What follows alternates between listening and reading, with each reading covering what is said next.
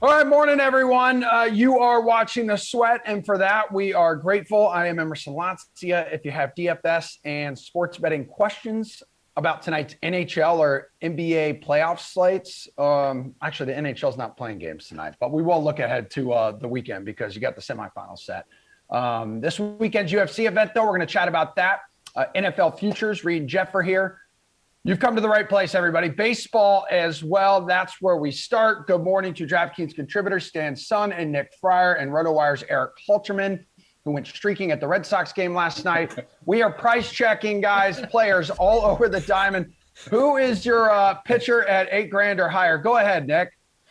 Oh, come on. I'm mid-laugh. I'm going to go with Shohei Ohtani at 8.1K against the Diamondbacks. And this is more about the Diamondbacks than it is Ohtani. Although Ohtani has only had one start this season in which he didn't get a strikeout or average a strikeout per inning. The Diamondbacks are the fifth worst in plate appearances per strikeout rate over the last 2 weeks against right-handed pitching. They also have terrible OPS. In general, they're just not hitting right-handed pitching well of late. So I'm going to go with Ohtani, who's had a couple double-digit strikeout performances this season in general at 8.1K. I think he's a steal.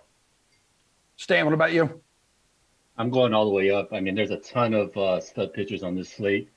I'm going to go with Jacob deGrom, 11.3K versus San Diego. He is the best pitcher on the planet. FIP is 1.02, swinging strike rate 21.2%, 93 strikeouts in 58 innings while only allowing 3 home runs and 8 walks. I mean, in 9 starts, he's put up at least 22 DK fantasy points in every game, 2 of those over 40 and a high of 58.1. The floor ceiling combo is unmatched on this slate. All right, Eric. Try to contain yourself here, dude. Impressed you more than I did last night, apparently. Not sure where that came from, but we'll run with it. I'm also on the DeGrom train tonight.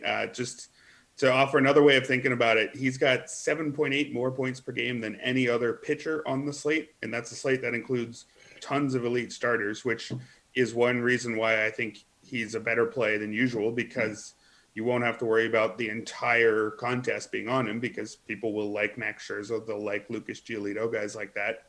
That 7.8 points per game is as many as a guy like Ryan McMahon has averaged per year. So just by going with him over Scherzer, you're getting an extra pretty good hitter.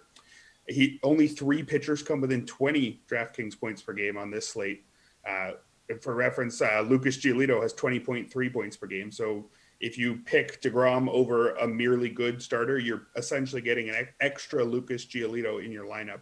Nobody's even close to this guy. 45.4% strikeout rate this season. No other qualified starter is within 8 percentage points of that mark, and only 4 are within 10 percentage points. He's on an entirely another level, and if you can get effectively an extra player into your lineup just by going with him, and it's not like he reduces the cost of your other hitters by that much. If you have him instead of Ohtani, you're looking at about a $400 difference for your other hitters. So that's something you can work around. So I'm all about DeGrom tonight as well. Stan, who are you all about when it comes to a hitter over 5K? I love the Chicago White Sox stack. So I'm going to go Jose Abreu, 5.6K at Detroit. His slash against left-handed pitching, 234, 321, 596. At the ISO is a whopping 362. Screwball is allowed 22 home runs on the season, 21 of those to righties. And then once he's out of the game, the Detroit Pen has the highest FIP and the highest home runs per 9 in MLB. Okay, what about you, Eric? I'm going with Juan Soto, hitting the classics tonight. If you didn't know, Jacob deGrom and Juan Soto are good at baseball. That's what you pay me for. Soto is hitting just 279 this year, but his expected batting average 319, says he's been as good as ever. Similar story with his slugging. He's slugging 461, but that's well below his 592 expected slugging. So he's making, some of the best contact in the league, even if his numbers are a little bit down from his usual standards. To be fair, he did have an expected slugging of 696 last year, but his hard hit rate this season of 54.8% is a career high. So I don't think he's necessarily going to repeat last year's absurd numbers, but he's not as far off as he looks. He's still walking way more than he's striking out. He's also been on a tear over his last 9 games with 4 homers, 11 RBI, 10 runs scored, a 13-12 OPS. He'll get the platoon advantage against Anthony DeSclafani, who is pretty good, but with only a 21.4% strikeout rate, he'll give up his fair share of contact. I don't think he's at all good enough to scare me away from somebody like Soto tonight. Nick, a hitter you're going to pay up for. Yeah, I'm going to go back with a guy who I've used recently, probably a couple of weeks ago, Salvador Perez at 5.1K against Cole Irvin. And look, I mean, I know the idea of paying up for catchers isn't necessarily the ideal move, but Cole Irvin has not been good of late. I know he had a good outing against the Rockies, but in the previous 4 outings, he'd given up 4+ runs. Previous 3 outings, given up 4+ runs. And Salvador Perez is the best hitter against left-handed pitching over the last 2 weeks in terms of OPS. Period. End of discussion. So I'm not thinking twice about this one necessarily. I think the Royals in general are a team you want to kind of target or utilize going up against Irvin tonight. But Salvador Perez is the number 1 guy you got to go with. Nick, how about a value bat?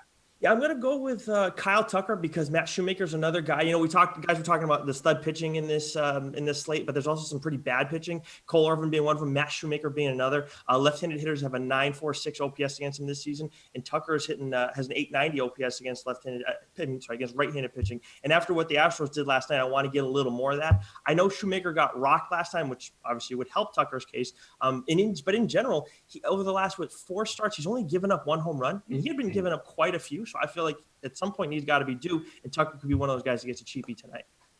All right, Eric.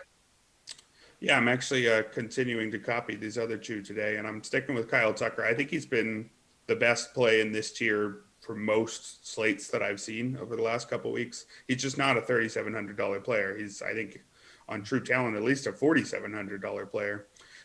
It's fair that his price would be below his talent because his actual numbers are below what I think he deserves, hitting 261, but that expected batting average of 323 is actually the 7th highest among qualified batters. So he's hitting like he should be one of the best contact hitters in the league and one of the best power hitters. He's slugging 482, but that expected slugging of 596.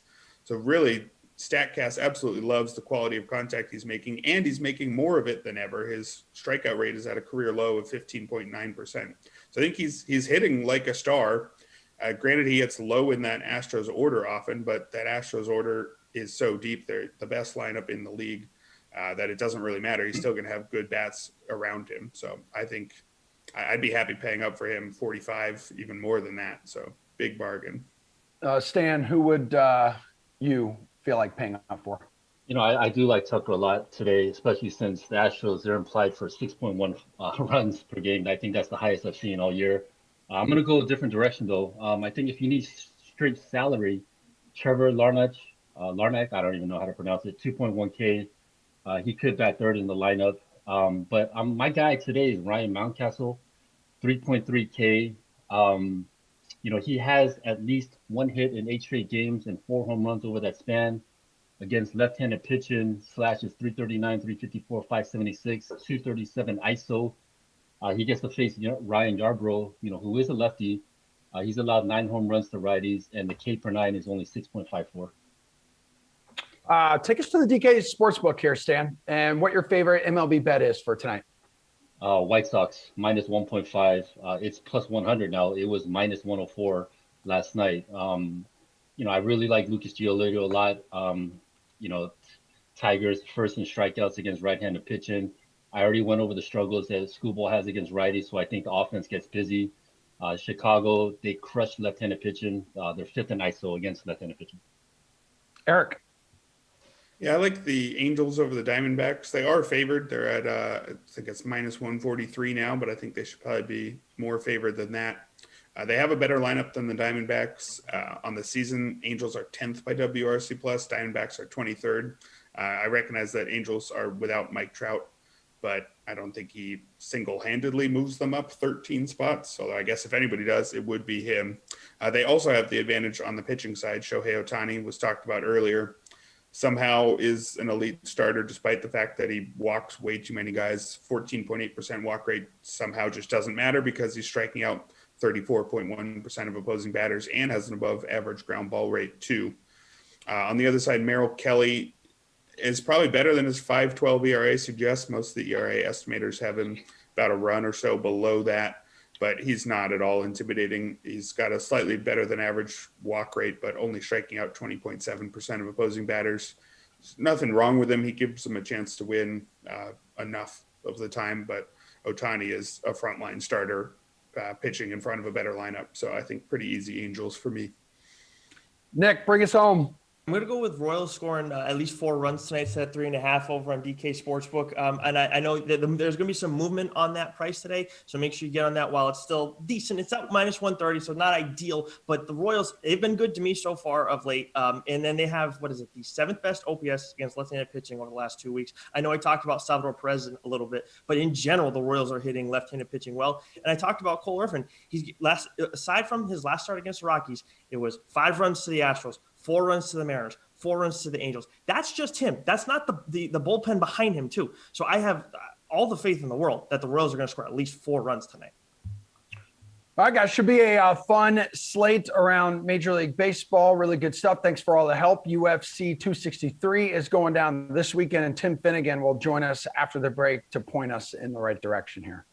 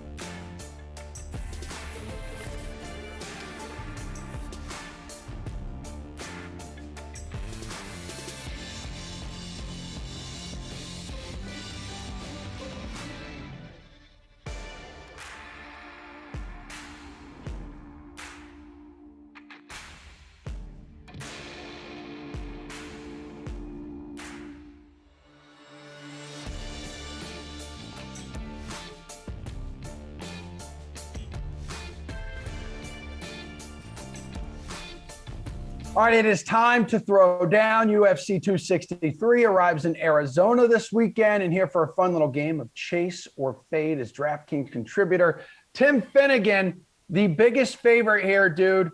Leon Edwards and Jamal Hill listed at 9-5 and 9-4. You chasing or fading one of these fighters, and you need to pay up for them in your lineup? Tell me. Yeah, so Leon Edwards is just a huge favorite. He's over -600 on DraftKings Sportsbook, so he's like just a massive favorite against Nate Diaz. Something I want to mention for this fight: this is the first non-title fight in UFC history that's not a main event. That's going to be 5 rounds. So it's going to be 25 minutes, even though it's the third fight on the card and it's not a title fight. And that's notable because a longer fight can give Edwards more time to generate fantasy scoring. You know, he's not traditionally a big fantasy scorer, but Nate Diaz is tough, and he's tough to finish. Like, pretty much the only way you can finish Nate Diaz is by opening up a cut on him, which is what happened in his last fight. But Edwards, to me, is the safest play on the slate. Based on the DraftKings Sportsbook betting odds, and he has 100 DraftKings fantasy point upside. So I would pay up for him at 9,500. Tim, the odds say that the Chase Hooper, Steven Peterson fight will actually be a close one, but Hooper is coming in at 7,800 on the DFS side compared to Peterson's 8,400 salary. Are you chasing or fading those extra $600 there? So this fight for me is tough. I kind of see it as a toss-up. Like, Hooper has a dangerous ground game. He likes to roll for leg locks. He landed a rolling leg lock in his last fight, and he's a good prospect, but he's young. He's only 21, and he doesn't really have the body or the physical strength for the UFC yet. That's one concern that I have with him. But on the flip side, Peterson's absorbing a lot of strikes. He's absorbing nearly 6 significant strikes per minute, and he's landing less than that. So that's a red flag for me here. So I don't have a strong lean either way here, but I guess I would go with Hooper because he's cheaper. So I'd look at him. What about value? Who would you chase for value on this fight card? So Marvin Vettori, he's got the nice salary at 6,900. He's the 3rd cheapest fighter on the slate.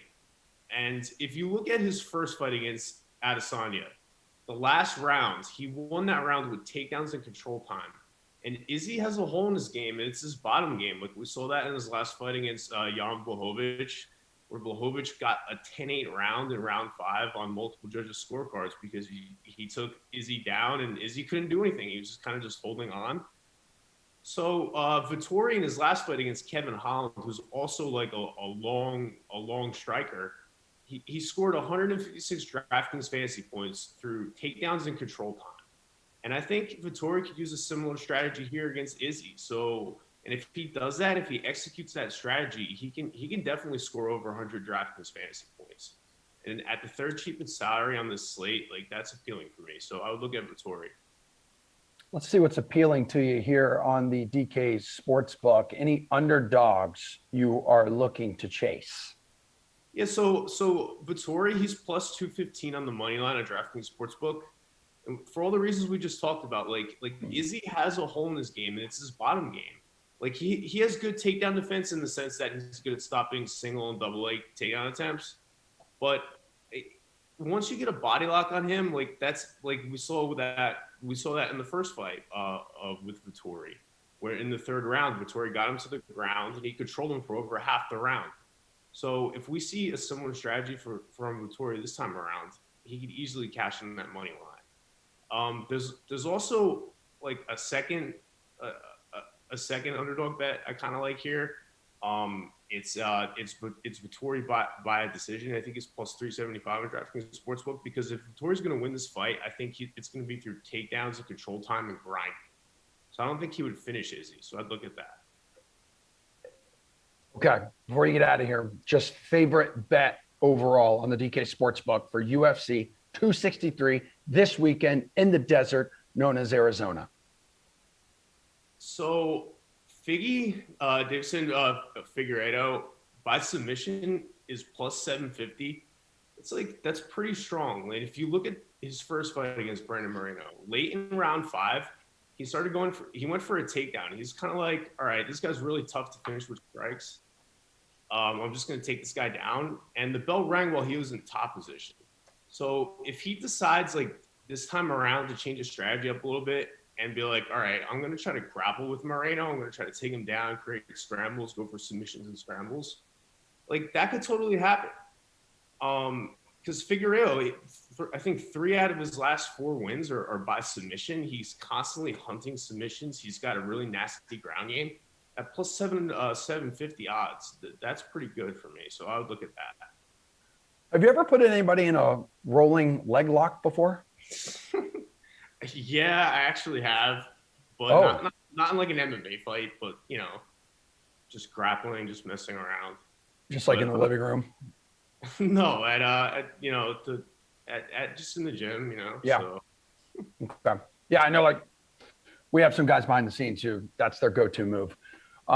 Tim, really good stuff, man. Appreciate you. Coming up next, we do have some NBA best bets to chit chat about with Jules and Kenny. Have a good weekend, man. You too. Have a good one.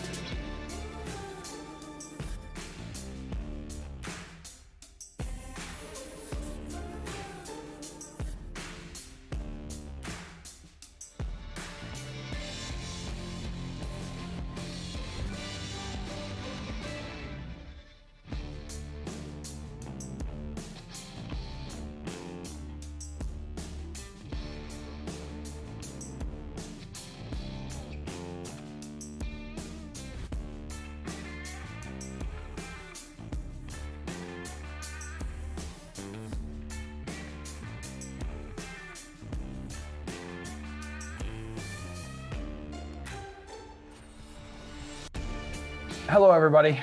We've got a couple NBA playoff games tonight.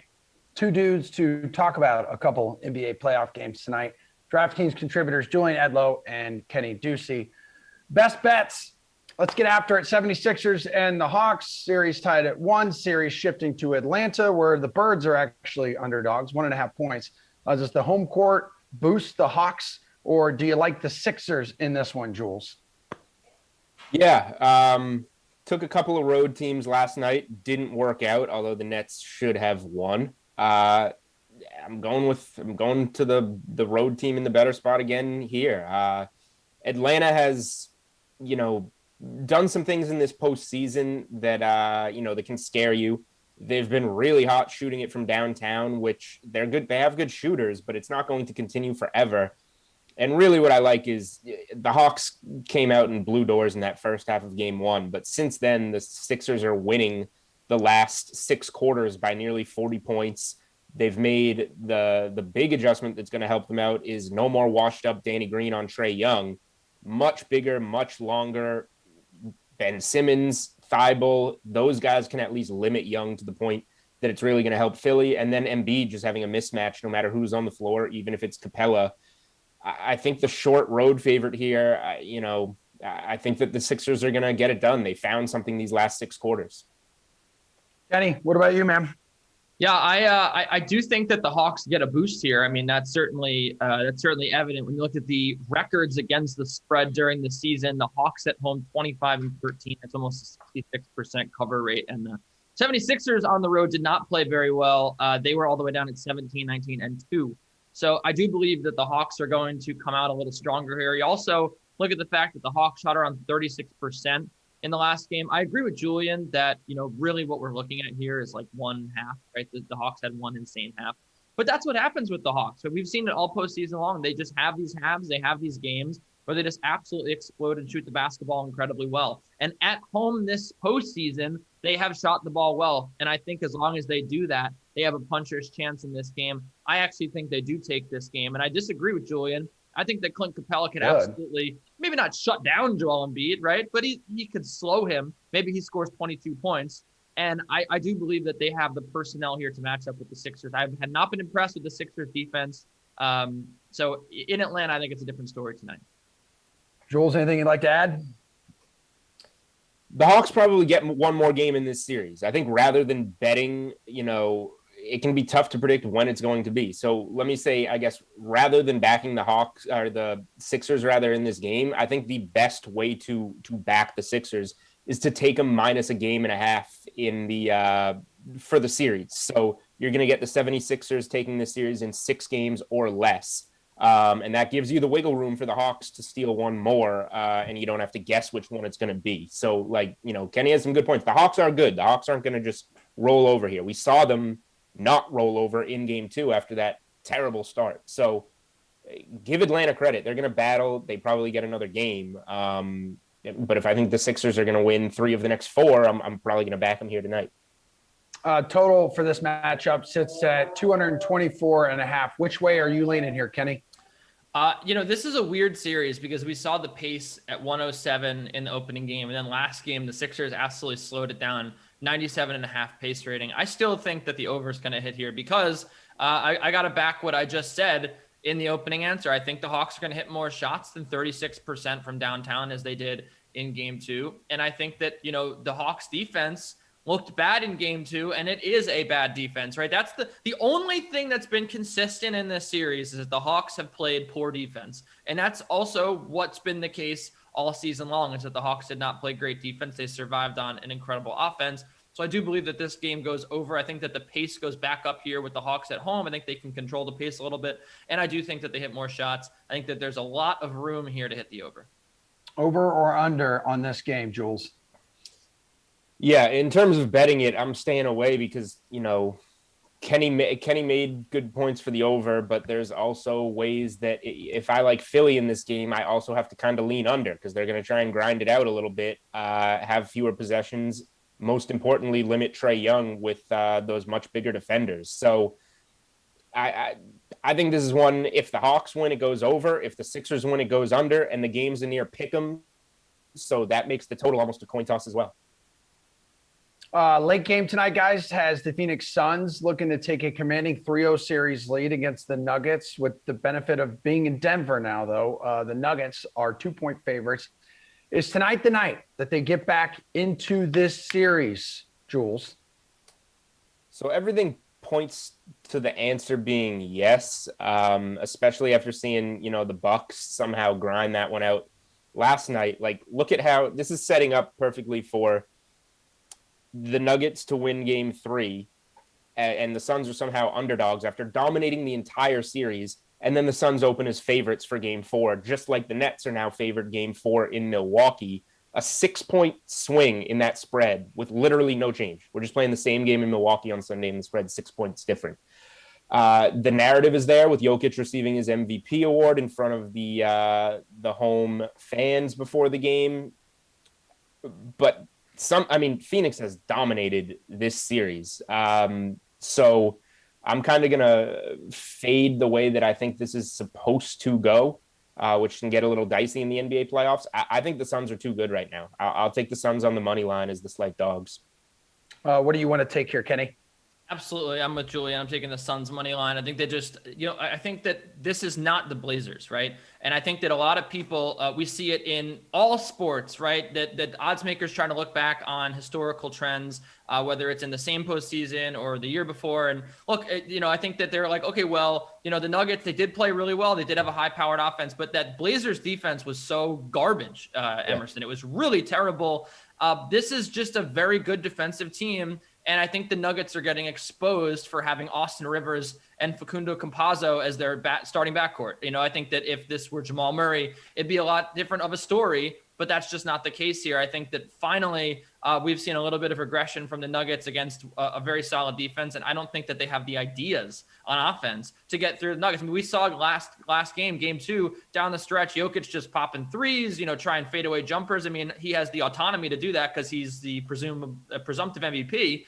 But that's just not a good offensive strategy. They just don't. They've run out of ideas, I think, to win games in this series. And it's just going to take like Austin Rivers hitting 8 threes again to really get them back in this. And I don't think that's going to happen.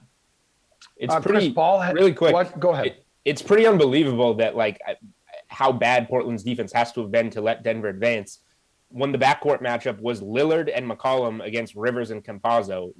Kenny was just talking about. Now it's Chris Paul and Booker against those two guys, except with their team actually playing defense, and we're seeing a massive difference so far.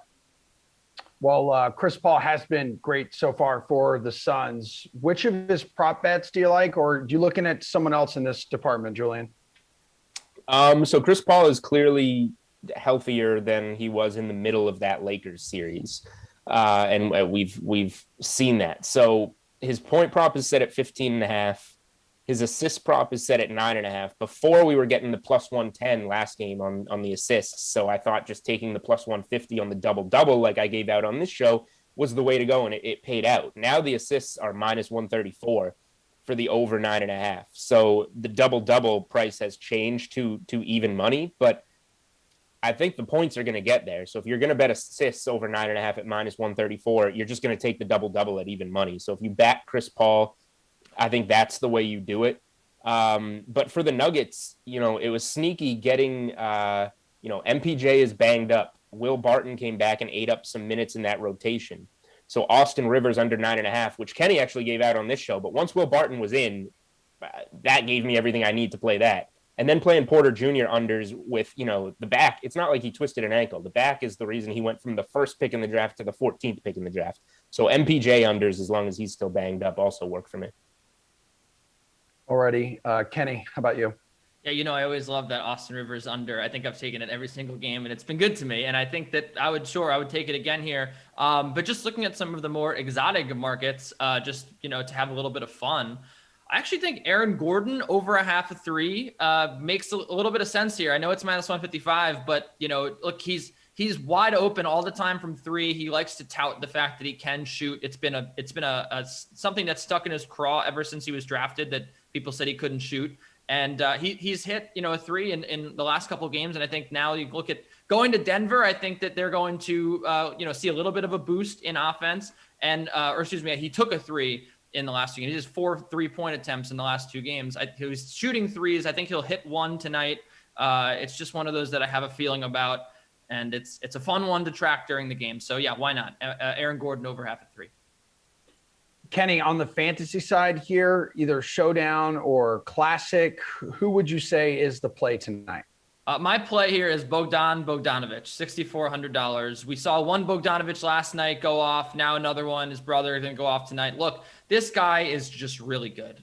We have to admit it at this point. He's really, really good. He just hits everything he looks at, it seems like. 35 points over the last 2 games in the scoring department anyway. DraftKings wise, he's hovering around, 30 DKFP a game, and that's going on like a month now. I mean, this guy's one of the most consistent things we have in DFS right now. And he's still only $6,400. He gets you 30 points. You're pretty happy with that. But I think his upside here is 40 DK fantasy points. I really do in a matchup here, despite the fact that there is a good defense, and that's why he's priced this way. The usage here, the minutes here are just incredible. And again, I mean, Matisse Thybulle is putting a hand in his face, and he is just knocking down shots. It doesn't matter how good the defense is. This guy just seems to rise above it. I am going to have him in all my lineups. Bogdanovic all the way.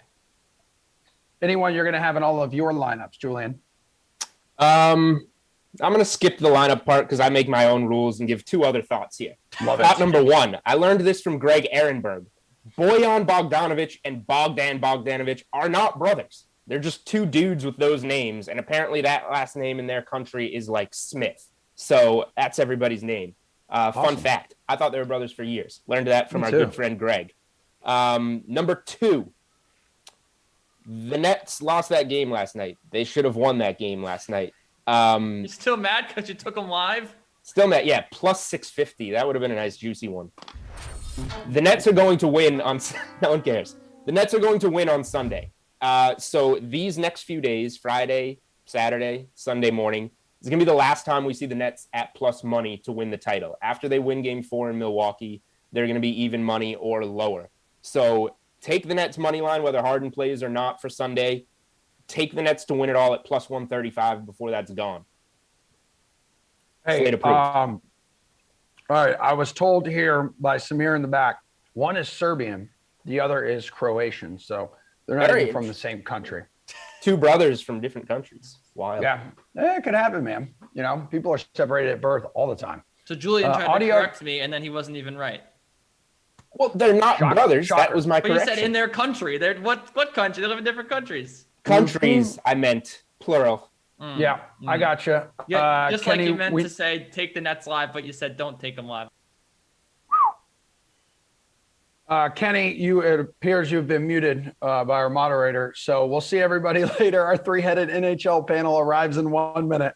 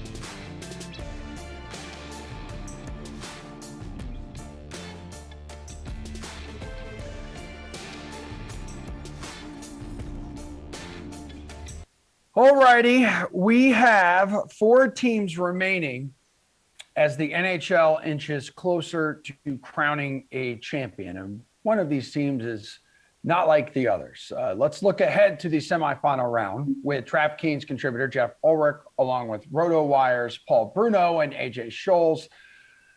Vegas knocked off the Avalanche in Game 6 last night. They will now face the underdog Canadians. That's the team I was talking about. The series line has the Golden Knights as minus 400 favorites. Tell me the Canadians can do it again and pull off what would be their third straight major upset, Paul. They've won 7 straight here. Look, I just think the Knights have too much of everything for Montreal as this series opens up. Fleury negates the Habs' best player in being in the equal of Carey Price, in my opinion. And I don't think the Habs can contend with Knights' combination of speed and size. I wonder if they have any Mark Stone voodoo dolls in Quebec, though. Previous captains haven't fared well against the Habs in these playoffs, as we know. I find it interesting that the line is the same in the over-under. When you look at the 5.5 games played, it's at minus 12 on both sides, the over and the under. To me, that's the best bet in terms of the series outcome, and that's taking the under at 5.5 games. Jeff, how are we feeling about these odds? Oh boy, I want to sit here and make a case for Montreal so bad. I mean, I really do. This is a team that was continually just, ragged on in the regular season. When are they going to get going? And they made everyone look bad in the playoffs, but Jeff Petrie is still banged up. If Jeff Petrie doesn't start game 1, I mean, they could be down 2-0 quickly, and then this series is over in 5. So, yeah, the line looks huge. The books clearly do not want you to bet on the Vegas Golden Knights at this point, probably for liability reasons. But look, Montreal has made us look bad the entire playoffs. So I can't sit here and say it's not big enough. The spread they should be plus 800. I mean, I think this is probably about correct to take a shot with the Montreal Canadiens. And look, it's the playoffs. If Petrie does start game 1 or comes back quickly and Price steals a game for them, this could easily go 6 or 7. I'm not going to sit here and say that Montreal is going to win. This line looks about correct to me. Vegas probably cleans them out in 5 or 6. AJ, can you make a case for Montreal? I really can't. Although I would note that Paul would make a case against Montreal if we had him taking lines against AHL. That was why I wanted to make a case for Montreal, AJ. And that's why I started with Paul. That is why I started with Paul.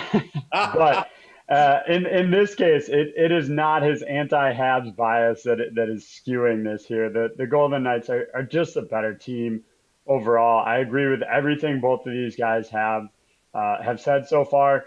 I like Paul's call, especially on taking the under 5.5 games at minus 112. And honestly, I'll take that even a step further. You can look at the exact outcome of the series with the Golden Knights winning 4-1 in the series at a solid plus 275. I think that's probably what we'll see. Vegas takes the first 2 at home. They get one of the games on the road in Montreal, and then they close her out in game 5. That's what I'm at least anticipating this series does. Let's go to game 1 of the Lightning and Islanders series that has Tampa as a minus 186 favorite, leaving the Isles as plus 160 underdogs. Is that enough to entice you to take New York in game 1 on Sunday, Jeffrey? Yeah, absolutely. It is. You just look at this series from a setup standpoint. I mean, who has Tampa Bay really struggled with in the playoffs at times? And obviously they've really struggled with no one over the last 2 years, but just in their history, they've struggled with defensive teams, solid goaltending who just play pace down a little bit and just don't let them fly around the ice. And that's basically the New York Islanders. I've said it from basically, the start of the series with their last series, that the Islanders are now getting scoring from 3 lines, and it's making life really tough on their opponents because they're playing this grinded down style. And now that the Islanders are getting timely scoring from everywhere. So yeah, I think plus 160, we can obviously talk about the series line here, but I'll take it right off the bat. I mean, I think you could see these lines flip towards where the end of the series we're getting almost a pick 'em in these situations. So yeah, I like the Islanders. I like the Islanders to make this a really close series. I like the series to potentially go the distance, and I'll take the underdog Islanders on the money line at this price in game 1. Okay, AJ, what are you going to do? Same thing here. I like that line as well. I think it's really a solid value that you can get back on the Islanders. Do I think the Lightning take the series? Yeah, I think so. But to get that plus 160 there, I think is too good to pass up on. And actually, I really like the value you can get on under 5.5 because I think it's probably, Jeff talked about all the offense Islanders have found lately, and I totally agree with that. But it's probably a game that has to hit the under realistically if they're going to win, because they're going to need some really good net minding to shut down the star power that Tampa can put on the ice there. Go ahead, Paul. The way I look at this series is not too different from the other series, guys. So I'm staying away from both of these lines because the payoff isn't worth my time and money on the favorite, and I would be throwing it away on the dog the way I see it in this one. When I look at this matchup, I see all the check marks in the Tampa column, so I would rather go prop hunting. Let's get on with that. Which player prop from this grabs your attention, though, Paul?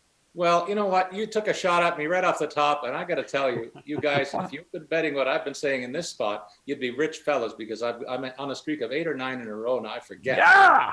Anyone who's been watching for the answer to this question over the past 2 weeks knows that I've been on a long streak that was extended with an admittedly chalky pick of Pacioretty last night. I'm going to go away from that and look for a guy much further down the line, turning to Victor Hedman to continue my role with a goal in the series opener against the Isles to pay out a plus 310. He's going to play a lot in all the high leverage minutes that we know and lots of power play and offensive zone starts. So I like his chances of factoring into the Tampa offense, which is deep as the ocean. Islanders Lightning need a player prop, AJ. I'm going to look to the Islanders here, and there's 3 guys that come in all at the same spot at plus 270 to score a goal, and that's Matthew Barzal, Brock Nelson, and Kyle Palmieri. Look, I think any one of these guys could score a goal. I think for me, I'd probably pick 2 of them and get good enough value here that you can cover based on the units you're putting out there. So for me, at this point, Palmieri seems like the guy with the hottest stick right now. So I would probably go Palmieri and maybe Nelson here. But obviously Barzal has found his offensive game as late as well. So pick any 2 of those guys, kind of double up on it, and hey, maybe you get both. Jeff, what's your player prop? I love how AJ and I are bonding over the New York Islanders. We're just on we're like Vulcan mind melded over the Islanders. I had the exact same idea. I mean, they're just underrated in the player prop. All these guys, I mean, they really are. They're scoring. Palmieri's obviously hot, but that second line with Brock Nelson. And you look at the goal props, they're really good. So I might just take the biggest one on Josh Bailey at plus 325. I think that's a decent one. But AJ's right. Like Palmieri has the hot stick right now, and Brock Nelson obviously coming off a 2-goal game. You really can't go wrong with the odds on these guys. I will say this: when the score a point odds come out, Jean-Gabriel Pageau is a guy I would really keep an eye on. He's getting first line power play minutes. I just like the way he's playing in the postseason, excuse me, as well, and the way they're using him. So I think to score a point prop, I would look at Pageau there potentially for the Islanders as well. Paul, one of the teams remaining, Vegas has the best odds to win the cup right now at plus 115. So where is the value though in the NHL's Final Four for a futures bet? You know what, Emerson, the way this for some seeds, if you went top to bottom 1 to 16, it was 2, 8, 12, and 16. That shows you that the Vegas squad is way ahead of the pack. But Lightning are my pick. I picked them earlier on in these playoffs once the Leafs were eliminated as the favorites, followed closely by Vegas, I'll say. I think the betting houses have it right with the much longer odds on their opponents in the respective semifinal series. You guys can take a flyer on either of the underdogs, citing the possibility of big payoffs, but that's looking at like a throwaway of good money if you look the way things are going right now. I'd rather bet on one of the 2 favorites and take the win. Jeff, who are you going to bet on to hoist Lord Stanley? Yeah, you could definitely take one of the favorites. And I mean, look, ultimately, I think one of the favorites do win the cup, but I think that the Islanders are plus 600, again, just because of the size of the odds. You can hedge once you get to the Stanley Cup final, if you get there. But the odds are so big that the hedge is going to be more than worth it. So I think the Islanders is really where the value lies. I think that series is a little bit closer than we're getting in the odds right now. Again, I would still not pick them over the Golden Knights if that's the series we get, but you can hedge out that big a number for sure. So I kind of like the value there on the Islanders at plus 600. AJ, bring us home here. I think Jeff and I need to stop screen sharing here so that we don't have all the same ideas. How come you guys are wrong so much? If you wanna look outside of the Isles, I'm gonna lean towards the Lightning as well. The Golden Knights have been a little up and down in their offense. Now you could look at that another way. You could say, oh, their offense is really deep. They got scoring from one group of guys in the first series, another group of guys in the second series. But you could also look at it as the guys that were hot went cold. They got lucky that the other guys stepped up. If they hit cold at the same time, they're going to be in trouble here, especially in the finals. So I think the Lightning are probably my pick as well. This is just a team that doesn't get rattled. The same guys are always hot, and they've got one of the best netminders in the league. Guys, that was a fun little segment. I hope you enjoy the weekend, Paul and AJ. We're going to catch up with you guys on Monday. So, Jeff, you and Reed have NFL futures to get after when we come back from our final break.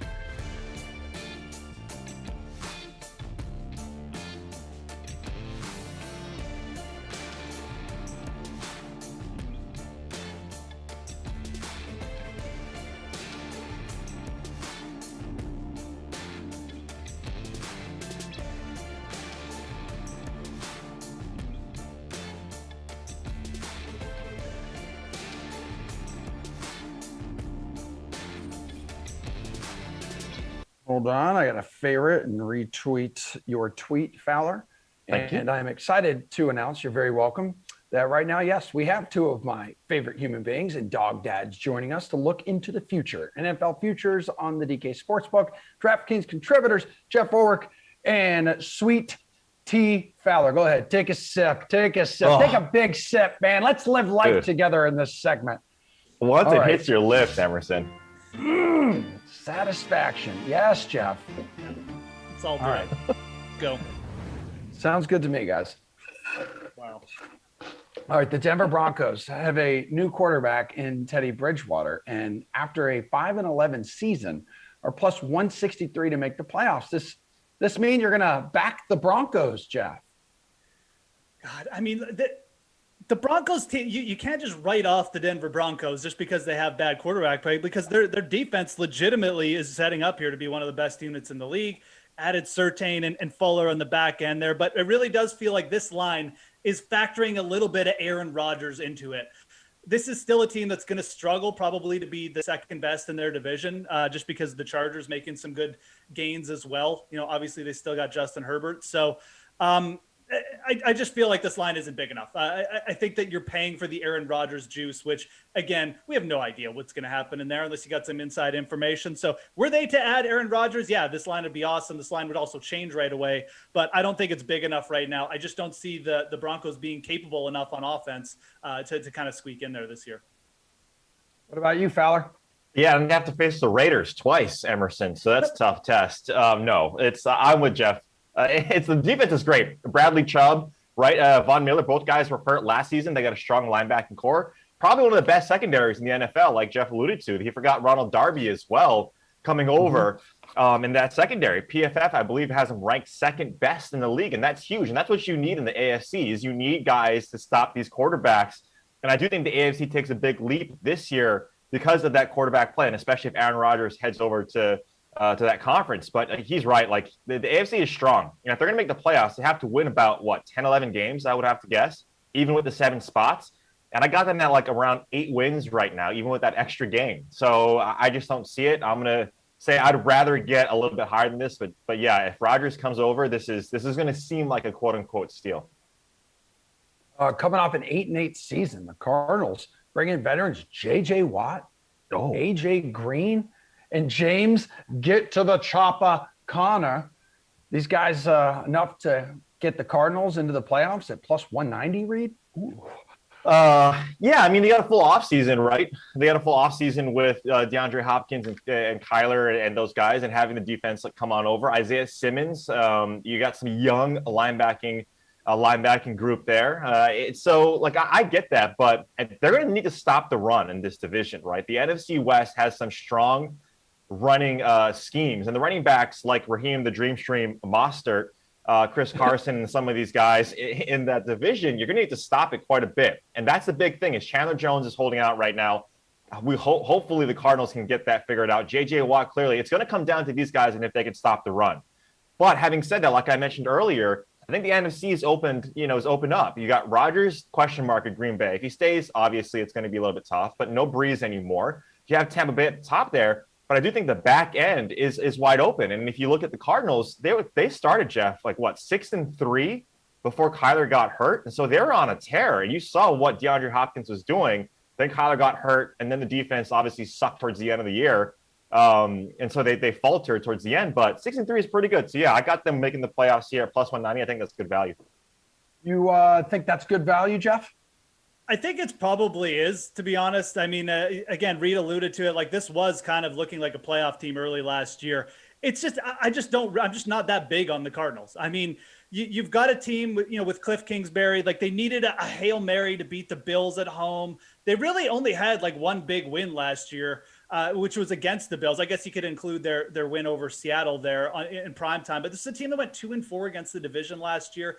And look, J.J. Watt and A.J. Green, it's good name recognition that they added.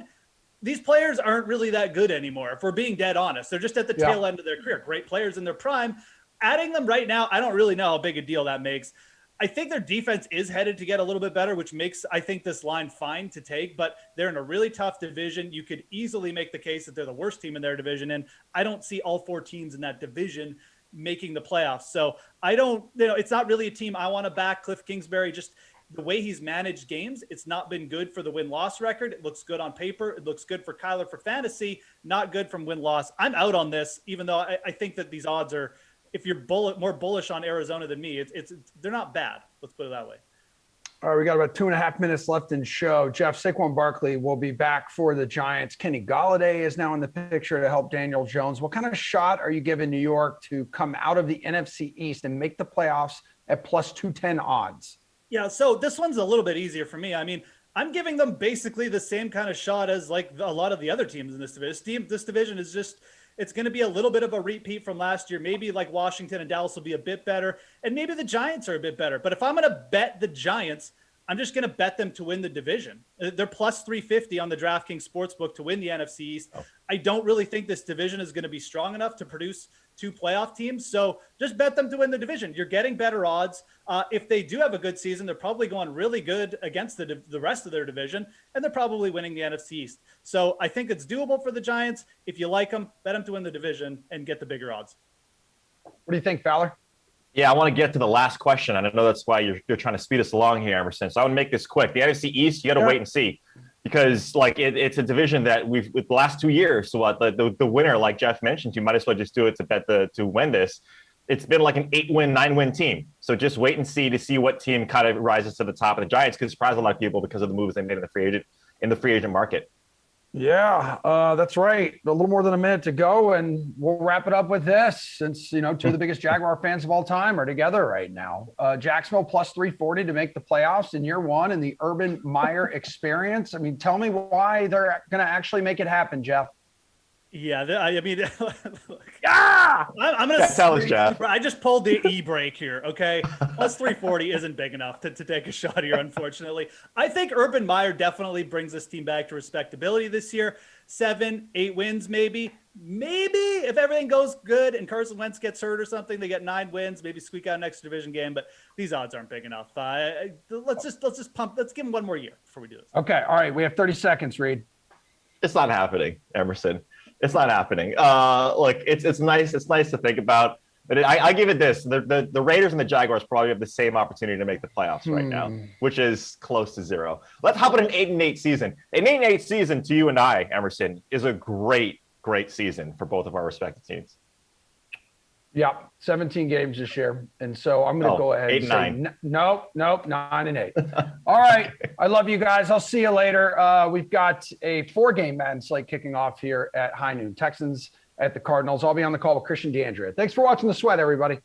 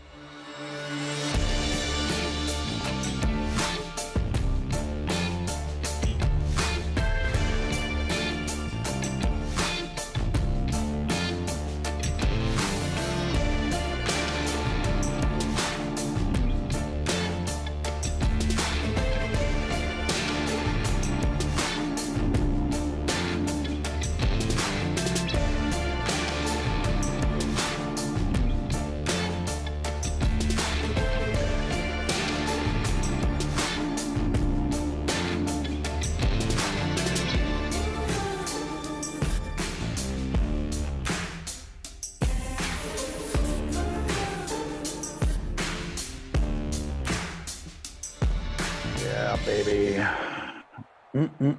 All right. We're live. Let's get after this thing. Hold on a second. I gotta pin your video. Yeah. I gotta pin it real quick.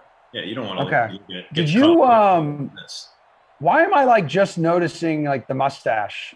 Are you growing that though? I'm growing out everything right now. This is the last day. I grew it out just to show the Sim fam how bad everything is. You can see this is all the same length of growth and just different colors. So this up here is like Garfield after lasagna, kind of dirty orange, and over here white, a little blonde here, a little black up.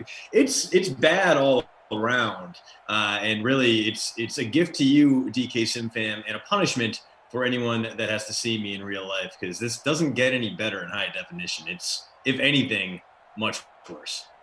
Dude, Glash has more hair on one of his nipples than you do on your entire face. Yeah. I mean, I think that's fair to say. And I think even when I could grow a full beard, I think we'd be saying the same thing, because we know what's out there. Dude,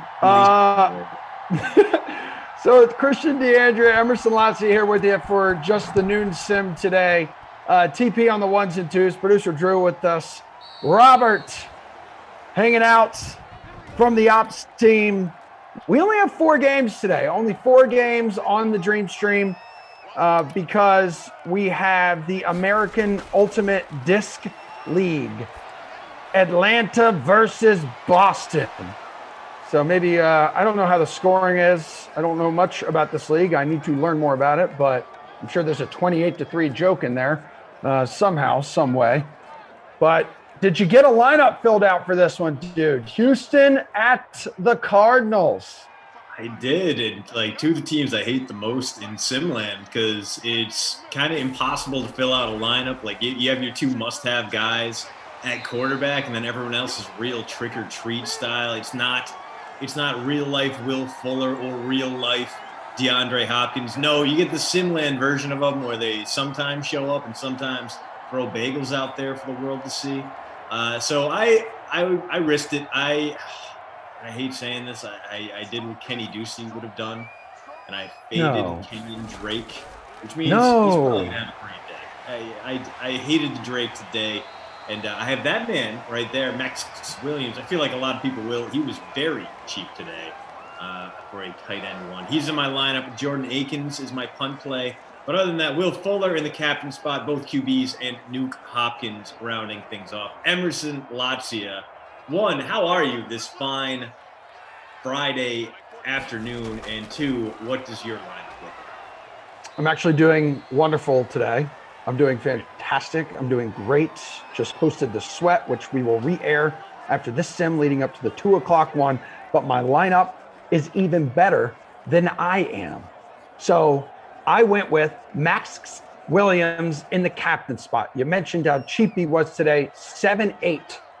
7.8. So 1.5 times the salary. You got 1.5 times the points. Deshaun Watson, Murray, Drake, Fuller, Stills. That right there will be a winning recipe.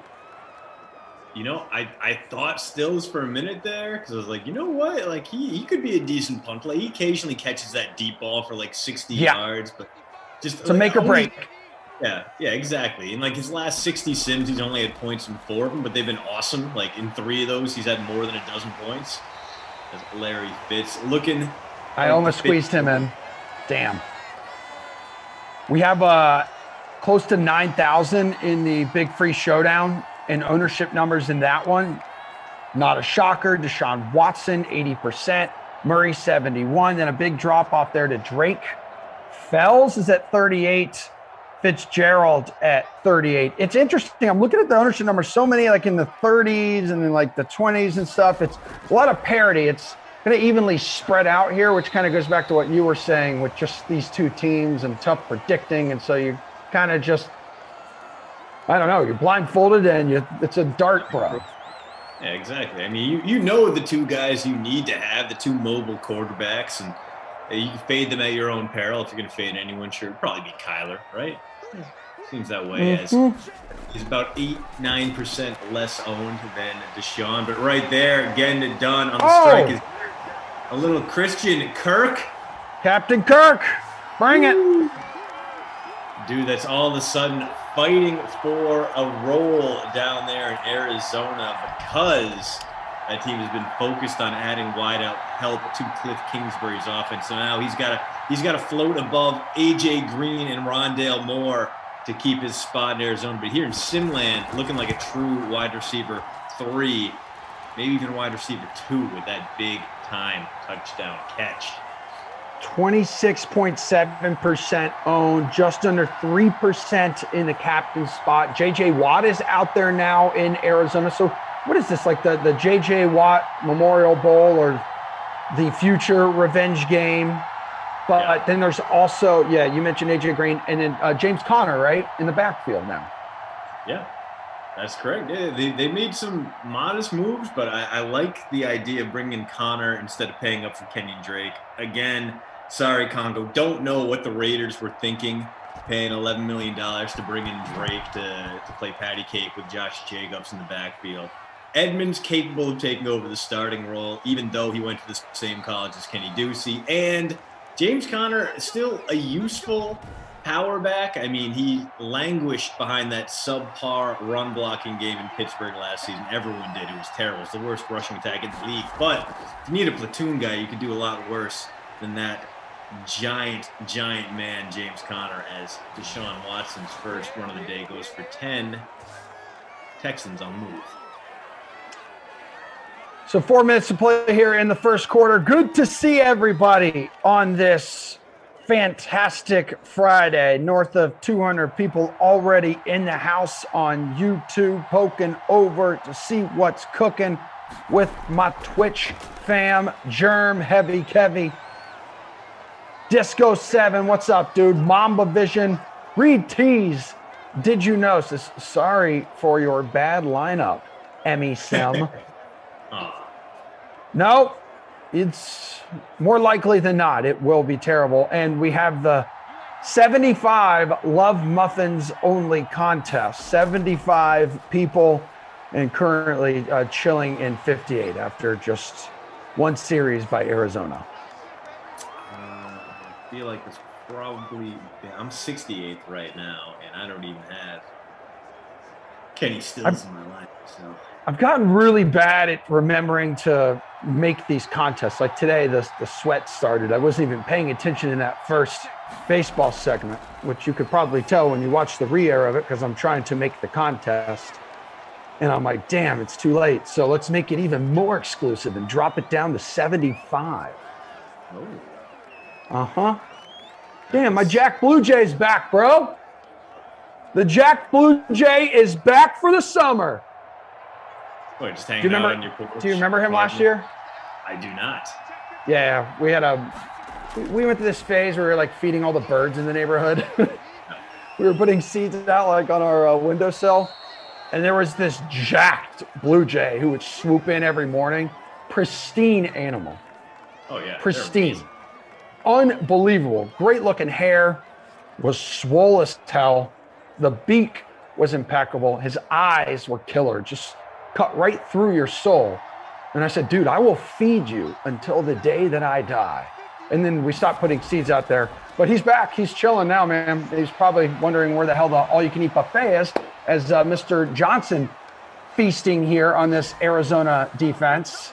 David Johnson, not to be confused with Duke Johnson Jr. I'm excited for your Blue Jay experience, man. Those things are awesome. They are mean. That's the bird that will go right at your eyes. It knows. It knows they are the window of the soul, and birds hate souls because they don't have one. Yeah. Yeah, I can confirm. We've got Darren Fells on the board, and you're exactly right, producer Drew. It's officially summer when Emerson's Jack Blue Jay flies south to the Boston area.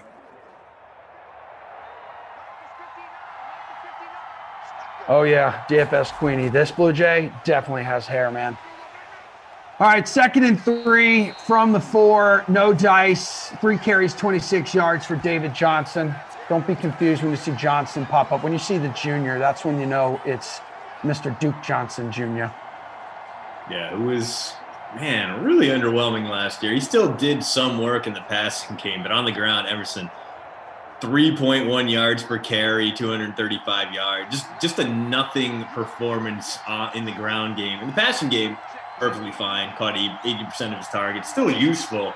Just everything was a mess for Houston last season, so kind of tough to take the results of last year. Ding, ding, ding. We got a touchdown. Go. It is my captain, Will Fuller, former Texan, current Miami Dolphin on a bargain 1 year, $10 million deal, getting into the end zone. And we are off to a hot start in the desert today. My man, 35% owned. He's 6% in the captain spot.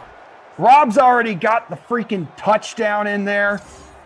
So your lineup should be looking pretty. Your score should be a little chunkier at this moment. Following the second reception of the day for Will Fuller, a touchdown. He's got 10 points right now in the flex. And Daddy's cooking, climbing up. Knocking on the door to the top 20 there, my hairy little chinchilla. Where are you at now? Because right now, your boy is in 16th place. Oh, damn, yeah. I'm 20, dude. 14th now, yeah. That's the wisdom of captaining Will Fuller. 15 points in the flex already, 10 even in the – no, 15 in the captain spot, 10 even in the flex. 6% you got him in that captain spot. Owned in a little more than a third of the lineups out there today. Ooh. Robin Ops, 17th. He's coming for you. Diamond 324 currently first place in the Big Free Showdown. That lineup looks like this. That could change as more points are scored because I see two defenses on here. Kirk, Fuller, Murray, Watson. So at least the four players he has on there that are not a defense have all scored a touchdown at this point, either throwing or receiving. And then there's good old Larry Fitz. Is he coming back? We don't know. We don't know yet? That was actually a topic in Wednesday's post route, post-route.substack.com. To retire or not to retire, we broke down the choices facing 5 great veterans and what will happen next. Are they going to ride off into the sunset, or are they going to come back for one last bite of the apple? For us, I think everyone out there wants to see Larry Fitzgerald come back, take one more shot at winning a championship. Very nearly won one against the Steelers. Very nearly would have been the NFL Super Bowl MVP that year, but instead Ben Roethlisberger leads him back. Santonio Holmes makes that touchdown catch. James Harrison has that amazing pick six. Nothing broke Arizona's way that day. So unfortunately, Larry's still ringless, but if you want to read about the other 4 guys or veterans with big decisions to make, check it out at postroute.substack.com. Giraffe King says, well, that was fun. See y'all at 2. So I take it your lineup has been destroyed and crushed through just 1 quarter of play, which is 7-7. Man, we've been in worse positions before where we've had 0 points at this point. But yeah, I guess before you leave, Mr. or Mrs. King, please hit that like button because we love you and we like you. There's 325 of you right now. Larry Fitzgerald is the leader in the receptions department. He's got 3 of them for 34 yards. Fuller, 2 for 20, has the touchdown. Kirk has 1 catch for 19 yards. That was the other touchdown. David N also dropping in an interesting bird fact, which I love. This is wild. Male cardinals feed the female cardinals when they are mating. Really? Yeah. The animal kingdom, dude. It is wild. Yeah.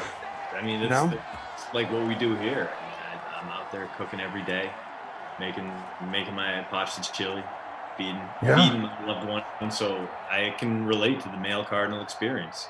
Me too, dude. I just hop on the app and I go to Uber Eats and I say, what would you like, babe? And I will do my best to satisfy your craving for food. Yeah. Would you like this food that was made half an hour ago and has been in a car ever since? I know. Well, hold on. I will pay the extra $1 to make it the priority delivery so it is first on the 10-stop route of this driver. Yeah, that's right. I will definitely fork out the cash for my queen. 2nd and 5. 4th catch for Larry, who is showing up here. 1st and 10 now, midfield. We're in the second quarter here, everybody. If you're just tuning in, I'm Emerson Latzis, Christian DeAndrea, TP on the ones and twos, producer Drew, Rob from the ops team. Good to see everybody today. Oh, DraftKings still here.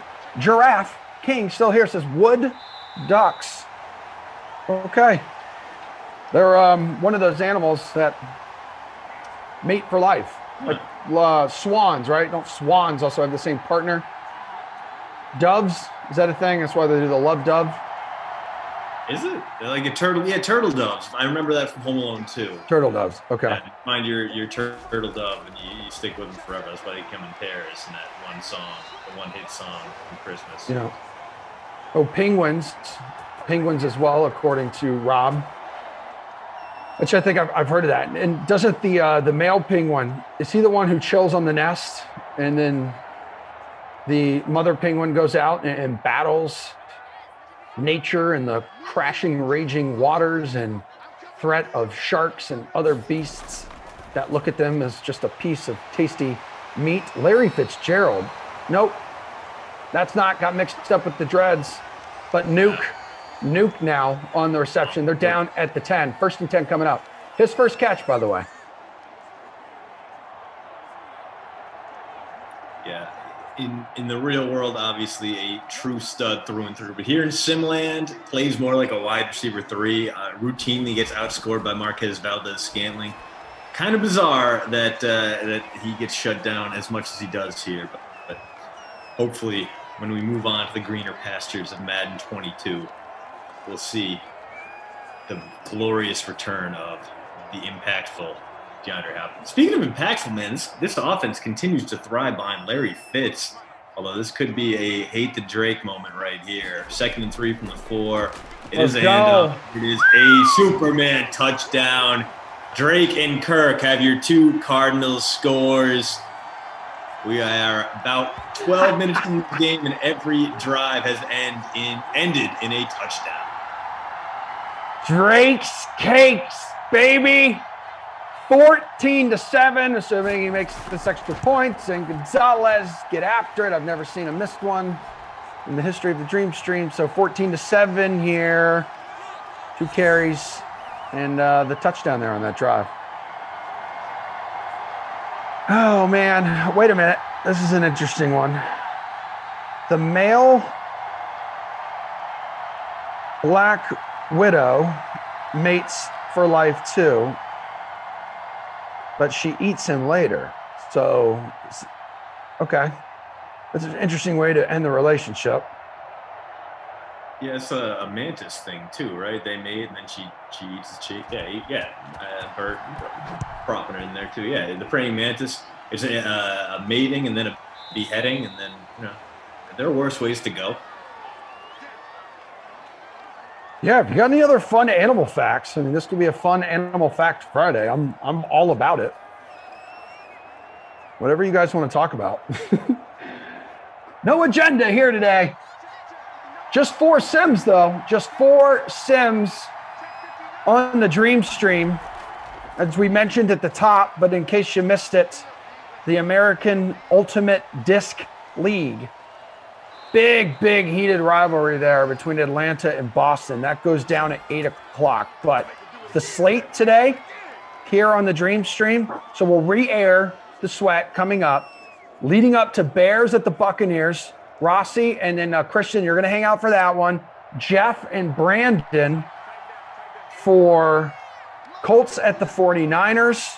BK, if you were with us yesterday on the noon sim, his dog ran away. He almost had to leave the sim, but like many in the animal kingdom, his wife, the mother in the relationship, decided to go out and find the dogs herself, just like Miss Lippy recommended to all of us in Billy Madison. But then the Saints at the Seahawks with Jeff and Terrellin? So just those two? That's awesome. And then, 8 o'clock, American Ultimate Disc League.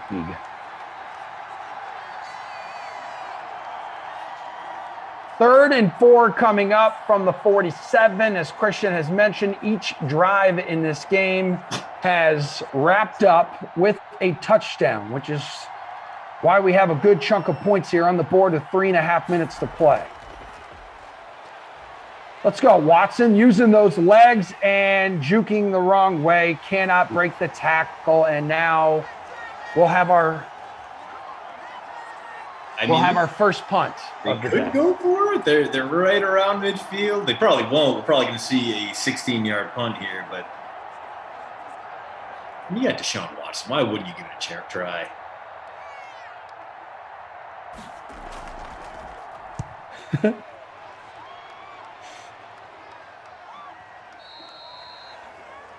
Yeah.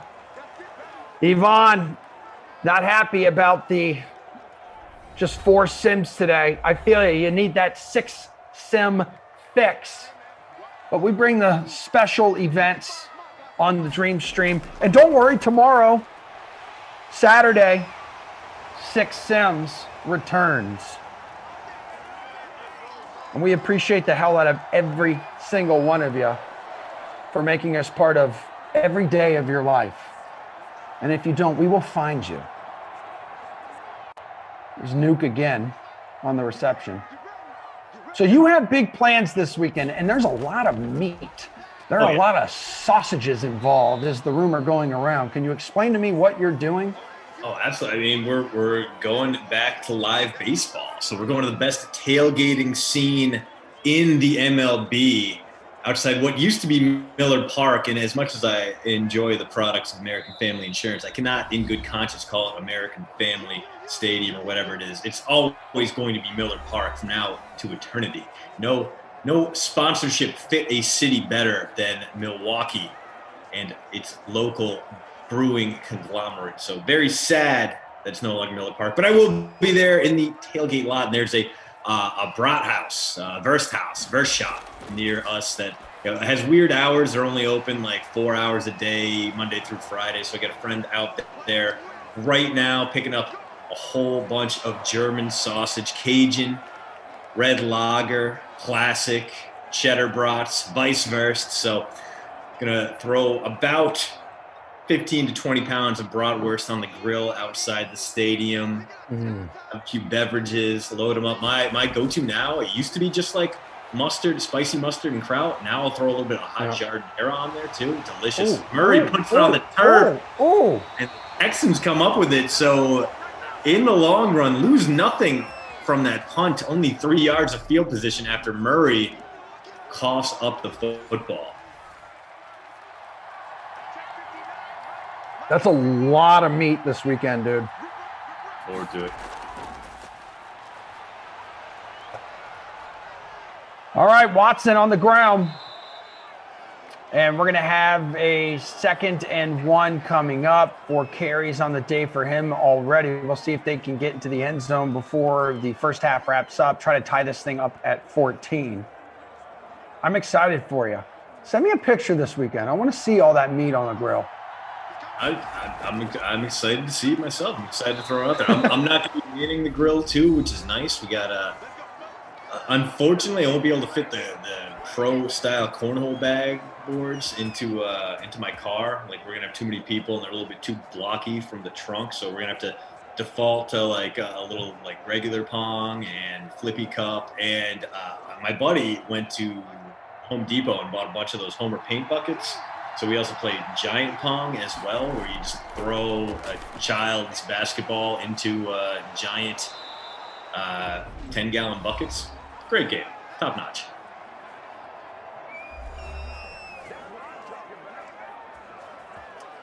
Up to 50 likes here on the Dream Stream.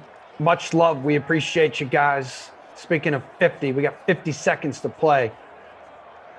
Houston has 1 timeout to go. 50 seconds to play in the second quarter, in the first half. They're on the 25, so they're in field goal territory here. Could it be a Fairbairn field goal on the way? Right now, Brandon Cooks gets his team into the red zone. 3rd catch for him today. They're down at the 11. And the clock is just going to keep ticking. They're going to savor that last time out, dude.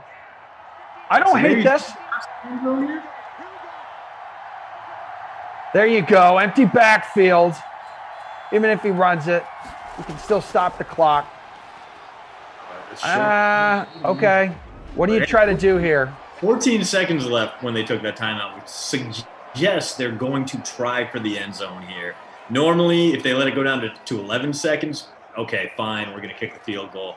14 means we're probably getting a pass here. It's been Brandon Cooks doing most of the heavy lifting on this drive. Maybe he's going to get the call here again. Yes, they are going to go for it out of the shotgun. Can't throw short of the end zone. Don't get sacked. Come on. Oh, Give it to me. Oh, my God. Yes. Kenny Stills, are you kidding me? Yes. Yes. Come on. My man. Mommy, he gets hit. There's no way that was meant for him originally. No, there's no way. No, he was looking for Fuller. My captain was right there, and the ball floats past him to a wide. No one covered Kenny Stills because he shows up once every 15 sims. That's and yet right. Here we are. Emerson Lazia's gamble pays off. Sit down, Turd Ferguson. I had him in the line. I took him out for Jordan Akins. I was like, Kenny Stills isn't going to do anything in this game. Let's get him at no. Wrong.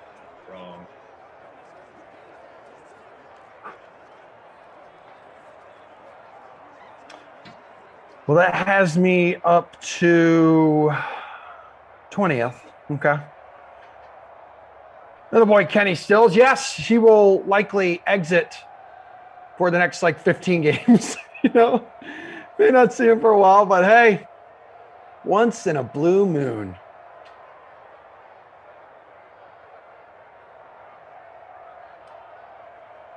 Hey, 10 seconds to go. We've seen crazier endings and finishes. Jarrell, the Brat Shop is unfortunately in Fitchburg, Wisconsin. So if you're coming up from the Quad Cities, you might actually go past it, but they're closed on the way. They have weird hours and obviously got weirder. But we'll be in the AmFam parking lot. Not only do we have a lot going on this weekend, not only going to the Brewers game, but not too far from my house. If I go up to my top floor and look over, I can see the course where they're having the American Family Classic, which is senior PGA tournament. So if I decide to go out and hit a bar or two tonight, there's a 50% chance I'm going to run into John Daly at some point. So it's going to be a big night for me.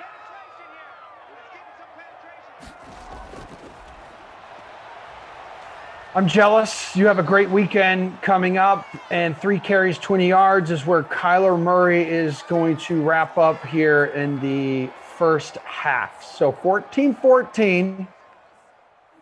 14-14, not bad. Very exciting. We've got some points. It's going to be a heated second half. I can feel it. And Kyler is absolutely perfect here, Christian. 13 for 13. I think yesterday in that Denver Browns game that I called with BK, was it, that was Baker, who was 21 of 21. 148 yards and a touchdown. Watson has a couple touchdown passes. Drake, 7 for 24 on the ground. Watson, 4 for 35. David Johnson, 3 for 26. Murray, 3 for 20, as I've mentioned. 1 for 2 for Duke. And then we'll take you over to the receptions department here, where Larry Fitz still atop everyone. So 5 grabs, 46 yards. Kirk, 4 for 49. Cooks, 3 for 41. Kirk has the touchdown. Will Fuller, 3 for 30. The touchdown. Kenny Stills, 1 for 1 for 1. Phelps. Hopkins is 2 for 37. Has Max Williams gotten on the board? There he is, 1 for 10. That's right. my captain. First catch of the game. He got upfield, and we were very excited because we both have him. He was cheap. And then since then, he's been on the milk cart, just waiting to be found. Come on. He's a Milford. Step it up. Nor heard. Good God, man. Come on, Williams. Okay, so second half, if it could just do exactly what the first half just did, I'd love to see a little more points.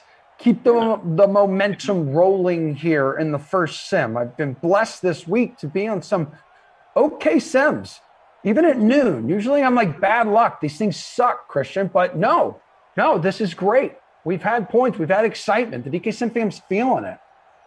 Who is honking outside my window? Jesus. Oh, sorry. You got to go take care of that Blue Jay. Gonna hang out? No. Yeah, I don't know if the. Oh my God! Look at all the dogs. Okay, I'm back.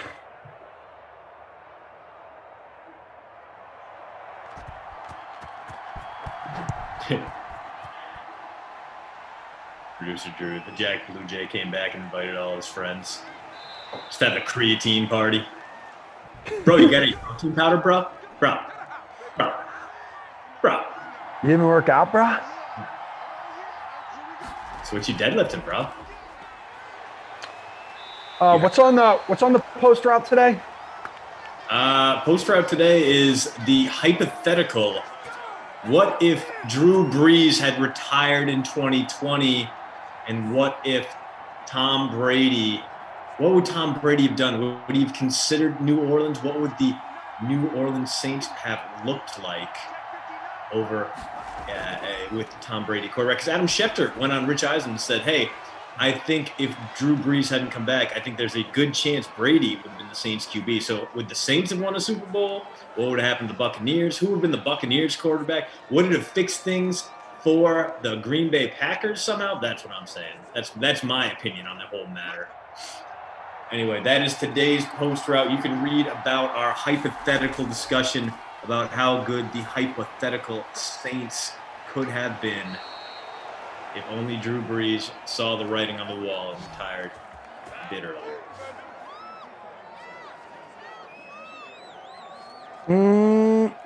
What's going to happen there this year? Who's their quarterback now? Well, they're paying a whole bunch of money for Taysom Hill, but that was mostly that was that weird 4-year, $140 million extension just to clear some cap space and everything's going. Yeah. People seem to be convinced that it's going to be Jameis, but I mean, what did we see from Jameis last season that suggested he was the quarterback of the future in New Orleans? Yeah. But did you see enough from Hill, even in those like handful of games he started? Let me tell you what, when Hill started too, I'll say this, though, that was, if you were like an Alvin Kamara owner in fantasy season long, or even just decided, ooh, wow, breaking ankles. Holy hell, David Johnson, is he going to get there? No, down at the 1. 71 yards now on 4 carries. David Johnson is usually dog poop in these sims. He gets like 6 carries and he takes them for 18 yards. Today, 4 for 71, and he might get the chance to cap off his drive here, or we can just get another Kenny Stills touchdown. What I was going to say real quick was Hill, he killed the value of Alvin Kamara. Like, that was Alvin Kamara's worst stretch of the season when Hill was in there.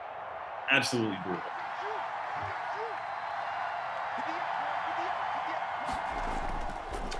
Little sweep, and yeah, Johnson's going to lose 3 yards there, so he's now down to 69 yards. There he is. He's back.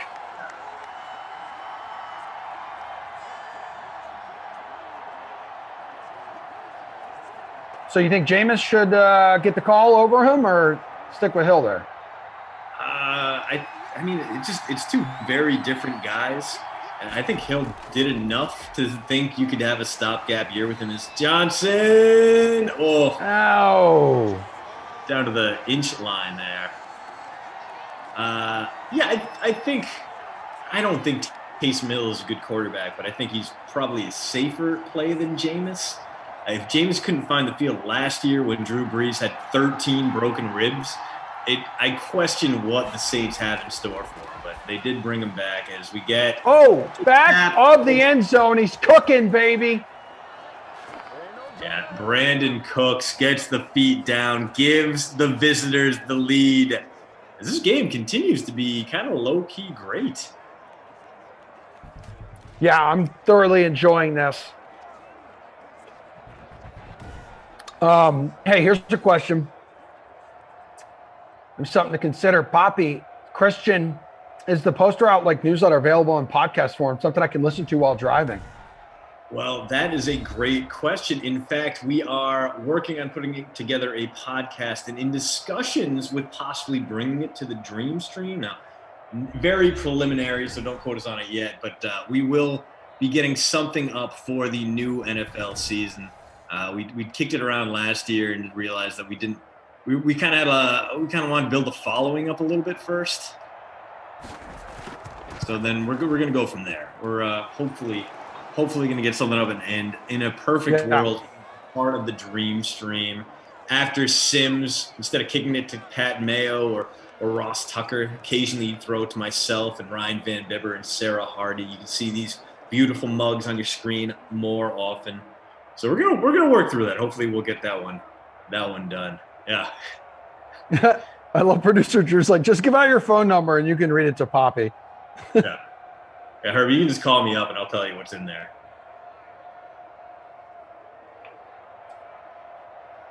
All right, 21-14 here, 4.5 minutes to play in the third quarter.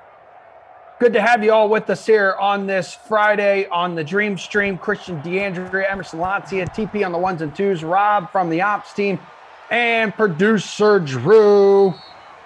Some good duos with you here the rest of the day. 4 games, Rossi and Christian. So you're going to hang out. You're going to have chicken nugget toes slide in. Jeff and Brandon at 4, and then Jeff and Tara Lynn.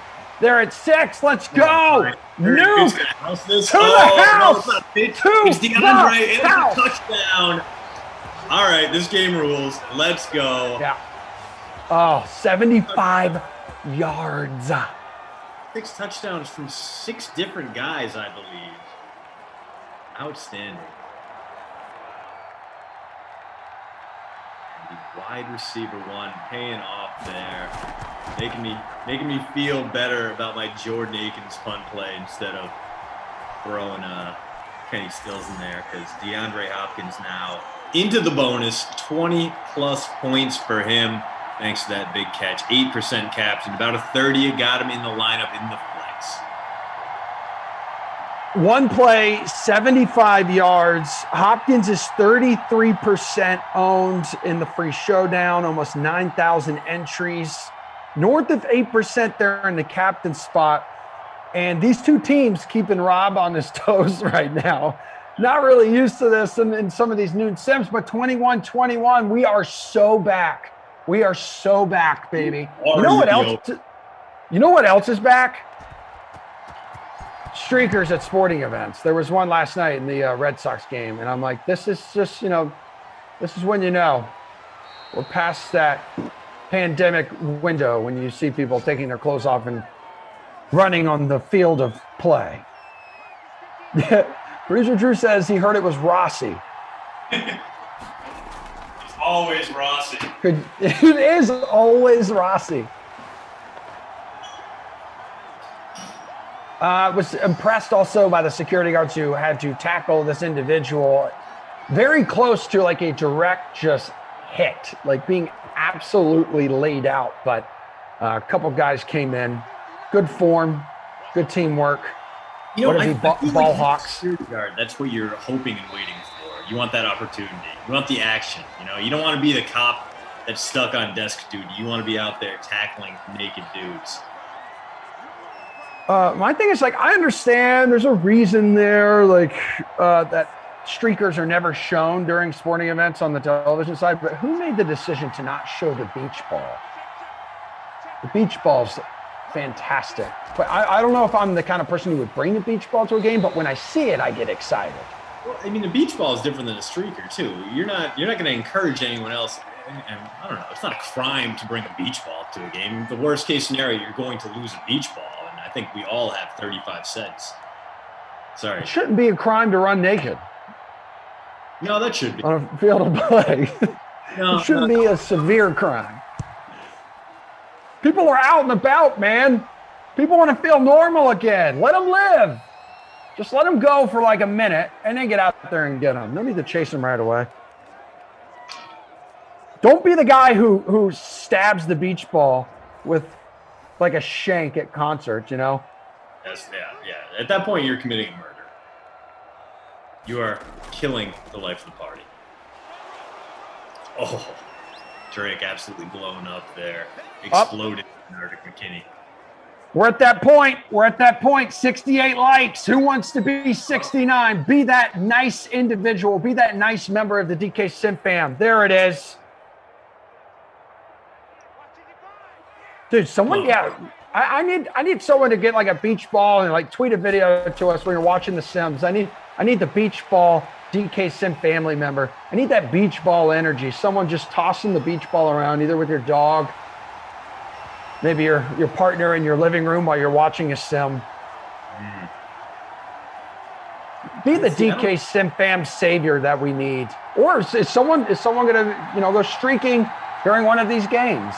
You want these things to be real. Let's see it. Yeah. Did EA program in like 1 in 1,000 Sims? You just see a tiny little Rossi go. The camera pan away from the play immediately, and the announcers get Sim disgusted. Have you ever seen that video of someone there's a mini Shrek running like the dog agility course? Yeah. I don't know. It's hilarious. And that reminds me of Rossi every single time. I'm like, that's adorable. Look at that little Rossi go. It's a song that plays in my head all the time, but especially when Mini Rossi takes on that obstacle course. Hopkins, another catch for him. Must buy with some Galaxy Brain theory here on Hill and Jameis Winston. Is it possible Winston not starting while Breeze was out was A, to make it cheaper to resign him this year, and B, if Winston had looked better than Breeze, we wouldn't be able to go back to Breeze? I mean, there's some logic to that, but at the same time, this was a Saints team that was battling for an NFC South crown with the Buccaneers. They were trying to get that top seed in that bye week. I don't think there was any indication they were going to do anything other than put the best guys out there for the job. So to me, it screamed that they did not have the confidence in Jameis to carry them through. And towards the end of the season, the only real meaningful run he got was, as a gadget, fake play kind of guy. Poor Max Williams gets the target and turns it into nothing thanks to coverage up front. 3rd and 8 coming up, third quarter winding down. Yeah, Kyler Murray, just one incomplete pass in this game, one incompletion. I think, though, would you agree that Winston is a better pure passer, and going with him would allow Peyton to still continue, Sean Payton, to continue to use Hill in multiple roles that, would stress out defenses like during the week and on Sundays? Yeah, I think that's fair, but at the same time, if we're just going like pure passing traits, Winston has a lot of advantages over Hill. The issue is that Winston makes stupid decisions both on the field and in his personal life. That's kind of his thing. That's his whole brand, is doing things that no one understands. So that's why he got to be the NFL's first 30-30 man, 30 touchdowns, 30 interceptions. Boom or bust. The risk and reward are both there with that guy. It's such a dramatic swing from Drew Brees, who towards the end of his career wasn't throwing those deep balls, but was avoiding risk. Brees would see an opening downfield. He'd be like, my arm strength isn't there anymore. I can't make that throw. I'm an old man at this point. I'm in my 40s. Let's check it down instead. Winston would be the exact opposite of that. And I think that's actually a bigger role in why they didn't move Winston into the starting lineup when Brees went down, just because it would be such a system shock to that offensive game plan. Hill, better arm strength than Brees last season, did throw deep a little bit, not very accurate, but overall had a deeper target depth than Drew Brees. So maybe that was just the slow ramp up, right? Maybe they go Brees, Hill, and then they take the limiters off and hand the reins of the offense over to Jameis Winston. I just don't think we've seen anything from Jameis in that very limited sample size. And what we heard coming from Saints practices and mini camps that suggests that Jameis is 1,000% the guy. I think we're going to see a little more Taysom Hill than anyone's super happy with at this point. And Jameis has, by the way, there's only 3 total incompletions between the two quarterbacks. And I think it's Murray who's 57 yards away from the B word. Hopkins already has hit the B word, 126 yards receiving on 4 catches and the big old 75-yard touchdown. Larry Fitzgerald has more receptions than anybody with 6 for 52. Cooks 4 for 41. And you got Kirk in there 4 for 49. He's got a touchdown. So does Will Fuller 4 for 39 and 1. I know Winston has been saying all the right things. He mentioned how last year was humbling and how beneficial it was with his communicating with Breeze and just sitting back and watching him. And I guess being able to shed the gunslinger label, right? To become, you want that game changer label. That's what you want instead. So maybe a year where you got to sit back and kind of watch Breeze a little bit. Maybe that helps him out. Who knows? Yeah, he finally got LASIK surgery, so maybe he can see things better downfield. Maybe that's the difference. Maybe he just couldn't differentiate between defenders, or his depth perception was garbage. But I think the ship has sailed on Jameis. I think he and Marcus Mariota are doomed to be the, I guess we have to start this guy kind of quarterbacks where they're a little bit too good to be backups, but not good enough that you want to build around them. I mean, there are worse places to be. Chase Daniel is out there making $7 million per start in his NFL career, and he's lived exclusively in that zone. Although Kenny Ducey was convinced that Tua Tagovailoa is somehow worse than Chase Daniel. It was I had a weird sim with Kenny not too long ago. He was very, very angry. More so than usual. I think it was because it was very warm at this part. Emerson's forehead asking, is Winston still eating dubs? He didn't eat one last year, but maybe he will this year. Kenny, I'm sure, is watching the Nadal Joker match right now, if that has started yet. He was not super happy before he joined the Sweat today. He came on a little late, and that's an incomplete pass there by Kyler Murray, only his second of the day. So they have second attempt coming up here from the 11. I guess his new puppy is having some anal issues. Oh, no. Yeah, he's learning the hard way that the new dog father, dog dad life comes with its challenges, especially early on with a puppy. Which you eat anything, and then a lot of the times, whatever they eat decide to put in their mouth makes them explode. Yeah, it's not great. Paul Nelson says Taysom Hill brings energy to the team. I mean, of course he does. Like no one is questioning that at all. Like he's a guy who uses it as a passer. He can be a punishing runner. Like he almost runs like a linebacker, like at times. Like the ability to utilize him in various roles really keeps defenses honest and will help create mismatches, which why I think Peyton shouldn't fix what is not broken right now. But it goes back to what Christian was saying. Like, you just got, do we trust Jameis when he says he's a changed man after a year?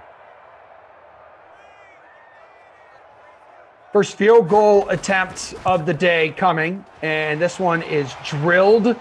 Arizona takes the 24-21 lead. You've got the Zane Gonzalez field goal, only player in sim history that I believe has a Wild Weather Wednesday golden sombrero. Missed like 4 or 5 50-plus yard field goal attempts in the rain. Beautiful things I've ever seen. They just kept running out there for 50-yarders. Not one of them, I think, even made it to the end zone without bouncing. It was so beautiful. It was one of the most gorgeous simulated disasters I have ever seen in my entire life. Going back when I was playing Madden 95 on like Windows 95. Oh, love it. The fact we got to experience history together, you and me, best friend squad, it doesn't get any better than that. That's a bond that no two other humans share besides us. We saw this Zane go golden sombrero, and no one else can say that, or at least not at the level that we did.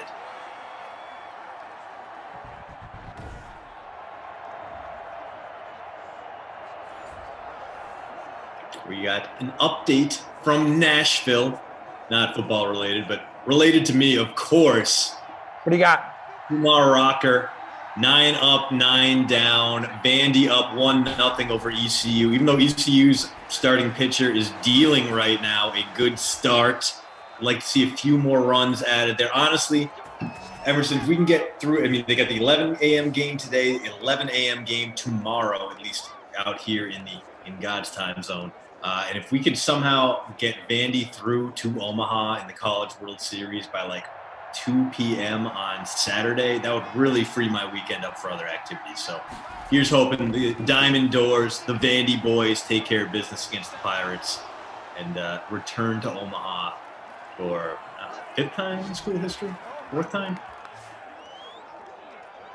Did Oklahoma won the Women's College World Series, right, yesterday? Yeah, I believe that's correct. They took care of Florida State, right? Yeah, Seminoles.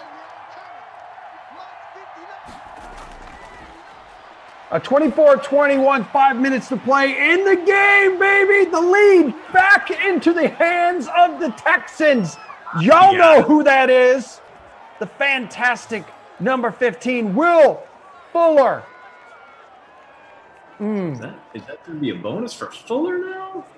I got to double check, man. I need to see them stats and them all the stats. This one, his second touchdown of the game, putting that burner speed to use. Looks like he's at 97, so very close. 41 points in my captain spot right now. And look at that. Number one in the 75 Love Muffins only contest, Train Island, even after swapping out Kenny Stills for Jordy Aiken. Wow. Look at that, bro. 8-point lead, too. What a nice, thick cushion you have there. Yes, and my sim team is doing pretty well, too. Ooh, Choker's right behind you. 8 points behind you. 7 points now.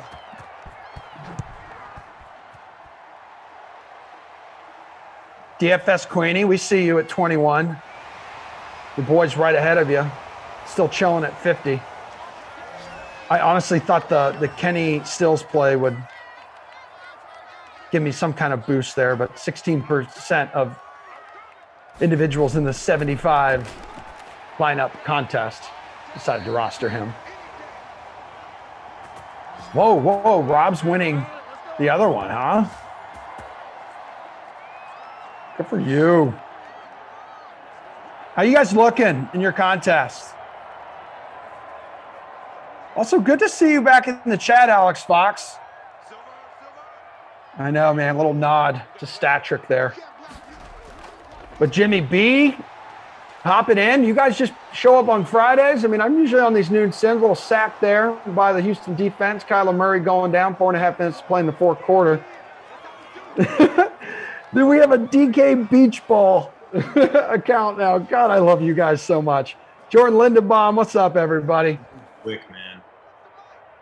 Yeah, Poppy's here. That's Life Cena. Yeah. J.E. Must be. Damon in the house. El Paso, what's up?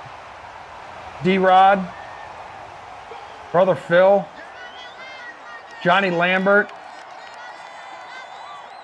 Johnny Lambert, by the way, said, Christian, you're acting like Winston wasn't sitting under a goat and Breeze all year. He matured and will have a killer season with the Saints. Sean would not have kept him around if he didn't have confidence. I mean, I think Sean kept him around because he's familiar with the playbook. I think it's a similar situation to what Cam Newton's doing in New England. He's a veteran in a shaky situation, but he knows the offense. I don't necessarily buy the idea that the mentorship there is going to make a big difference, because that was supposed to be what Bruce Arians brought to Tampa and Jameis Winston in 2019. And what do we get out of that? Again, the first 30-30 man. So I think at this point, Jameis Winston is who he is. If you can live with the turnovers, then fine. But he's going to give you some big throws, and that's great. It's great news for Michael Thomas, because Michael Thomas got shut down in that playoff game against the Buccaneers. Carlton Davis murdered him with words, calling him Slant Boy online afterwards. It's a nickname that will stick with him forever, sadly. which is real rough for Michael Thomas because Michael Thomas checks his mentions nonstop. Anyway, but a big part of that was, when Breeze targeted Michael Thomas, it was all on slants. His average depth of target was 4 yards downfield. Throw a guy like James into the mix, and all of a sudden you can let Michael Thomas, a healthy Michael Thomas, fly free a little bit more, do a little bit more damage. He doesn't have to worry about all his routes getting jumped at the line of scrimmage because now he can make a move and go long. I think we're gonna have a solid bounce back season from can't guard Mike. I think his brain has not been irreparably broken by that playoff run and a regular season in which Emerson Locke, he scored 0 touchdowns. Really a bummer of a year for him, but I think he'll bounce back nicely, regardless of who the quarterback is, as long as the Saints take a few shots. And the Cardinals have to go for 4th and 4. Big play here. It's been DeAndre Hopkins and Larry Fitzgerald. Oh, wow, letting it fly, bro. Oh, yes! Who do we have? Drake! What is this game? Oh, my God, I love that so much. I have both of those incredible, beefy human beings on my roster. Let's go. Way to hook up. Murray to Drake. I don't see that too often in these. Going long, I was like, oh man, is it gonna be Fitz? Is it gonna That's be? what I was thinking. No, it's the running back. 4th and 4. They had to have it. They just needed 4 to get the first down. He's like, screw it. I'm going for fireworks, baby, and I'm going to my running back, for crying out loud, in traffic. 31-28. Back and forth we go. This emotional roller coaster we are riding together here on the first of 4 sims on the Dream Stream. There's 2 minutes and 43 seconds to go in the final quarter. My X factor, that overtime, warming up a little bit, heating up. This would be a welcome to overtime. This game has been rad. I am not complaining, dude. And Murray, it's TP points out to us, 12 passing yards away from the bonus now. And there's Fells on the reception.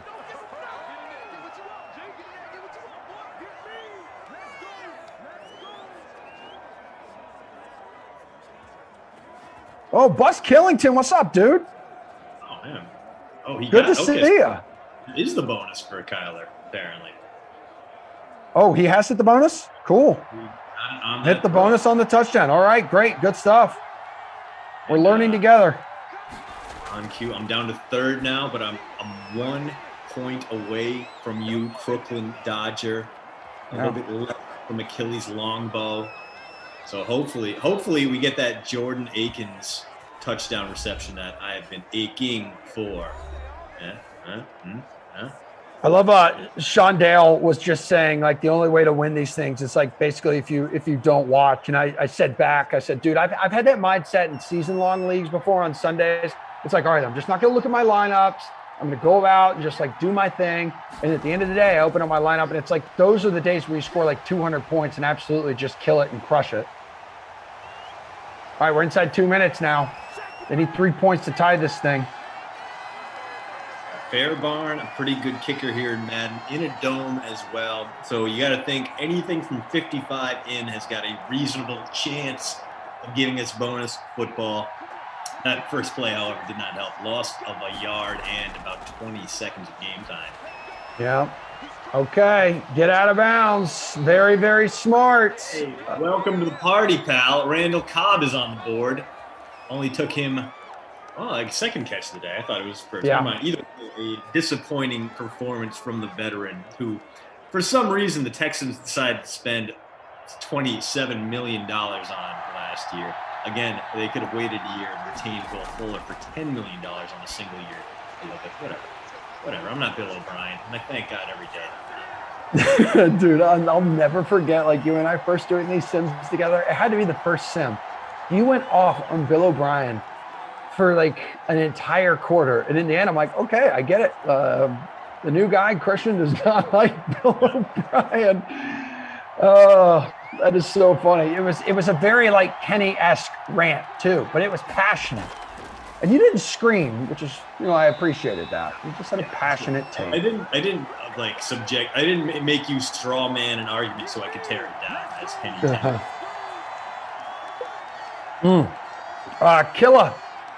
Killa Slim says, great first sim, dudes. It is. This has been epic. Could it be even more epicer if they can drill the field goal and push this thing to overtime? 3rd and 10. So 3rd and 10. Okay, here we go. Watson picks up the first down and got to be pretty close to Fairbairn field goal territory. Whoa, was that a flop? My guy's trying to flop. Sean trying to draw the extra 15 yards there. That's a straight up Premier League type flop at the end. I was going to say, very LeBron-esque of him there. So right now this would be about a 40-something yard field goal. I mean, it's definitely makeable. You better hold on to that football, guy.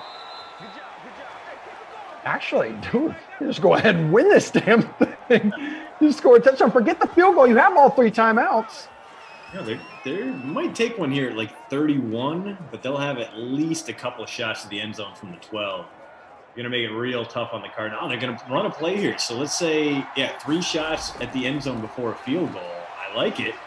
And Watson's going to do it himself. Get upfield. All right, down at the 2. Beautiful. I mean, Watson decided to do it himself and not going to hit the rushing bonus, but he has been the engine of this 2-minute drill.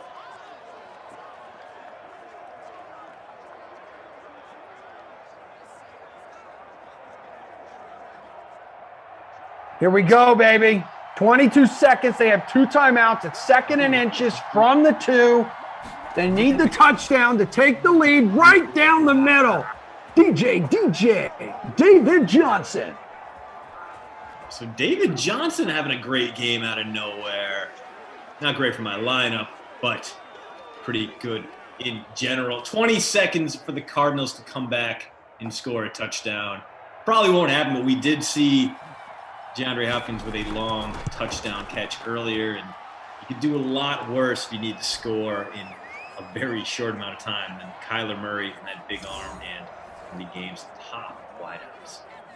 David Johnson under 1% in the captain spot, 10% owned. You said it earlier, Christian. The guy just tends to be a wet fart, but today has decided to show up. Everyone has decided to show up. Hell, everyone's decided to show up when Kenny Stills gets a freaking touchdown.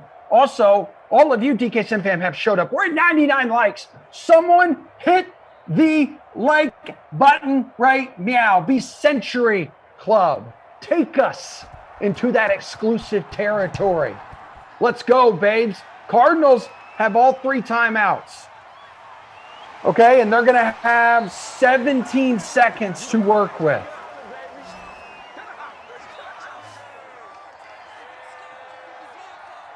Yeah, Bang saying Johnson is on a revenge tear. Very good point.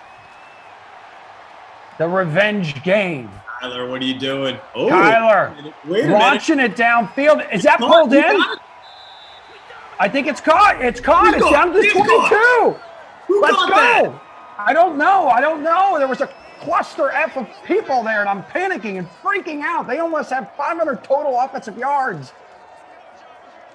Hold on, it's coming. Max Williams. There's our guy. There's my captain. He's got 3 grabs for 59 yards. This is the greatest sim of all time.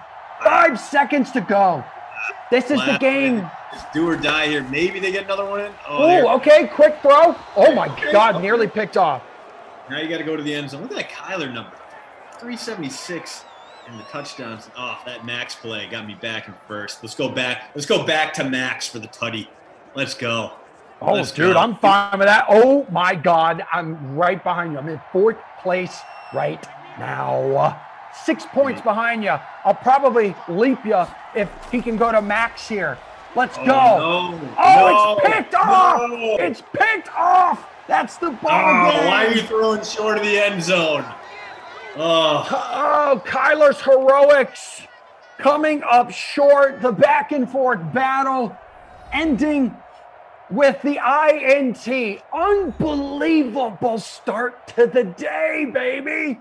Wow. That was a great game. And more importantly, your boy got his first ever free roll win. If standings stand right now, I got Let's go. 2.5 point advantage over Achilles Longbow. What a day. I feel and yeah, Bert Dude, from Ops also winning his contest. What a great way to I start. love it. Energized, recharged. It's gonna be a great day. It's gonna be a great weekend. It's the greatest day of my life. It's the greatest day of my life, and I'm currently in 4th place. The fact that you won, Bob won, we're here together.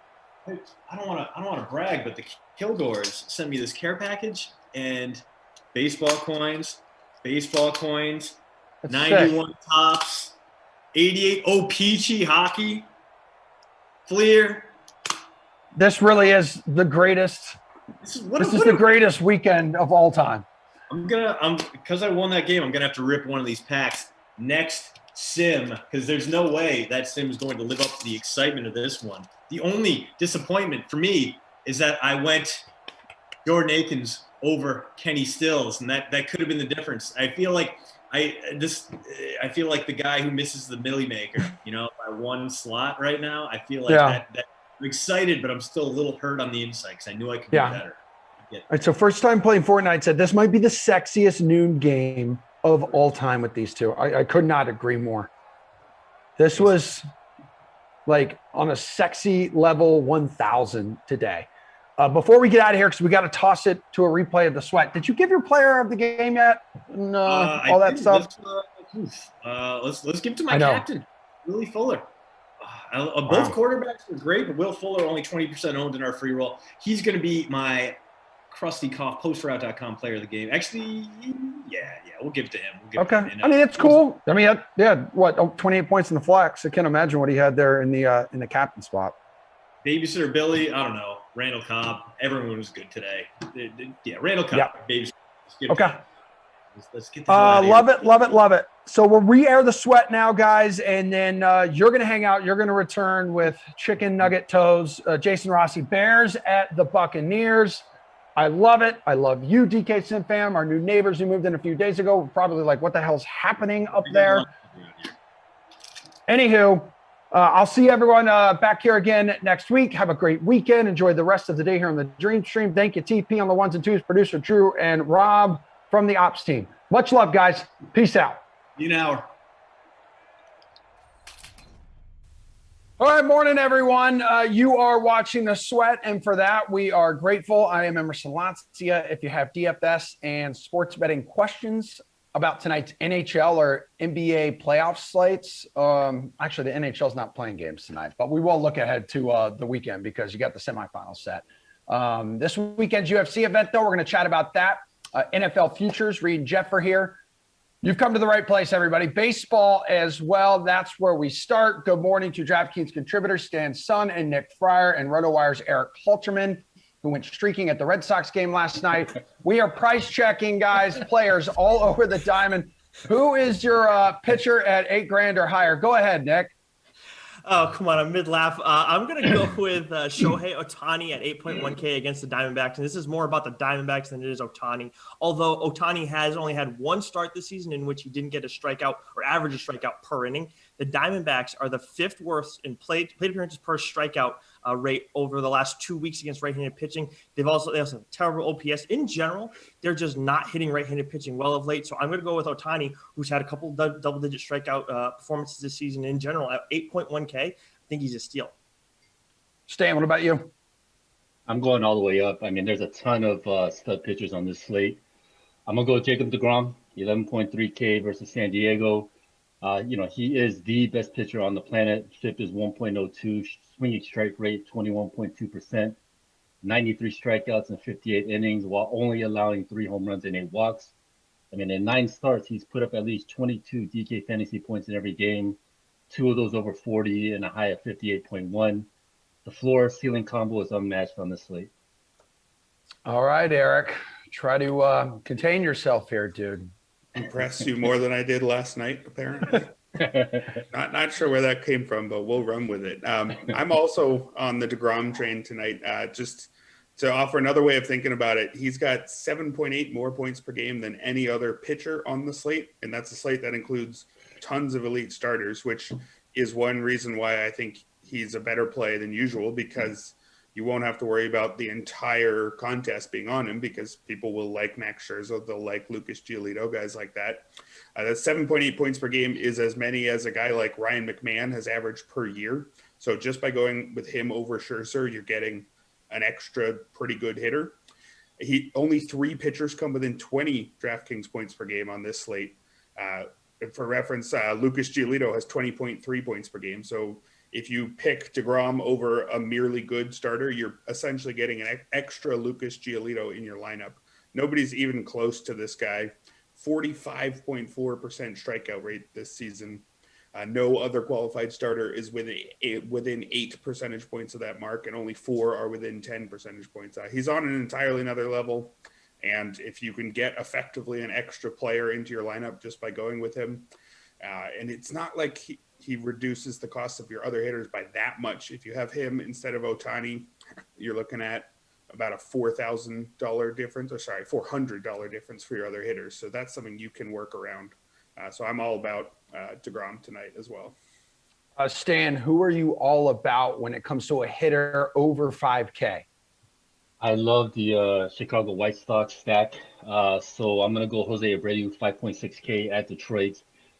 His slash against left-handed pitching, 234, 321, 596. At the ISO is a whopping 362. Screwball is allowed 22 home runs on the season, 21 of those to righties. And then once he's out of the game, the Detroit Pin has the highest FIP and the highest home runs per 9 in MLB. Okay. What about you, Eric? I'm going with Juan Soto, hitting the classics tonight. If you didn't know, Jacob deGrom and Juan Soto are good at baseball. That's what you pay me for. Soto is hitting just 279 this year, but his expected batting average 319, says he's been as good as ever. Similar story with his slugging. He's slugging 461, but that's well below his 592 expected slugging. So he's making, some of the best contact in the league, even if his numbers are a little bit down from his usual standards. To be fair, he did have an expected slugging of 696 last year, but his hard hit rate this season of 54.8% is a career high. So I don't think he's necessarily going to repeat last year's absurd numbers, but he's not as far off as he looks. He's still walking way more than he's striking out. He's also been on a tear over his last 9 games with 4 homers, 11 RBI, 10 runs scored, a 13-12 OPS. He'll get the platoon advantage against Anthony DeSclafani, who is pretty good, but with only a 21.4% strikeout rate, he'll give up his fair share of contact. I don't think he's at all good enough to scare me away from somebody like Soto tonight. Nick, a hitter you're going to pay up for.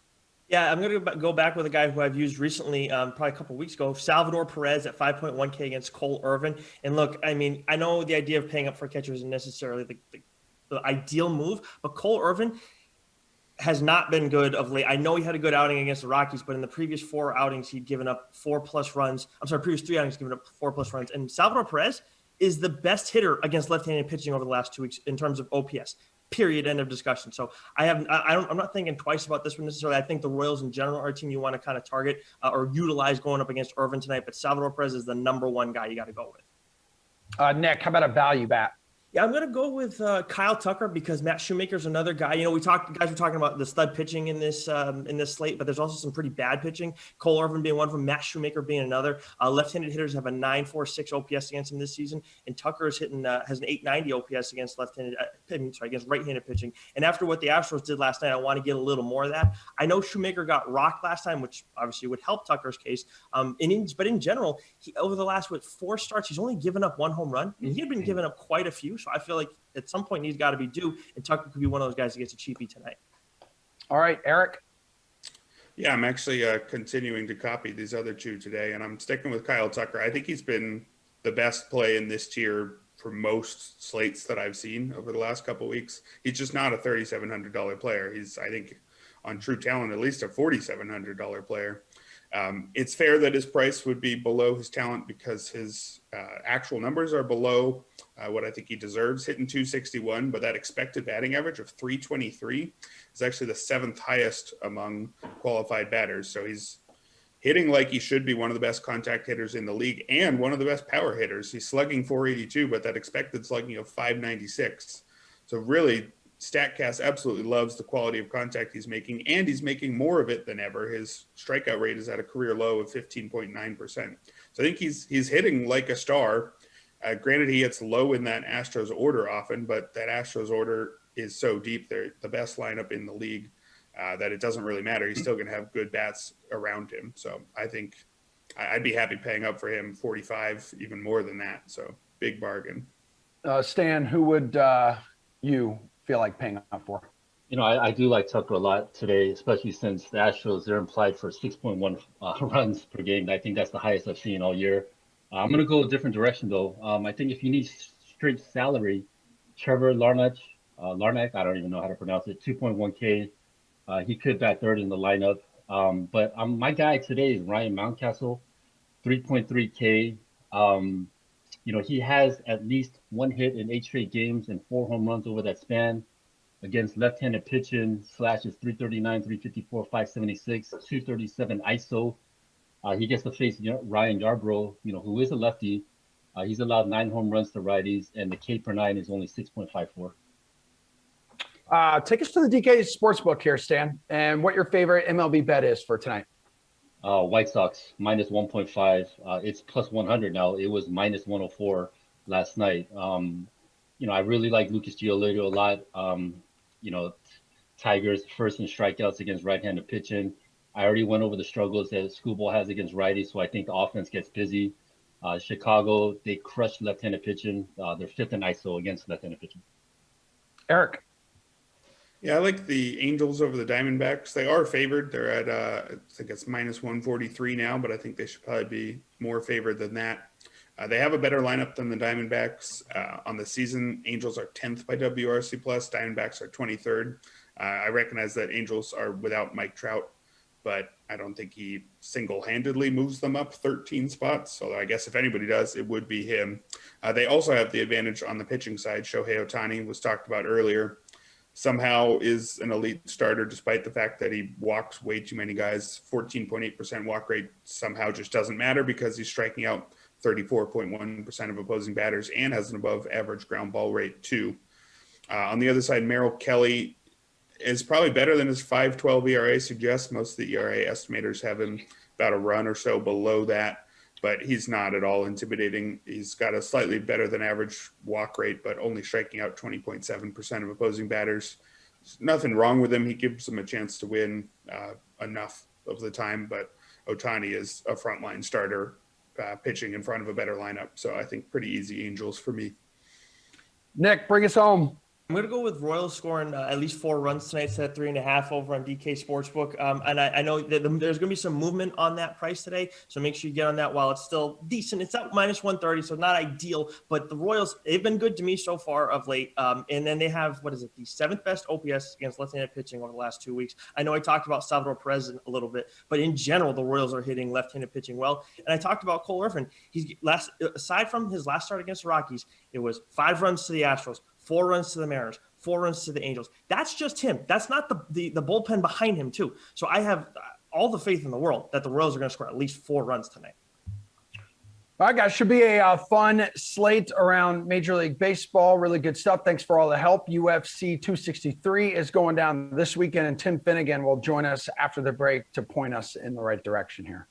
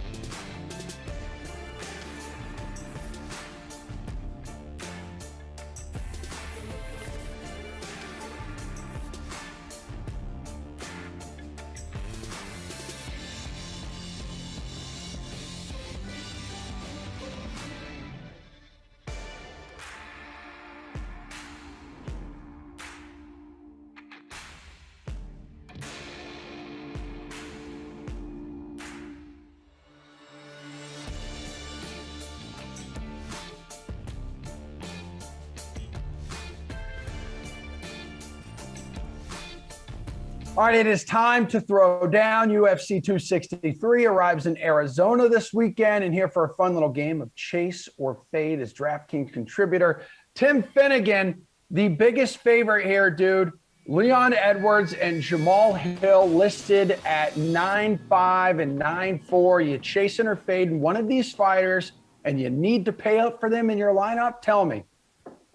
Yeah, so Leon Edwards is just a huge favorite. He's over -600 on DraftKings Sportsbook, so he's like just a massive favorite against Nate Diaz. Something I want to mention for this fight: this is the first non-title fight in UFC history that's not a main event. That's going to be 5 rounds.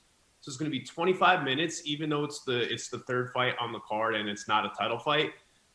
And that's notable because a longer fight can give Edwards more time to generate fantasy scoring. You know, he's not traditionally a big fantasy scorer, but Nate Diaz is tough, and he's tough to finish. Like, pretty much the only way you can finish Nate Diaz is by opening up a cut on him, which is what happened in his last fight. But Edwards, to me, is the safest play on the slate. Based on the DraftKings Sportsbook betting odds, and he has 100 DraftKings fantasy point upside. So I would pay up for him at 9,500. Tim, the odds say that the Chase Hooper, Steven Peterson fight will actually be a close one, but Hooper is coming in at 7,800 on the DFS side compared to Peterson's 8,400 salary. Are you chasing or fading those extra $600 there? So this fight for me is tough. I kind of see it as a toss-up. Like, Hooper has a dangerous ground game. He likes to roll for leg locks. He landed a rolling leg lock in his last fight, and he's a good prospect, but he's young. He's only 21, and he doesn't really have the body or the physical strength for the UFC yet. That's one concern that I have with him. But on the flip side, Peterson's absorbing a lot of strikes. He's absorbing nearly 6 significant strikes per minute, and he's landing less than that. So that's a red flag for me here. So I don't have a strong lean either way here, but I guess I would go with Hooper because he's cheaper. So I'd look at him. What about value? Who would you chase for value on this fight card? So Marvin Vettori, he's got the nice salary at 6,900. He's the third cheapest fighter on the slate. And if you look at his first fight against Adesanya, the last round, he won that round with takedowns and control time. And Izzy has a hole in his game, and it's his bottom game. Like, we saw that in his last fight against Jan Blachowicz, where Blachowicz got a 10-8 round in round 5 on multiple judges' scorecards because he took Izzy down, and Izzy couldn't do anything. He was just kind of just holding on. So Vettori in his last fight against Kevin Holland, who's also like a long striker, he scored 156 DraftKings fantasy points through takedowns and control time. And I think Vettori could use a similar strategy here against Izzy. So, and if he does that, if he executes that strategy, he can definitely score over 100 DraftKings fantasy points. And at the third cheapest salary on this slate, like, that's appealing for me. So I would look at Vettori. Let's see what's appealing to you here on the DK Sportsbook. Any underdogs you are looking to chase? Yeah, so Vettori, he's plus 215 on the money line at DraftKings Sportsbook. And for all the reasons we just talked about, like Izzy has a hole in his game, and it's his bottom game. Like, he has good takedown defense in the sense that he's good at stopping single and double leg takedown attempts.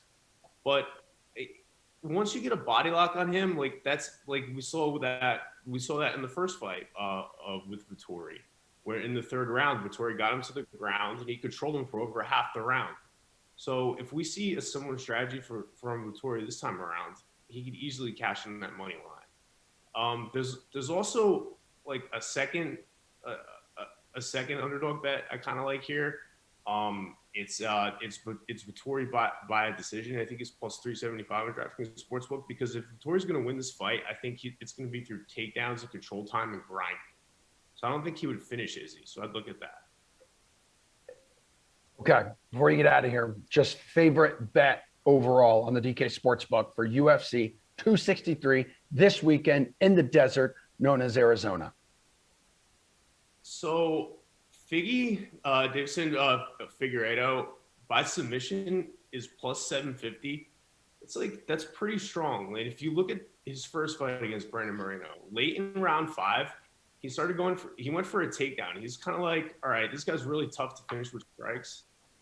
I'm just going to take this guy down. And the bell rang while he was in top position.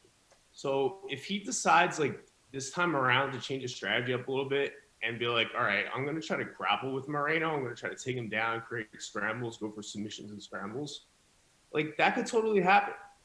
Because Figueiredo, I think 3 out of his last 4 wins are by submission. He's constantly hunting submissions. He's got a really nasty ground game. At plus 750 odds, that's pretty good for me. So I would look at that. Have you ever put anybody in a rolling leg lock before? Yeah, I actually have, but not in like an MMA fight, but just grappling, just messing around. Just like in the living room. No, at just in the gym, Yeah. So. Okay. Yeah, I know. Like we have some guys behind the scenes who that's their go-to move. Tim, really good stuff, man. Appreciate you. Coming up next, we do have some NBA best bets to chit chat about with Jules and Kenny. Have a good weekend, man. You too. Have a good one.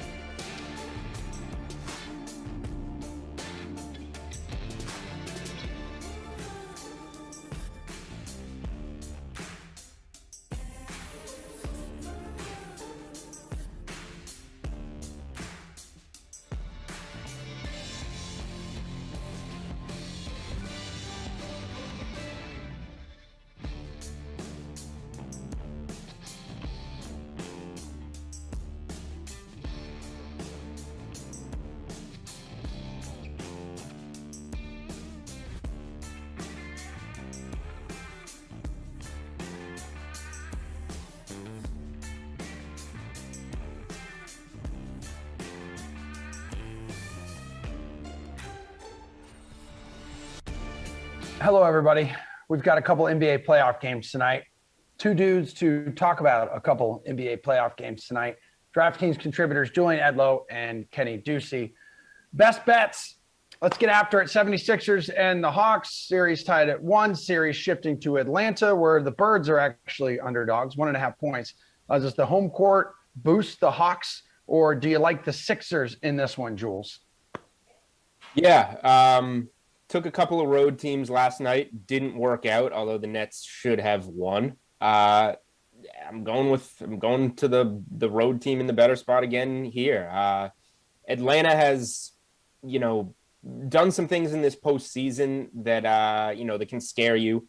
They've been really hot shooting it from downtown, which they're good. They have good shooters, but it's not going to continue forever. And really what I like is the Hawks came out and blew doors in that first half of game 1. But since then, the Sixers are winning the last 6 quarters by nearly 40 points. They've made the big adjustment that's going to help them out is no more washed up Danny Green on Trae Young. Much bigger, much longer. Ben Simmons, Thibault, those guys can at least limit Young to the point that it's really going to help Philly. And then Embiid just having a mismatch no matter who's on the floor, even if it's Capella. I think the short road favorite here, I think that the Sixers are going to get it done. They found something these last 6 quarters. Kenny, what about you, man? Yeah, I do think that the Hawks get a boost here. I mean, that's certainly evident when you look at the records against the spread during the season. The Hawks at home 26% cover rate, and the 76ers on the road did not play very well. They were all the way down at 17, 19, and 2. So I do believe that the Hawks are going to come out a little stronger here. You also look at the fact that the Hawks shot around 36% in the last game. I agree with Julian that, really what we're looking at here is like one half, right? The Hawks had one insane half. But that's what happens with the Hawks. So we've seen it all postseason long. They just have these halves, they have these games where they just absolutely explode and shoot the basketball incredibly well. And at home this postseason, they have shot the ball well. And I think as long as they do that, they have a puncher's chance in this game. I actually think they do take this game. And I disagree with Julian. I think that Clint Capella could absolutely, maybe not shut down Joel Embiid, right? But he could slow him. Maybe he scores 22 points. And I do believe that they have the personnel here to match up with the Sixers. I had not been impressed with the Sixers defense. So in Atlanta, I think it's a different story tonight. Jules, anything you'd like to add? The Hawks probably get one more game in this series. I think rather than betting, it can be tough to predict when it's going to be. So let me say, I guess, rather than backing the Hawks or the Sixers rather in this game, I think the best way to back the Sixers is to take them minus a game and a half in the for the series. So you're going to get the 76ers taking this series in 6 games or less. And that gives you the wiggle room for the Hawks to steal one more, and you don't have to guess which one it's going to be. So, Kenny has some good points. The Hawks are good. The Hawks aren't going to just roll over here. We saw them not roll over in game 2 after that terrible start. So give Atlanta credit. They're going to battle. They probably get another game. But if I think the Sixers are going to win 3 of the next 4, I'm probably going to back them here tonight. Total for this matchup sits at 224.5. Which way are you leaning here, Kenny? This is a weird series because we saw the pace at 107 in the opening game. And then last game, the Sixers absolutely slowed it down, 97.5 pace rating. I still think that the over is going to hit here because I got to back what I just said in the opening answer. I think the Hawks are going to hit more shots than 36% from downtown as they did in game 2. And I think that, the Hawks defense looked bad in game 2, and it is a bad defense, right? That's the only thing that's been consistent in this series is that the Hawks have played poor defense. And that's also what's been the case all season long is that the Hawks did not play great defense. They survived on an incredible offense. So I do believe that this game goes over. I think that the pace goes back up here with the Hawks at home. I think they can control the pace a little bit. And I do think that they hit more shots. I think that there's a lot of room here to hit the over. Over or under on this game, Jules? Yeah, in terms of betting it, I'm staying away because, Kenny made good points for the over, but there's also ways that if I like Philly in this game, I also have to kind of lean under because they're going to try and grind it out a little bit, have fewer possessions. Most importantly, limit Trae Young with those much bigger defenders. So I think this is one, if the Hawks win, it goes over. If the Sixers win, it goes under. And the game's a near pick 'em. So that makes the total almost a coin toss as well. Late game tonight, guys, has the Phoenix Suns looking to take a commanding 3-0 series lead against the Nuggets with the benefit of being in Denver now, though. The Nuggets are 2-point favorites. Is tonight the night that they get back into this series, Jules? So everything points to the answer being yes, especially after seeing, the Bucks somehow grind that one out last night. Look at how this is setting up perfectly for the Nuggets to win game 3, and the Suns are somehow underdogs after dominating the entire series. And then the Suns open as favorites for game 4, just like the Nets are now favored game 4 in Milwaukee. A 6-point swing in that spread with literally no change. We're just playing the same game in Milwaukee on Sunday, and the spread's 6 points different. The narrative is there with Jokic receiving his MVP award in front of the home fans before the game. But Phoenix has dominated this series. So I'm kind of going to fade the way that I think this is supposed to go, which can get a little dicey in the NBA playoffs. I think the Suns are too good right now. I'll take the Suns on the money line as the slight dogs. What do you want to take here, Kenny? Absolutely. I'm with Julian. I'm taking the Suns money line. I think they just, I think that this is not the Blazers, right? And I think that a lot of people, we see it in all sports, right? That odds makers trying to look back on historical trends, whether it's in the same postseason or the year before. And look, I think that they're like, okay, well, the Nuggets, they did play really well. They did have a high powered offense, but that Blazers defense was so garbage, Emerson. It was really terrible. This is just a very good defensive team. And I think the Nuggets are getting exposed for having Austin Rivers and Facundo Campazzo as their starting backcourt. I think that if this were Jamal Murray, it'd be a lot different of a story, but that's just not the case here. I think that finally we've seen a little bit of regression from the Nuggets against a very solid defense, and I don't think that they have the ideas on offense to get through the Nuggets. I mean, we saw last game 2, down the stretch, Jokic just popping threes, trying fadeaway jumpers. I mean, he has the autonomy to do that because he's the presumptive MVP. But that's just not a good offensive strategy. They just don't. They've run out of ideas, I think, to win games in this series. And it's just going to take like Austin Rivers hitting 8 threes again to really get them back in this. And I don't think that's going to happen. It's pretty Chris Paul, really quick. Go ahead. It's pretty unbelievable that how bad Portland's defense has to have been to let Denver advance when the backcourt matchup was Lillard and McCollum against Rivers and Campazzo. Kenny was just talking about. Now it's Chris Paul and Booker against those two guys, except with their team actually playing defense, and we're seeing a massive difference so far. Well, Chris Paul has been great so far for the Suns. Which of his prop bets do you like, or are you looking at someone else in this department, Julian? So Chris Paul is clearly healthier than he was in the middle of that Lakers series, and we've seen that. So his point prop is set at 15.5.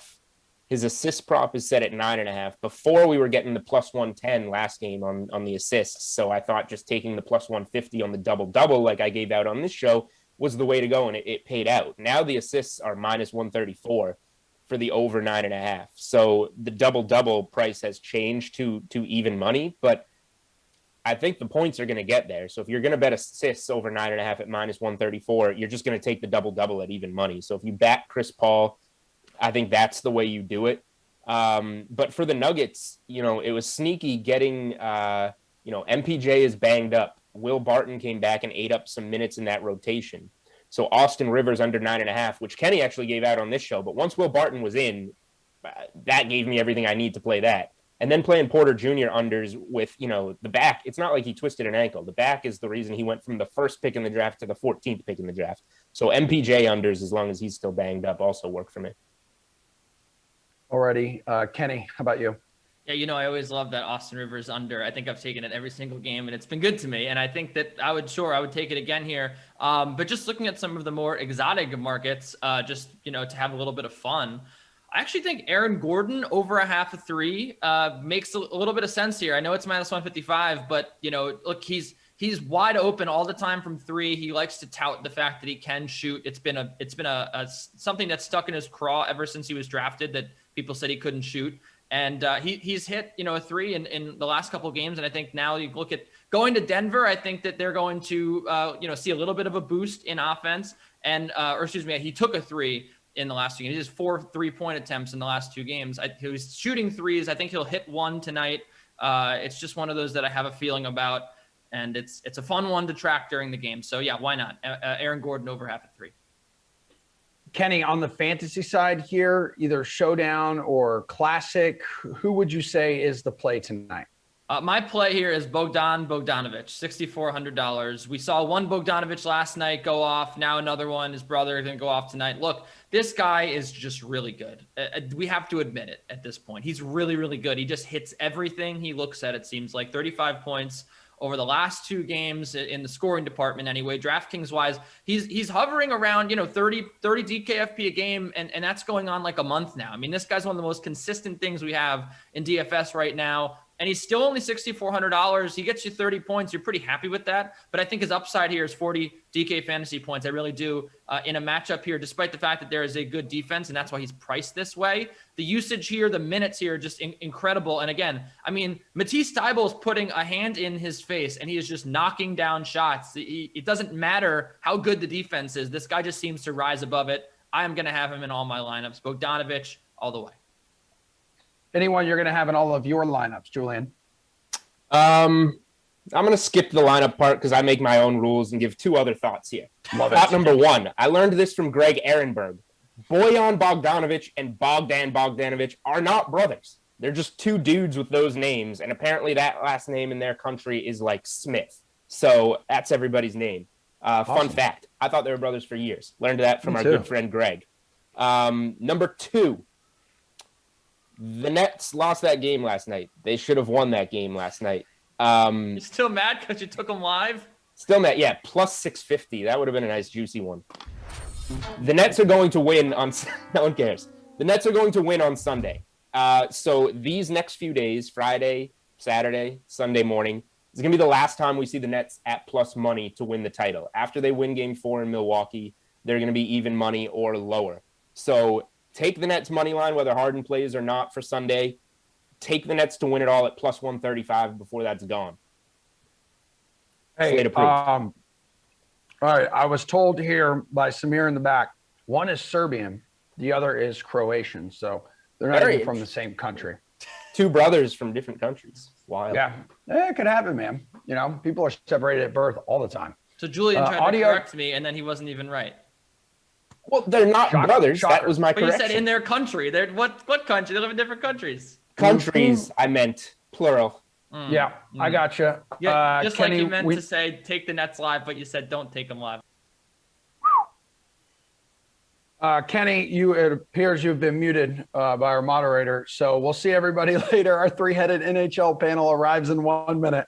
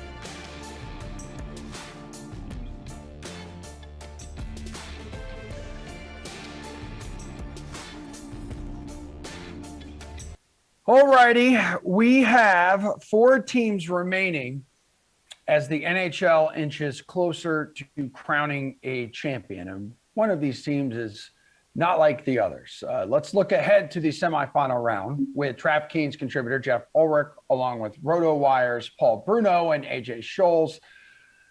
Vegas knocked off the Avalanche in Game 6 last night. They will now face the underdog Canadiens. That's the team I was talking about. The series line has the Golden Knights as minus 400 favorites. Tell me the Canadiens can do it again and pull off what would be their 3rd straight major upset, Paul. They've won 7 straight here. Look, I just think the Knights have too much of everything for Montreal as this series opens up. Fleury negates the Habs' best player in being in the equal of Carey Price, in my opinion. And I don't think the Habs can contend with Knights' combination of speed and size. I wonder if they have any Mark Stone voodoo dolls in Quebec, though. Previous captains haven't fared well against the Habs in these playoffs, as we know. I find it interesting that the line is the same in the over-under. When you look at the 5.5 games played, it's at minus 12 on both sides, the over and the under. To me, that's the best bet in terms of the series outcome, and that's taking the under at 5.5 games. Jeff, how are we feeling about these odds? Oh, boy, I want to sit here and make a case for Montreal so bad. I mean, I really do. This is the team that was continually just, ragged on in the regular season. When are they going to get going? And they made everyone look bad in the playoffs, but Jeff Petrie is still banged up. If Jeff Petrie doesn't start game 1, I mean, they could be down 2-0 quickly, and then the series is over in 5. So Yeah, the line looks huge. The books clearly do not want you to bet on the Vegas Golden Knights at this point, probably for liability reasons. But look, Montreal has made us look bad the entire playoffs. So I can't sit here and say like, oh, it's not big enough. The spread they should be plus 800. I mean, I think this is probably about correct to take a shot with the Montreal Canadiens. And look, it's the playoffs. If Petrie does start game one or comes back quickly and Price steals a game for them, this could easily go 6 or 7. I'm not going to sit here and say that Montreal is going to win. This line looks about correct to me. Vegas probably cleans them out in 5 or 6. AJ, can you make a case for Montreal? I really can't. Although I would note that Paul would make a case against Montreal if we had him taking lines against AHL That was teams. why I wanted to make a case for Montreal, AJ. And that's why I started with Paul. That is why I started with Paul. But in this case, it is not his anti-Habs bias that is skewing this here. The Golden Knights are just a better team overall. I agree with everything both of these guys have said so far. I like Paul's call, especially on taking the under 5.5 games at minus 112. And honestly, I'll take that even a step further. You can look at the exact outcome of the series with the Golden Knights winning 4-1 in the series at a solid plus 275. I think that's probably what we'll see. Vegas takes the first 2 at home. They get one of the games on the road in Montreal, and then they close her out in game 5. That's what I'm at least anticipating this series does. Let's go to game 1 of the Lightning and Islanders series that has Tampa as a minus 186 favorite, leaving the Isles as plus 160 underdogs. Is that enough to entice you to take New York in game 1 on Sunday, Jeffrey? Yeah, absolutely, it is. You just look at this series from a setup standpoint. I mean, who has Tampa Bay really struggled with in the playoffs at times? And obviously, they've really struggled with no one over the last 2 years. But just in their history, they've struggled with defensive teams, solid goaltending, who just play pace down a little bit and just don't let them fly around the ice. And that's basically the New York Islanders. I've said it from basically the start of the series with their last series that the Islanders are now getting scoring from 3 lines, and it's making life really tough on their opponents because they're playing this grinded down style. And now that the Islanders are getting like timely scoring from everywhere. So yeah, I think plus 160, we can obviously talk about the series line here, but I'll take it right off the bat. I mean, I think you could see these lines flip towards where the end of the series we're getting almost a pick 'em in these situations. So yeah, I like the Islanders. I like the Islanders to make this a really close series. I like the series to potentially go the distance, and I'll take the underdog Islanders on the money line at this price in game 1. Okay, AJ, what are you going to do? Same thing here. I like that line as well. I think it's really a solid value that you can get back on the Islanders. Do I think the Lightning take the series? Yeah, I think so. But to get that plus 160 there, I think is too good to pass up on. And actually, I really like the value you can get on under 5.5 because I think it's probably Jeff talked about all the offense Islanders have found lately, and I totally agree with that. But it's probably a game that has to hit the under realistically if they're going to win, because they're going to need some really good net minding to shut down the star power that Tampa can put on the ice there. Go ahead, Paul. The way I look at this series is not too different from the other series, guys. So I'm staying away from both of these lines because the payoff isn't worth my time and money on the favorite, and I would be throwing it away on the dog the way I see it in this one. When I look at this matchup, I see all the check marks in the Tampa column, so I would rather go prop hunting. Let's get on with that. Which player prop from this grabs your attention, though, Paul? Well, you know what? You took a shot at me right off the top, and I got to tell you, you guys, if you've been betting what I've been saying in this spot, you'd be rich fellas because I'm on a streak of 8 or 9 in a row now. I forget. Yeah. Anyone who's been watching for the answer to this question over the past 2 weeks knows that I've been on a long streak that was extended with an admittedly chalky pick of Pacioretty last night. I'm going to go away from that and look for a guy much further down the line. Turning to Victor Hedman to continue my role with a goal in the series opener against the Isles to pay out a plus 310. He's going to play a lot in all the high leverage minutes that we know and lots of power play and offensive zone starts. So I like his chances of factoring into the Tampa offense, which is deep as the ocean. Islanders Lightning need a player prop, AJ. I'm going to look to the Islanders here, and there's 3 guys that come in all at the same spot at plus 270 to score a goal, and that's Matthew Barzal, Brock Nelson and Kyle Palmieri. Look, I think any one of these guys could score a goal. I think for me, I'd probably pick two of them and get good enough value here that you can cover based on the units you're putting out there. So for me, at this point, Palmieri seems like the guy with the hottest stick right now. So I would probably go Palmieri and maybe Nelson here. But obviously Barzal has found his offensive game as late as well. So pick any two of those guys, kind of double up on it, and hey, maybe you get both. Jeff, what's your player prop? I love how AJ and I are bonding over the New York Islanders. We're just on we're like Vulcan mind melded over the Islanders. I had the exact same idea. I mean, they're just underrated in the player prop. All these guys, I mean, they really are. They're scoring. Palmieri is obviously hot, but that second line with Brock Nelson. And you look at the goal props, they're really good. So I might just take the biggest one on Josh Bailey at plus 325. I think that's a decent one. But AJ's right. Like Palmieri has the hot stick right now, and Brock Nelson obviously coming off a 2-goal game. You really can't go wrong with the odds on these guys. I will say this: when the score a point odds come out, Jean-Gabriel Pageau is a guy I would really keep an eye on. He's getting first line power play minutes. I just like the way he's playing in the postseason, excuse me, as well, and the way they're using him. So I think to score a point prop, I would look at Pageau there potentially for the Islanders as well. Paul, one of the teams remaining, Vegas has the best odds to win the cup right now at plus 115. So where is the value though in the NHL's Final Four for a futures bet?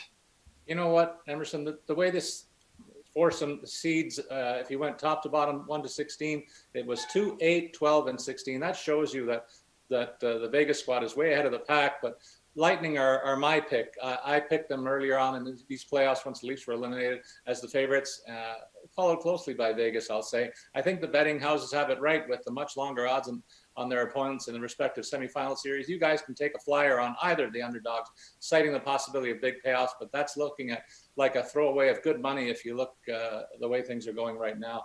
I'd rather bet on one of the two favorites and take the win. Jeff, who are you going to bet on to hoist Lord Stanley? Yeah, you could definitely take one of the favorites. And I mean, look, ultimately, I think one of the favorites do win the cup, but I think that the Islanders are plus 600, again, just because of the size of the odds. You can hedge once you get to the Stanley Cup final, if you get there. But the odds are so big that the hedge is going to be more than worth it. So I think the Islanders is really where the value lies. I think that series is a little bit closer than we're getting in the odds right now. Again, I would still not pick them over the Golden Knights if that's the series we get, but you can hedge out that big a number for sure. So I kind of like the value there on the Islanders at plus 600. AJ, bring us home here. I think Jeff and I need to stop screen sharing here so that we don't have all the same ideas. How come you guys are wrong so much? If you wanna look outside of the aisles, I'm gonna lean towards the Lightning as well. The Golden Knights have been a little up and down in their offense. Now you could look at that another way. You could say, oh, their offense is really deep. They got scoring from one group of guys in the first series, another group of guys in the second series. But you could also look at it as the guys that were hot went cold. They got lucky that the other guys stepped up. If they hit cold at the same time, they're going to be in trouble here, especially in the finals. So I think the Lightning are probably my pick as well. This is just a team that doesn't get rattled. The same guys are always hot, and they've got one of the best netminders in the league. Guys, that was a fun little segment. I hope you enjoy the weekend, Paul and AJ. We're going to catch up with you guys on Monday. So, Jeff, you and Reed have NFL futures to get after when we come back from our final break.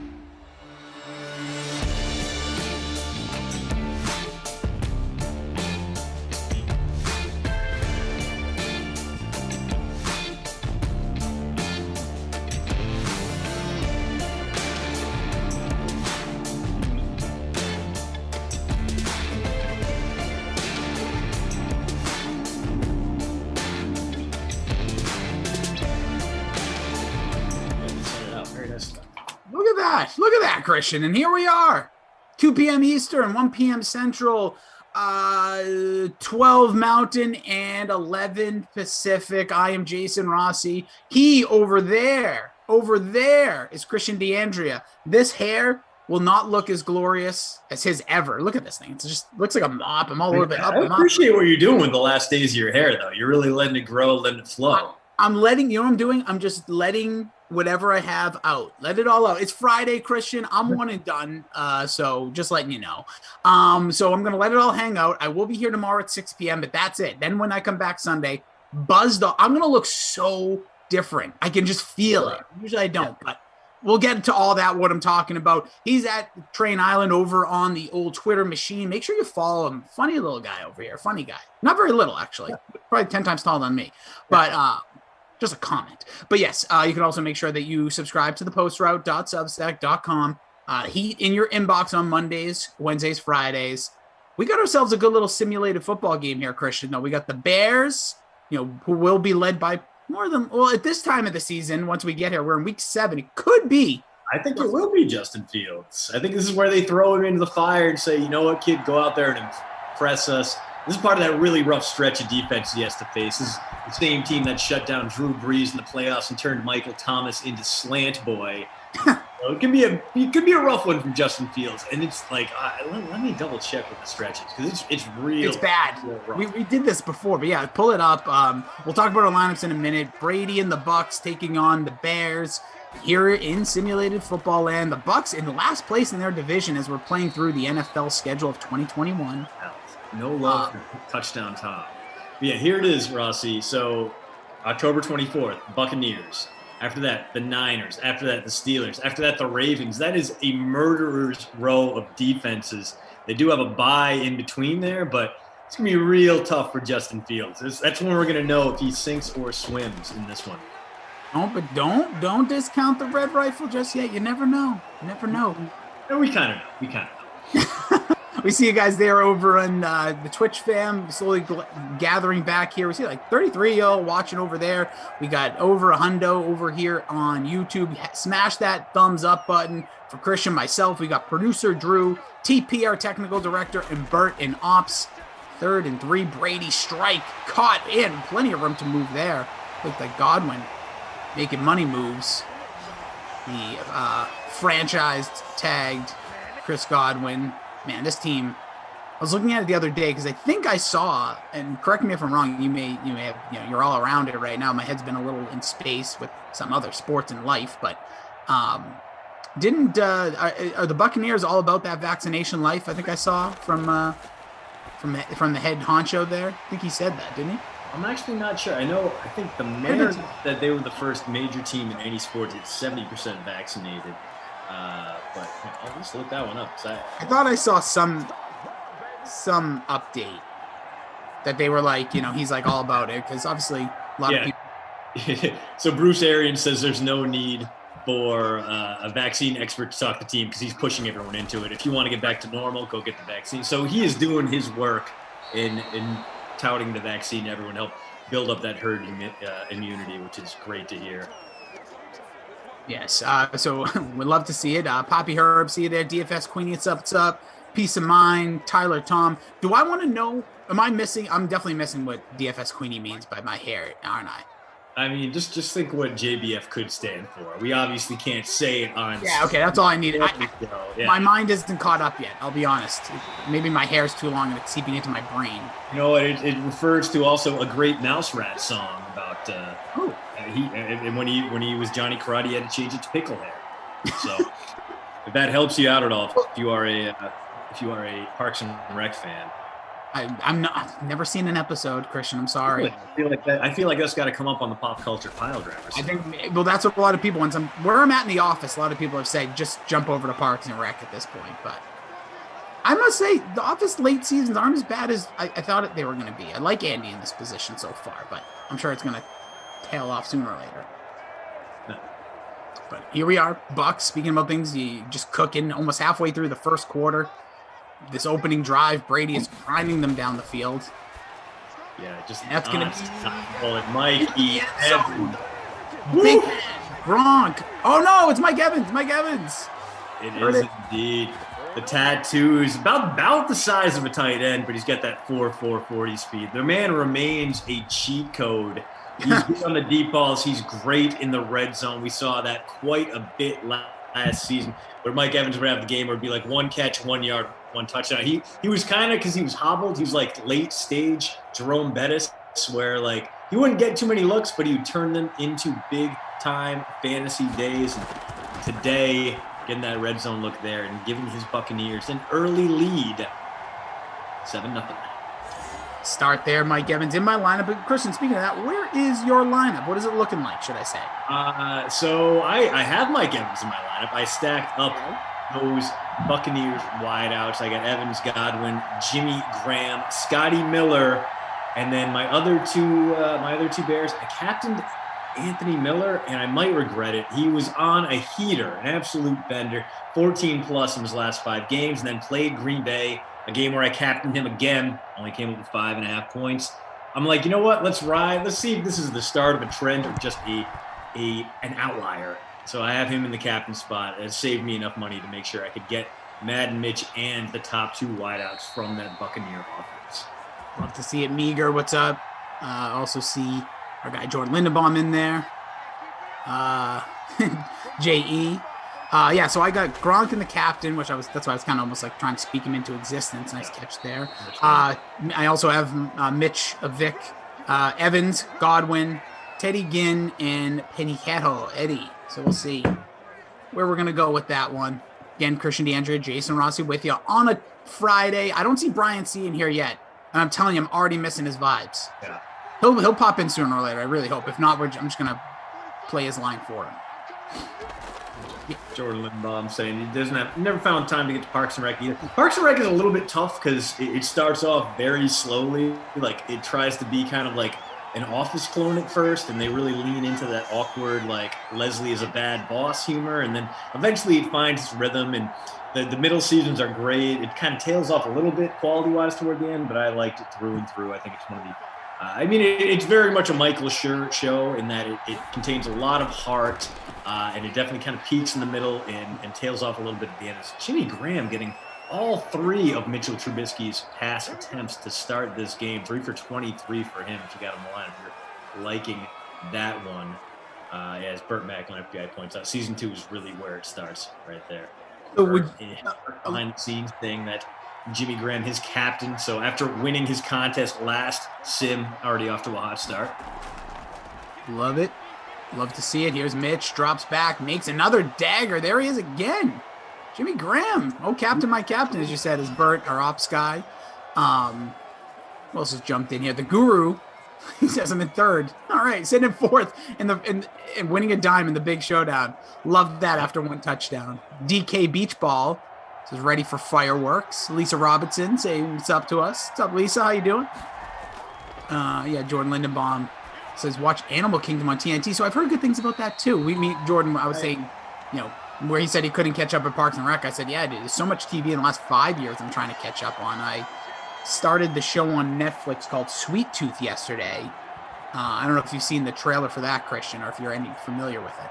I'm vaguely familiar. I'm more familiar with the fact that USA Today put a fake cover on all their newspapers, sponsors some SpawnCon that was basically like, oh my God, human hybrid animals born across the U.S. And I'm just like, there are maybe people stupid enough to think this is real. This is real, really irresponsible from both Netflix and USA Today. Really dumb advertisement. I love it. I love it. I love viral campaigns that make people get mad. It's a Netflix show for those that are wondering.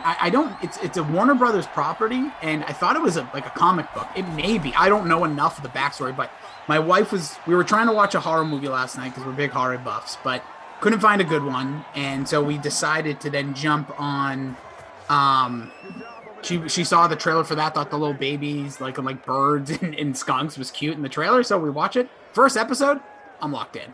But we're not going to binge it because we realize when we binge something, we don't soak it in enough. So we're going to try to watch an episode every few days. Not that you guys need to know that, but giving you all the way the sausage is made in the Rossi house. That's Trubisky. Speaking of which, Rossi, I got a friend right now headed out to the worst house. Going out, it's a great German sausage spot, Fitchburg, Wisconsin. I actually can't remember the actual name of the place because they have weird hours, but they do like brat fries on like Fridays.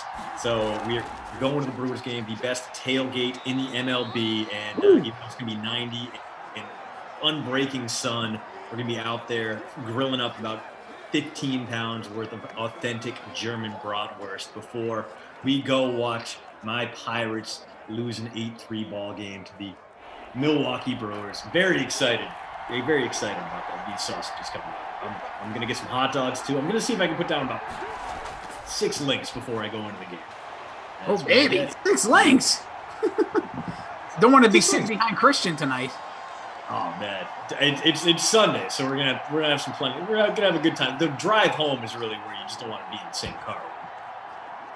Demetrius Harris call there, but can't hang on to it, so we're gonna get. They're gonna go for it. I love it. Big play here. Oh, they try to push it with Montgomery, and they're not gonna get there. Tampa Bay takes back over. 4 seconds remain in the first. Tyler Tom says, Rossi, did you ever watch that crispy 95 classic Bushwhacked? Daniel Stern was in it.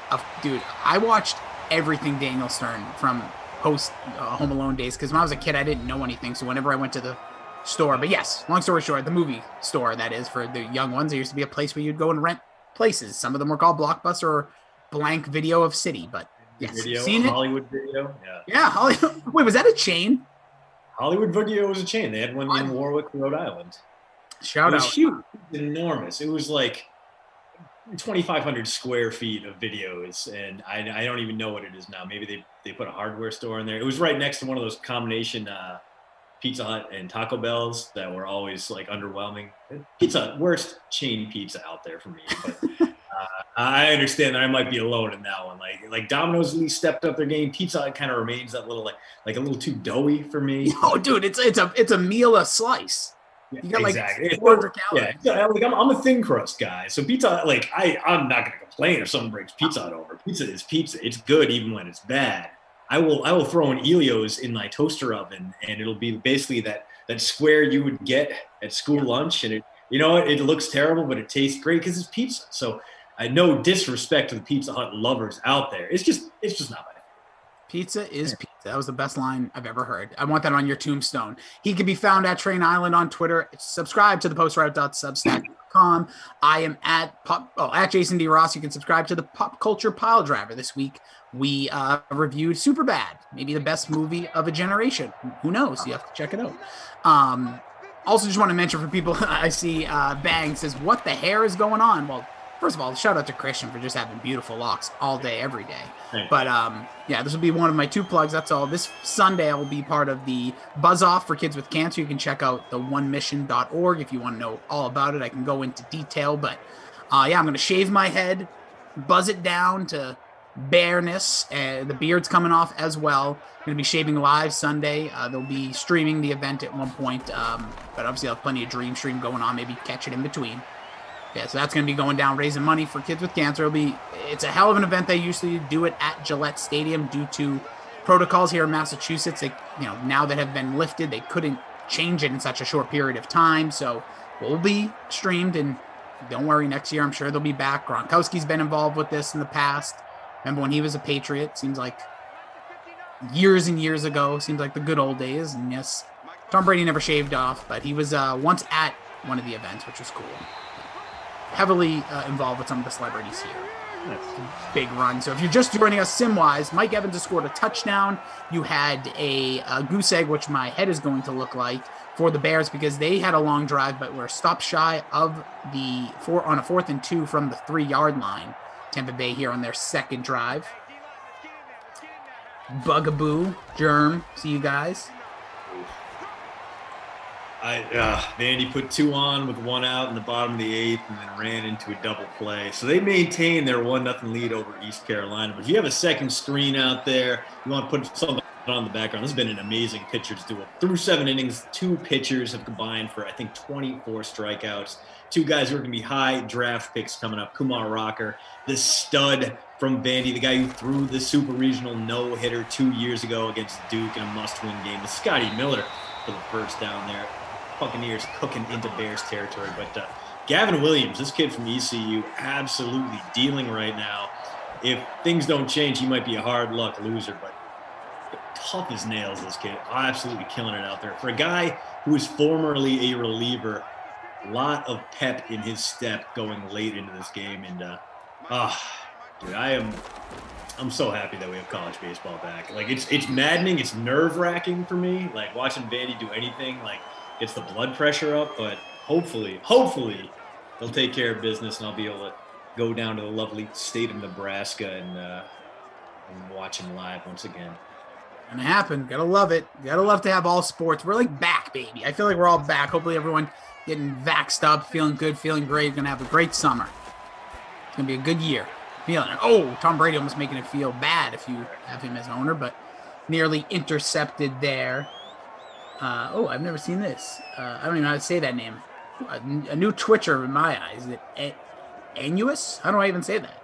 I'm not gonna repeat it because I don't know if it's a bad word. So I think it's Ice. All right, we'll go with that. I'm going to go with I to make myself feel better. Our DFS Queen already had me Google search and not safe for work thing, so. Yeah, that's fair. I'm not falling into full Glash territory here. People looking, Johnny's calling for a Godwin touchdown. We shall see great energy in the hair, says the Freak. Oh, Freak, you're too much, dude. That's great. That is great. I would say we're probably, right, we have to, at current state, Christian always repping the hair, but we probably have to be the 2 longest haired dudes, right? At this point, yeah, I'd say so. I'm trying to think who even like rivals us on this in Simland. Not that my hair isn't really long; it's just longer for me. Right. It's like Emerson goes to the barbershop every other day and make sure his fade is tight, and he gets waxed at the same time, which seems excessive to me, but he says he loves it. So props to him. Good for him having the tough skin to be able to do that 3-4 times a week. Yeah, I'm trying to think of who else even has like long-ish hair. Well, Marca, good call. Oh yeah, good call, TP and Drew. He's probably way longer than mine. One time he took his hat off and turned around. Holy Lord, I had no idea what I was witnessing. It was like watching CGI. Bert saying his was longer than Christian's, but he cut it all. So he had for a wedding last week. Oh, you coward. For the wedding. Don't worry about social pressure, Bert. Did you see Dan Russell? He shaved his completely down all the way to the roots. Raised $125 for a child with cystic fibrosis. That's cool as hell. That's awesome. And speaking of awesome, there is a Chris Godwin touchdown. Who was it that said Johnny Lambert spoke it into existence? Ashley Edwards spoke it into existence. That is happening, and the Bears all of a sudden down hard right now, about to be a 2-touchdown lead for the Bucs. There it is. Good call there by Christian. So Godwin on the board in my lineup as well. I feel like our guy BK. I'm gonna actually look at the score because I'm like, am I doing well? Neither one of these guys are captained, and I don't have Brady. So once scores are updated, I don't think that's gonna really help me too much. Oh no, I'm doing okay. It's Ted Ginn with a goose egg, Pinheiro with a goose egg, and Mitch with 1.6 not helping.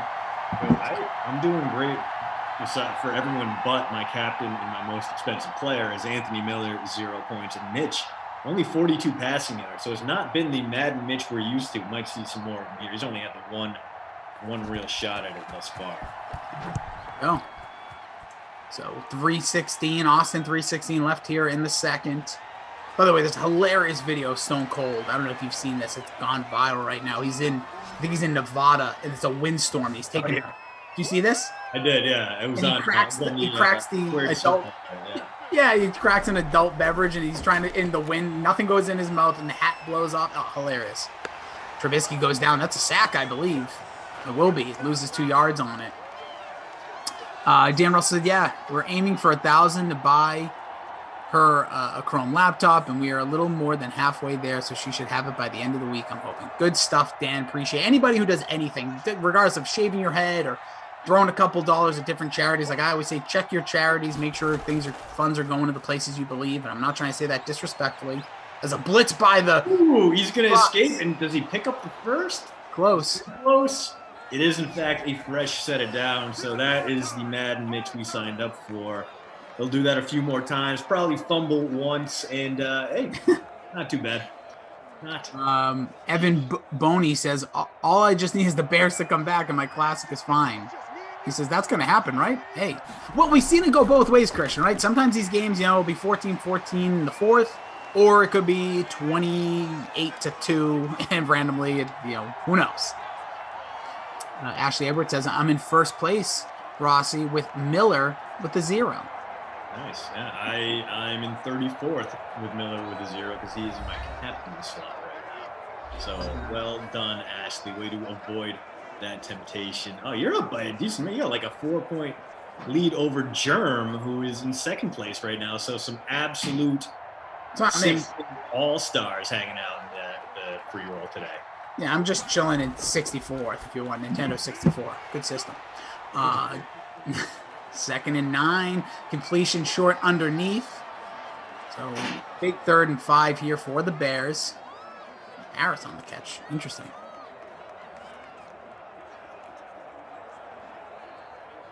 Yeah, dude, the N64, I have one lying around somewhere. I'm pretty sure. I hope it made the trip up when I moved up from Indianapolis, but when I got in the truck, I forgot to close the back of the U-Haul, so I lost a bunch of stuff on the way out, including Mike Tyson's Punch-Out, and I think there might have been, the N64 system might have been in there. I haven't seen it in a while, but I can get that out and bring back Mario Party now that we can have friends over comfortably. A good 50-turn game on like a rainy Sunday, maybe a couple beverages of Mario Party 4 or 5 or whatever it is that I have there. Great way to pass the day and a great way to turn your friends into enemies, because when they steal a star from you, you know nothing but hatred. Because, hey, there's Anthony Miller. There he is. Speaking of what you just said, I was in a Mario Kart tournament. Again, my bad. Oh, it's all good. I finally got some points. I was in a Mario Kart tournament earlier this week, as I talked about a little bit, and yeah, how'd that go? Bad. A dude jumped in. We did 24. It was a private thing. We did 24 races. Somebody jumped in the 18th race and touchdown across the middle, goes right up the gut, and that is Allen Robinson. A great day to roster the wide receiver ones, because now Mike Evans and A-Rob on the board with touchdowns. Both franchise tag, both making buco bucks in 2021, and both paying off for you here. Allen Robinson was owned in 42% of leagues, captain in 7%. So happy owners. Yeah, Dan, I appreciate you, dude. We see you there. But dude, yeah, I was in this tournament. It was bad. Some guy hacked his way into our game. I don't even know how hacked is a very poor choice of words with what's going on in the world right now. But somebody found their way into the game because one of the guys was streaming it and came in with 6 races left and beat me. Total points. I had 17 points of 18 races of points. I was playing so bad. But that's with the Switch. And I actually had it handheld, which I don't think was the best idea. I don't know if you're a Switch owner or anybody has a Switch, but you can do handheld. You can plug it in, play on your TV. I think handheld was a bad call. I do not have a Switch, unfortunately. Looks awesome. It's a blast. Disco says, bust out No Mercy on N64. Oh, I'd love that. Yeah. I used to spend way too much time on all those. I mean, those N64, that was probably the peak of wrestling video games right there. It made PlayStation because there was the run of those SmackDown games, but yeah, N64 was my favorite. Yeah, he says he loves the Switch, Bert. Yeah, Bert, drop your friend code, bro. No, that's the most annoying thing. Codes can't just be like your last name with 4 letters on it. It's it's like a credit card number. Yeah, Ashley Edwards saying Captain Godwin. Yes, let's go. All right, Ashley, let's see it. Nice catch across the middle. Bucks are threatening here. Let's see what else we got. Tom Terrific. Yeah, she's all about it. Vandy 3 outs away now. Kumar Rocker's day is done. His last start at Hawkins Field is a gem, an absolute banger. Jason Rossi, 7.2 innings, 11 strikeouts, only 3 hits allowed.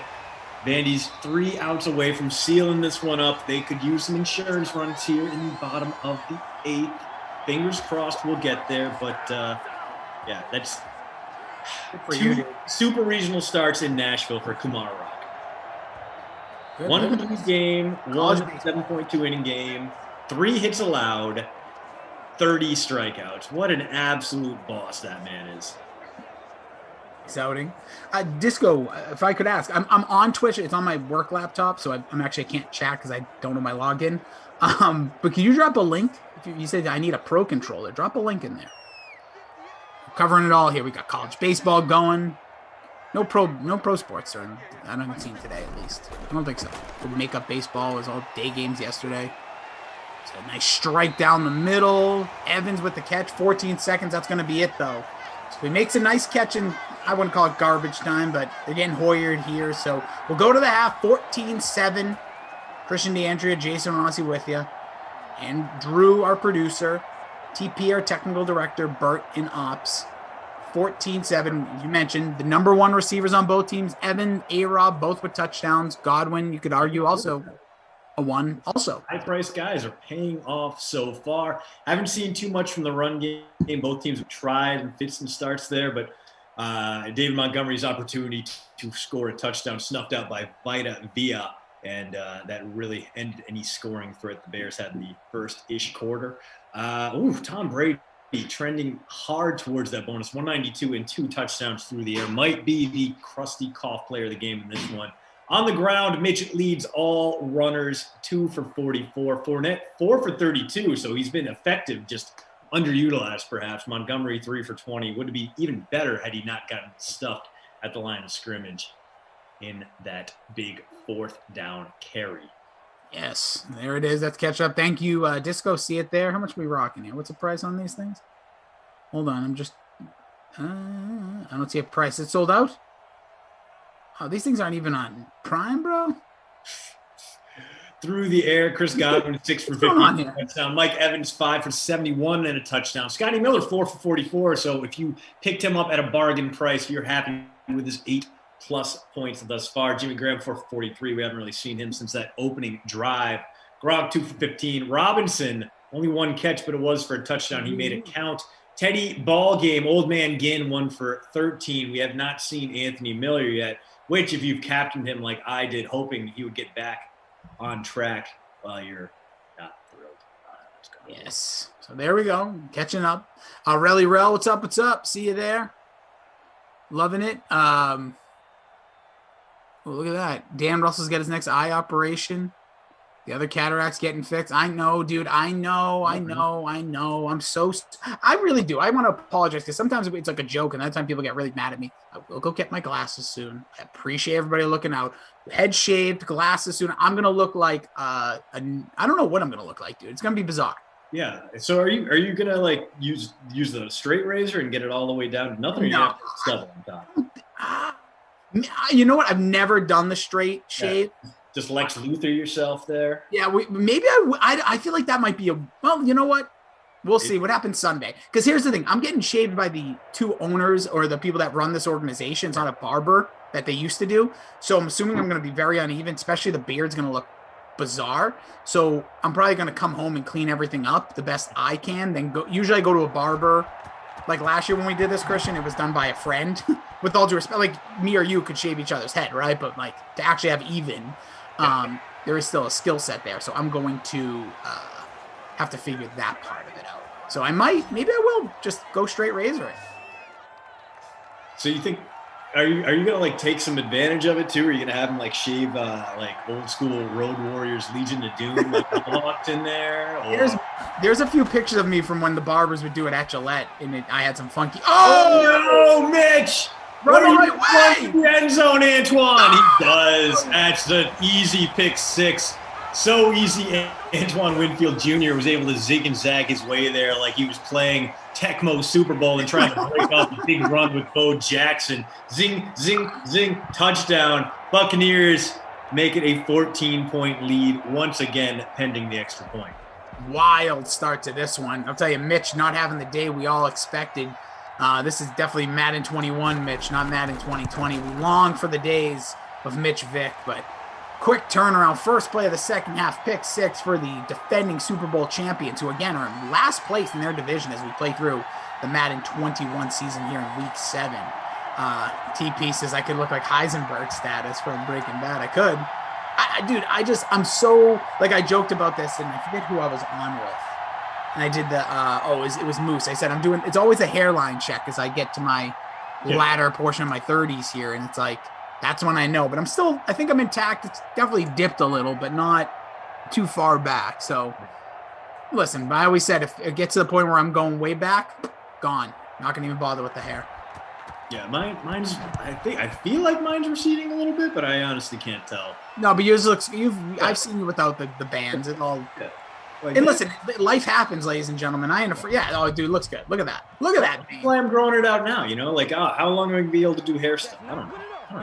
Got a lot. Like I'd say about a third of the high school guys that play in my fantasy league are all dealing with some pretty significant male pattern baldness, and it's like, all right, well, there's a 1 in 3 chance that I lose the opportunity to keep this luscious hair going forward. So might as well do fun hair things now. Love that.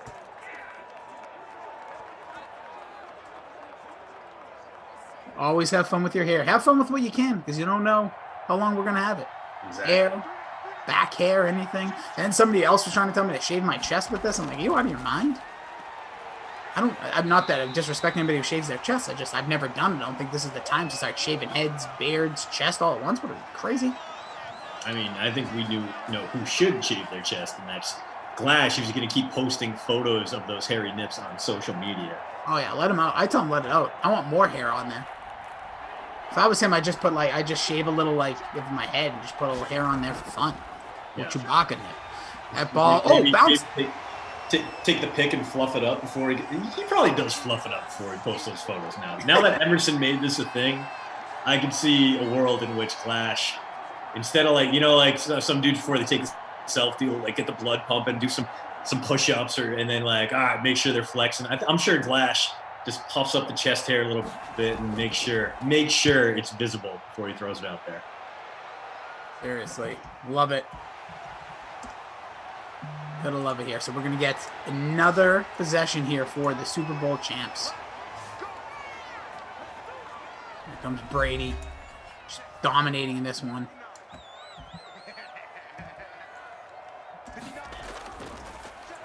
You ever have work? It's funny. I'm trying to type something, and I just realized. Tommy, what are you doing? Rough in the passer. At the end, too, or is this going to be a hold? It's going to be rough. Oh, you're right. Good call by you. I love the conversation Jordan Warren's having with the chat about all these old school movies. Good stuff. Love the chat today. Hope everyone's doing well. Happy Friday, everybody. See you guys there over on Twitch as well. Dwyer, Leeds T, Bugaboo, Malaga Disco. Names I can't say because I don't know how to speak. Love to see it. Oh, Justin Fields, speaking of breaking news for the Bears, officially signed his fully guaranteed $19 million contract, according to Adam Schefter, picture directly from the Chicago Bears. So Bears fans, be excited. Justin Fields, $19 million, not a bad day for him. Yeah, you can do some work with that. I mean, invest it wisely. You might be able to live a few years off that. I mean, if you're not into that Emerson Latzia track where you're doing things like paying for priority Uber Eats or having groceries delivered to you like an English regular. Jeff Mandan, sup. See, Zach Morris is trash. Zach Morris is trash. When's the new season coming out of that? How much more content can that series? Yeah, I feel like they may have come to the end of the rope there because there were not that many original episodes of Saved by the Bell. It's a big third down pickup there. It's Mike Evans again. And Rossi, the Bears are about to be in some real trouble here. They need a turnover. Yeah, it's gonna need, and the bleeding needs to stop soon. It's the quarter a little bit slower than before because the turnover and Bears went 3-0, but still they're already in field goal range or right at the edge. So we could be looking at a 3-score game before, with potentially less than half of the third left to go. So got to turn around quick here if you're the Bears. Checking out some lineups are being released for tonight's baseball if you want to get into the action. See some stuff we told you about the sweat earlier, and that's going to be a stop there. So here's a huge third down for the Bears defense. Or potentially, if you need more Patriots offense, like Ashley Edwards and Evans, baby. Godwin TD. Ashley Edwards just wants all the Bucks. Just give me all them Buccaneers. I could use Gronk. Can I put that in the chat? I'm just going to see if I can speak it into existence. You can speak Gronk into existence. Yeah, just put it up. Ooh, what had the advantage if they run here? Instead, it's going to be a quick throw. No, it's not going to be a quick throw. Got it. There he is. Evans. Throw, though, as Evans, again, making noise, keeping the ball out of the Bears' hands. This drive will continue, crashing toward the end zone. Love it. Very quickly, Ryan Pride. This is a good question. Now, really, you have to think deep now. Fantasy perspective says Rossi Christian. If you had the number 1 pick in a PPR league, who would you take with the number 1 pick? I was talking about this the other day, and for me, it comes down nice to great block there. Terrible throw from Brady. For me, it comes down to two guys. How do you feel about Dalvin Cook? How do you feel about Christian McCaffrey coming back? McCaffrey, I'm a little bit skeptical of new quarterback situation there, but he's going to get so many more targets than Dalvin Cook. And I feel like you can't really move Barkley up into that range because they have a lot more receiving help now. You're not going to put Alvin Kamara up there until you know who's going to be throwing passes for the Saints. But Cook, is going to get a ton of carries, not a ton of targets. McCaffrey, is he going to be able to come back full strength from last year? I mean, Dalvin Cook did. Cook is a guy who came back from a pretty significant knee injury and is still pretty great. I hope this is why I hope I have the second overall pick in my season-long fantasy because I don't want to somebody else make the choice. Yeah, exactly. I like 60% of the time I would be like, oh, McCaffrey, let's go, and then 40% of the time I'd be like, let's get bold and go with Dalvin Cook. So, I mean, for me, it's between those two guys, and I would lean McCaffrey over Cook, but I can understand either way. And, hey, maybe you want to get bold and you want to throw Saquon in there, and you're like, you know what, this guy's going to come back angry. He's a workout machine. There's no way he didn't rehab himself to the fullest, and all the new found receiving help is going to open up lanes for him, but he still has Danny Dimes, so he's going to get a lot of check down passes. Hey, do you? I mean, go invest in Saquon. Fortune favors the bold. Yeah, for me, I see a couple other people dropping in here. Ashley Edwards says Cook. She would take Cook overall. We're going to get a field goal attempt. Nice stop by the Bears, but still time less than 10 minutes to play total here. Giraffe King says Mostert. That's a jump, dude. I love if that's what you're doing, I want to be in your league. But for me, the number 1 guy is still McCaffrey. For all the reasons you said, I 100% believe that he is worth the price because, yes, the new quarterback position, but same thing last year. And technically the year before, like Cam came in, then it was, Kyle Allen. Then last year you come in with, the hopes of greener pastures with Teddy Bridgewater. He had the injury, he played great outside of it. But I think if it's number 1 pick, you got to go with someone that the whole offense is all around. No, with all due respect to the weapons on that offense, nobody that stands out like, oh, they really need to focus on getting the ball more to Robbie Anderson with as well as he's played. I think Christian McCaffrey's your safe bet. Can't go wrong if you jump up on Saquon. If you tell me you want to go Cook, you tell me you want to go crazy and say, hey, Derrick Henry, go for it. But for me, my answer would be McCaffrey. Obviously subject to change. Eckler or Jones, says D-Rod, and then TP even asked, by that same logic, do you believe Eckler is a first-round draft pick? I do. I was kind of surprised that Eckler fell as much as he did in most fantasy drafts last year. I picked him up in the 3rd round of mine.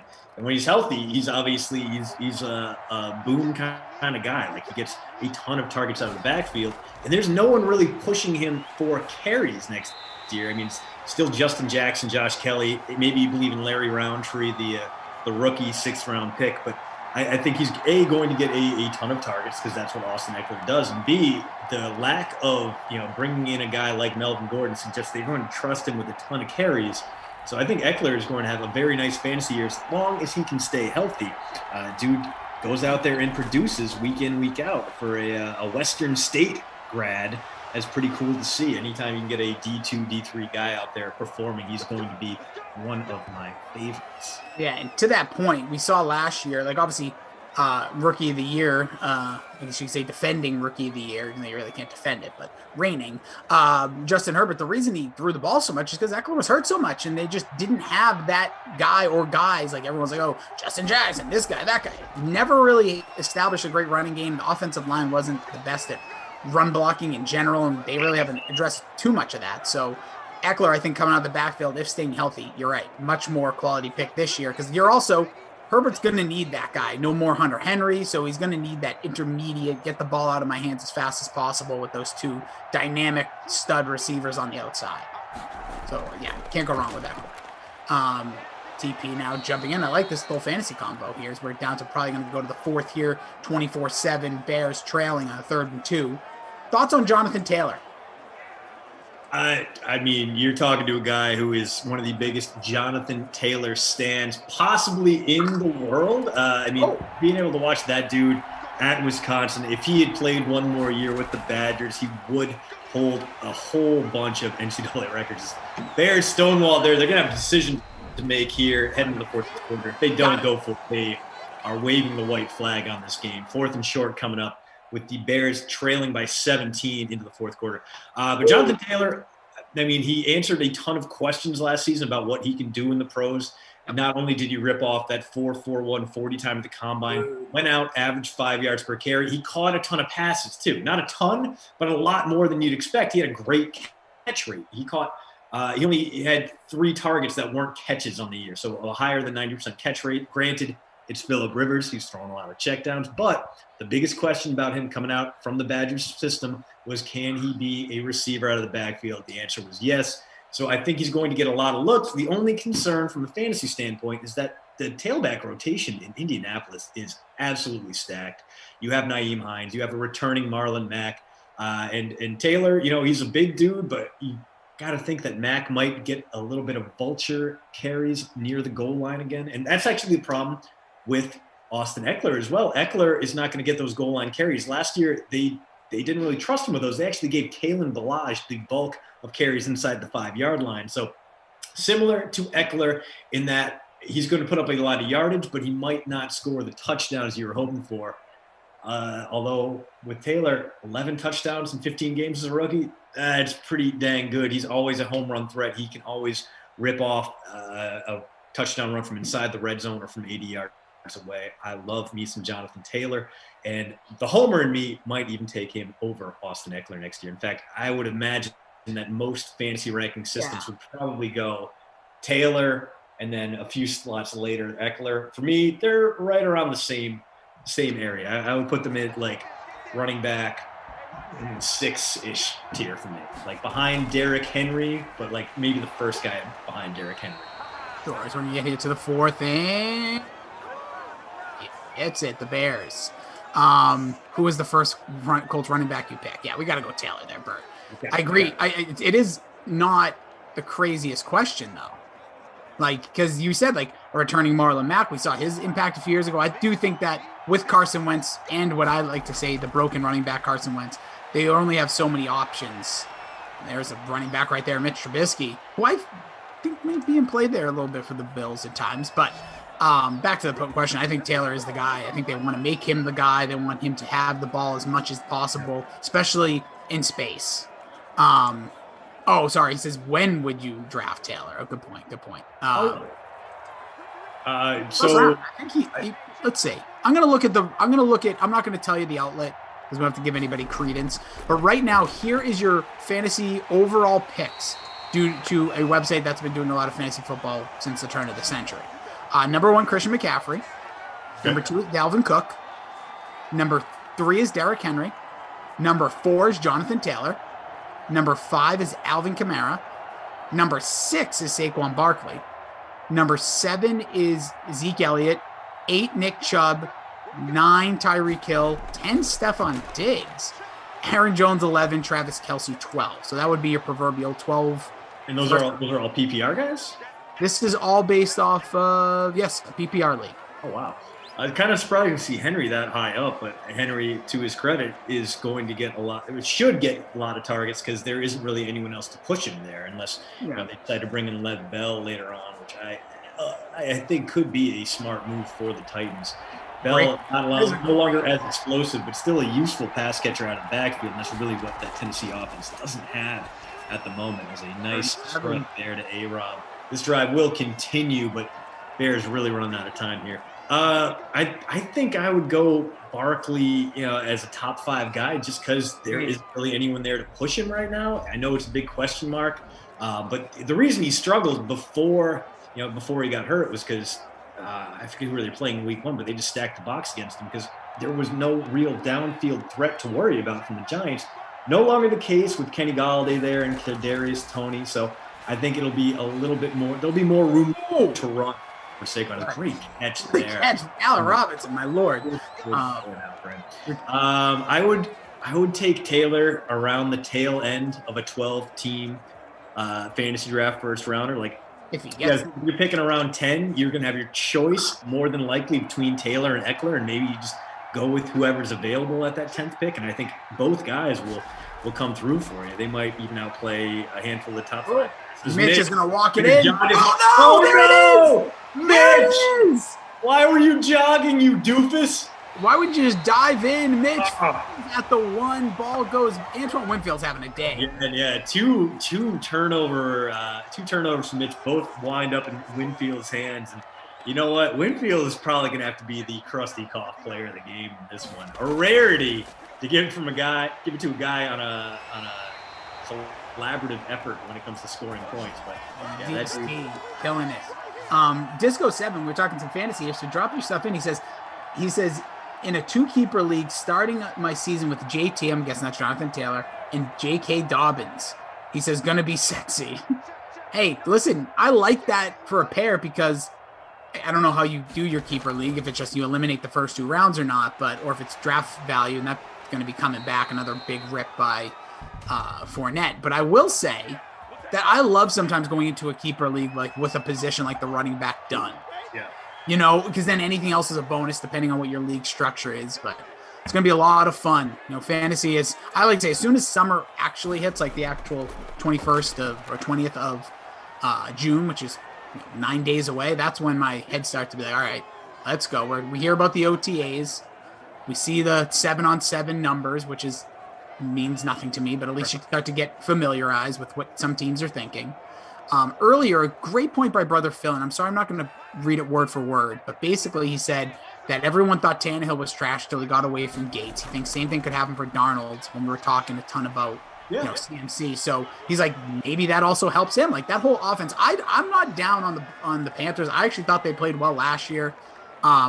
I think they have a shot at jumping the Saints in that division, depending on what we get out of that QB position. So I think that division is going to be a lot of fun, and you never know what kind of Super Bowl quote unquote hangover, even though the Patriots want to go for, I don't know, like perfection as of right now. Yeah, I think what we saw from Carolina last year is they overperformed for a while. Teams got used to them. They just didn't have the personnel to keep up. That defense was bad. But I think Matt Rule did a pretty nice job in Carolina last season. I think he might be a keeper there for the Panthers. I like what he was doing there. Don't love David Tepper trying to goad the Charlotte community into buying him a new stadium. Man, that's worth billions and billions of dollars. But I understand that is the grift when you own an NFL team. Just goes to show you, Rossi, you can't trust a man with a degree from Carnegie Mellon. That's the truth. We never knew it till now. Here's the Bears trying to salvage the day. 2:33 left here in the fourth quarter. Brother Phil, see you there, bro. Jared Kilgore, what's up, man? He says, I'm keeping A.J. Dillon for my 15th round. Aaron Jones, with his new contract, isn't almost guaranteed bust this year. I don't know about that, Jared, but I like, take a stab. You never know. Yeah, Jared, since I won the last contest, I told everyone I would be ripping a pack on the broadcast. I don't know if it's going to be today because this game's still got a little bit of juice left in it, but does it? You're right. You're right. You know what? I'm going to crack open. Give me Rossi. 87, 88, 89, or 91? What are you thinking? 87. 87. 87 tops Major League Baseball. Let's see what we get. If we get a Kirby Puckett in here, I'm gonna chalk that one up. I'm gonna count that as the ghost pepper ball. Love that. We got the Texas Rangers team leaders. We got a piece of bubblegum that smells like cardboard. The best. So much sugar in it too. All right, let's go. Oh, starting off hot with a Sparky Anderson manager card. Ed Lynch, a man oh my God, I'm gonna have to throw this picture up on the broadcast with the logos covered because this man, that man was a professional athlete. That man excelled. He made it to the pinnacle of his profession, looking like a disgusted emu. Beautiful. I turned back the clock. Reggie Jackson, B.J. Surhoff, a future star. Okay. Wow, that must have been really young. Yeah. Craig Reynolds, Todd Worrell, rookie. Oh, yeah. Little. Tom Nieto, who is 95% eyebrows. Rangers leaders. John Candelaria. Whacked was Trubisky. Felixson. Oh, my God. Rob Kipper wearing the tallest Pirates hat I've ever seen in my life. Look at that. Look at that thing. Beautiful.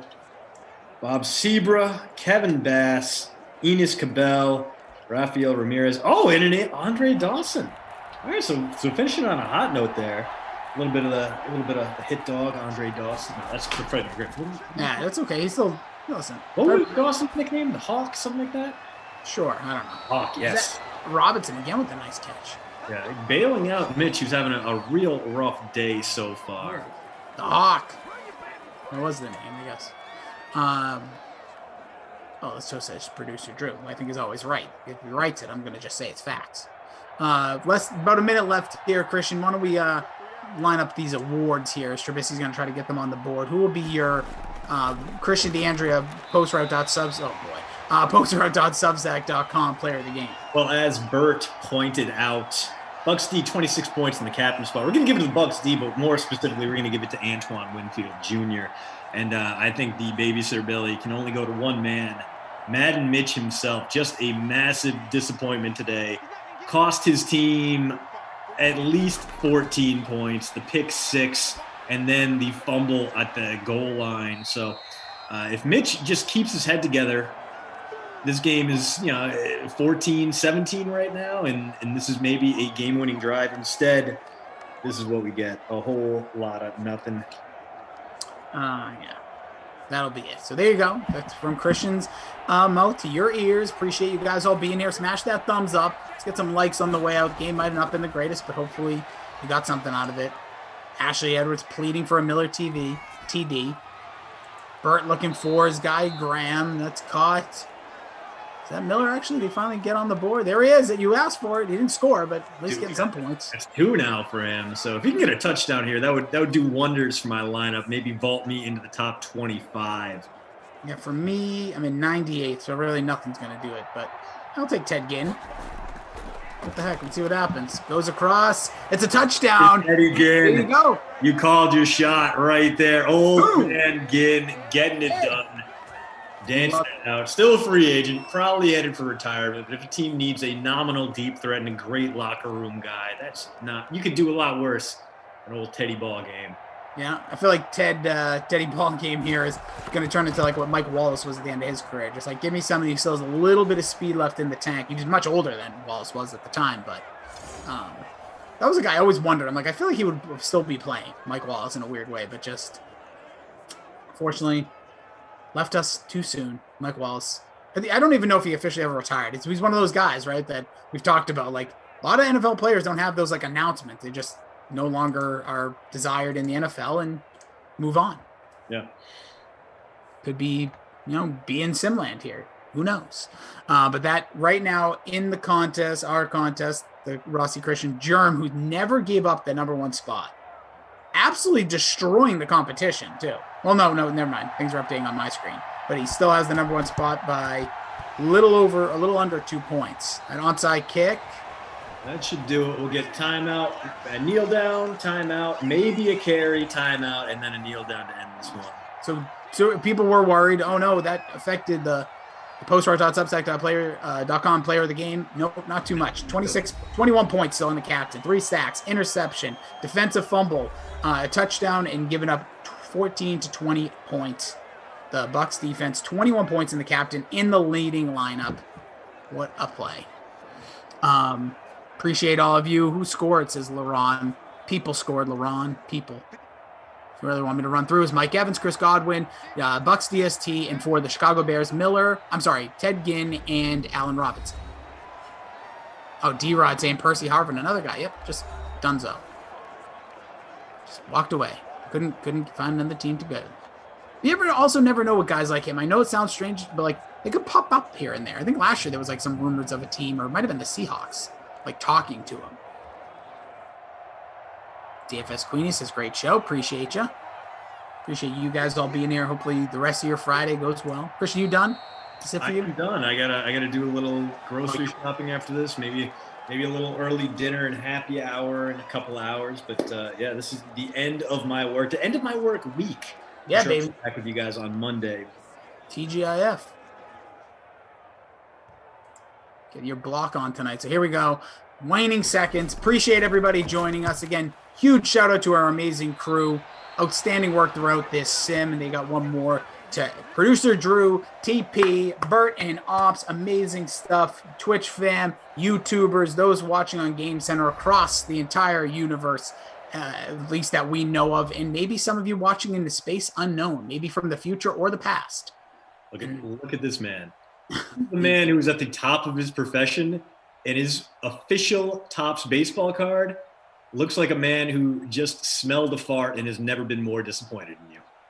Love to hear that. A beautiful, beautiful man, Ed Lynch.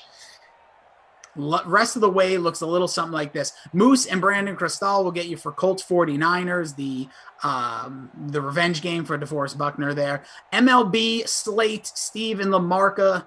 So you get Bukes yelling at you, LaMarca just baritoning and beautiful face his way through that hour. Then you get Saints at Seahawks for 6. Moose will be joined by Tara Lynn, who I know wasn't feeling well. Asked me and TP, Bert, a lot of info, so we'll see if she's feeling better by 6 p.m. She's got a big wedding this weekend. And then we have a little discus, baby. We got Atlanta and Boston. I didn't even know Boston had a team. But you got great stuff here coming up on the rest of your dream stream. But he is Christian DeAndrea. Make sure you subscribe to the postroute.substack.com. He gets it in on time. I am at Jason D. Rossi. You can check out the Pop Culture Pile Driver. 5-star review would really do a lot for me. I'm going to shave this head this Sunday, but appreciate each and every single one of you. Hope you have the greatest day. We'll be back here on the dream stream in a little over an hour, should I say. Right now, we give it over to our pal, Ross Tucker.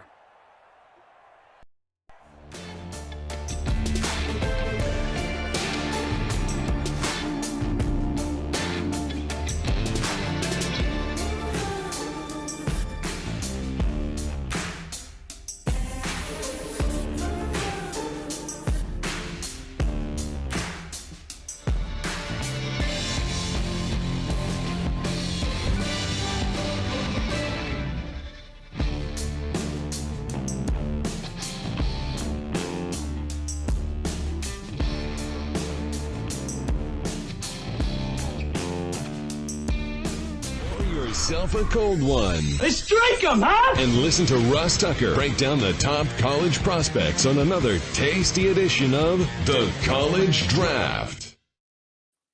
Yeah, it's Daddy Soda time here on the College Draft Podcast presented by DraftKings Sportsbook. Ridiculous offers on the NBA right now. Just ridiculous. Use the code Ross. Bet on my Sixers. Trust me. I am Ross Tucker, former NFL offensive lineman, 5 teams, 7 years, got a bunch of different podcasts. I'm loving them. Mondays, we always have an excellent guest on the Ross Tucker Football Podcast, which is always 30 minutes of on-demand audio, College Draft Podcast. I'm loving this series that Emery and I have been going through where we actually go over every draft choice. We've already done the AFC.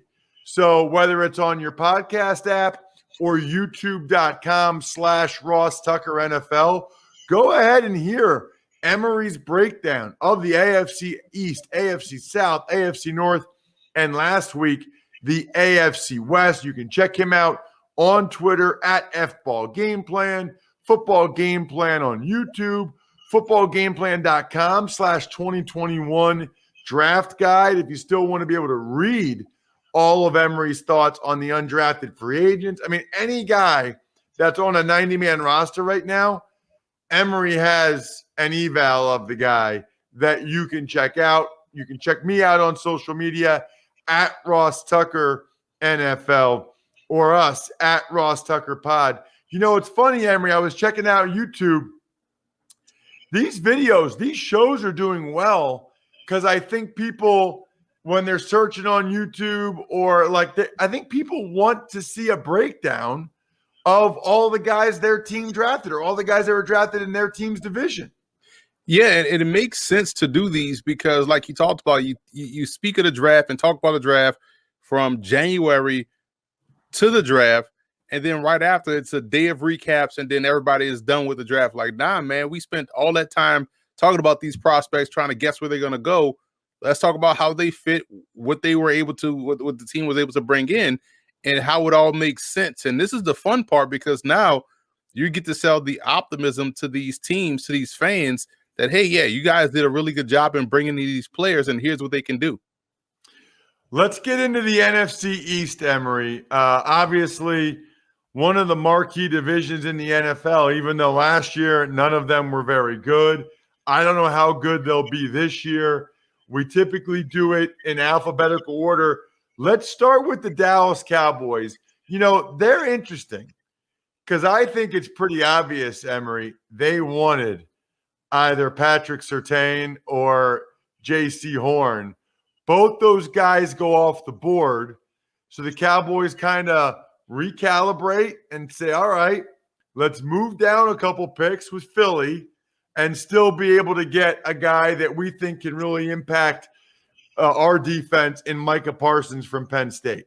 Love the pick because it fits the MO of what they want at that position and what you need at that position nowadays. You're talking about athleticism, someone that could, read and react, someone that can be a terrific blitzer. All of those things are Micah Parsons. When you look at him in conjunction with Jalen Smith, they let it be known that they're not trying to move Leighton Vander Esch. So to me, that trio of linebackers, I know they won't trot out all three at the same time. Maybe in some cases they will, but that's a guy that can definitely help your defense out. They needed help defensively at all three levels, and they got one in Micah Parsons. Well, and let me just say this. Sean Lee retired, and Jalen Smith did not play particularly well last year. I don't know if it's injury or what.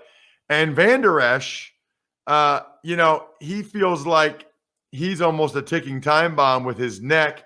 I remember being at the draft, I think it might have been the one in Nashville, asking Vander Esch about his neck.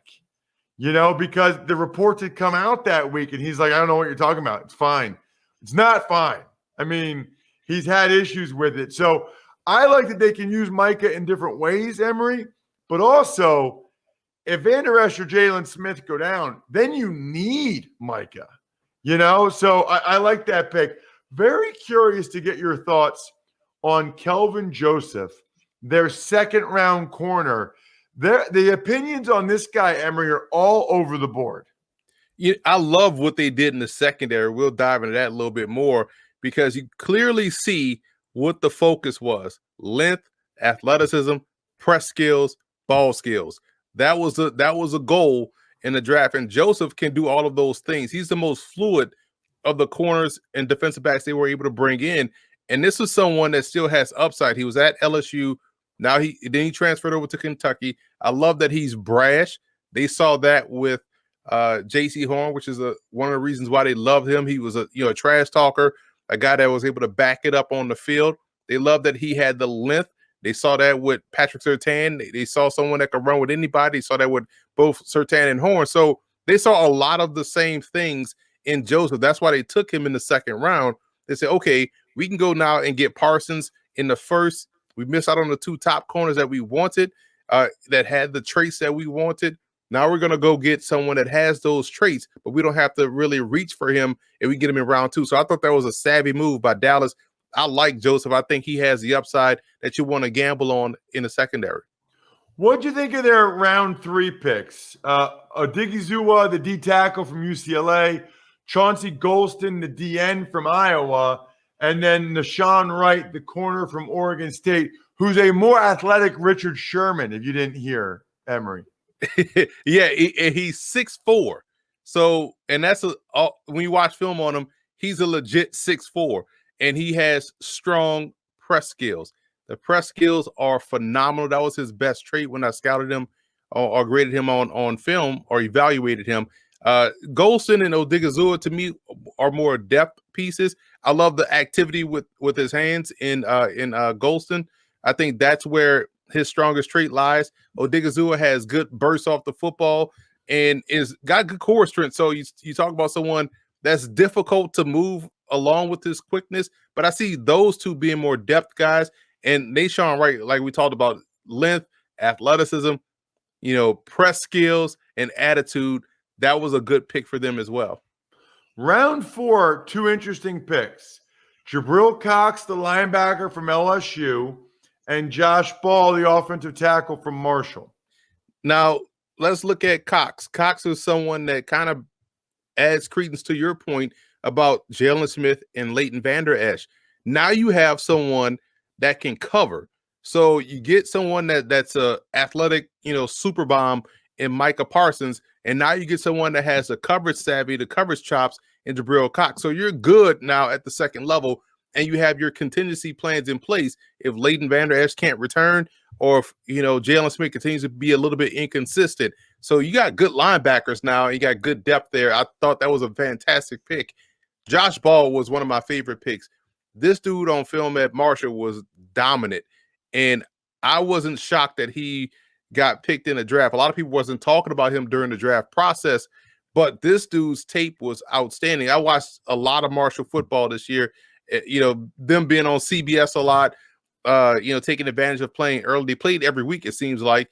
And when you watch him, you watch Tavante Beckett, the linebacker, you watch the running back who's now on this team as well, and Brendan Knox. You talk about their quarterback who's going to be tremendous.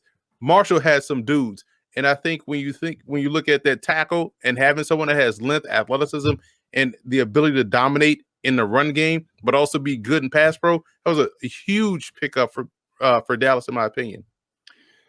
The last 4 picks: Simi Fehoko, the wide receiver for Stanford; Quentin Bohanna, the D tackle, Kentucky; Israel Mukamu, the cornerback from South Carolina; and Matt Farniok, the guard from Nebraska. What do you have on those guys, if anything? Mukamu is another one. 6'3", 6'4", long, athletic, best trait, press skills. And he can also play a little bit of safety. So look at Joseph, look at Mukamu, you look at Nashawn Wright, and you look at undrafted rookie free agent Tyler Coyle from Purdue. He played basically weak side linebacker for Purdue last year, but when you go back and watch him at UConn, he was a safety. And so he has good coverage skills. He also returned kicks. So they got long, athletic, and versatile on the back end. They aced the draft in terms of secondary. But when you talk about Simi Fehoko, I was shocked that he got drafted by Dallas. Dallas to me is deep at wide receiver. That's one area where I didn't think they needed to add anybody.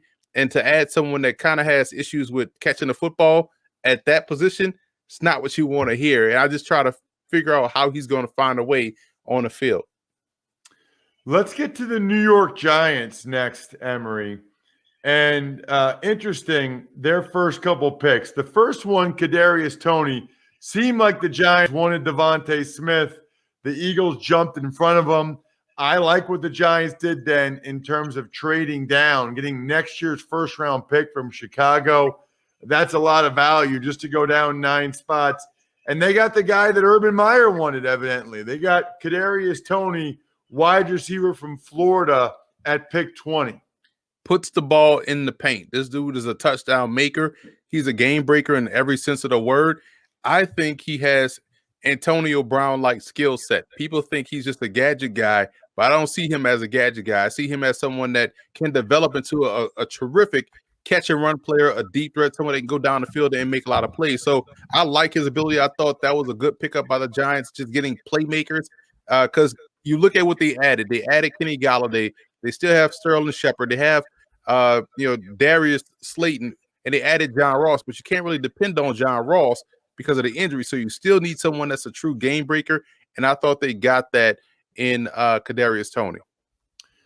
Next pick, Ojulari. Now, evidently there's something with his knee, but to get Ojulari, evidently, I mean, theoretically, the best edge rusher in the draft at pick 50 is ridiculous. I see him more as a Sam backer because I love his point of attack strength. He doesn't have the twitched up nature of his game to be a dominant pass rusher. He kind of has that one move. Yes, it's very successful, but when you look at him in the scope of this Giants defense, he kind of plays a lot like what they have already in someone like O'Shane Zimenez. He's just a strong point of attack player. Doesn't really have the length, but he has the power, but he keeps you good within the front seven at the point of attack. So getting him in the second round, when many people had him going in the first round, that's a huge steal for the Giants. Round 3, they took Aaron Robinson, the corner from UCF. Hard to press guys in the slot because of the nature of the slot being off the ball. But this dude does a great job in doing that because he has great footwork.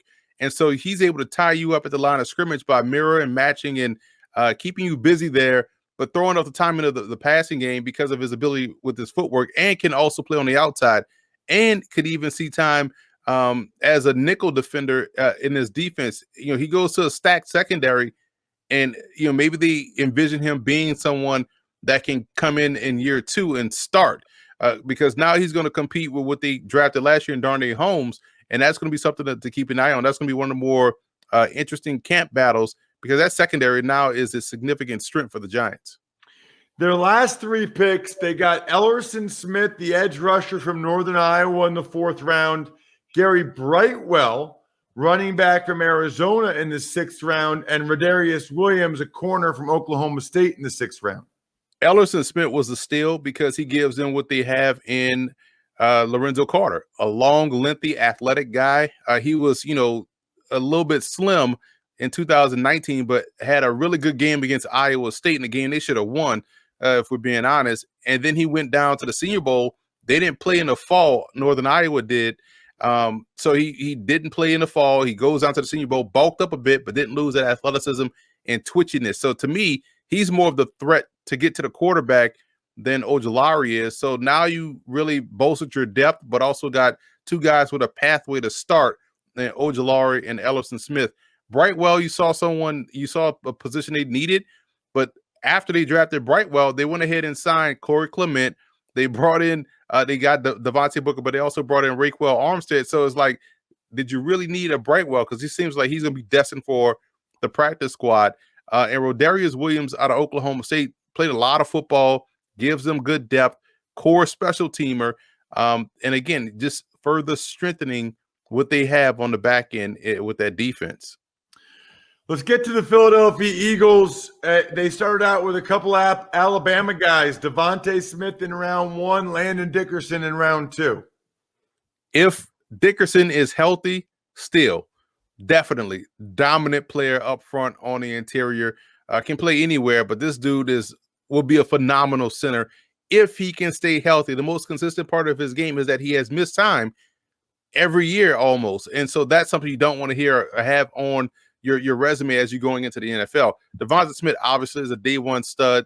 I said this before, I came in thinking that he was going to be Ted Ginn-like, and by the course of the season playing out, he became more Marvin Harrison for me. And I ended up with that as the comp, and how well he's able to run routes, isn't afraid of going over the middle of the field, shows good savvy and finding soft spots in zones while also being a good game breaker with the ball in his hands. Home run hit right there for the Philadelphia Eagles. Next couple picks, Milton Williams, the D tackle from Louisiana Tech, and Zech McPherson, a corner from Texas Tech. Yeah, Milton Williams came in as a defensive end, and they moved him inside the tackle, but he still has defensive end quickness, defensive end savvy, and defensive end type ability to get to the quarterback. Now you just have that inside. So he gives you someone that's sort of like what they had in Malik Jackson, someone that can do a little bit of both. So I love that pick. And you also talk about Zach McPherson. We talked about him a lot of times here when we were just going through positional breakdowns. Texas Tech's defense has had some really good players the last 2 seasons, one being Jordan Brooks, who went in the first round, and Broderick Washington, who I think went later in the draft or undrafted, but found a good role with Baltimore as well on the inside as a defensive lineman. But McPherson has good ball skills. He's a good open field tackler, very good instincts, and all of those things that you want in the secondary. And that's a position where, Philly needed help, and they got someone that I think it was really good in McPherson. I want to ask you about Kenny Gainwell. Went in the 5th round. We know Memphis's recent history at running back position. We know what Gainwell did in 2019. You were a Division I running back. It's the position that you might evaluate the best. Why did Gainwell not go till the 5th round, Emory?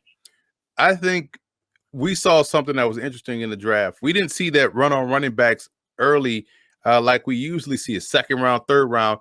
We saw Michael Carter go in the 4th round. You know how I felt about his game, and Gainwell just kind of, fell into, line with that.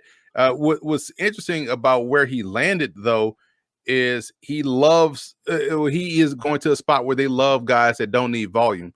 And to me, that's Kenneth Gainwell. And to be honest, that's any back that you can draft from Memphis over the last 3 to 4 years, because they've been used to not getting the volume of carry. So he goes into a situation where he has a clear pathway to the RB2 role. He can beat you on the ground. He could beat you in the passing game. He can also help you out as a returner. So him falling was probably just the nature of the position in this year's draft, juxtaposed to anything that, has to do with his talent, because the talent is definitely there.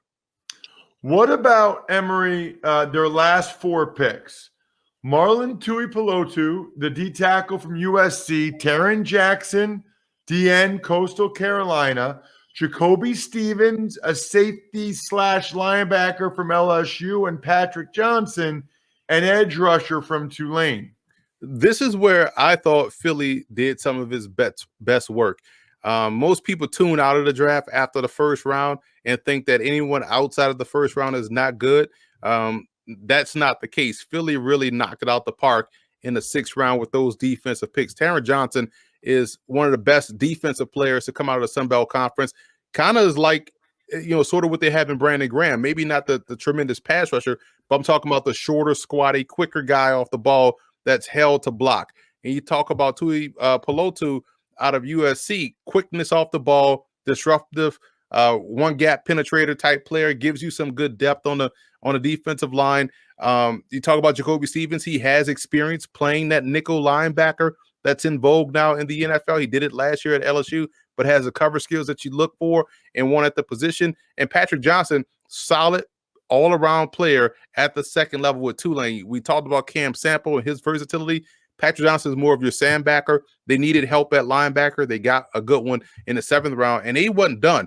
I'm looking at their undrafted free agents. Trayvon Grimes, 6'5", 230, big-time red zone threat. Jaquan Bailey out of Iowa State, a good rotational piece that has some good quickness off the ball. Go watch his TCU game, and you'll see him show those pass rushing chops.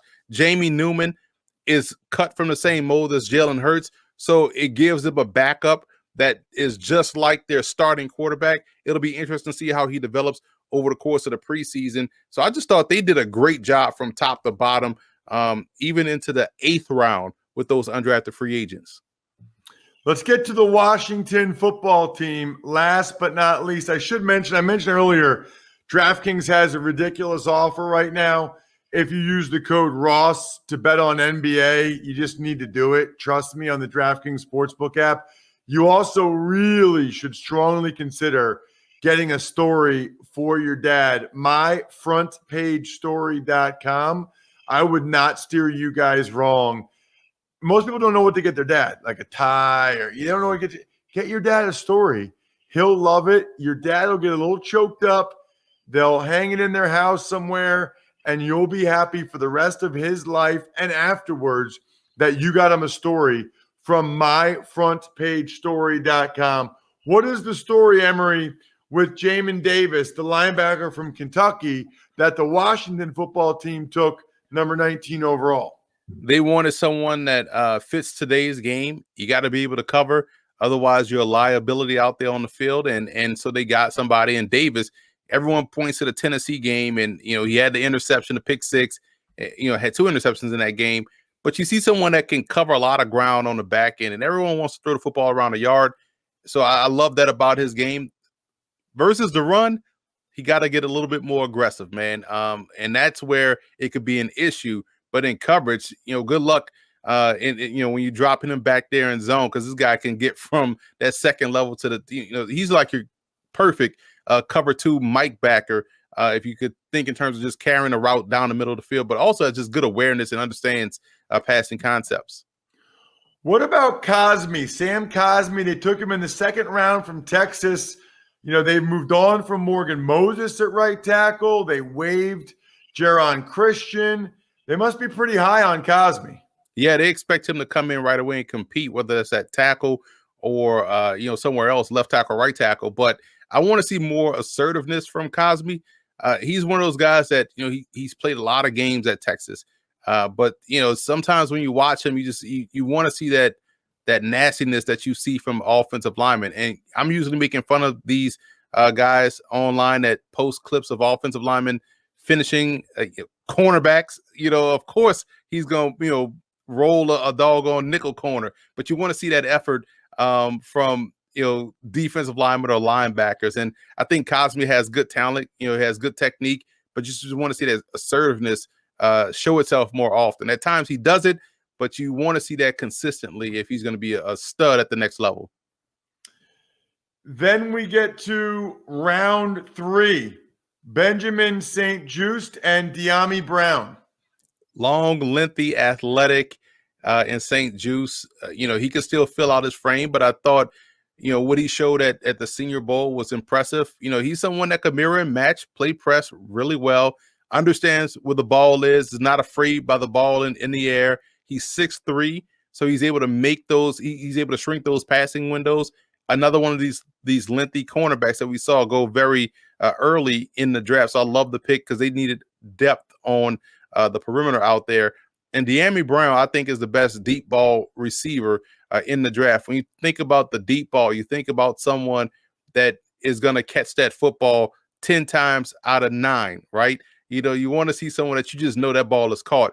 People question his hands, but when you watch him and watch the drops happen on anything that's coming back to the football.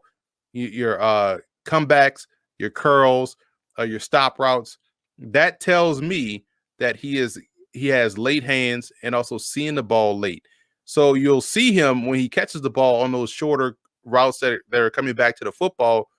You'll see him catch the middle or the back part of the ball. So that tells you he's seeing it late or getting his hands up late. So if you're getting hit at the same time, that ball is coming out. But when you see him go deep down the field where he has to track and run underneath it, he has time to get his eyes in the right place, his hands in the right place.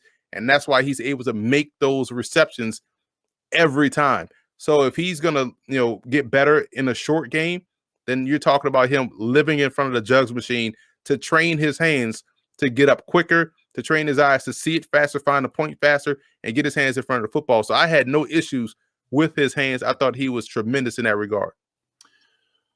You got John Bates, a tight end from Boise State in the 4th round. Derek Forrest, a safety from Cincinnati in the 5th round. Yeah, I'm interested to see how Bates fits into this offense. I think they saw good progress from Logan Thomas, and he's going to be their tight end. Maybe they view Bates as someone that could be a solid inline guy that could help aid their run game. And Forrest, to me, we talk about players coming from programs sight unseen, and I'm sold on. If you told me you got a defensive back from Cincinnati, I don't have to see his tape. All right, good, take him because I know he can play. And Forrest was someone that was impactful this year for the Bearcats. He's a good safety that drives well on the football. Open field tackling skills is where it needs to be, and does a good job of playing the ball when it's in the air. Talk about in the short area zone coverage. part of the game. So I do think he's a good, solid safety. Another area where they needed some depth. They needed to get better, and I thought they got better with Forrest. Well, I'm sure as heck not going to ask you about a long snapper. So let's get to round 7. Will Bradley King, a DN from Baylor, Shaka Toney, an edge rusher from Penn State, and Dax Milne, a wide receiver from BYU. Shaka Toney is someone that is going to be he's going to find a way on the field. Whether he's going to be a core special teamer, number one, but he's active enough to where you got to put him on defense in a sub package role and just let him get after the quarterback because he's going to find his way to the backfield. I'm surprised more people weren't talking about Dax Milne than anything, because you think about someone that on a receiving in a lot of those space bombs by Zach Wilson. This dude was saving Wilson a lot of times with how he's able to go up and make these contested catches. So I thought those 2 receiver picks of Brown and Milne were excellent. And William Bradley King, depth piece. They needed, somebody to help keep that rotation strong. I'll be interested to see how he fits in the rotation with Washington. Next week, we will dive into the NFC North. I cannot wait. Make sure you check out this man on social media. It is so awesome to have a guy that can go over every draft choice and has insight into all of them. I'm taking notes while we're talking. At FBall Game Plan on Twitter, Football Game Plan on YouTube. Certainly check us out on YouTube. We got all the highlight clips and the full show. YouTube.com/Ross Tucker NFL. I'm at Ross Tucker NFL. At Ross Tucker Pod is the podcast network's handle. NFC North next week. Other than that, the keg is kicked. We are all tapped out.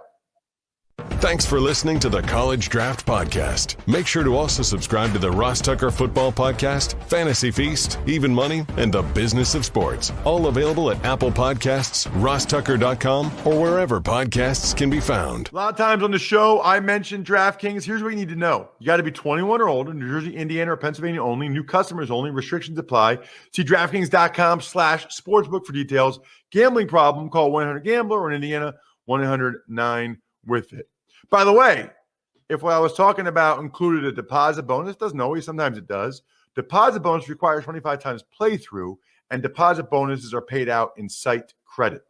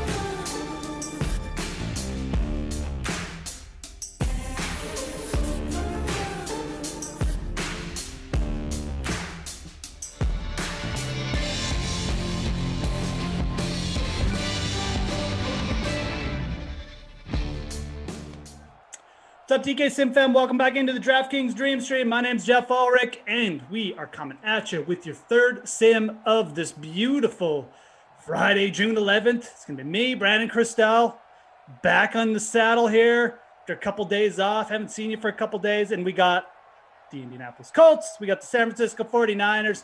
Match up a couple pretty solid sim teams, if we're being honest here, Brandon. I don't mind these two teams. No, certainly when you've got Raheem Mostert, you've got maybe the best running back on the game, it feels like. I don't know exactly what he's done in this little season that we started, if you will, 6 games ago for every team. Because we got to be – are we finishing up week 6 or are we into week 7 yet? I haven't tracked it to the day. But the Niners are always fun. Does Kendrick Bourne score? Does Debo score? Does Kittle score? And then for the Colts, it's kind of the same thing, right? Phillip Rivers, you don't know. Some games he'll have a 300-yard game and 3 touchdowns. Other games will have 120 yards and 1 score. So, and which skill guy do you pick on the Colts? So I was able to make a contest super early this morning. I was proud of myself. I hope you got in it.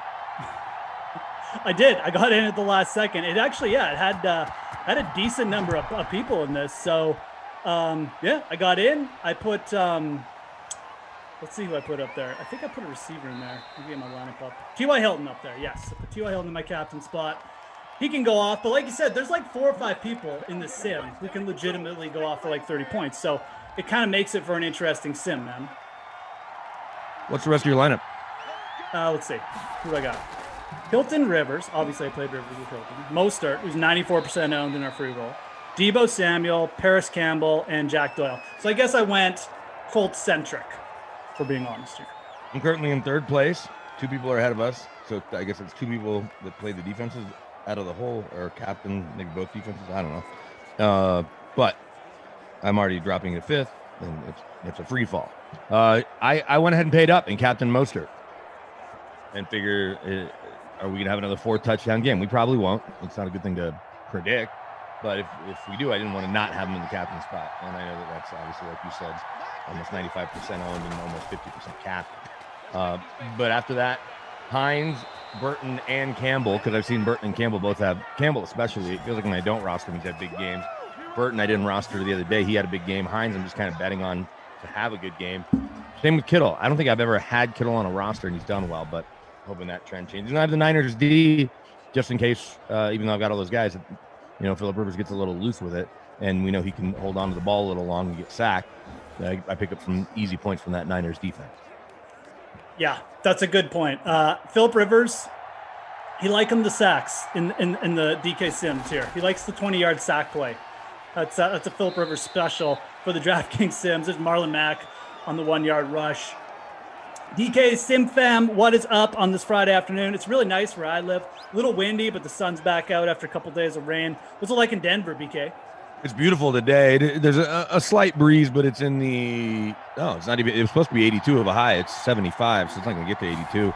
But we were in the 90s the last 2 days, and we're in the 90s for the next 7. And the reason that's significant, plenty of places are in the 90s or hotter. And I talked to a friend in Texas. They said today was their really hottest day in Dallas that they've had, or yesterday was, I guess. And we know that's going to keep coming. We know it's been super hot in Phoenix already. But we didn't get a spring here. It kept snowing in Denver. It was snowing and it was crappy, and we didn't get as much of a spring as we normally get. And spring will oftentimes carry into July, where it's in the 70s and 80s. But, yeah. I mean, we're full-blown into the 90s for the next 7 days. Man, is that my man Pascal? Of course, I don't play Pascal this one time. Look what he did. Yeah, I didn't play him either. I played him a bunch, too. He's been almost every time I do the Colts, and I had a stretch where I was doing Colts and Panthers every week, if not twice a week. And I had Pascal on my roster every time. Don't do it. And look at that big gain right off the top. Yeah, that was a nice game. He doesn't have the wheels, as you could see. Like, if that was T.Y. Hilton, he might have just gone. He still got that pretty good speed in these Sims. But Pascal, decent second receiver in these Sims. Gets a decent amount of targets as well. So he'll pop through with decent games every now and then. Colts, 10-yard line. Rivers, back to pass. Not going to get sacked there. That's T.Y. I thought T.Y. was about to walk in. Yeah, if he caught that in stride, kept going, he might have got the corner. I was going to turn that corner. Yeah, we had a bit of a drought where we live. In the spring. What kind of spring did y'all have there in Calgary? It's dry, super dry. You're in Edmonton, right? Edmonton, yeah. Yeah, I don't want to. No, it's okay. Mislabel you with Calgary. I usually don't. bug Americans if they get Calgary, Edmonton wrong. It's the right province, so you guys are doing pretty good. Yeah, there's what, 9 to choose from? That's like 13, but then who cares? 13, but a lot of people don't even count some of those north. Well, 3 of them are territories. Let's specific, so. I don't count them. What was I going to say? Yeah, so it's kind of dry up here. It's actually like a good summer for just doing stuff, but I guess for farmers it wasn't a good summer. So I want to pick your hockey brain just for a second. Let's wait and see if the Colts score here, but I have a hockey-related question. Okay. How's that not a touchdown, by the way? I guess Fred Warner makes a good play. But, you know, I've been obviously covering the Avs more closely, but I can't pretend to be a hockey expert when I'm not. Yep. So there's a lot of me just kind of talking to people that I trust and then listening to, as Rodrigo Blankenship listening to what the coaches and players say and kind of having to take them at their word. Yep. And so I've had to go on a couple different shows today, and they're like, well, what do the Avs do? Because Colorado Avalanche lose to Vegas last night. It's maybe the 2 best teams in hockey having to play in the second round because of and at the very least they would have had to play in the Western Conference Finals. Like there was no avoiding that. They weren't going to play in the Stanley Cup Finals against each other in the same division. But when you look at it and you say this Avs team has a guy who's maybe the best player in hockey and might win the MVP. They might have the best defenseman. They have one of the best goalies, and they've got a really young core with even younger players coming in that they'll be able to sprinkle in. Yep. The sense I get is that you can't really blow too much up. Now, one good player is going to end up on the Seattle Kraken. I went and double checked. You can protect 7 forwards, 3 defensemen, and a goalie, and the Avs obviously have better than 11 good players. Mm-hmm. So they might lose one of those young guys that I was mentioning. Yeah. Depending on who they protect. Am I right in thinking you're obviously not going to fire a coach who wins the President's Trophy, especially with where you brought these guys from and grown with them? Are there any major moves that you can make if you're Joe Sakic, who's running the Avs, and Jared Bednar as head coach? It's hard, man. I think realistically where they lost, especially Game 6. I mean, they should have won Game 6. Like they outchanced them. They scored early. Goaltending let them down, man. And like there was some injury issues with the goaltending this year too. Like Francouz, they didn't have the whole year. So maybe that, rectifies itself, but you could definitely look at the goaltending as saying, like we got to get a veteran guy in, and maybe there's a guy on the market, or maybe go after like a Carolina goalie. I don't know, something like that. Well, they traded for Devin Dubnyk, but then with COVID, there's a reason he was available. Yeah. He was just like he was like an emergency goalie, right? So it was Frank. It was Grubauer bust in the playoffs for them. So I think that'll get looked at. I think the only other thing, like their defense is stacked with young guys. I mean, even if they lost a young player, like their defense is fine. It'll only get better from here out, like because they have a lot of young players. The secondary scoring dried up for them a bit in the like 3 games that they lost there to Vegas. Oh, is that Mostert? Breaking outside there. Raheem Mostert with a little rush, 28 yards now. The captain doing what he's supposed to do. Yeah. So for them, it's, can they improve the secondary? But like you said, now this expansion draft, they're going to lose someone. It's really like, can they convince someone, like maybe a vet that wants to come chase the cup come really play for cheap. a little less money? Yeah.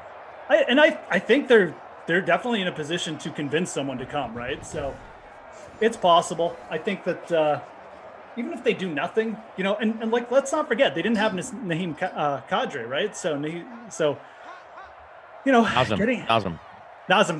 Yeah. I knew I said his right. He's not Naheem Hine. Yeah, I know. He's Nazem Kadri. That's exactly he had played pretty poorly down the stretch. All right, we can end our hockey talk. I'll throw one more hockey question at you without it being as specific as to the Avs, and I realize I could have asked you this off air as everyone's giving us their weather around the country.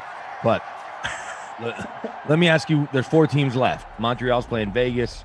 Tampa is playing, why am I blanking? Who's Tampa playing? Tampa's playing Islanders. No, yeah, the Islanders, right? They knock out Boston. They reseeded. Yep. Oh, wait. I guess let me back up. Are they going to Canada, or are the Canadians making a home in Detroit or Buffalo or something? No, they are playing in Canada. The okay. Canadian government gave a special sporting exemption. So. Well, I mean, you can control the flight. You can get them on a clean bus and get them to a hotel pretty easily, right? It's not like they're just all flying in separately. Yeah. Anyway, so of those, when you look at the Final Four, who's hoisting the cup? Is it going to be Vegas to make Avs fans feel a little better that they lost to a team that's going to be sipping from the cup. Yeah, so the Golden Knights are the favorites right now. They're not like massive favorites over the Lightning, but they're definitely the favorites. I would be shocked, very shocked, if they didn't get to the finals. If it's the Lightning and the Knights, I mean, it's going to be close to a coin flip. But yeah, right now I would definitely give the edge to the Golden Knights. They got the packed house advantage. The fans there are just rabid for it, and pick in the end zone. Oh no, Rivers. Jimmy G. Or Jimmy G. Sorry. Disaster. So yeah, of those four, I'm definitely kind of expecting Vegas to win. But I think the Islanders, just in terms of like, if we're going to see an upset in this conference final, it's definitely going to come from the Islanders. I think they're just a really good playoff team, and I think they've made some good moves. But would I pick the Islanders in a series over Vegas? I certainly wouldn't. So I'll be a little surprised if it's not Vegas winning the cup. But Vegas Tampa series would be very, very close in my opinion. So. All right, yeah, and Tampa has maybe the best goalie, right, in Vasilevsky. So. Yeah, all right, yeah, absolutely. That concludes our hockey talk for the week, guys. Yeah. What do you got for us, DK Sim fam? There's kind of a quiet day. I will pass along in case you didn't see it because it happened right after the last sim ended. We'll put breaking news in quotes. Justin Fields signs his deal. He becomes the first round quarterback to ink his deal. And again, these salaries are slotted, which makes everybody's life a little easier. The only place it gets creative is if you have a second or a third round quarterback, maybe they can get a little more money than the guy before him or guy after him because of the position value. Right. But beyond that, with Justin Fields going 10 to Chicago, was it 10 or 11, whatever that number was? I think it was 10. 11, yeah, it was 11, right. Well, because at 10 was Devontae Smith. Right. So with him going 10 to Chicago, then we knew that he was making X amount of dollars. So we can look at his contract. It's set based on last year plus inflation. Mm-hmm. Yeah, man. Big day for Bears fans. Happy to see that. Happy to see him sign the contract. Did you see the jersey sales thing a couple weeks ago? So last week, I did this with Kaufman on air. Okay, yeah. Top two jerseys. Guess who the top two jerseys are in the NFL right now? You're going to have to just think for a split second, but you'll probably get it if you... Like, are we going on like from... Entire NFL right now. Top jerseys. Top two jerseys. The Sim fan will get this because they were on the Sim. Oh, okay. Trevor Lawrence and Justin Fields. Close. You had the right team, wrong player.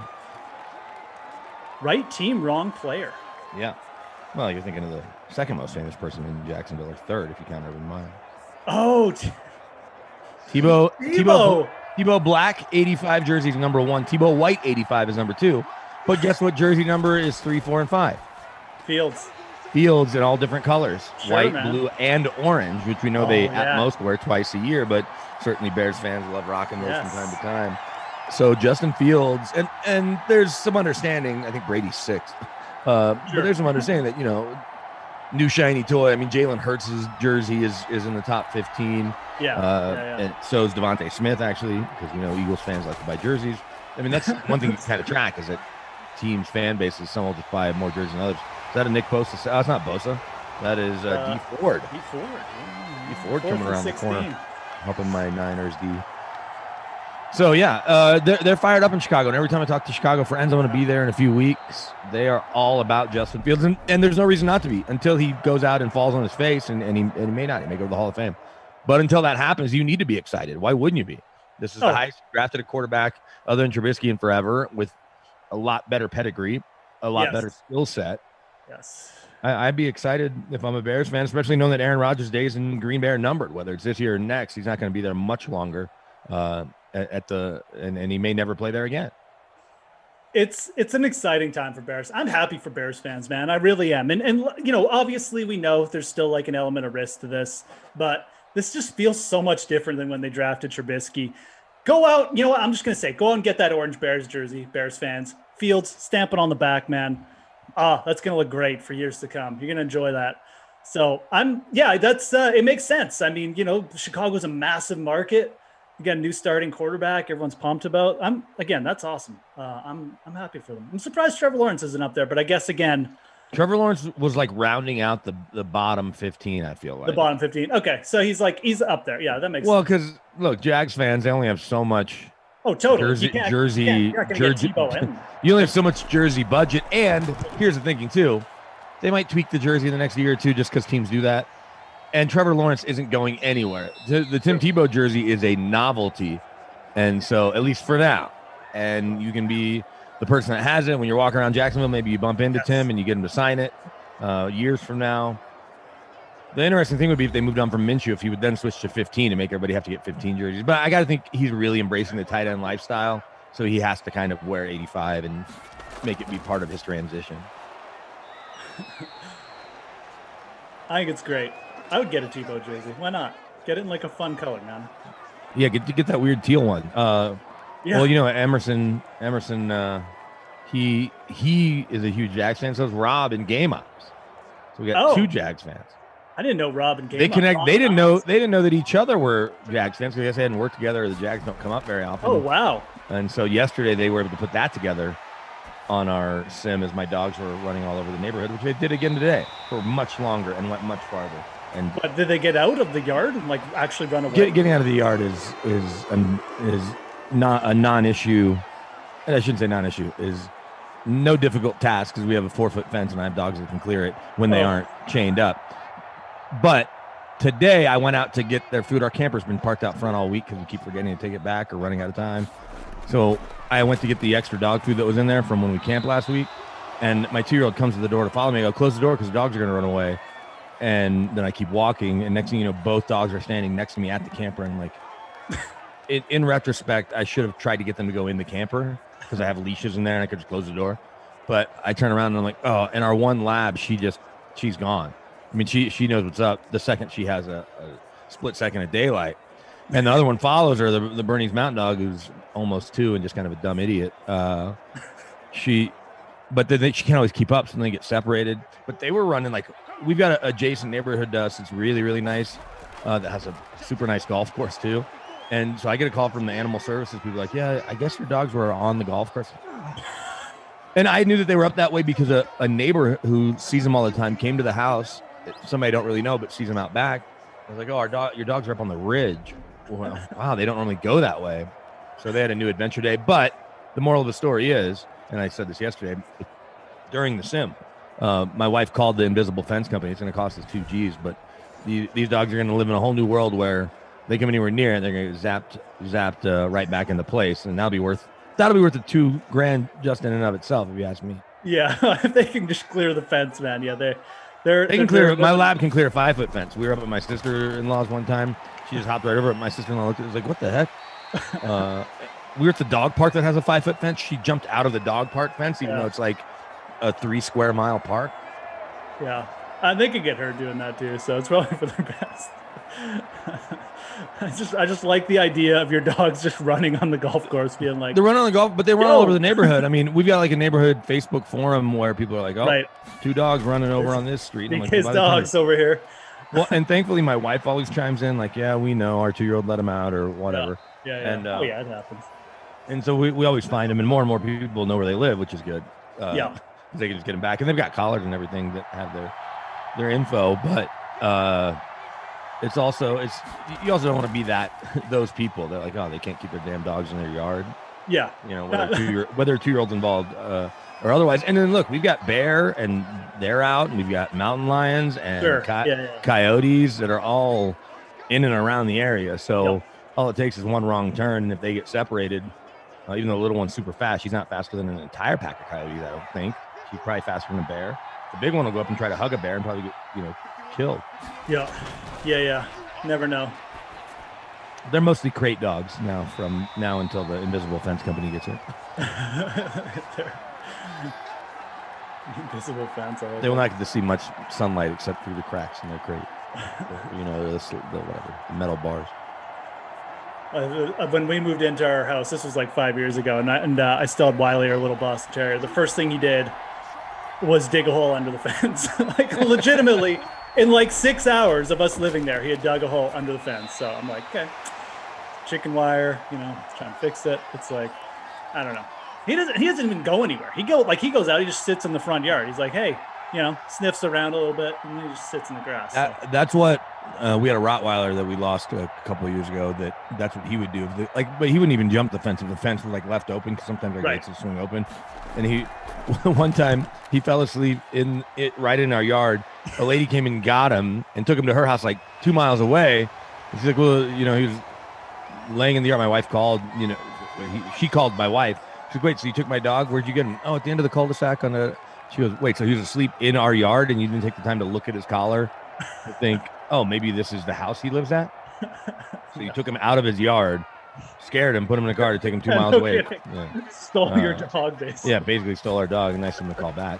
But so our Bernese mountain dog, she'll get bored sometimes. So even when the lab's in the house or chained up, we don't always have her chained up, and she'll jump the fence, but she just wanders literally around the house. Like, it'll just be in the front yard or in our neighbor's front yard. Like she doesn't have the wandering spirit. She just follows the other dog when they both go out. But otherwise, she just likes to hang close. Hang close, yeah. That's good. It's a good trait to have if you have a dog. Absolutely. Just, they're not going to go like 5 miles away or something. Yeah. Although that's why for them to be on that golf course was it's not great. It's, a mile and a half to the golf course, maybe less. Sounds like your lab's a Tiger Woods fan, man. So yeah, she's just trying to work on her short game. All right, 2nd and 1. Wow, we just have not had any scoring.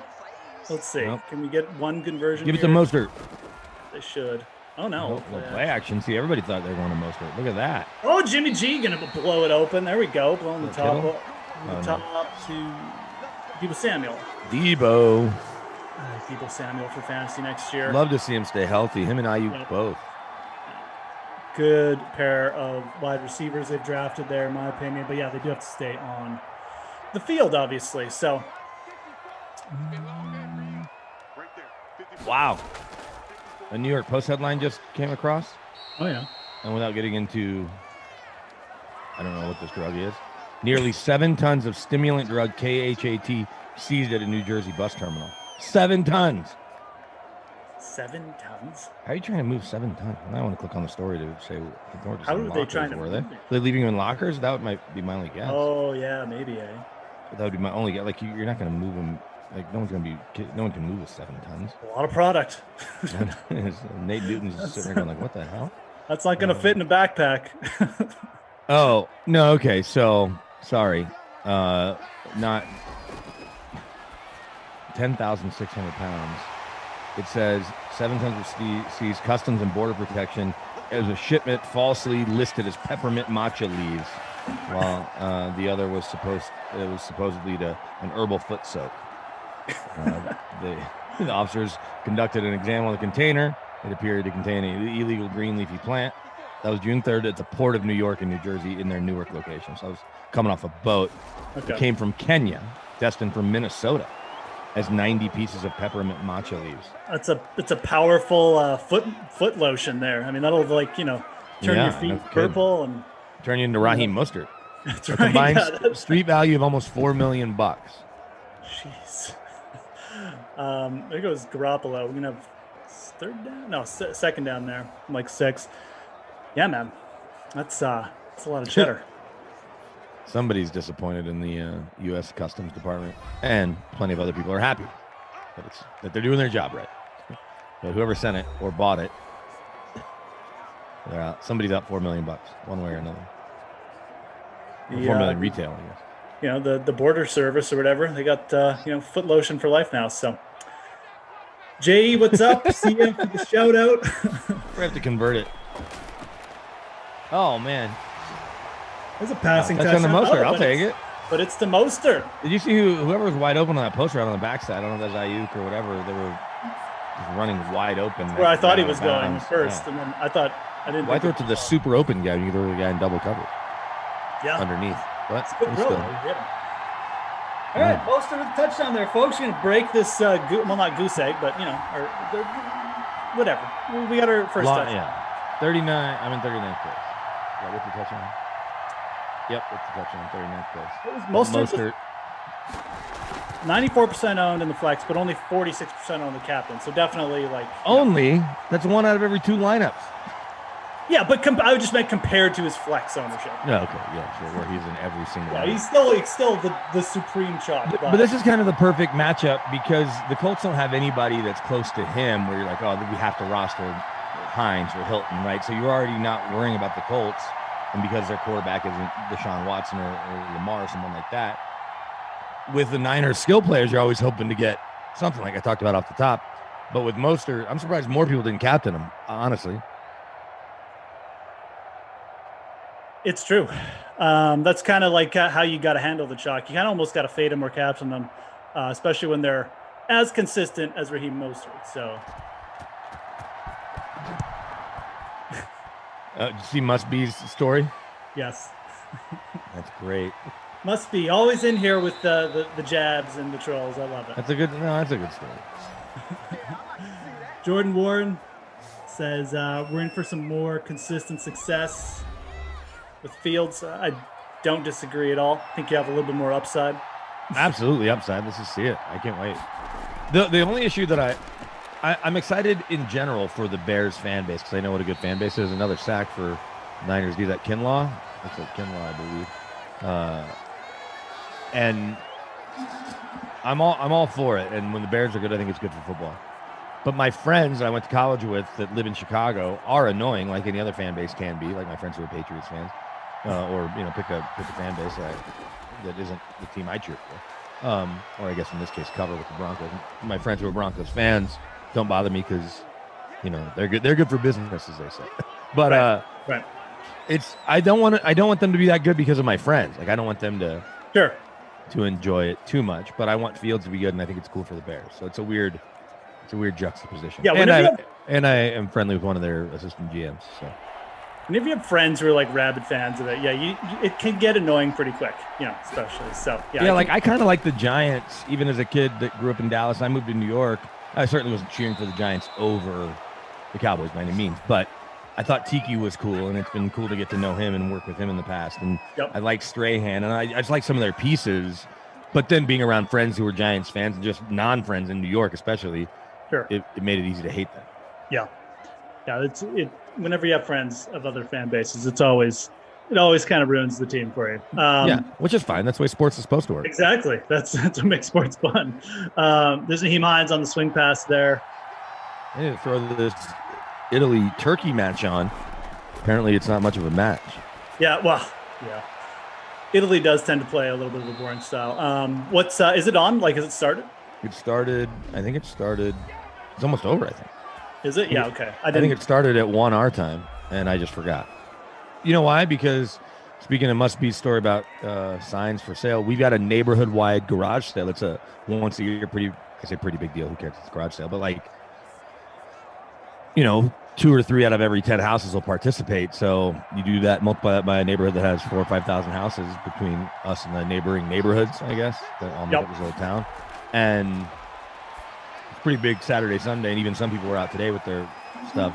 So I spent the last hour after doing some work stuff this morning and chasing the dogs for much longer than I wanted to with the kiddos in the car, kind of starting to get the garage in place. But my whole thing is I'm glad that our 14-year-old isn't here because we'd end up selling stuff we wouldn't mean to because he wouldn't know what it is, and it's just stuff from the garage. So I'm kind of straightening up the garage, but also making sure that anything I don't want anywhere near someone's hands or some random person makes it inside the house.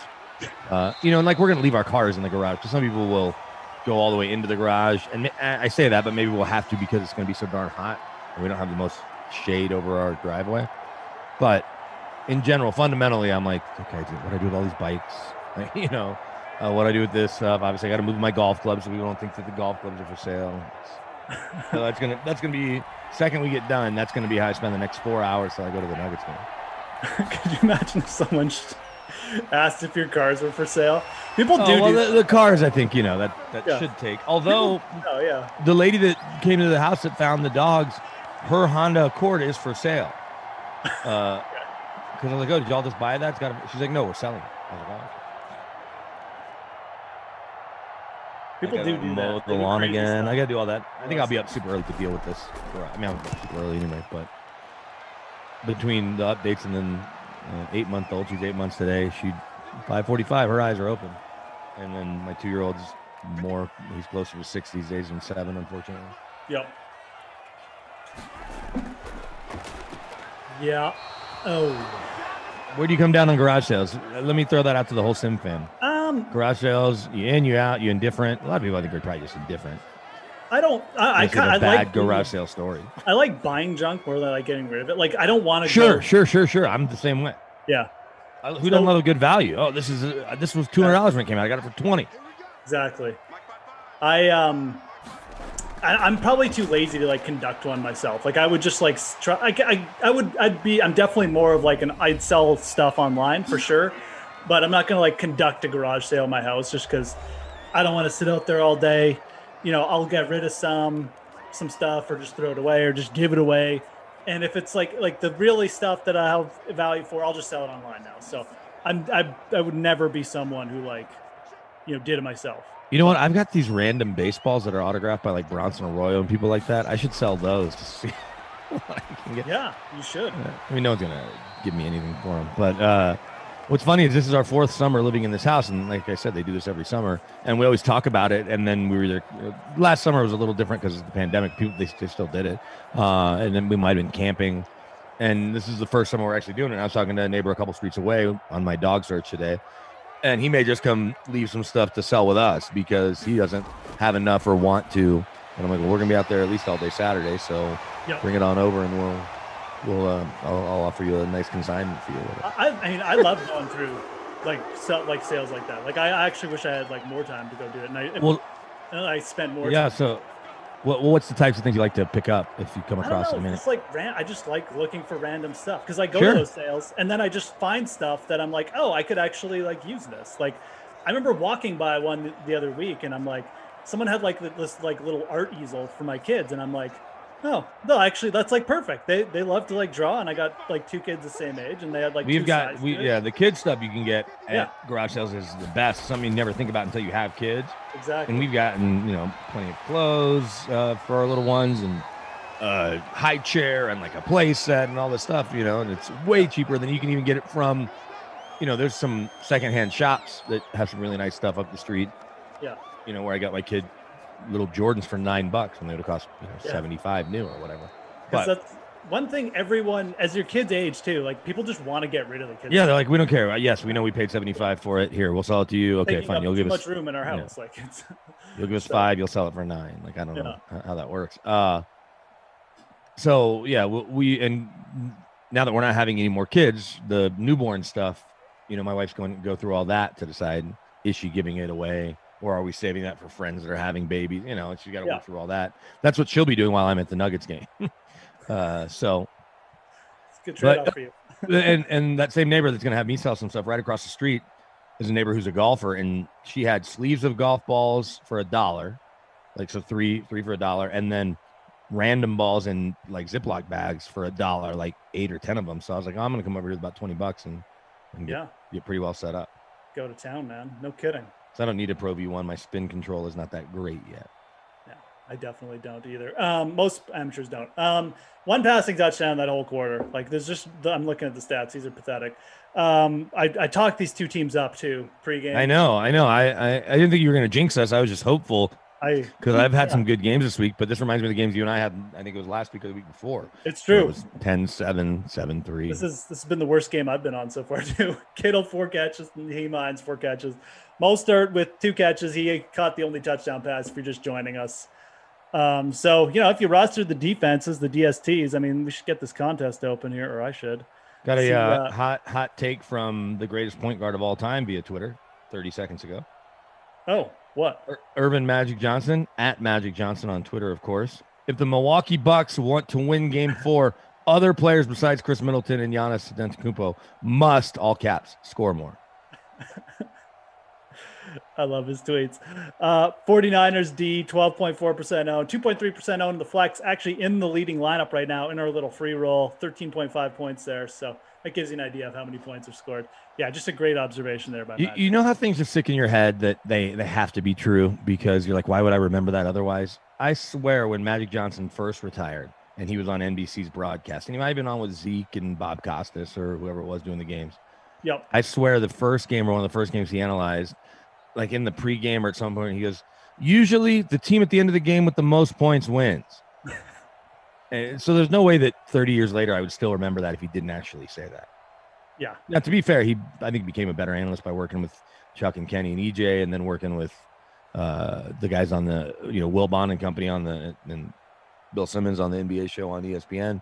Yep. But in Twitter, it's like crystallized some of these hot takes. Where like, if he says it on air, they put a package around it, show 3 other guys, and he can kind of draw it out. But by putting it in 280 characters or less, it's like it's just static, and you're like, okay, Magic, we got it. Good take. It's true. And look, that guy's a billionaire, so he's obviously doing a million things right. Yeah, and he obviously doesn't care. But it's you're just right. funny. Like Twitter is like, it's in pen, but because I've done so many of these sims, and even I know at the beginning of them I said something similar to that. I was like, well, it was like 6-0, and I'm like, well, oh no, it was a tie game, and I'm like, this is a close game. And Kaufman, I think I was on with Kaufman, who of course, pointed it out right away how obvious a statement it was. But it was said as an announcing thing, and you're gonna say stupid stuff eventually if you do enough sims. But when you do it on Twitter, it's like it's there forever. So. Yeah, unless you're the person who leads tweets, and I don't want to be that person unless I just had inaccurate information that wasn't like as it related to breaking news, like I just had timed wrong or scored wrong or something. I'll delete that. Yeah, well, here, let's see what Urban Magic Johnson says about the Hawks too. I mean, this is coming in now, so I know we're not supposed to call games, but we can call out tweets, I think, in real time. My friends in Georgia who are Atlanta Hawks fans are so excited for Game 3. The building will be rocking in ATL against Philly, and I'm picking Trae Young and the Hawks to win. All right, that's good prediction. But then here, if the Sixers want to win Game 3 in Atlanta, Ben Simmons has to be more aggressive on the offensive end. Mark that down. Ben Simmons needs to be aggressive. Well, Embiid's going to get 40. That's actually the same thing Chuck and Kenny have been saying. You missed it yesterday, Moose, and actually so did producer Drew, but Tom and Rob were hearing a lot of the DK Sim fan. Charles Barkley shouted me out on the TNT show the other night after the Nuggets got their teeth kicked in. And so I played the audio yesterday on the sim of Chuck saying, my boy BK in Denver ain't going to be blowing me up anymore. And Kenny goes, Brandon? He goes, yeah, Brandon. But I used to do the show with Kenny a million years ago at Sirius, and then became really good friends with Chuck through it. Yep. Funny Magic Johnson story, though. I guess to tie it back into Magic Johnson. Kenny told this story on air that he's like, because they were both in LA. They're LA guys. Chuck was either Phoenix or he has an apartment in Atlanta or Philly. But Kenny and Magic only live in LA. So when they would be done with the Thursday show, Magic would offer Kenny a ride on his jet. And Kenny would take him up on it. He goes, but I had to know that I had nothing to do going on in LA. Like I didn't need to get back there at a certain time because Magic would routinely say, hey, you want to fly back? He's like, and an hour into it, he'd be like, oh, by the way, we're stopping down in Lansing. I got to speak at a luncheon, and then we'll head on home. So it's like he'd have to go Atlanta, East Lansing, Michigan, then all the way to L.A. or stop in Chicago for lunch. Like all these, it wasn't like he wasn't taking him other directions for a full day, but it was like just a quick few hours out of the way. He said, and the difference between him and Chuck, he's like, Chuck doesn't have his own plane or anything. I'm sure Chuck flies private plenty. He goes, but if Charles says, hey, I'm going to meet you somewhere at a certain time, he's always there and always meets you, or he'll let you know if something comes up. Like if he's like, hey, we're doing this at this time. And I've found that to be true in my interactions with him too. But it's just funny, the idea that Magic's like, hey, you want to ride? You're like, yeah, private jet. That's better than United First Class, which is still nice, or Delta or whatever he's flying. Sure. And then Magic's like, oh, by the way, I got to stop real quick. I got to talk for an hour and land. Yeah. By the way, it's a 9-hour flight instead of 1 hour. But I'll say this. So I worked at Kenny's camp one summer all the way back in like 2005, and Magic was a speaker at it. And you want to talk about a guy that just has everybody eating out of his hands when he does his 45 minutes all about basketball and light, for kids. Yeah. It was unbelievable. It was exactly what you thought it'd be. It was much better than his tweets. Oh, and then here we got a Nuggets tweet too from him. I'm not trying to pick on Magic. He's awesome, but his Twitter is not his he's not putting his best foot forward. Yeah, it's not his strength. Because even on TV, he can smile and he can explain himself. Twitter, you're relegated to these 280 characters. I definitely heard he's a great speaker, and from what I've seen, I don't doubt that. Obviously, very savvy, like post-basketball life as well. Yeah, so. I mean, he and Keyshawn Johnson own the most real estate in South Central Los Angeles. Yeah. And they have all those businesses, and not even together, just kind of a fact that it's he and Key. Not Key's from there, obviously. Irvin says, Magic says, I'm curious to see which Denver Nuggets team is going to show up tonight in Game 3 at home. These are very well-dictated tweets. The Phoenix Suns picked the right time in the playoffs to play their best basketball, led by three-headed monster, Chris Paul, Devin Booker, and DeAndre Ayton. All right, we get a... Well, now I want to know, is there a key to the Nuggets winning? It's a little harder with the way the roster's different. But what is the key, man? Please let us know. Yeah. Maybe that's coming. Can't wait. What do you got going this weekend? Do you have Sims either day? Yeah, actually, I'm pretty busy on the Simville. Kids start soccer next week, I was going to say. So we got that going on. But that's, oh my God, look how slow Philip Rivers. Look at that. The RPO with Philip Oh Rivers. my Is that God, Philip Rivers he or got the Kyler corner. Murray? Is that Kyler Murray out there? Is that Lamar Jackson? Holy cow. Somebody needs to clip that. That was the most amazing RPO. I can't believe he got Yeah, the can you guys pull that, Tom, afterwards? That put was it the in like our dad run. the archive of highlights, the highlight archive. Be amazing. The dad run of the century right there. That was amazing. Who wins in a race, Philip Rivers or Tom Brady? God. I mean, after that, I got to give the edge to Brady. I'll still give the edge. Yeah, I mean those had to be the two slowest quarterbacks. Flacco would be up there too. Flacco's slow. Who else is? Oh, Ben Roethlisberger actually. Probably. Oh, Big Ben for sure is slow. I don't even know if he can run. Sure didn't seem that way last year. That's interesting. No, I don't have much going on though. Just be watching some sports. Watching the end of this golf tournament, getting ready for next week. U.S. Open coming up in San Diego. Who are you picking in the U.S. Open so I can pick other players? Although, well, I don't know. I don't know if I've talked to you much, Ralph, about the PGA. How did you have Phil? No, I definitely didn't have Phil. I had Louis Oosthuizen, though. I had a big bet on him, Yeah. Who finished second. I mean, I definitely made some money off him finishing like inside the top 10 and stuff. So that was good.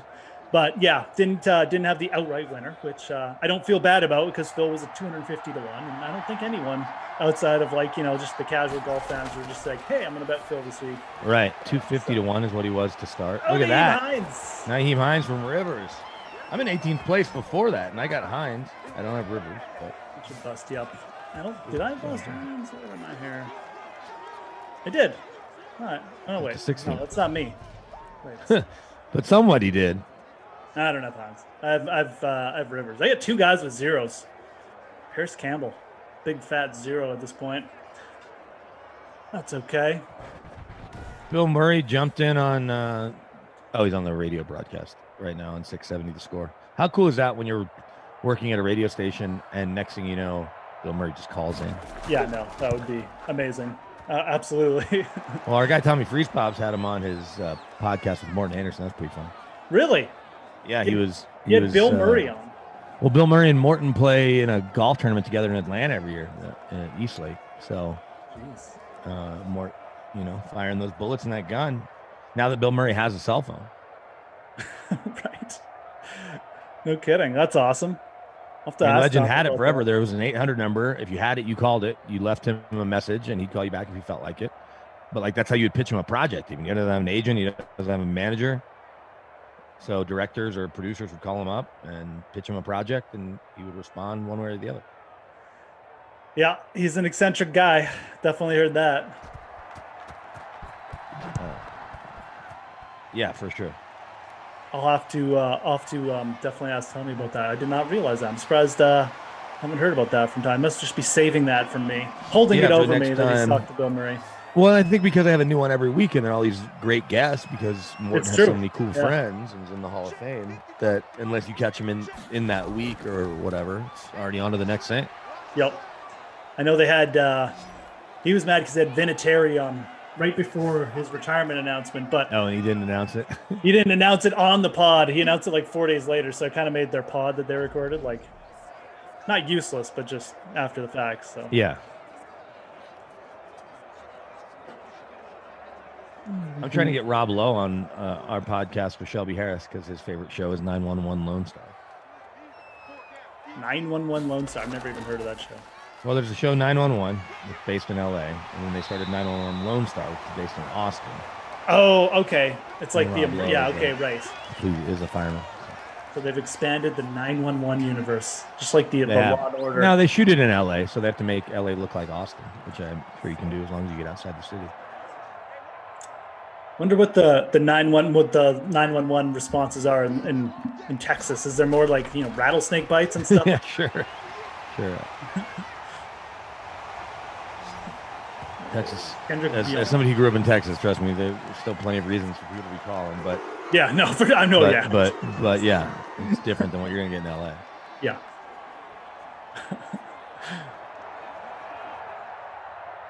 I assume that's the reason why they did one. Yeah, they did it. Exactly.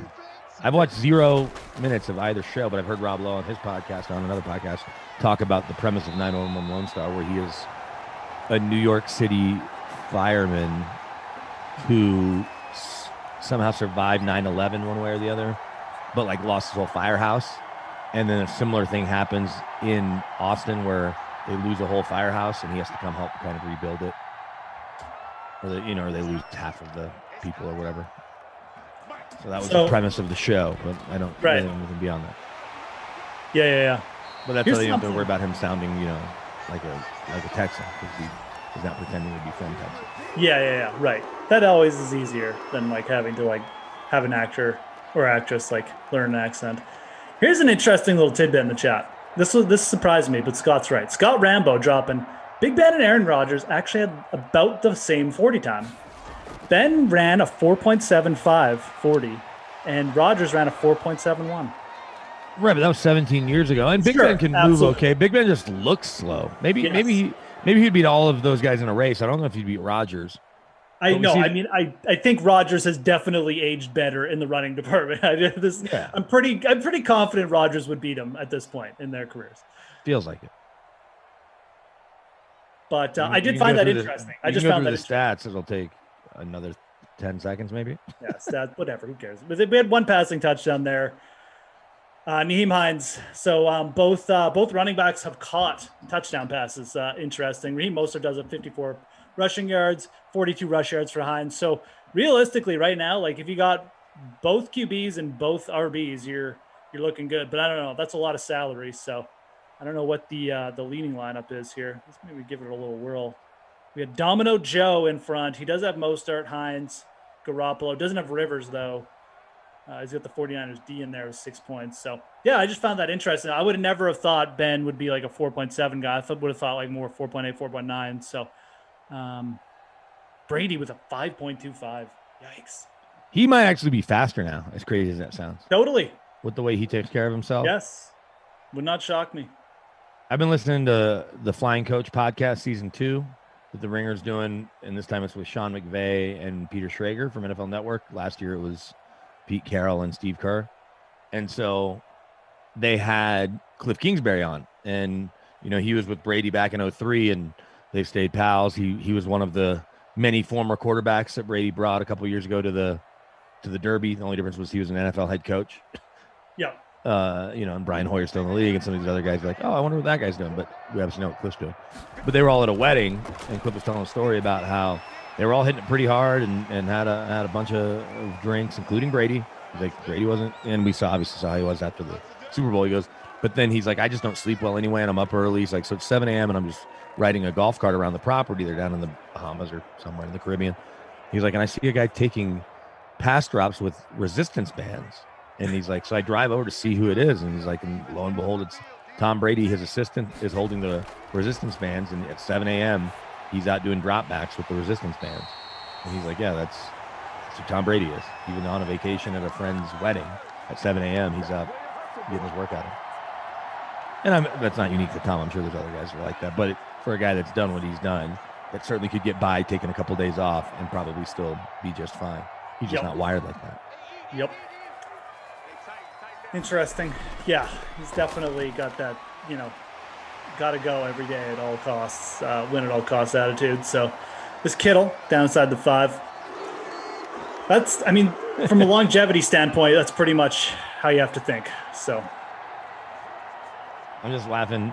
My friend Todd, who does radio in Oklahoma randomly, after we see the Magic tweet, he retweets Magic. Thank you, Magic, on the Ben Simmons. Needs to do more on the offensive end. It's funny. Basically, we just did on air. But. Is that Kittle? Nope. Pettis. Pettis. Yeah, Dante Pettis. There's a He Dante can't or be that Dante? highly. He Oh, is it's Dante Pettis. Dante Pettis, yeah. Dante Pettis. Austin Pettis' little brother. I always forget he's on the San Francisco 49ers still in these sims. He's actually pretty good, too. 33.3% owned, 1.6% owned the captain spot. There we go. Oh, I missed Magic's Donovan Mitchell take. Donovan Mitchell is a bona fide superstar, scoring 45 points in Game 1 and 37 in Game 2. We have to start mentioning his name more with the KDs, LeBron, Stephs, etc. Okay. Yeah. He's Sure. gone to the All-Star game a couple times. Very good. It's a very good series so far. I like Donovan Mitchell. I've always kind of liked him. Yeah, for a guy that's a little undersized, he reminds me a little bit of Dwayne Wade, but he's smaller than Dwayne Wade, or he's maybe right there. But he's got kind of that similar game where he's going to attack you. He'll knock down a shot, but you're not confusing him with Steph Curry. Yep. And he's just kind of relentless. That's kind of been the comparison so far for. And now Dwayne Wade's his boss. That's right. It's all there. Do we know what percentage Dwayne Wade owns? Because obviously they roll him out to the front of the line to sit courtside with his Hollywood actress wife. I get that. But, I mean, do we think, does he own 30% or does he own like 1%? Which still. Got to be closer to 1. You would think, although, I mean, he's probably made $253 million on the court. Yeah, and I'm sure he's got some stuff going off it as well. But if I had to guess, it could be more than that than I think. I don't know. I'll go with 10. Okay, Jazz ownership percentage, first thing that comes out. Like 10 seems like a good guess. Jay-Z owned like 0.05% of the Nets. Oh, really? Was it that small? Oh, I didn't know that. Okay. Okay, well, at this point, according to NBA rules, as of at least the what I'm reading here on SI, no one can own less than 1% and call it an ownership stake. So Ryan Smith brought him into the team's ownership group as they paid $1.6 billion for the Jazz. So let's see what SI is reporting. $1.6 billion. Down goes. I think LeBron's ownership of Liverpool is more than people think. It's not been disclosed how much he's making towards it. I would be interested to. Here's a real question, and I guess I don't know how much money Stockton and Malone have. Like, how are they not part of the ownership group? Yeah, well, Stockton especially probably not as much. De Niro didn't play for. Well, he played actually. When he was playing, let's see. I don't know what his contracts were like, but there's a little. Oh no, dropped. Never mind. The best part of them showing Dwayne Wade at that. So he made almost $200 million on the court, and he lived in Florida with no state income tax. But let's just say he only has 100, even if you round up to 150 million. How much are you investing of a $1.6 billion? If the purchase is $1.6 billion, right? So 10% is his entire net worth, give or take. So yeah, he probably owns between 1% and 5% at most, and maybe because he knows an NBA franchise isn't going to lose money. Look, if you can get there, it's definitely not a bad investment. Matt Lamarck is in the chat. He says 1%, so he's not going big. Yeah, 10% actually seems a little high now that I've heard the amount, so I'd probably bump that down to like 2% myself. Yeah, 2 at the most. Yeah, I guess 5 at the most because his wife's obviously made some money, and he's made money. He's made plenty of money. Not only has he made money off the court, he was like the first athlete to get that China money for the shoe company. So they might have been paying him 20 or 30 million a year to be the Li Ning signature athlete. It's a good point. His wife, I don't know how much she's made, but it's significant. Yeah, for sure. I mean, she's in Bad Boys. And, yep. Here, let's see. Must be says. What's his face? My God. Why did I forget? And Must Be says Donovan Mitchell is better than D Wade. You likes him better. You can like him better, but that has a Skip Bayless kind of quality. It does. Definitely has a little bit of that. Okay, Garoppolo. Okay, Dwayne Wade. Go for it. These are nuts. This is from, I don't even know when this article is from. It's from 2019. It says Jordan, I thought he's making more, but it says his annual shoe deal was still $130 million from Nike. Klay Thompson has a $9 million deal. Who does count? Who? Oh, no, these are, yeah, so here's the shoe deal. Jordan's only making money from 130 from Nike, 145 overall. D-Wade was making $12 million from Li Ning starting in 2012. So and who knows if that deal went up. So add an extra 70, 80 million bucks he's made just from the Chinese sneaker deal. It was funny though that this was all kind of related to Did you ever find his ownership stake though, or no? No, it didn't. No. It wasn't reported. I mean, he's only been an owner for less than 2 months. The story came out April 16th. Yeah. But Jordan still makes $130 million a year. That's why he's a billionaire. Yes, it's ridiculous. Well, there's a story, and so look, he's 57, 58 years old now, right? When it was 2013, it was a while ago. When he turned 50, but when he turned 50, and there's no reason that I think this number's changed much. They did all those stories. I remember Darren Rebell was working back at ESPN then, and they did all these different Jordan turning 50 stories. And one of them, Darren said that 1 out of every 2 basketball shoes sold in the world has a Jordan logo on it. And there's no way that number's changed that dramatically since then. I know Puma's gotten into basketball or whatever, but let's be honest. We all see people wearing high tops and understand how many have a Jordan logo. Jordan's into other sports. Like he's got a legitimate share of the golf market, man. Yeah. His stuff sells big time. If they were to put out an actual Jordan golf shoe that isn't just these aftermarket or one-offs, if they were just sell it the way Nike sells all their other shoes, where every year they're doing it in softball and baseball actually, because I have a bunch of pair of Jordan cleats that I wear from softball, where every year they take a Jordan retro brand and they put it out in 3 or 4 colors, and they do it just for the year. So it's been the 12s, it's been the 4s, it's been what. So if they did the same thing in golf, they could have an even bigger chunk, especially with folks our age that love Jordan and Jordans and the culture of it. They would easily go buy that instead of a pair of FootJoys. Or just regular plain Nike golf shoes or Adidas golf shoes or whatever. Kinlaw again, second sack. Feeling good about this Niners D. I'm still going 16th. I'm in 30th.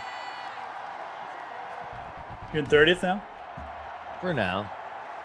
For now, he says. As Philip Rivers gets sacked again. Stupid score. Oh, but so Chuck and Kenny were giving Shaq a hard time. They're like, we see you, D-Wade. And they go, hey, I think Chuck goes, hey, why don't we ever see you at Kings game, Shaq? And Shaq just started laughing. He's like, I'll tell you off air.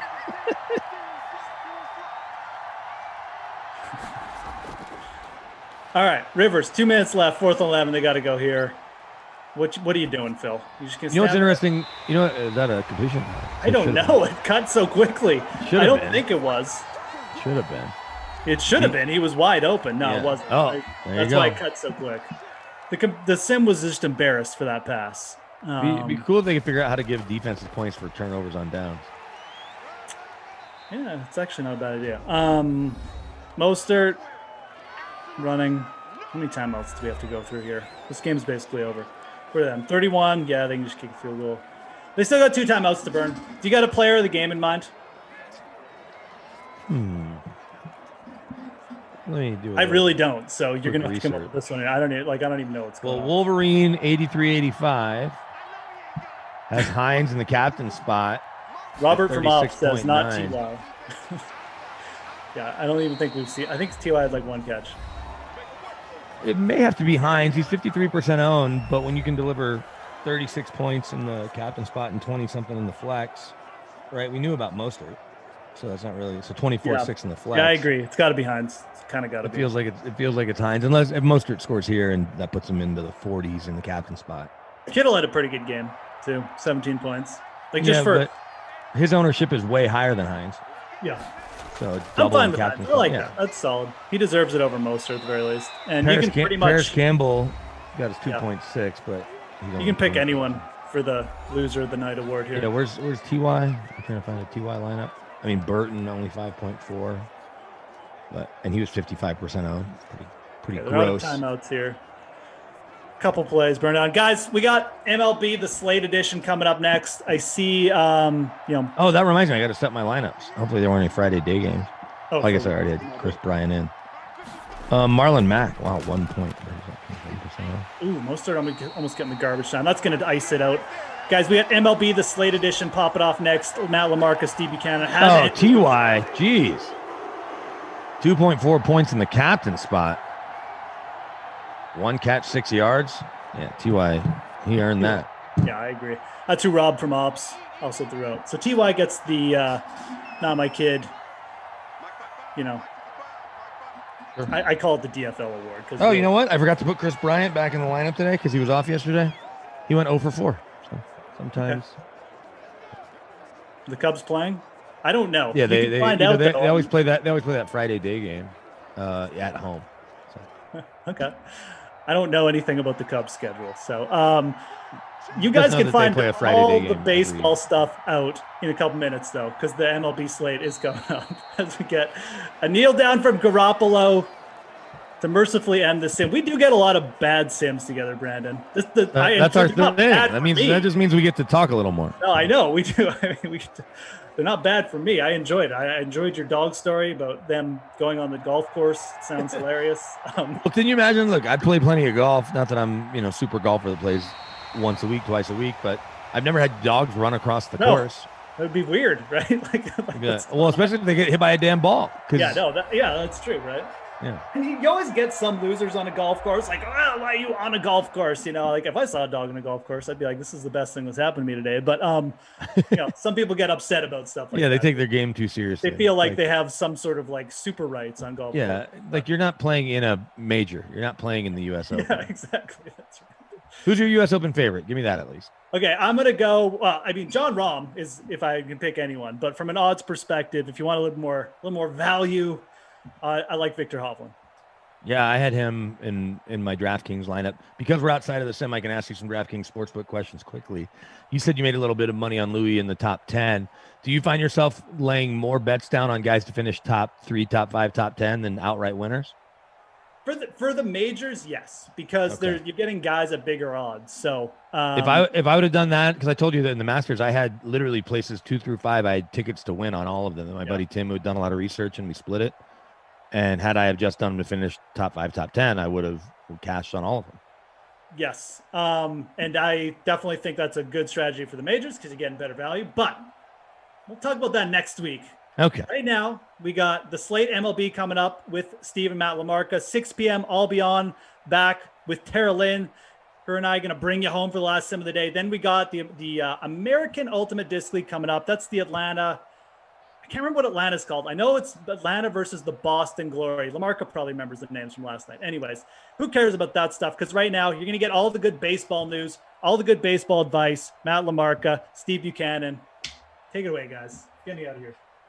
Who cares about that stuff, says Jeff Ulrich. That is a professional, segue if I've ever heard one. Who cares about that stuff? Let's just keep going. Welcome, everybody, to another edition of MLB The Slate. I am with the most studliest guy at DraftKings, not Jeff Ulrich. I'm with Matt LaMarca, who we're going to be breaking down this MLB slate for the next hour or so. I think this is actually the earliest we've ever started, man. It's 5:02 on the East Coast, and we're actually starting this show.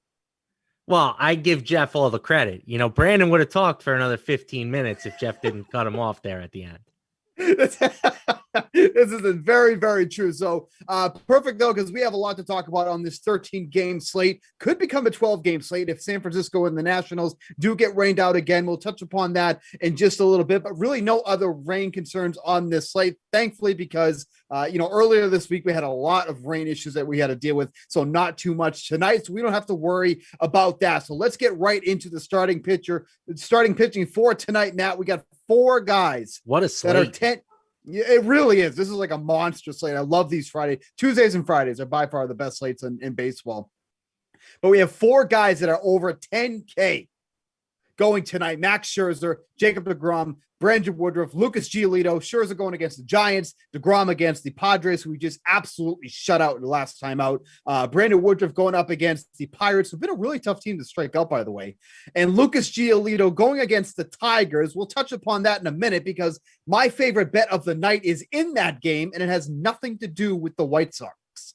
So of those 4 guys, that's what they call a tease in the profession, Matt. Ooh. Of those 4 guys, where are you landing on this one? And I'm guessing it's going to be Jacob DeGrom. I mean, come on now, Steve. You know who you're talking to here, right? I know. For those, I think everybody knows that Jacob DeGrom is having a pretty good season, like a really good season. I don't know if everybody fully grasps exactly how dominant this guy has been. Yep. He's leading the league in strikeouts per 9 innings and somehow averaging the fewest pitches per inning among starting pitchers. How is that possible? Right. It's just his stuff is so disgusting on a swing and miss basis.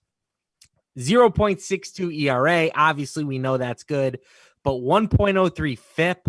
Like the advanced metrics suggest this guy has basically been as good as his traditional numbers suggest. Which is insane when you think about how minuscule they are to begin with. Exactly.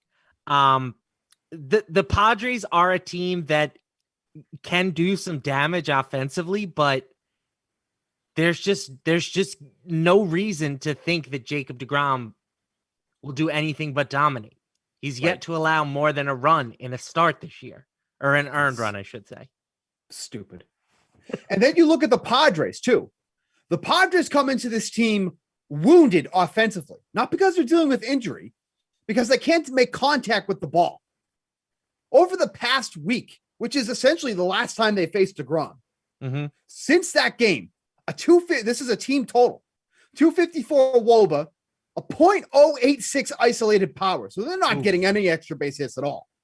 And a 28% K rate. So now you take those numbers, right? And apply that to facing Jacob DeGrom for the second time in about a week. And by the way, he just struck out 11 in that last game through 7 innings. I mean, I know that he's the obvious play, but at what point do you just suck it up and just keep going with him? I mean, I think you can talk yourself into some other pitchers. You know, like DeGrom is only a -158 favorite. Yeah. He still has the best opponent implied team total on the slate because the total on this game is 6 runs. 6 runs. I can't remember that. It was 5.5 to start the day, Steve. Right. I know. So, but still the lowest implied team total on the day. But, you know, Brandon Woodruff is -294. Yeah. Kershaw's -327. Yep. So, like, there are pitchers that you can say, oh, well, I'm more likely to get the win with this guy and he's cheaper.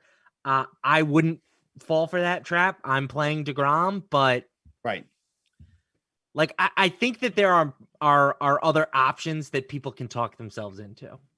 And so let me just bring that up real quick because you said, you know, how low the over-under for that game is tonight. If we head over to the DraftKings sports, let's just take a quick look here and make sure that it is still at that. Yeah, so the over-under is at 6. The under is juiced up more than the over, -115 for the under.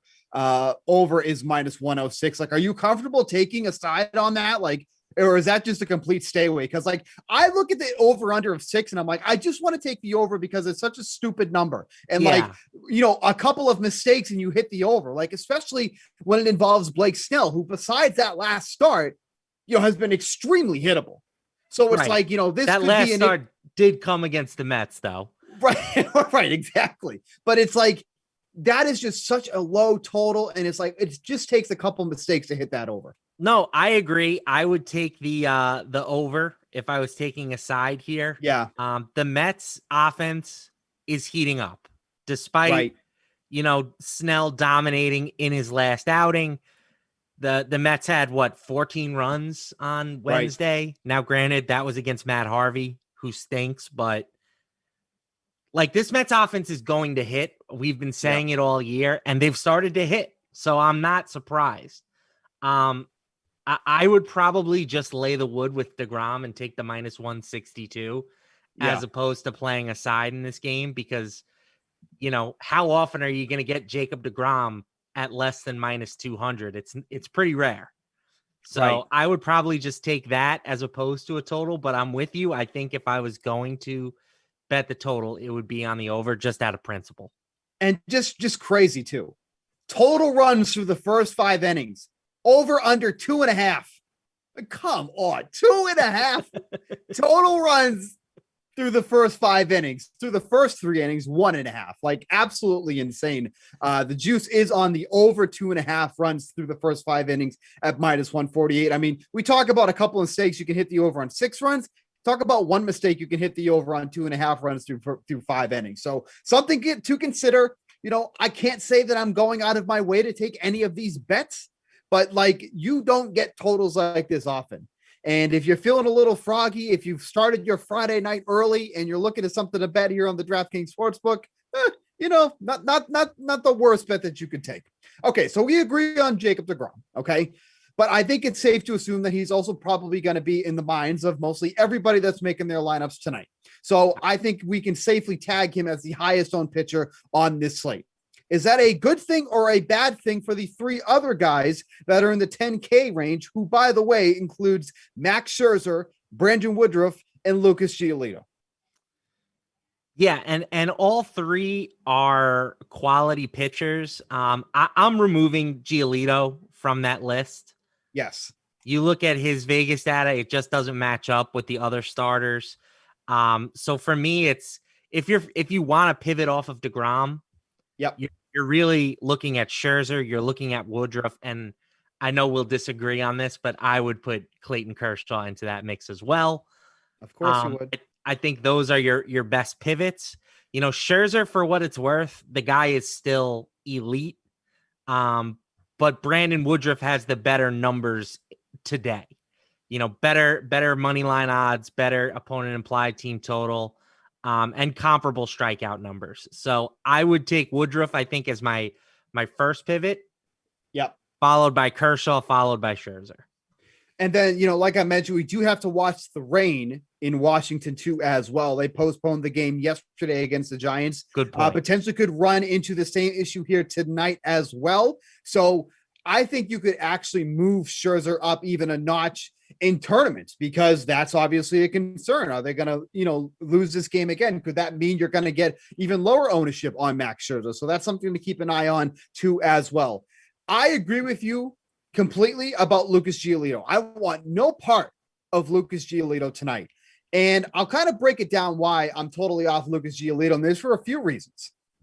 I already said that my favorite bet on the night is with one of these games, and it's with the Tigers.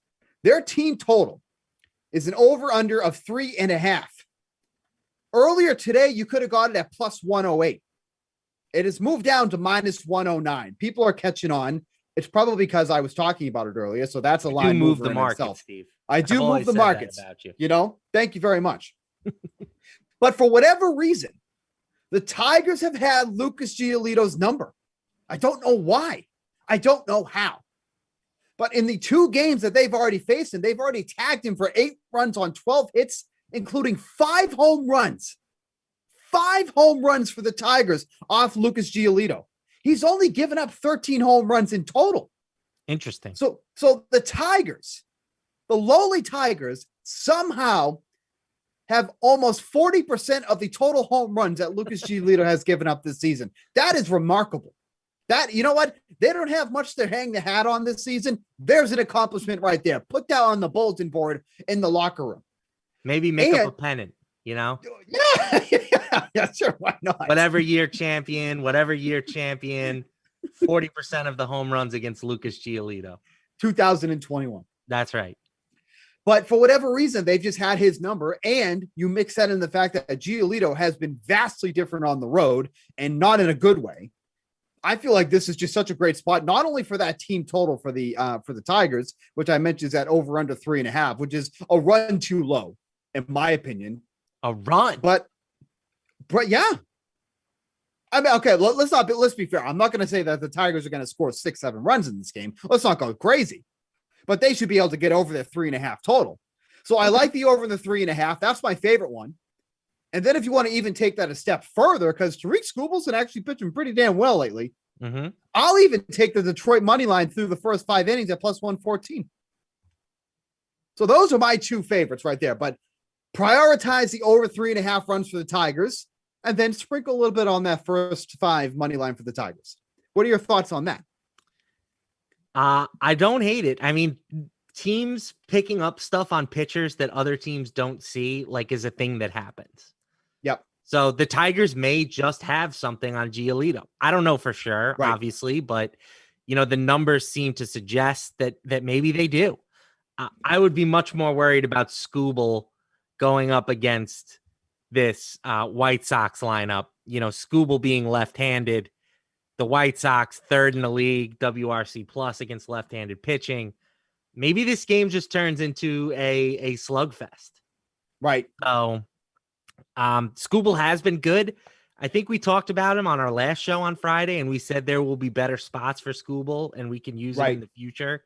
I'm passing again, although he did dominate the White Sox his last time out with 11 strikeouts over 5 innings. He absolutely did. And, I don't know if I want to go so far as to use him, because usually that second time around, you don't really see as much success. And if there is a dangerous team against lefties, it is the Chicago White Sox. So many guys in that lineup match lefties. Jose Abreu. I know Yasmani Grandal is out of the lineup tonight, but Yohan Moncada, Tim Anderson. There's just too many bats you have to worry about from the White Sox to trust him a second time around. But if you're at least going by the numbers, then it does make sense.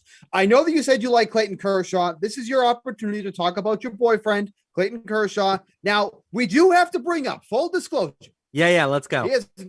He has not been as good as expected. The numbers have not been great. And you look at the recent game log here, over the past 5 games, he's given up 5 runs in 3 of those games. Not great. But at least, hold on. I see you already ready to jump down my throat. Woof. At least he's getting these strikeouts to kind of make up for some of the production that he's been giving up, because in those 5 starts, he struck out no less than 6 batters. So the damage that was done against him, like you see that game against the Marlins, he gave up 5 runs on 6 hits, but struck out 11 and still ended up at 24.7 DraftKings fantasy points. That's how you make up the bad game, by getting those strikeouts. This is definitely a team that you can go against with the Rangers. The lineup isn't all that great. They're much better against righties than they are lefties. But you did mention that you like him tonight at 9,800. Give us your reasoning, because it has not been smooth sailing for Mr. Kershaw this year. No, it hasn't been. But in fairness, the Giants have been pretty good against left-handed pitching this year. Very good. So I think, that's excusable to me. Atlanta, even though they're more middle of the pack, they are just a team that is launching home runs. They're basically the only team in baseball that hasn't seemed to be affected by the ball being changed. Yep. So like, those are passable for me. Those aren't starts where I would have been looking to use Kershaw anyway. Right. This matchup against the Rangers is just significantly friendlier. They're bottom 5 in WRC plus against left-handers. They are, somewhat, they're actually not that strikeout prone, but we've seen that Kershaw has been better in that department anyway. Yep. It really primarily comes down to the Vegas numbers. Right. I mean, if you're looking for the DeGrom pivot, DeGrom's got a 2.7 implied team total, opponent implied team total, and Kershaw is at 2.8. Right. So that's a really good number, if we look at, I'm pulling up a little quick trend search right here. If we look at pitchers with comparable salaries and comparable money line odds, and again, keep in mind, Kershaw is a minus 325 favorite or in that ballpark. Huge. If we look at pitchers with comparable salaries, comparable Vegas data, we're talking about 24.5 DK points per game on average, nearly 7 points above salary-based expectations. Like, Yep. Historically, these guys crush nearly a 75% consistency rating. So I think to throw Kershaw out just because he's had a couple of bad starts recently is not the right thing to do here. And I get all your logic about him not being the same pitcher that he was in his prime. He's not, but he's still a quality pitcher. No, and there's nothing wrong with saying that. And I think it's worth noting too, that if you look at this recent game log, that game against the Marlins, where he just got totally lit up, and it was very uncharacteristic for both sides, because the Marlins have been a horrific team against lefties. Correct, that seemed like a total one-off. So if you go back and look at the numbers from that start, it was total luck on the Marlins' part. So he ended up with a 7.5 ERA in that game. You know what his FIP ended up actually being? 2.65. A massive discrepancy. There you go. And when you have a discrepancy where the ERA is way more bloated than the FIP, then that's pure luck. And the Marlins were able to escape with that. If it's the other way, and he had a 2.65 ERA, but a 7.0 FIP, that means the Marlins just ran into some bad luck themselves. And they were, hitting the ball well, just going to guys where it should have been, balls in play or just missing the gap. No. It was bad luck for Clayton Kershaw. So How about that last start against Atlanta? I just pulled up the game log as you mentioned it. Yep. 7.50 ERA, 0.65 FIP. Yeah. I mean, just really running into some bad luck as of late. So there is that argument for Clayton Kershaw, but it's nice because, people who just kind of look at these game logs, and that's fine because there's so many numbers to look at in baseball. This is kind of like your quick glance. This game log is telling one story, but the advanced numbers are telling another story. So now you have a Clayton Kershaw who's at 9,800 against a weak offense, an offense that's going to strike out, and he's probably going to not have very high ownership at all. So if you want to pivot off one of those 10K guys, I'll admit it, I'm usually not a big fan. This is your guy tonight, Clayton Kershaw, 9,800, just under that 10K range. We got Steve. We got Steve, boys. Let's go. It doesn't happen often. I'm probably not going to like him the next start. But yeah, the way that this slate is shaped out, this is probably the thing. I will say the only thing that could potentially ruin that is if Washington gets rained out. If Washington gets rained out, I think a lot of that ownership will move to Clayton Kershaw because everybody's already on DeGrom, but then they got to move over to somebody else too. And I think Kershaw could end up being that guy if Washington gets rained out. If that game goes, you fire away on Kershaw. Let's go. I didn't know if you wanted to add anything to that, but okay. No, that's it. I got your stamp of approval on Kershaw. I can retire. That is not something that is easily done. So congratulations on doing that. Let's real quick. We're going to take a question. DFS Queenie, what up? What do you think of Ryan Yarbrough? And I was 110% wrong about Jake Arrieta, and you were right to make fun of me for taking him. We tried to warn you. I'm sorry it didn't work out that you took out Jake Arrieta, but we all make mistakes. There's nothing wrong with taking shots from time to time. No, I mean, my biggest issue with that game was just the weather conditions. So, Yep. but I appreciate you, being a woman of your word and taking the taking the criticism. So, take your lumps. As for Yarbrough, Baltimore, very good against left-handers, quietly. Yep. They are the second best team in terms of WRC plus, and they have the second lowest strikeout rate. Mm-hmm. So, not somebody that I have really on my radar at this point. The Vegas data is okay. It's actually better than okay. It's pretty good. 3.5 opponent implied team total minus 173 money line odds. But when I'm looking for like a tournament pitcher, I want more strikeout upside than what I think we're getting from Yarbrough tonight. Real quick, let me ask you about the over-under in this game because it's set at 8. And I'm like, on what planet should it be 8? It opened at 7.5. And I was like, where are they getting these numbers from? Like, I know it's two lefties taking the mound in Aiken and Yarbrough, but it's like, it's not like we're talking about two power pitchers. Like both of these guys strike out less than a batter an inning. Like, am I missing something here? Because I look at this and I go, okay, this is probably an over for me, especially with the way that the Orioles have been hitting and then against lefties as it is. Like, am I missing something here, or are you in agreement that this total at 8, even at 8, is still too low? Yeah, I think it's an over total for me. I don't see a huge edge. You know, like the Rays are not an offensive juggernaut team. They're winning with pitching more than they're winning with hitting. Yeah. But I do think the Orioles can put up, 4 or so runs against Yarbrough. And if they do that, then the Rays only have to hold up their end of the bargain. And I think they should be able to do that against Aiken. So I would probably agree that, maybe this total should be like 8.5, somewhere around that range. So follow-up question, who's better at that price? I would probably go with Cole Irvin, maybe 6,600 going against the Royals if I'm in that range. Don't love him, but he is a fairly big favorite at home going against the Royals, who are not a strong team against lefties. Irvin has been a little bit hit or miss, but some decent strikeout upside for him. He strikes out less than a batter an inning, but at 6,600, he's probably good enough. That whole area of pitchers, is kind of like a wasteland, I guess, if you want to say. So Irvin probably comes to mind. If you want to get a little dicey, you might want to take Skubal. I said I don't really want to mess against the White Sox, but if you need to stay in that range, those are probably two of your better options. And I say better in air quotes here because there's not a lot of good ones. Do you have somebody else in that range? Okay, go ahead. Chuck Nasty, Charlie Morton. Okay.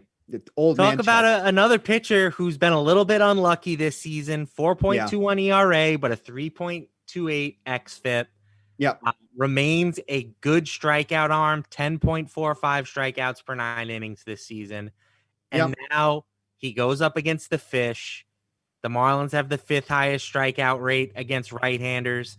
They have the 2nd worst WRC plus. Like, to me, Morton is sort of the obvious play in this price range. Yeah, I guess I really didn't consider that because the strikeout upside is definitely there against the Marlins. That is a team that is a free swinger. They're not patient. It's a very young team. They just want to try to get on base. Doesn't happen often. But yeah, I guess Morton is very much in play here because, like you mentioned, the strikeout upside is there. 62 innings pitched, 72 strikeouts. So he is way, not way beyond, but he's striking out over a batter an inning. So yeah, I guess Morton is probably the play there. So if you want to stay in that range, Charlie Morton is probably the guy, and he's $300 less, so saving you a little bit of cash there. Quick thoughts, real quick, before we move over to the hitter soon.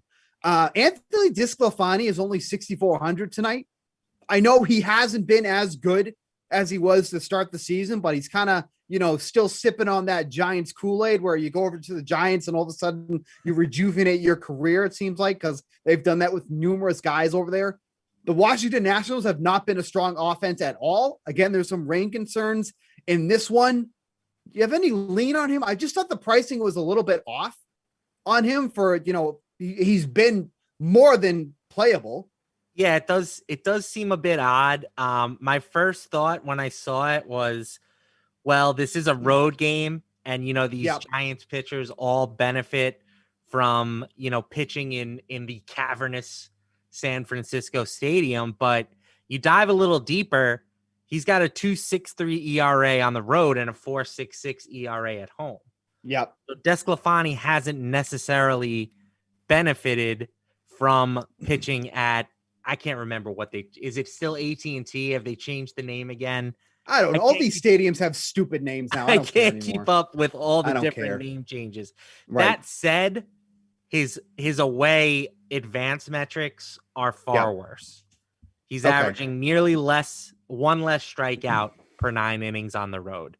He's averaging 1.5 additional walks per 9 innings. He's allowing more home runs per 9 innings. The thing that has kept his road numbers so good is a 221 BABIP. Yep. So I do think he's a regression candidate. 6,400 does feel really cheap, right? But he's got very little win equity, I would imagine, against Max Scherzer. I think he's fine at that price tag, but I would probably rather play Brady Singer at the same exact price. Oh no. Sell me on that one because we're not even in the same universe. I have zero interest in Brady Singer. Why? Brady Singer is a good strikeout pitcher. He's at 9 days per 9 innings. He has been a tiddly bit unlucky this season, right? He's got a 3.45 FIP and a 4.88 ERA. 3.45 is his BABIP. So if he gets a little bit better luck in terms of, balls in play type situation, I think he's okay. I mean, I like the strikeout upside that you're getting with him. Yep. For a $6,400 arm, DeSclafani's the same price. DeSclafani's like a 7 strikeouts per 9 inning type guy. Singer's more like 9.5. That's the difference for me.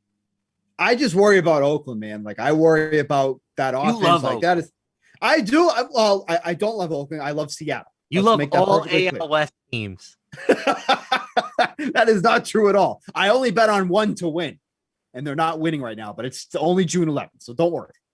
I just worry. Oakland has a good offense, dude. Like that's just kind of where I landed. They aren't like an average team. They're just a pure power team. And that's what worries me. Like when they score, it always feels like they're scoring in bunches. They're either putting up goose eggs or they're putting up 4 or 5 in inning. And that's what sounds worries like me. a good target in GPPs. It does indeed. But that's just what worries me about Brady Singer. That's he doesn't give up a lot of home runs, but he has given up some decent power to opposing hitters. So not on my radar at all. I'd probably rather roster DeSclafani, but to each their own. Yes, this is a 13-game slate. There are 26 pitchers for you to choose from. So choose wisely because you can only pick 2. All right, let's move on to some of the hitting options for tonight. Some really good stacks that I think that you can do tonight. I am probably going to be stacking the Tigers first and foremost, just because if I like them to go over their 3.5 runs, they got to put up some fantasy points. Steve, only you would look at a 13-game slate and say, you know who I like tonight? The Tigers. Well, let me tell you something. I'm going for big wins, so you got to be a little different. Dare to be different. I will say that if you do go with the Tigers, you can pay up for 2 of those arms. No, that's problem. that's what I was going to say until you rudely interrupted me and started laughing at me. That's I'll okay. never do it again. Because if you take Jacob deGrom, right, and then you take Clayton Kershaw, you're like, oh, what stack am I going to use to do this? It's the Tigers. It is literally the Tigers. And they've been hot. They've been a hot hitting club lately. But look at this. Look at the Tigers. Look at the first 5 batters. 34, 23, 4, 3, 39. Yeah. There's your stack. Oh, and Nomar Mazara. Nomar Mazara is my guy. 20. Oh, yeah. Let's see, who would I take out? I'd probably take out Castro then, if that's the case. Yeah, I'd probably have to take out Castro then. But so even cheaper. So now we just took out Castro and just saved an extra $100 to get Mazara in the 6 hole. I will say, but seriously, that's the stack. Again, I like to use this Fantasy Labs team value metric where they compare, the hitters' salaries versus their implied team total. Yeah. And Detroit is 4th in that metric today. 4th. So I don't want to put them all together because I'd be basically making a whole lineup if I did that. I get but let's just say the pieces fit. It fits. We like when things fit. So that's one of the stacks that I like. Now, since you laughed at me, give me your answer. I would never laugh at you. What is your favorite stack for tonight? I like the Twins. Okay, yeah, fine, totally. I've been waiting for the Twins to heat up for a while. They kind of are now. They're up to 9th in WRC plus against right-handed pitching. Yep. They absolutely torched Aroldis Chapman the other night. Brutal. Which has been extremely difficult to do this season. Right. Jose Urquidy is okay. He's like the definition of a mediocre pitcher. He doesn't strike out a lot of dudes, but he manages to survive on, generating somewhat weak contact. I think that the Twins are just a team that is underpriced at the moment. Sure. Particularly, like, you can get their third place hitter for $21. And I understand Trevor Larnach is not like a household name. Right. But 2,100 for a third place hitter? Sure. Yeah, that's kind of, right. Their whole team is cheap outside. Right. Nelson Cruz is their most expensive hitter. He's 4,800. And they're implied for 4.9 runs or so on today's slate. I think that they're a team that fits everything that I'm looking for. They have the Vegas data working in their favor. I don't hate the matchup. I like the price points. Like, they kind of are the team that's checking the boxes for me. And I don't think they're going to command a ton of ownership. So this game was the highest projected over under on the day. And then Matt Shoemaker was scratched. I actually don't know if it still is. It probably still is. I think it still is at 10. Yeah. Okay. It's at 10.5. So do you think that they're still going to be pretty low owned? Because 10.5 sticks out like a sore thumb on this slate. I think that the Astros will garner most of the interest on that side. The Astros are around minus 150 favorites. Yeah. And I think people are smart enough that they look at implied team totals more than they look at game totals. As they should. So there are 5 teams with higher implied team totals than the Twins today. So they're pretty far down where people are looking as far as like the, which offenses are expected to score the most runs today type of thing. Yep. So I do think they will be a little bit of a contrarian target. The Astros for me are the chalk stack. Because even though the maker of shoes may not be starting, he's coming out of the pen at some point, and expect the balls to be launched once he does. Oh, is he coming out of the bullpen? I did read he was available to pitch out of the bullpen. Oh man, he sucks so bad. He's so bad. Like, I don't know how he's still in a rotation. So I just pulled up Bailey Ober's numbers, and I thought he only had pitched a couple times so far this season. He's got some actually really good strikeout upside. In the minors, he has consistently been over 10 strikeouts per 9 innings. So we haven't seen him much up in the major leagues, but he's pitched 8 innings thus far in those appearances, 5 runs on 10 hits, 8 strikeouts, though, in those 8 innings. So still striking out at least a batter an inning. Not looking to play him at all. But I'm just saying that this is somebody who does have some good strikeout upside. I just don't know how deep they're going to let him go in AAA this season. He only has pitched 16 innings, which is on 4 starts. So I wouldn't say he's necessarily stretched out at this point either, but just something to toss out there. But I do agree. I think the Astro side is going to be the more popular side, but Jose Urquidy has been extremely hittable, and he is also really poor against lefties. The Twins don't have a ton of them, but there are a couple guys that can hit near the top of that lineup. Luis Arraez is definitely one of those guys, and he's only at 2,100 tonight. Don't think we have the Twins lineup as of yet, but something to keep an eye on. Something that did just come through just a minute ago, though, Xander Bogaerts has been scratched from the Red Sox lineup tonight. So make sure that you take him out of your lineups and don't keep him in there going up against the Toronto Blue Jays, which is also supposed to be one of the highest projected scoring games on this slate.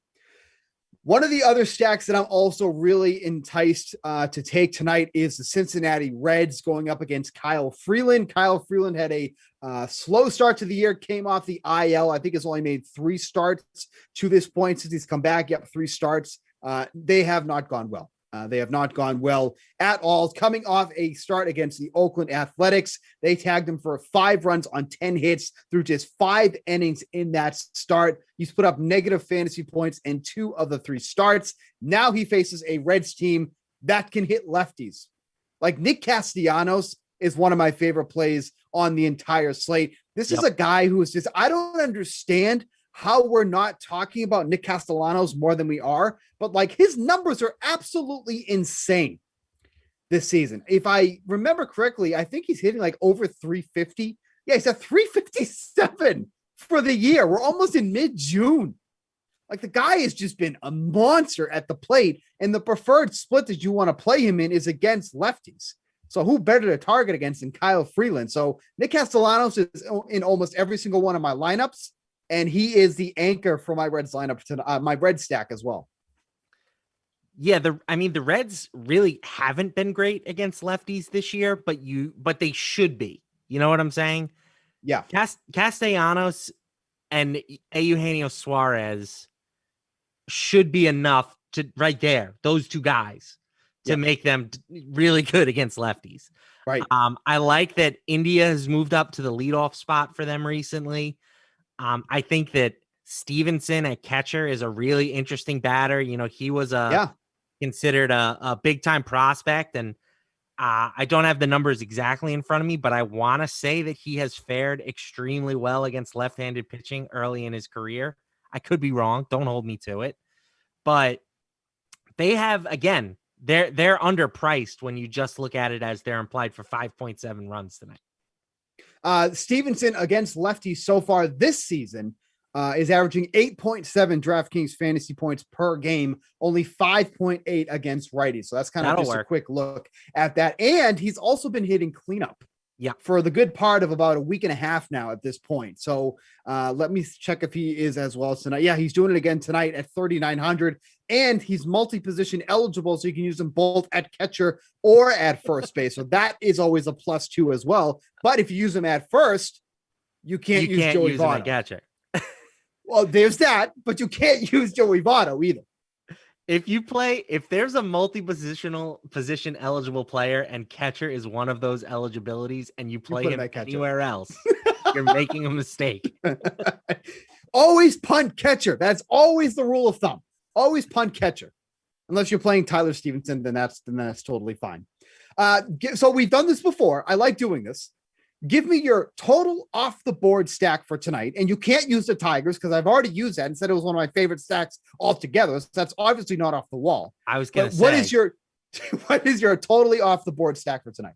I don't know if I can match anything as crazy as the Tigers, but I'm going to try.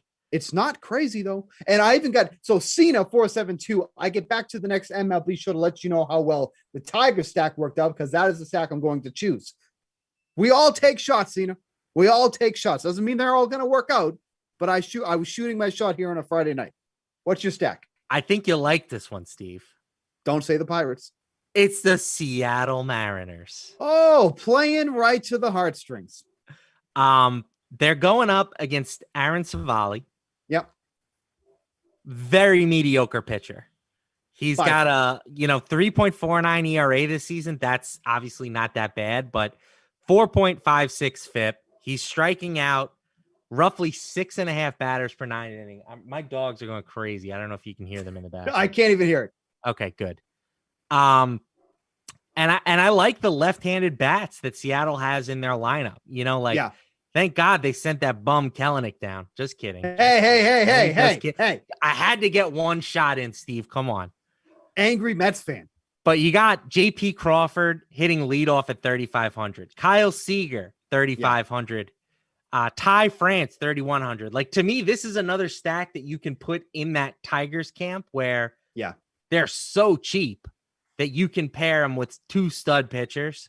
Right. The only guy is Mitch Haniger is 5,400. The Tigers don't have anybody like Mitch Haniger, but he's a good hitter. He's a good hitter. I would probably load up on the left-handers, though, the cheaper ones in particular. Correct. Savali has a 342 WOBA this season when facing left-handed batters. His FIP in that situation is 5.33. So I like the left-handers, particularly Crawford and Seager. And that's my off-the-wall stack of the day. And I will say, and I will inform you, because you probably don't even realize, because nobody follows the Mariners really except me. J.P. Crawford has been hitting on a totally different level.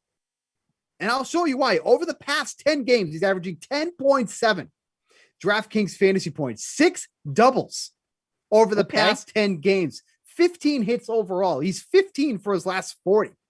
I mean, this is a guy who normally, if he has an extra base hit, like they throw him like a little party after the game because it's such a rare occurrence. It's about as, it happens as many times as his birthday happens in a year. But like, he's just been getting it done. And he's only still at 3,500. Like, his salary has really not budged at all. I mean, he's been in the low 2K range. So he's moved up from, 2K to 3.5, watch out for that big increase. But like he's sneakily been one of the hotter hitters in baseball. Again, you wouldn't do like. Go ahead. He was a big time prospect. Yeah, he was a top 30 prospect according to Fangraphs not that long ago, 2018. He's still only 25, or I'm sorry, 26. It would not be the craziest thing to say that he's having a bit of a breakout season. Yeah. A couple comments in the chat. Do you punt catchers for Korean baseball also? Here's my answer.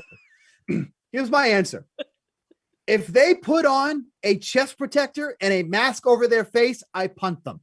I don't care what country, what league. I even punt them for Little League. Like, no, don't punt do the that. catcher. The catchers in Little League hit bombs, Steve. You put your big boy behind the plate and you let him. You do. Any league, any country, you punt the catchers. So that's my answer for any of them. Okay, so but yeah, you are right. I did forget about that, and I'm very sorry to all Seattle fans that I forgot that JP Crawford was actually a highly touted prospect. But you are correct. Speaking of highly touted prospects, can they just bring up Julio Rodriguez already? What are we waiting for? Well, just bring up Julio Rodriguez. I think it should be tradition that they call up a prospect and have him go over 39. You should always have one player coming up. You know what? When Kelnick is rounding the bases, when he clinches the AL West for them in a playoff game, like you'll remember this day. You will remember this day. Listen, I have no ill will in my heart towards Jared Kelnick, but I secretly hope that he stinks. Yeah, I know. Some of us card investors are very heavily invested in him. All right, let's talk about some of the individual matchups that we have for tonight. We've hit upon a couple of guys that we like individually here. Anybody that kind of sticks out to you, maybe you necessarily don't want to stack, somebody on this team, but you might want to take them as a one-off. Any of those guys, mainly in the 5K range or above, that you're kind of looking at, because there are a ton of guys in the 5K range and above, but these are most of the elite hitters that we have going on. A couple of weird guys in this 5K range. Like I would never pay $5,200 for Cesar Hernandez. Like that makes no sense. I would never pay $5,200 for Yan Gomes. So, the algorithm's a little wonky right now, but is there some guys in the 5K range, some one-offs that you're looking at tonight as potentially good matchups? I like me some Christian Yelich tonight. Okay. Yeah. Taking on Chase DeYoung, puts him on the positive side of his splits. Yep. DeYoung hasn't pitched much. He's thrown 10 innings this season. He threw 7.1 last year. Yep. We don't really know anything about him, but Right. I know that he pitches right-handed, and I know that Christian Yelich is one of the best hitters in the business against right-handed pitchers. Yep. So I like him at 5,800. I think the Brewers in general probably are going to be on people's radars tonight, but Yelich, I think, is a better one-off than they are a team stack. I'm actually kind of inclined to take a look at Jose Ramirez tonight. He hasn't exactly been crushing the ball so far this season. I shouldn't say season. I should say more lately. Yeah. He's been kind of slumping a bit.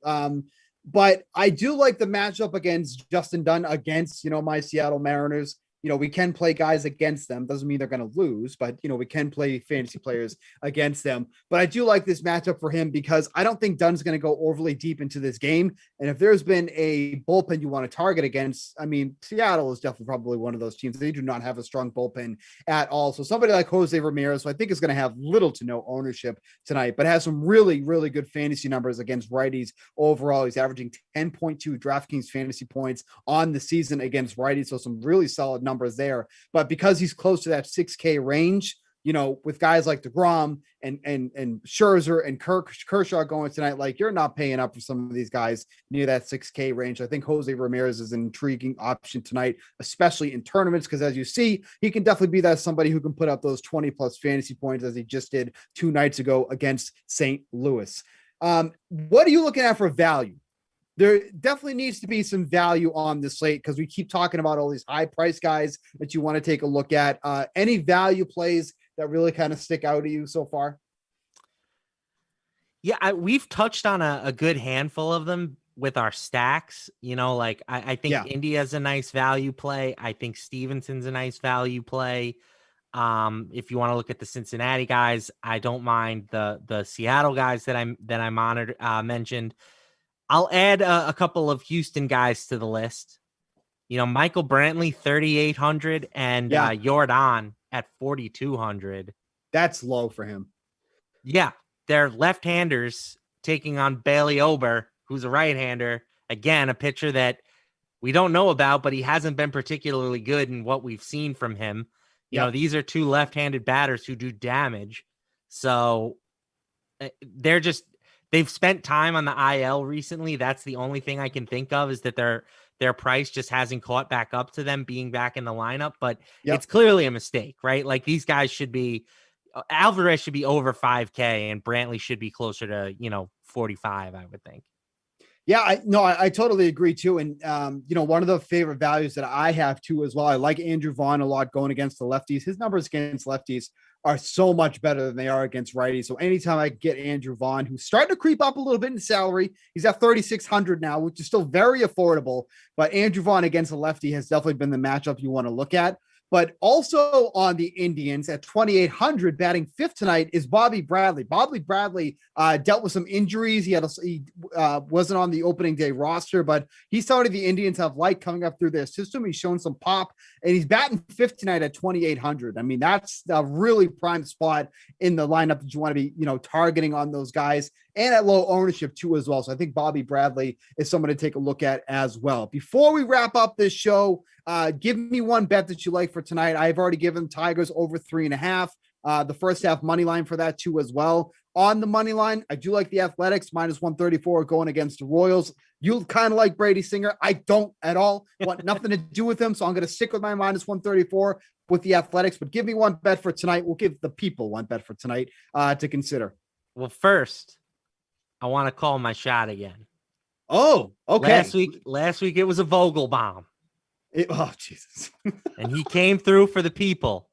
You'll like this one, Steve. Akil Badu. Oh, from the Tigers. Okay. A Badu bomb tonight at 2,300, folks. That's my shot. I'm calling it. Mashes right-handed pitching. He's got a 303 ISO against righties this season. Okay, so you know what we can do? Maybe we can tag team this. Let's have him hit a grand slam so it goes over the Tigers team total and it gets your bomb. That would be the chef kiss bomb right there. Okay, I'm cool with that. Good. All right, your bet quickly. My bet quickly. I'm going to take the Diamondbacks as underdogs. Oh, really? Yeah, I like, they're going up against Shohei. I think Shohei as a pitcher is more name than anything else at this point. Okay. He's had some results. He throws real hard, but he walks a lot of people. I think the Diamondbacks can get to him a little bit. So I will take them. I'll grab them as home underdogs for sure at +125. I love the betting activity here. Only 18% of the spread bets, 42% of the spread dollars. That's the kind of activity that I look for when I'm betting baseball. It tells me that the sharp people are on the Diamondbacks, and I like to align with them. Okay. Didn't even consider it, but because I trust you, I'm probably going to fire away on that. And we will find out. And then you also got everybody else watching will find out what's going to happen in the next Madden Sim, because coming up at 6:00, Saints at Seahawks. Jeff and Tara Lynn. Talk about a dynamic duo, a hot booth, like two hotties in one booth. Let's go, baby. That's the Mad stream. I might stick around for that one. Those two dynamic firecrackers going at it. Saints and Seahawks come right after that. And then the Ultimate Disc League will be up after the 6:00 sim. So make sure you stay tuned all throughout your Friday night. But for everybody working hard in the back, for the stud Matt LaMarca, thanks for everybody for watching. Good luck with your lineups. Good luck with your bets.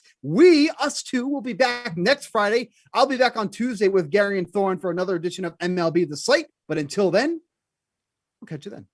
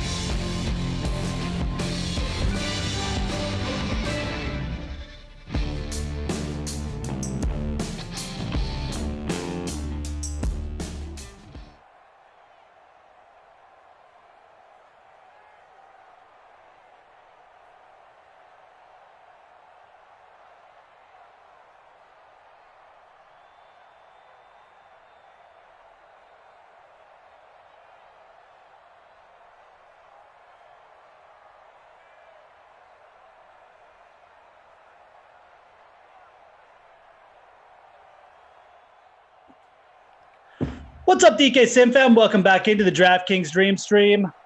My name's Jeff Ulrich, and I'm going to be bringing you home today with Terrelyn Asak on the last official Madden of this Friday. It's June 11th? Yeah, it sounds about right. Yeah. June 11th. Is that right, Terrelyn? Can you verify the date for me? That is right, Jeff. You have the date. I had to check myself, but yeah, it's June 11th. Okay. We got a lot to get to in this sim. I'm not going to lie, because we're previewing the American Disc League. We've got to get an update on Terrelyn's apartment situation. Let's say it looks much better already, but we'll get an update from the source herself. And we've also got a sim to get to. It's the Seahawks and the Saints here. This is a pretty good one, man. I mean, we got two elite quarterbacks. We've got Drew Brees, Russell Wilson. Obviously, I assume Russell Wilson is going to be about 1,000% owned just across the free rolls and stuff like that. But did you get a lineup in? Okay, so I was just struggling. That's why I wasn't talking during our little Zoom meeting. So I finally set up my monitor.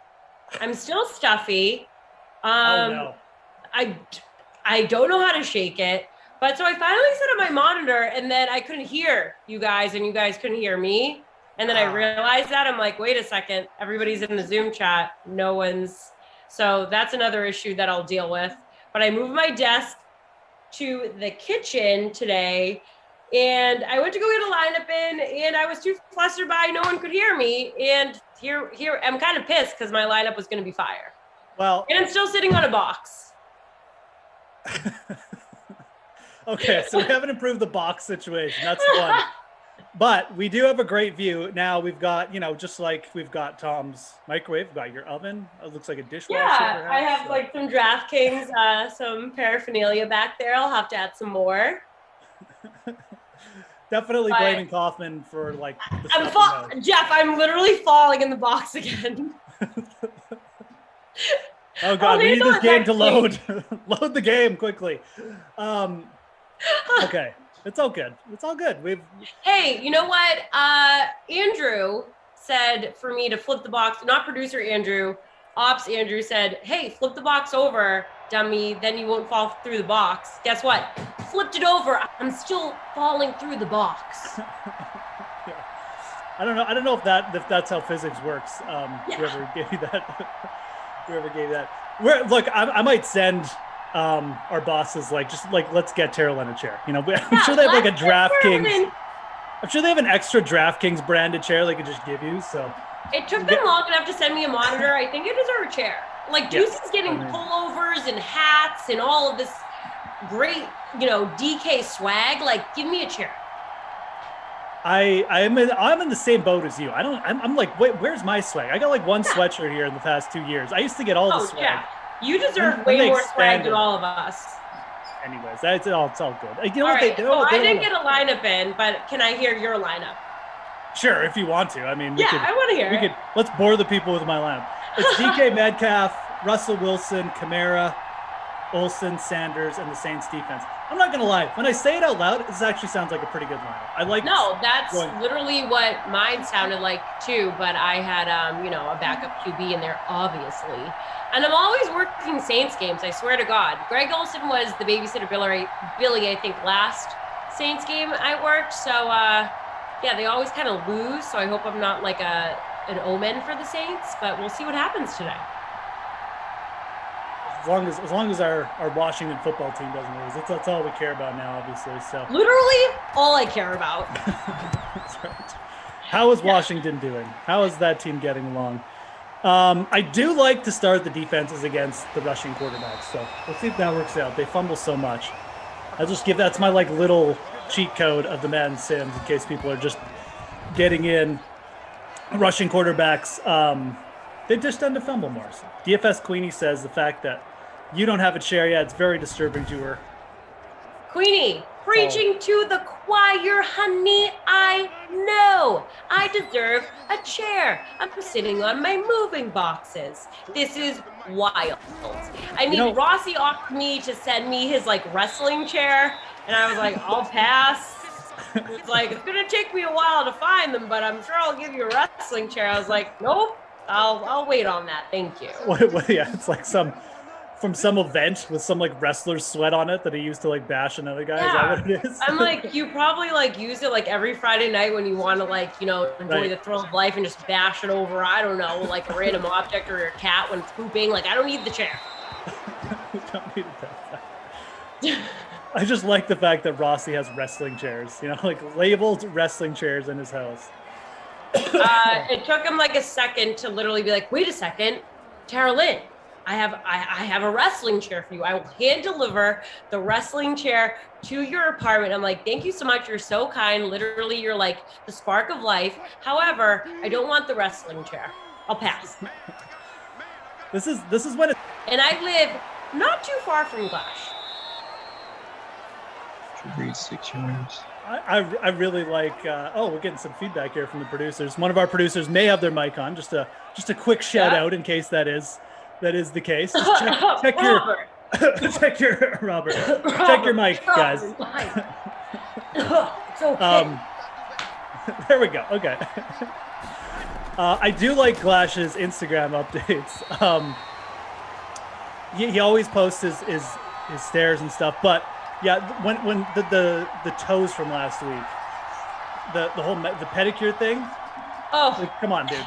No. I did a really hilarious tweet. Okay, Solomon Grundy, what's wrong with a wrestling chair? You and Jeff all stuck up, being too good for a wrestling chair. Hey, Solomon, me and Jeff are definitely not too good for a wrestling chair. If anyone is too good, it's Jeff, because he's like way more talented than me. I'm sitting on a box right now. I'm too good for nothing. I'm literally a peasant.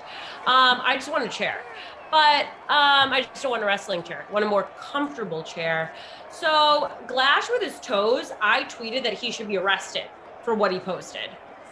And I was like, hey, Glash should be arrested for the pictures of his toes. And then Greg Ehrenberg, another DK contributor, follow him, don't follow him, he's funny as hell. He tweeted the same image that I tweeted, but he took out of his toes and it just said Glash should be arrested.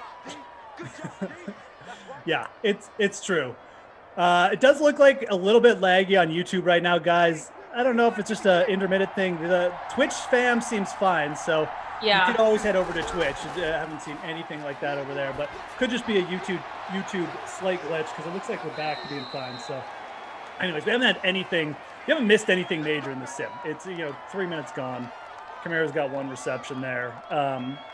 We've had basically a punt. So, yeah, the toe thing kind of caught me off guard. You cycling through, and then you're like, what is this? Oh, yeah. Whoa, so had to sit down after I saw that. But and block Glasheen on Instagram as well. But 100%. Oh, ball's out. Smashed. Jared Cook got. Oh, okay. We'll just keep going all the way. 30, 20, 15, 10, 5, touchdown. Who was that? No, it was the Seahawks D. That's all we really care about. Defensive team players don't get points. It's Quentin Dunbar. Little DST action. I rostered the wrong DST, Tara Lynn. No shock there that I made a horrible decision. But if you had the Seahawks DST in your lineup, and they do have a lot of big-name players, you're really liking that play. Doesn't that stink when you choose the other defense and you don't choose the one that's scoring? It's so annoying. Yeah, really sucks. Especially on a Friday at 6. Worse, yeah. On Feel Good Friday? It's true. When things don't go your way on a Friday, it kind of sours the weekend. You don't have like more days to make up for it. It's just going into the weekend on a low note. But 17% owned for the Seahawks there in the Madden 6K early bird special, 2K to first. And again, that one is 4 games today because we've got the American Disc League coming up. That is coming up at 8 p.m. Eastern. So in lieu of the last 2 sims, we'll have that. And definitely going to be mentioning the American Disc League a little bit more in this sim, guys. We got a how-to video coming up in the first quarter, giving you just basically some info on how that league goes down. I would recommend watching it. Like, A, you'll be able to impress people with your knowledge of the American Disc League, which is always impressive. You're talking to someone in the bar, maybe like a nice-looking person of you're interested in, regardless. Yep. And you can just be like, "Yo, have you ever heard of this American Disc League?" Good talking point. You can show them on your phone. Jeff, I know I'm going to watch it because I have a wedding tomorrow and I want something wild to talk about. And I'm going to be like, hey, so have you checked out the American Disc League? And they're going to be like, no, I haven't. Like, what's that about? And then I'm going to just drop knowledge on them. And I'm going to look like the smartest person at the wedding when I'm probably like in like the low percentile. I was never really good at math. A lot of mathematicians are going to be at this wedding. They were in the higher math class than me in high school. But I'm going to drop American Disc League knowledge on them tomorrow. At the very least, you guys should check it out a little bit. 100%. It's fun. Trust me. Today we got the oh my god, I've already forgot. What is it? The Atlanta. Do you remember what Atlanta's called? I'm having a real hard time remembering. But I was studying tonight, Jeff. Atlanta's Hustle. The Atlanta Hustle. That's it is. Versus Okay, the first of Boston all, Glory. love that name. Never going to forget it. Got it. Okay. I didn't even need to look in the chat, producers. I didn't look. They both dropped it in there before. A second, because they're on the ball. But yes, they are. Atlanta Hustle, Boston Glory tonight, and we'll have a little info there first cue. But right now we got a defensive touchdown. If you're just dropping in the sim, again, I'm with Terrell and Asak here. Last sim of the day here, guys. You're gonna go out. You're gonna enjoy a little bit of Friday. You're gonna come home, watch the American Disc League tonight on the DraftKings Dream Stream. We'll be back to 6 sims tonight. Yeah. Solomon Grundy dropping a funny little chat again. Does every player in the Disc League look like Christian? I would say, yeah. Well, Kristen even admitted that every player looks like him. He's like 100%. legitimately. That's the only reason I know. You know, there's like 12 people just going out there who look like me. I think he said something to that effect. So, Yeah. Solomon Grundy, I love your nickname as well. Classic PC Comics book character. Solomon Grundy going on a Monday. There's Jared Cook. That's nice. It's nice they have access to that close. You know, it's pretty close. We have the mountains close where I live, but they're not really like. There's no bodies of water close to us. Like there's no beaches. So. Oh yeah, so that's Kind of- tough. Yeah, I'm not used to that. I grew up like near beaches, so that's always been nice. Well, I know. Emerson and Reed, they were just in Newport last weekend for Jesse's wedding. Oh, that's right. That is where she got hitched up. That's Yeah, it's a very popular wedding destination. Yeah, and judging by some of the pictures she threw up, a couple of them I saw, looks beautiful. So And so jealous of her honeymoon. It's in Turkey, and it just looks like she's living the finest life possible. So Living La cheers Vida to Loca. Jesse and her husband. Yeah, I mean, and while I'm sitting on a box talking to all of you. So yeah, here we are. We're doing well, everyone. Cheers. Happy Friday. stuck in here with us, stuck in here with the DK Sim. Hey, at least fam. I have you, Jeff, and not Kaufman. Thank God. That's right. It's always a plus. Always look to the Thank bright side. the Lord. Could be Kaufman giving you like dad advice, pretending like he's like 65 or something. Like, well, don't do that, Tyrlin. You know? Yeah, he literally the other night on the sim, drop in the chat if you witnessed this. The chat had my back and they were like, awkward. I'm like, do you ask like Jeff this? Do you ask what's going on here? He was like, Tyrlin, tell us about your most awkward first date. And I was like, and producer Andrew was like, absolutely not. Next question. And I was like, can you talk about the game, buddy? What's up? I was like, I want to talk about Aaron Rodgers not showing up and getting fined. And you want to talk about my awkward first date? Koff's a wild card. Love him to death. Wild. I get really nervous when I have to sit in the second quarter. Oh, okay. We're gonna get into that in the second quarter because his boundary issues are so weird when it comes to certain things. Anyways, again, we only had the one touchdown in the first queue. Yep. It was a defensive touchdown, and I hyped it up. Here it is, guys. Let's take a look. It's all you need to know about the AUDL, American Disc League 101 right here. And we got the Atlanta Hustle Boston Glory coming up later tonight. But here's your 101 on the American Disc League. Welcome to Ultimate 101. Daniel Cohen here to take you through the basics of Ultimate and the AUDL, the American Ultimate Disc League. So Ultimate is a 7-on-7 non-contact sport played on a field 70 yards long by 40 yards wide, with end zones running 20 yards deep on either end. In the AUDL, the game is played on a football field, with end zones starting at each 10-yard line. The AUDL field is larger than a college regulation Ultimate field because of the extra 13 yards of width and 10 yards of length. So each point begins with the pull, which can be compared to a kickoff in football. The two teams of 7 begin at opposite end zones, and one team throws off to the other to begin play. Now the receiving team starts the point on offense. Their goal is to advance the disc down the field by passing from teammate to teammate until the disc is caught in the opposing end zone for a goal. Players can't run with the disc, and they have to establish a pivot foot before throwing, like in basketball. Anytime the disc hits the ground, is intercepted, or is caught out of bounds, it's a turnover, and the defense takes over on offense without any stoppage in play. At the college level, when a player has the disc, they have 10 seconds to throw as long as a defender is in their immediate area. This defender is called the mark, and typically they will count out loud starting from 1 all the way up to 10. If the person with the disc doesn't get rid of it in those 10 seconds, that's called a stall, and the offense turns the disc over. Stall was called after the great catch. In the AUDL, the stall count is 7, so players only have 7 seconds to get the throw off. Now traditionally, Ultimate is self-officiated. Play will stop for any foul calls such as contact or traveling, which can then be sorted out by the involved players. If a player disagrees with the foul call, it's basically a redo, with the disc being sent back to where it was before the call. The AUDL is the only level of play that uses officials to call the game.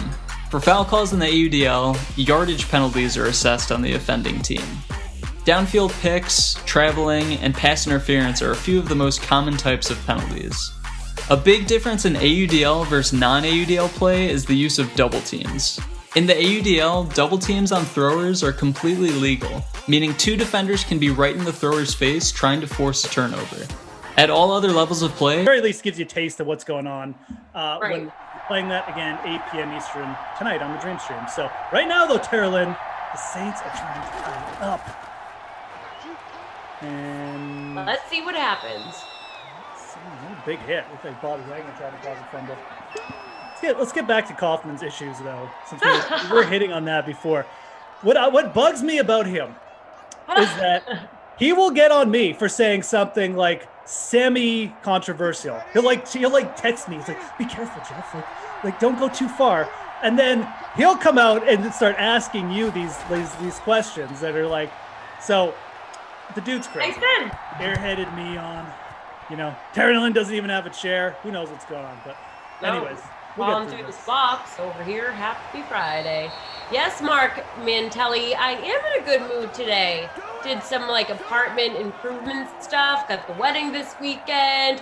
6 p.m. sim with Jeff. All the guys were ragging on me, being like, "Why is Terrelin doing a 6 p.m. sim? She's usually out on a Friday night at that time." Losers. Such losers for ragging on me. I was like, "No, guys, I'm staying in. I'm hanging in. I got this weird sinus infection from cough through Zoom. Jason Rossi gave me a list of how he gets rid of his sinus infection. Apparently he gets them a lot, so I've been practicing his method, and I hope it's working. People are saying that I sound a little bit better, but I still sound, like Fran Fine, the nanny, nasally. What is his? You do actually sound a little bit like her. Right, a little bit better. What he does is insane. Yeah, tell me what he does. I'm interested. Okay. I use one of those neti pots because I actually too get sinus infections, so I can definitely sympathize. I don't like them, but what does he do? Because I have a feeling Rossi's got something extremely crazy. That's the type of guy he is. So wait, so interesting. I was like, should I be going to CVS tonight to get a neti pot? I was like, should I go to level 2? Does that make you feel like a new person? It can definitely help. If the main issue is just that you're clogged up, and it's not like if you have a headache and stuff too, it's probably honestly not going to help that much with the headache. Yeah, no, I don't. It's just all right there. It could definitely help. It could be at the very least provide some real serious temporary relief. Now, it's kind of gross how you have to do it, and my wife watched me do it once, and she's like, "If you ever pull that thing out near me again, so." Drop in the chat if you have used a neti pot before, please. And she made me lock it up away from everything else. She's like, "That's been in your nose. That's, we're not keeping that around the kids or anything." So she just thought it was gross, but that's hilarious. Yeah, they feel weird, but they definitely will provide the relief. Ooh, Russ, rust around here. But yeah, it's worth it, man. Anything to get rid of that feeling, that sinus pressure. Yeah. And Solomon Grundy points out a great point. Distill the water, because you don't want to use tap water with it, because you could get like a really bad infection and like legitimately die. So. Oh wow! So I have purified water because I put it in my humidifier at night.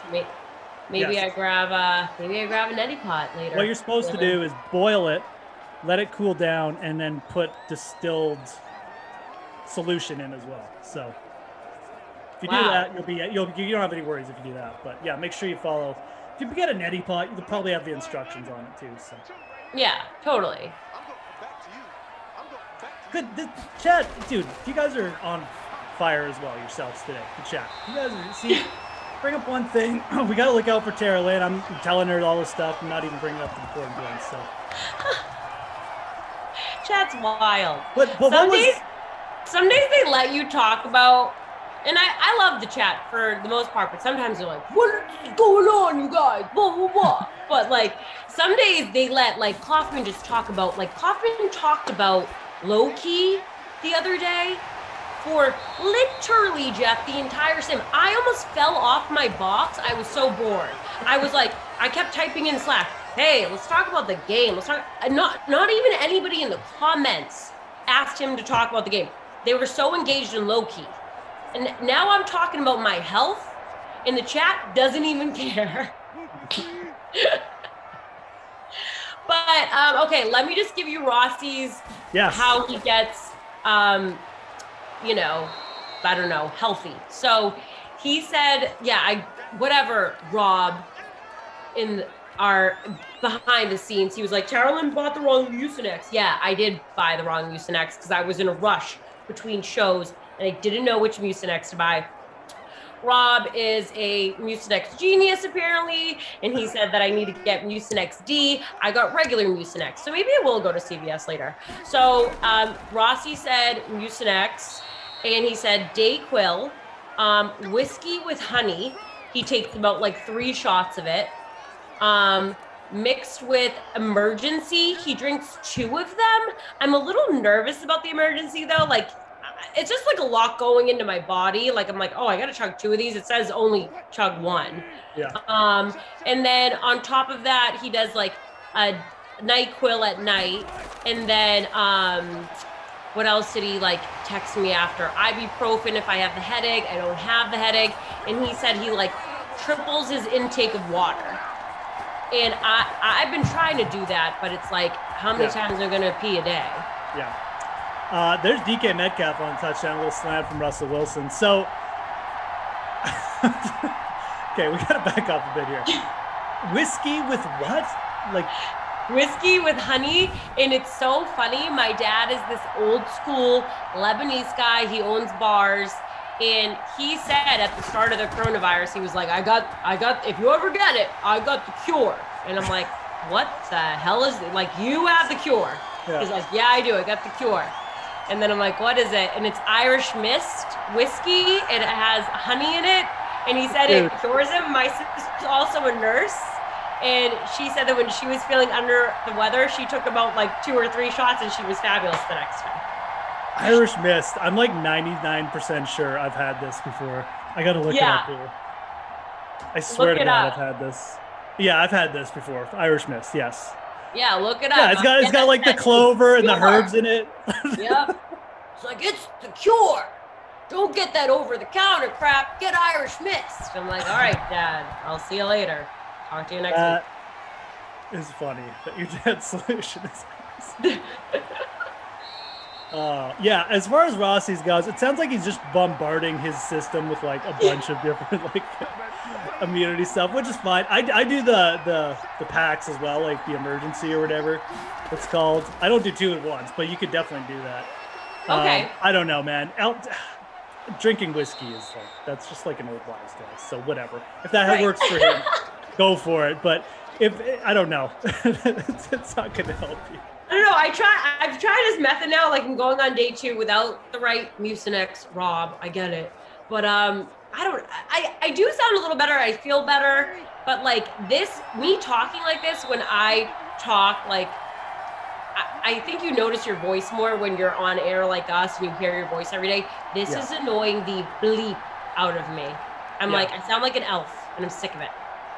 Yeah, when you have to listen to yourself and you sound a little different or whatever. Yeah. Yeah. Absolutely. Nobody else really notices it. Like, I don't know. Like, if you hadn't even pointed it out, I honestly probably wouldn't even have asked you about it. So, okay. It's really, like, not that bad. But Kaufman was way more noticeable, if it makes you feel better, too. Like, oh, my God. He did his playback the other day on the sim. I was like, that is insane. Kaufman. Yeah.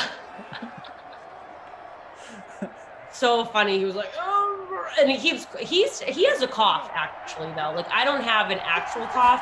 Yeah. Every like 5 sentences, Kaufman just ends up like uncontrollably coughing. I'm like, please mute your mic and go take Lozenger. I'm not listening to it. Yeah, he got it bad. We middle-aged males do tend to like to get like these like these colds, and then we like they just affect us more because we're wimps. I think. But, I hate being sick. I really hate it. Does so. Rob, you just cracked me up. Behind the scenes, he just said it's a gross cough too. It is. It's this like, that chest cough when you're like, ugh.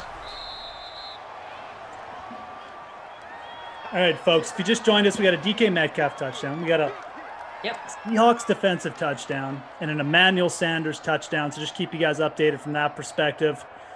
Tara Lynn, ASAC, and I on the call here today, guys. Again, it's going to be the last sim of Friday. Again, if you're just joining us or if you're new a little bit, we're going to have the American Disc League coming up at 8 p.m. Eastern today, replacing the last 2 sims.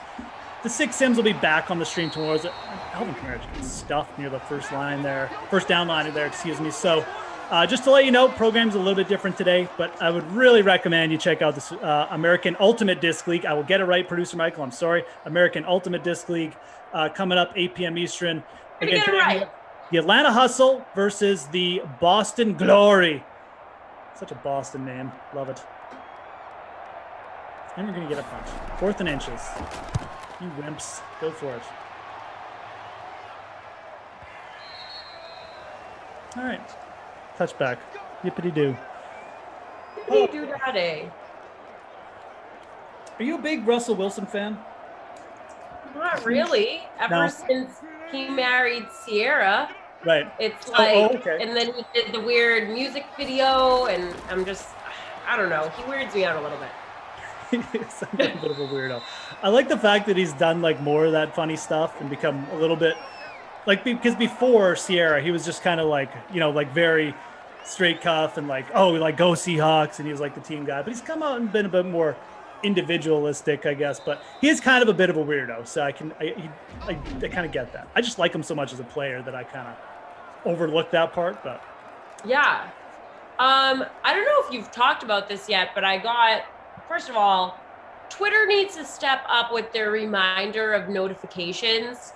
I got today, Aaron Rodgers tweeted for the first time. So Jeff, as we were talking about before, it's like we get anxiety every day for the Julio Jones news. Now we're past that, settled.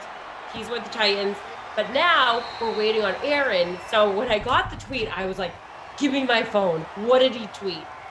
But he tweeted 20 hours ago. So Twitter, step up. I want like the immediate Aaron Rodgers just tweeted. Like I get that for Schefter.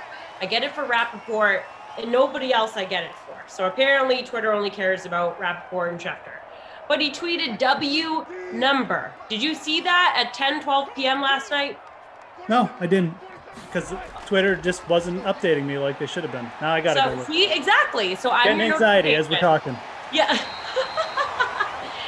So Aaron Rodgers, if you in the chat, if you're on Twitter, he tweeted last night, or you could just do a simple Google search too. He tweeted at 10:12 p.m. last night, W number. And people are just kind of going in on him on the comments and basically asking, hey, where are you? What's going on? And that's it. So kind of an eerie tweet, Jeff. Yeah, dude. Like now, I mean, this is literally going to like distract me from the rest of the sim because W hashtag, W number sign, like whatever you want to call it. W number sign, W hashtag. I don't even know. Like what are we doing here? I'm gonna have to like I'm gonna stay up all night, like doing like Roman numerals and like seeing Exactly. the history of the letter W. There is a turnover. Okay, there's our next turnover. Malcolm Jenkins's in the end zone, but yeah. So I don't W hashtag. I don't. Yeah, sorry, I'm like going like so old school. I'm like, oh, W like number sign, like number. But no, yeah, hashtag. Sorry, the Guru 805.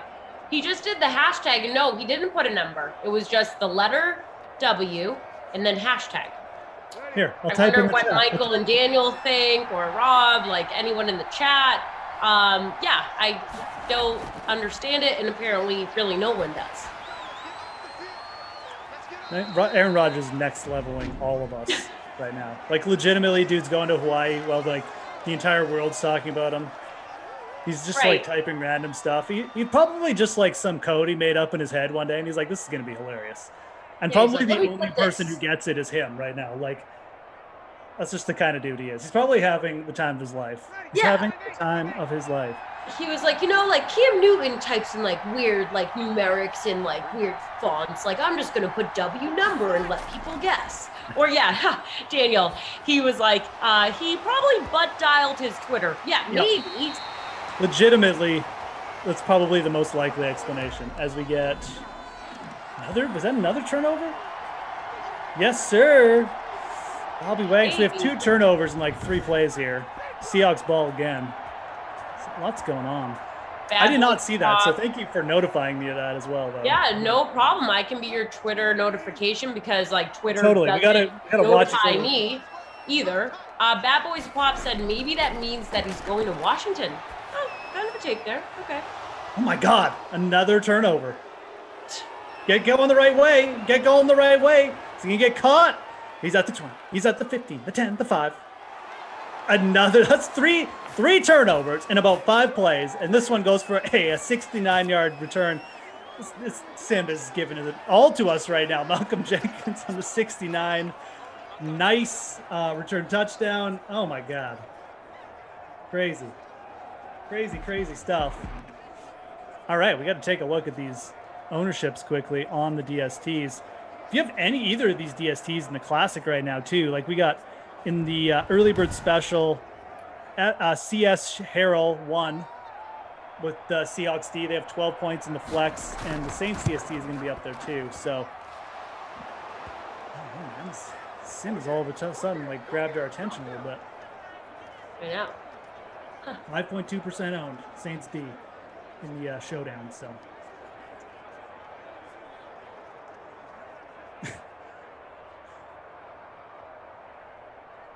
Okay, 18 seconds left. We haven't even hit the second half yet, people.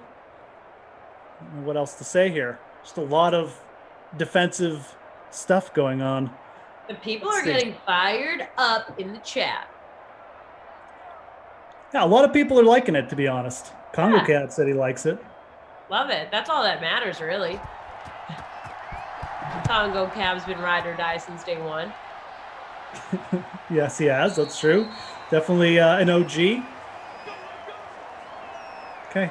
All right. I'm going to get 18 Mr. Top seconds. 10 dog poop. Well, I'm guessing you didn't have either defense in your lineup. I don't know why you put dog poop. Or maybe you just wanted to say it. It's a fun word to say. Seahawks ran it once. Now they're going to burn a timeout. So that was Carlos Hyde. Out of timeouts, though. So. Oh, 2nd and inches, actually. I didn't get a first down. All right. What do we got coming up? I can't remember if we have a clip at the half. No, I don't think we do. Maybe we do. Anyways. What do we got? It'll be a surprise. Cool. I love surprises. Sweat clip. That's what we got. Okay. Ah, man, you ruined it. Keep me on the ball here.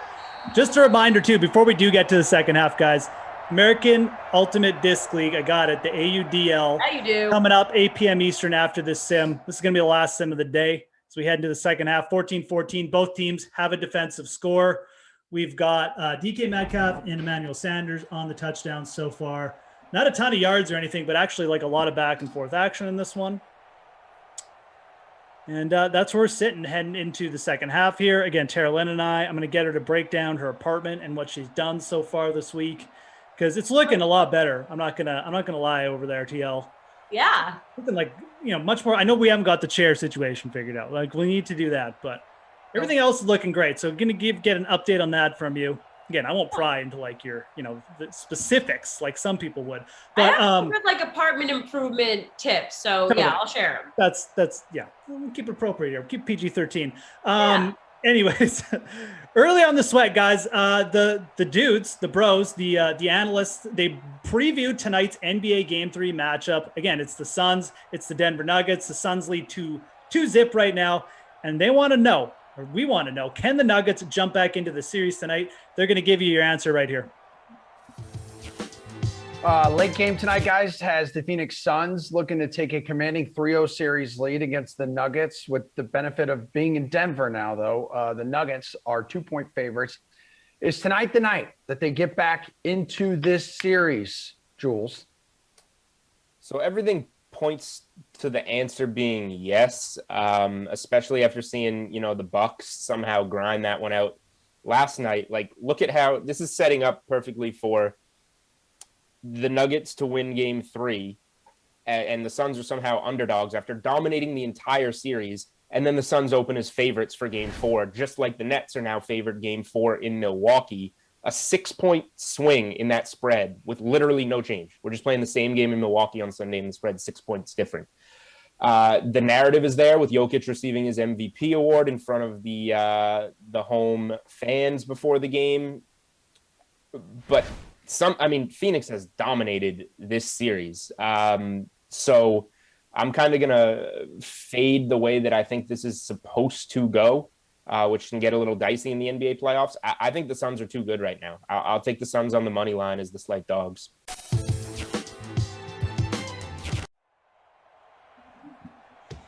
All right, guys, hopefully you enjoyed that little basketball preview. Obviously, we got the Nuggets and the Suns going back at it tonight. But right now, we got to get back into the second half of this game. We've actually had a pretty close one here, 14-14 Saints, Seahawks. Again, both teams with defensive touchdowns. If you're just jumping into the stream right now.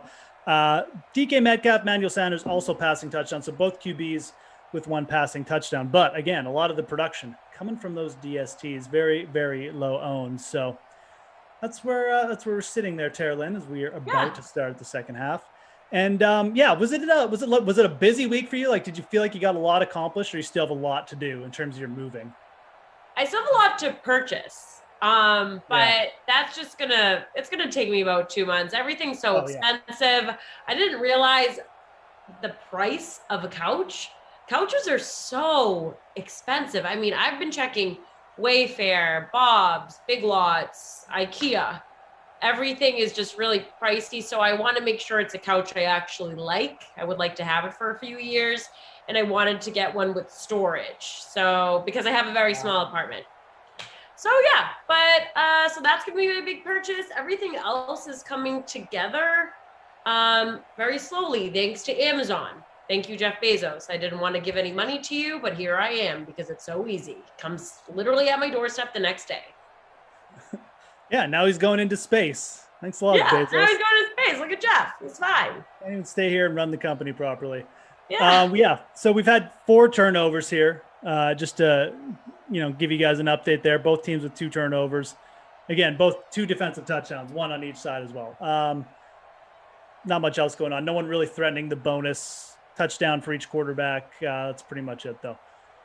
Well, we'll get that second half going in a bit. Couches, man, you can spend like I have like a really comfortable couch upstairs that we've had forever. Awesome. And it's like cheap, but then we also have like a very expensive couch that I don't even really like that much, but it looks way nicer. So yeah, I'm much rather, like, my wife wasn't involved in the decision making. I would just have like the crappiest couch ever that was really comfortable, See, I love couch. Like I sometimes pass out on the couch. I like to watch TV out on the couch, but so it's that in the damn chair, because who knows when I'm going back to the office to harass Glash and Kaufman in real life. So I like to have a comfortable chair. It's an important part of your life here, as we're obviously just waiting a little bit here for the sim to get back loading. Yep, just loading up people. You're stuck with us. So welcome. Happy Friday. We got 257 people watching. Smash the like for me and Jeff. We're happy to be here. We're chilling with you at 6:45 p.m. on a Friday. I see what we're doing. Yeah, we're also just back checking. This has been a crazy sim. So yeah, making sure we're double checking, we're triple checking that we have all the turnovers accounted for and stuff like that. So there's some back end stuff. Again, we shouldn't be in any rush. This is the last sim of the day. I mean, you guys are always craving. Again, we get a little break after this, and you come back for some disc league, but no big deal. We'll get it. We'll get there eventually. Do you have any opinion on the Saints next year for like a quarterback situation? Like, do you like Winston, Taysom Hill? Is there a guy you prefer to just watch? I mean, as just like a viewer, as a fan, or do you just really not care about the Saints? You can say, I just don't care about the Saints, Jeff. Like, that's fine. No, I mean, I really don't care about the Saints. I like Drew Brees. I really liked everything about Drew Brees, from his charity work to him on the field. I just thought he was a great stand-up guy. So, and it seemed like everybody too in New Orleans just loved Drew Brees, especially what he just did for New Orleans, just himself as a whole, him and his family. But so it's going to be a big shoes to fill. So I really don't have a take on who I'm excited to see. I told you, I'm excited for the Washington football team. Like, Emerson is calling his Jags the American team. It's America's team, baby. He's so excited. Him and Meg are going to a game, I'm pretty sure. Well, he's forcing her to go. So I told him the Jags can screw, because the Washington football team is America's team now, baby. It's me and Jeff's team. Right. I love it. Oh, and Rob, too. He's a Jags fan. Sorry, Rob. Forgot. Any team that commits to having Ryan Fitzpatrick as their starting quarterback deserves to be America's team. Ryan Fitzpatrick really is America's starting quarterback. Is there anybody in the continental and island United States that dislikes Ryan Fitzpatrick? Yeah, if you do, get out. The dude could, run for president, I'm pretty sure, with that beard. I mean, give me a break. Yeah, there's going to be a lot of magic in Washington, and Emerson's just nervous. Went to Harvard, man. It's wicked smart. Wicked smart. I had to slow the brakes on Emerson today on the sweat too. We're talking about can the Jacksonville Jags make the playoffs. He really wanted me to keep pushing the bandwagon, say yes, say it's a good bet, but I just can't do it, guys. I mean, there's better bets out there, so you can catch that stuff. We're always touching on the NFL, on the sweat, usually a couple times a week here over the summer. Again, what else are we going to talk about? Yeah, I mean, what the hell? But there was some news about Jameis Winston, the guy I really don't care about, because I'm all in on Ryan Fitzpatrick, Washington football team, America's team, screw the Jags. However, so Jameis Winston, a little emotional in the press. He's saying that he's well aware of the narrative that's surrounding him these days, that people really are not that excited for him to be the starting quarterback as he strives to be it. But I mean, what can you do, dude? You're in the press. It's NFL. People are going to have all their different takes. So he said, I went from being the #1 draft pick to having everybody laugh at me, Winston proclaimed, tackling the elephant on the field as he addressed a group of kids at former Florida State teammate Kenny Shaw's youth camp in April. You're letting the kids get to you like that, Jameis? I don't. Let's toughen up. I'm dead honest. Jameis Winston is one of those guys I have zero sympathy for in life. Okay, why? I will definitely let you know why. First of all, in college, it's not like the guy wasn't a controversy magnet, with some of the stuff he was doing. And I'm not even going to touch on the serious stuff because that's we're just not even going to debate it. It's serious accusations and stuff. But even that stuff aside, this guy was involved in some weird stuff. Then you come to the pros. You're the #1 pick overall. You've thrown 20 plus interceptions, 4 times in your career. You keep getting chances. Chances. Any other QB does that. He's out the door, Tara Lynn. This guy, because of his #1 status, that is why he's in the league right now. That's why he keeps getting shot after shot. You've had from an NFL quarterback standpoint, probably 3 times, maybe 4 times the lifespan you should have already compared to a lot of other dudes. There's guys out there just as talented as Jameis who haven't had nearly as much run. Ryan Tannehill is a great example. The guy had to go to being a backup because of Adam Gase. And luckily he got another shot, but like he could have easily, Marcus Mariota doesn't get hurt, whatever. He's still on the bench. So, oh wow. You know, Jameis, he had his chance. Now he's getting another one. Again, no sympathy for me for Jameis Winston. I hope he is doing good stuff with his life and all that now, but like, no, not really a guy I stress too much about in terms of him. He's had a nice run for what he's produced. We're gonna get field goal attempt here. Right. All right, Tony in the chat. I'm gonna allow this one. Okay. I'm kind of interested too because I've actually never asked you this. How tall are you?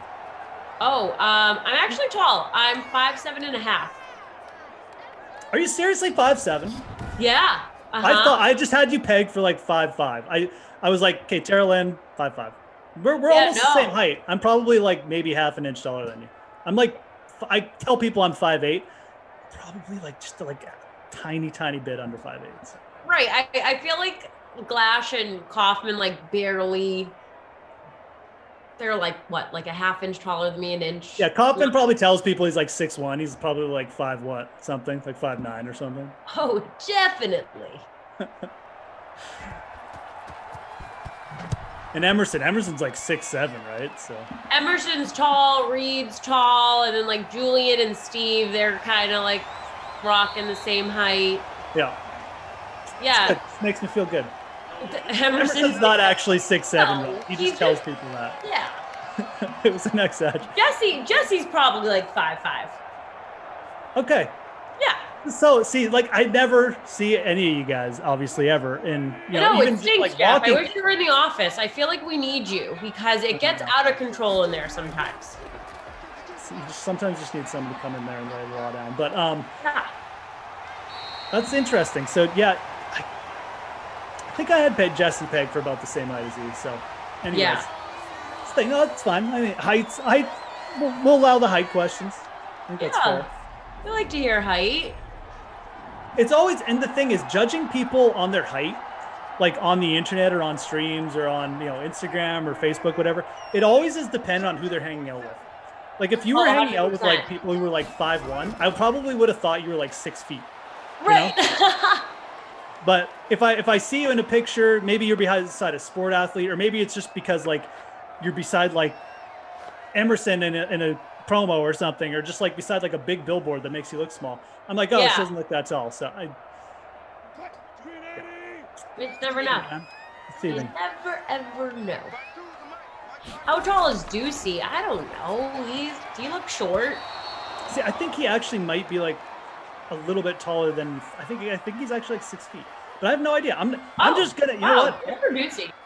I'm gonna just wipe my brain of all Yep. assumptions from now on. Honestly, do it. It's what you should. It's kind of what you have to do, man. You just like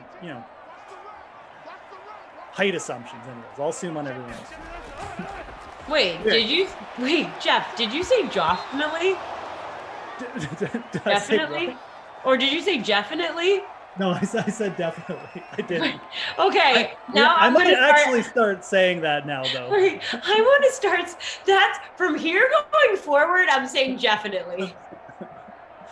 Yeah, I might have to make that a part of my vocabulary. Whoever brought that up. Legit amazing. Definitely. Rich Sharp, can we talk about Aaron Rodgers now? What more do you want us to talk about? We were trying to break down. Oh, I did see somebody in the chat say, hey, he tweeted that because of the Bucks. But I don't know. I'm not sold on that either. I'm more sold on the butt dial. Yeah. It's gonna be some just ridiculously obscure reference that like 5 people get. Oh my god, another fumble. What are we doing here? This game. Seattle, man. Another turnover. They're gonna have to like quadruple check the stats here. There's so many. This is easily the most turnovers I've ever seen. I'm not even sure if that was like the 5th or 6th turnover at this point. I'm just gonna stop commenting. That was a turnover though for the Seattle DST. So inside the red zone too. So they're gonna have a chance to take the lead potentially. At the very least, tie things up.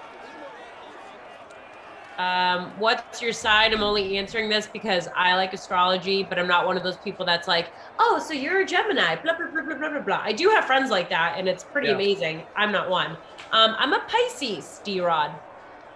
But I'm not really a Pisces. It's a lie. I keep asking my mom, give me my birth certificate, because it's a lot of questions. Like, Pisces are usually really shy. Right. Like, standoffish, more quiet. I'm like, that's not me. I don't know who the hell you're describing. But then, like, some Pisces traits I get. What are you, Jeff? Do you know? Yeah, I'm a Virgo. Virgo. Okay. I don't know those traits because I said I'm not. Yeah. Rattle them off. I wanna say they're more like kind of perfectionists, a little bit quiet or moody or something. It kind of does fit me, if I'm being dead honest. I think it fit me a lot more when I was younger too, growing up. I was like, oh yeah, that kind of does actually sound like me. Right. But, I can't remember all the traits either, because I'm like you. Like, I just. Right. I'm like, oh. You always get like one person in your group that's like, oh my God, I can't believe you're exactly like yourself. Yeah. And they're like, oh, well, you're dating this sign. Well, that's why it's not working. Right. I'm like, Jesus Christ, I don't know. And then there's the thing that's like, they take it a step further. Like, you can only interact with like certain signs. Yeah, and I'll just be like, okay, I'm not interested. I will keep moving now. At that point, it's like, no. Like, you need to get a grip on reality, pal. It's not how the world works. Anyways, it'd be cool if it did, but. Yeah. What? Oh, man.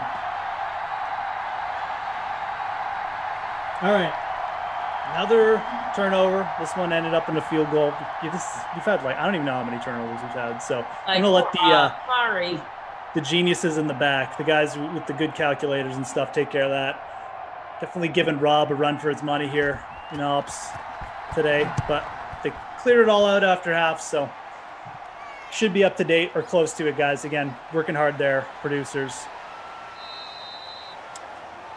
Right now, in the 6K early bird special, we still got CS Harrell leading. Again, Seahawks DST right now with 13 DraftKings points. Again, these scores aren't finalized, but I think they're pretty close up to date, if not. So DST is definitely a pivotal play today, like especially in the classic contests. All you people sweating those. And again, we got a ton of paid contests and stuff on for these Madden streams. If you're new to them at all, we got a ton of paid contests going for the US Open golf next week. Millionaire makers, I mean, I'll put those out. Those are already in the lobby with salaries and stuff. So big week for golf coming up. You can check those out as well. Ton of stuff going on. Love it. On DraftKings, as per usual.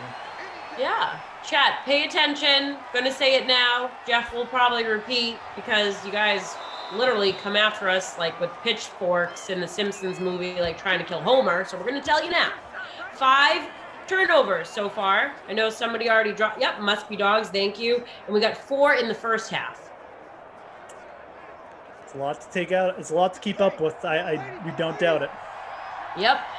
They did take their time though. That's why you got extra Terrelin and Jeff time at halftime, just to double check. Crossing the T's, crossing the I's, and there's a little pass out to Michael Thomas. Drew Brees in the zone. What is Michael Thomas up to here? Over 200 passing yards for Brees. Michael Thomas 5 for 50 yards. Potential bounce back candidate next year, but really got to question who his quarterback's going to be. I just don't really like the Saints that much. Why? You're just. I don't know why I don't like them. Like, I don't really have a good reason. Okay. Sean Payton bugs me. Yep. I see it. I don't know. I really don't know why I don't. Like, I just never really am like, that's the Saints. Kind of hope they lose. Just always felt like that about them. So it's a little weird, if I'm being honest. But maybe something about Drew Brees just irks me. He's kind of like, always smiles on the camera, Drew Brees kind of feels like one of those guys who Tom's like that too, Jeff. He is. Just like everything breaks his way. I shouldn't say that about Brees, because Brees overcame like a horrible injury early in his career. Yeah. He got dumped by the Chargers. He definitely like worked to become, one of the better quarterbacks in the league. He was undersized, so I should probably give him more chops, Here we go. 1st and 10. My new hero, Drew Brees. Oh, and then he dumped it in the ground.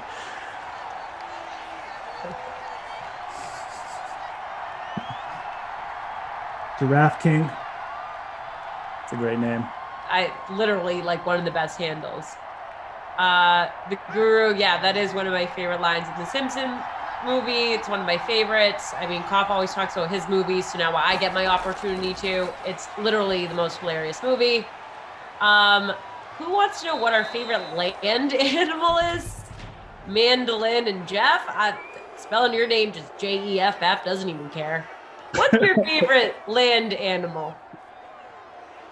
Did you say your favorite? Wait, did you say your favorite movie was The Simpsons? Yes. Oh yeah. With Spider Pig? Spider Pig. It's legit. I would like do that to my nephews when they were kids. I would be like, I had them watch the movie, and my mom was like, "Did you just seriously?" Did you put the kids have them watch the Simpsons movie? Like, it's kind of inappropriate. And I was like, well, this is how Auntie Tara is going to babysit, so please be quiet. That movie's so funny. It's pretty well done, to be honest. Like, because it's one of those movies where it could have been like it could have gone bad, like it didn't really work. But I thought it was pretty good too. Like the whole Springfield in a bubble is like, I don't know, just classic. Oh my god! All the characters going at each other and stuff. So. Also, what are your takes on like how the Simpsons, kind of predict everything? Oh that goes on, like when they bring up different clips from episodes, and it's like, wait a second, that just happened. Like it's pretty odd. It's it's crazy, dude. I mean, I don't know. It's just like eerie. It's just what I think it does. It shows you how intelligent the writers of The Simpsons are. Like that they are able to obviously kind of see where society is going when they're doing their commenting on society. Yes. They're right half the time. And like that's what comedic writing is sort of supposed to do. You're supposed to like comment on society, and they're doing it so accurately that they're like actually predicting the future. So The Simpsons from like, I would say from the start up to like maybe the movie or like the first 12 years, whatever you want to call it. Just like, it's just so good. It's just hilarious. So good. It's one of those things you just watch on like reruns forever and ever. And like, you wouldn't be like, I'm sick of this. You'd be like, this is great. I'm a big comedy girl too, and it is one of my favorite shows. Yeah, I love it, man. Huge. Watch so much Simpsons, like the first 12 years of it, kind of thing. So. Yeah. The Rock and the Hard Place thing. Yeah, that's great. Bob Daddy brings up Homer just swinging between the Rock and then the so bar funny. that's called the Hard Place. Yes. Okay. Third quarter over. This one is taking a while, but we did have like 3 breaks. So Drew Brees, 233. He's actually approaching the bonus. 2 touchdowns. Russell Wilson, not really having a great sim. 8 for 16. Wow, that's actually brutal for the DK for a sim. What are we doing here? Where we go? Rushing. Wow, Russ having a really bad sim. 16 yards rushing only for him. He's usually closer to 50. Chris Carson, 34. No one's doing anything on rushing. Might see Russ rush a little bit more in the fourth quarter, just because they're down. So could get some bonus garbage points. Michael Thomas had that last touchdown. Didn't miss it, just forgot to call it. 6 catches, 58 yards for him and a touchdown now. He's up to 17.8 points. Sanders with the touchdown for the Saints as well. And then we had DK Metcalf with the touchdown for Seattle. How many catches does Metcalf have, though? He's only got 1 catch. Wow, brutal day for Metcalf. 1 catch was a touchdown, but yikes. Lockett with 1 catch, too. The Seahawks, outside of their defensive score, have done like 0 on offense in this game. So I don't know what to tell you. Don't know what to tell you guys. Okay.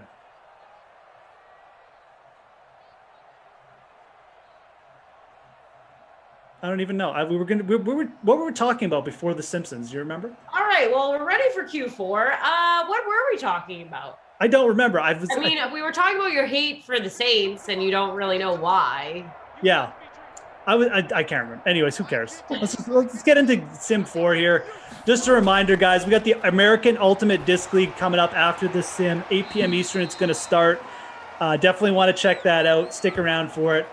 Some free American Disc League going on. But are you, again, you don't have to don't have to like dive into anything you don't want to, but are you heading up to your soiree tonight, or is that like a whole day tomorrow thing?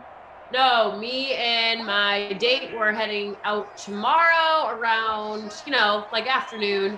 The trolley, like it's all like certain time and events. I'm really bad with time. So I am making sure I get up at the crack of dawn tomorrow just to get everything in order so I'm not late for anything. My one thing is I don't like being late for weddings because it's their special day. I wouldn't want them to be late for my wedding. Yeah, no kidding. For sure. It's very responsible of you. It's very adult-like. My one adult quality. Respect for weddings. So you said is there like an organized transportation so you don't have to drive? Yeah, a trolley, which I'm really excited for. That is nice. Last wedding I was in, I'm in a bunch of weddings. I know, and somebody's going to drop in the chat like, always the bridesmaid, never the bride. That's what they always say when I talk about weddings. I don't care. Suck it. I'm a really good bridesmaid. You should be ever so lucky to have me in your wedding party. But last summer, I was in a wedding, and we got transported by boat to the wedding. It was boss. It was on Lake Winnipesaukee, and it was the coolest way for the bridal party to show up to the wedding. That's definitely pretty cool. Yeah. I was like, this is what it feels like to be a Kardashian. Like, I felt like a celebrity. So do you enjoy going to the weddings, or do you wish like you had like a few less? All that means, by the way, is the fact that people keep inviting you is that people like you. So you're obviously like that you're like likable and that you have friends. So it's not just. Thank you. It should be a brag. You should. Oh my God, we're gonna get another turnover here. Sorry. Wait, no, they got the ball back. Thank God. Okay, still Seattle ball. Oh my goodness. But yeah, they're like, what's your feelings on like do you like them? Do you wish you had a few less, or are you just like, yeah, this is good, parties expensive, but. So I have 4 in September. 4 in 1 month? Yeah, they all got pushed because of COVID. Oh, okay. Still. So, yeah, not that excited for one of the weekends because it's back to back. Like I have one on Friday, one on Saturday. Oh my God. So that's not that fun for me. Yeah. And then I got to figure out too. So then like coming up, I have a bachelorette that I'm in. But that weekend I have another wedding, a wedding's like bridal shower that weekend. And they're both my college friends. And they both expect me to be there, but I got to break it to them. It's not going to happen because the bachelorette's down the Cape and the bridal shower is all the way up in like Western Mass. And I just, no, I'm not going to do it. I will send you a fabulous gift, but I can't, I mean, hey, like the old saying, like you can't split yourself in half and be 2 places at once, You gotta multiply yourself, man. You can just start out like a wedding hosting, like, or wedding friend like company. Literally, I know. I'm like, can somebody like throw me money for going to all these weddings? Peace of Mind, Lake Winnipesaukee. Yes, it's up in New Hampshire. It's gorgeous. It is a real place. It's questioning the. Yeah. No, I just came up with Winnipesaukee. Coming up with names of lakes. Yeah, just throwing them out there. I was like, Winnipesaukee. I'll go with that. I've heard of Lake Winnipesaukee, so I mean, if I've heard of it, the guy who knows nothing about American geography, you guys should have heard about it. So, yeah, dude, that 2 weddings on the same weekend. I mean, I certainly do not mind going to weddings. Obviously, it's like a case-by-case basis. Like, some you get more pumped for than others, but 2 on the same weekend, I would legitimately like join like the army for like a weekend to get out of that. I mean, that's too much, I literally want to be like, yo, producer Andrew, I will pick up some Sims for one of the weddings, but I think it's not going to be that fun. Thank you do 6 so Sims much. today, guys. Just to They're let gonna be you like, know. oh, why can't Carolyn make it? Well, I have to do color for the Sim. Are you kidding? I can't miss that. That's crazy. Yeah, weddings can be so hit or miss, and they can be long and drawn out, and you get like, grandma up there for like 2 hours of speeches or something. And you can have like really cool, like interesting stuff as well. And again, everybody celebrates different ways. I get it. Like, yes, you're catering to your family. I tried to make my wedding as much of just like a basic party as like anything, and like cut everything else out of it. But some people want to do like the long stuff. You know what kills me? And me and my mom got into like a huge, firework explosion fight over this. Was bridal showers kill me. I find them to be so boring, Jeff. Like I was telling people the other day when I was on calling some sim. Well, we were under a tent. This is why I feel like I'm sick, too, by the way. This is why I have the sinus infection, because of this bridal shower. We were in a tent. It was 98 degrees here in Boston on Sunday. We were in a tent with no fans and no AC. I'm over here like running presents, like, blowing balloons, serving everybody. I'm like, I'm gonna pass out. And so I feel like, and honestly, the next night I had this like sinus talking like an elf. So the old heat, the old kind of like it just broke down your immune system is what it did. It got in there, dragged you down, and yeah. Hell yes, it did. Yup, and then you have to just sit there and just look at presents the whole time and like applause, and then oh my God, you got a charcuterie board? That's awesome. Oh my God, another bottle of champagne and wine. Like literally, that's just like what goes on for 3 hours at a bridal shower if you've never been to one. That's when you got to get a flask, or like other stuff. Keep you off. Hell yeah. Or you get the dream screen on your phone. You get the dream screen. Yeah, just watch the sim and you're fine. Oh man, yeah. Again, every sim, every wedding different. I'm sure. I've been to some great ones. I've been to some. Really wish I had just been busy this weekend ones. But, anyways, this is interesting. Seahawks first and goal from the 2. Gonna have a chance to tie here. Russ Wilson. You're gonna run. You're gonna run. You're gonna pass. You're gonna pass. You're gonna touchdown. Tyler Lockett. Unlocking the points for the Seattle Seahawks there. Gonna tie this one up. Could go into OT. Could push into OT, folks. Last sim of the Friday. Again, with the American Disc League coming up 8 p.m. Eastern. The Atlanta Hustle versus the Boston Glory. Such a Boston name. Patriots, bro. No, the Glory. Oh, booth review. This is probably going to count. They never call us back. Knock on wood. That was Tyler Lockett, though. Definitely a Lockett touchdown. Yeah, they're not calling this back. This one's going to count. Going to have a tie game. 2 minutes left. Three timeouts for New Orleans. Who I've revealed to be the team I just cannot ever cheer for. Although I'm sure the city's beautiful. You ever been to New Orleans? I've never been. My sister said it's one of the funnest cities here in the U.S., but it's filthy. It's just a big party. That's why no one cleans up. Yeah, no. She said people are peeing everywhere and throwing their alcohol everywhere. Food, it stinks, but it's really fun.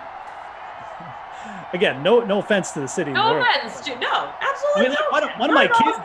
Anything I say, really, don't take offense. This is just like what I've heard. I've never been. Yeah. One of my kids is named Nola, so I mean, it's basically named after the city of New Orleans. Now we didn't name her that because of the city of New Orleans, but it's like Jeff. That is an absolutely beautiful name. Oh, thank you. Appreciate it. Love that name. It's Irish, so my wife being a full-blooded Irish woman decided on it, so love it. And okay, we got 150 here, 30-yard line. Actually, a decent return. We need a field goal here to stave off OT. I'm sure the DK Sim fam, with this being the last sim of the day, just a reminder, if you're just popping in, wouldn't mind some OT, but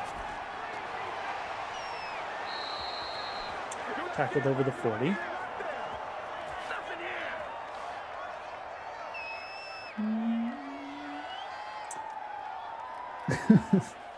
Drew says they don't call it the Dirty South for nothing. Yes, that's true.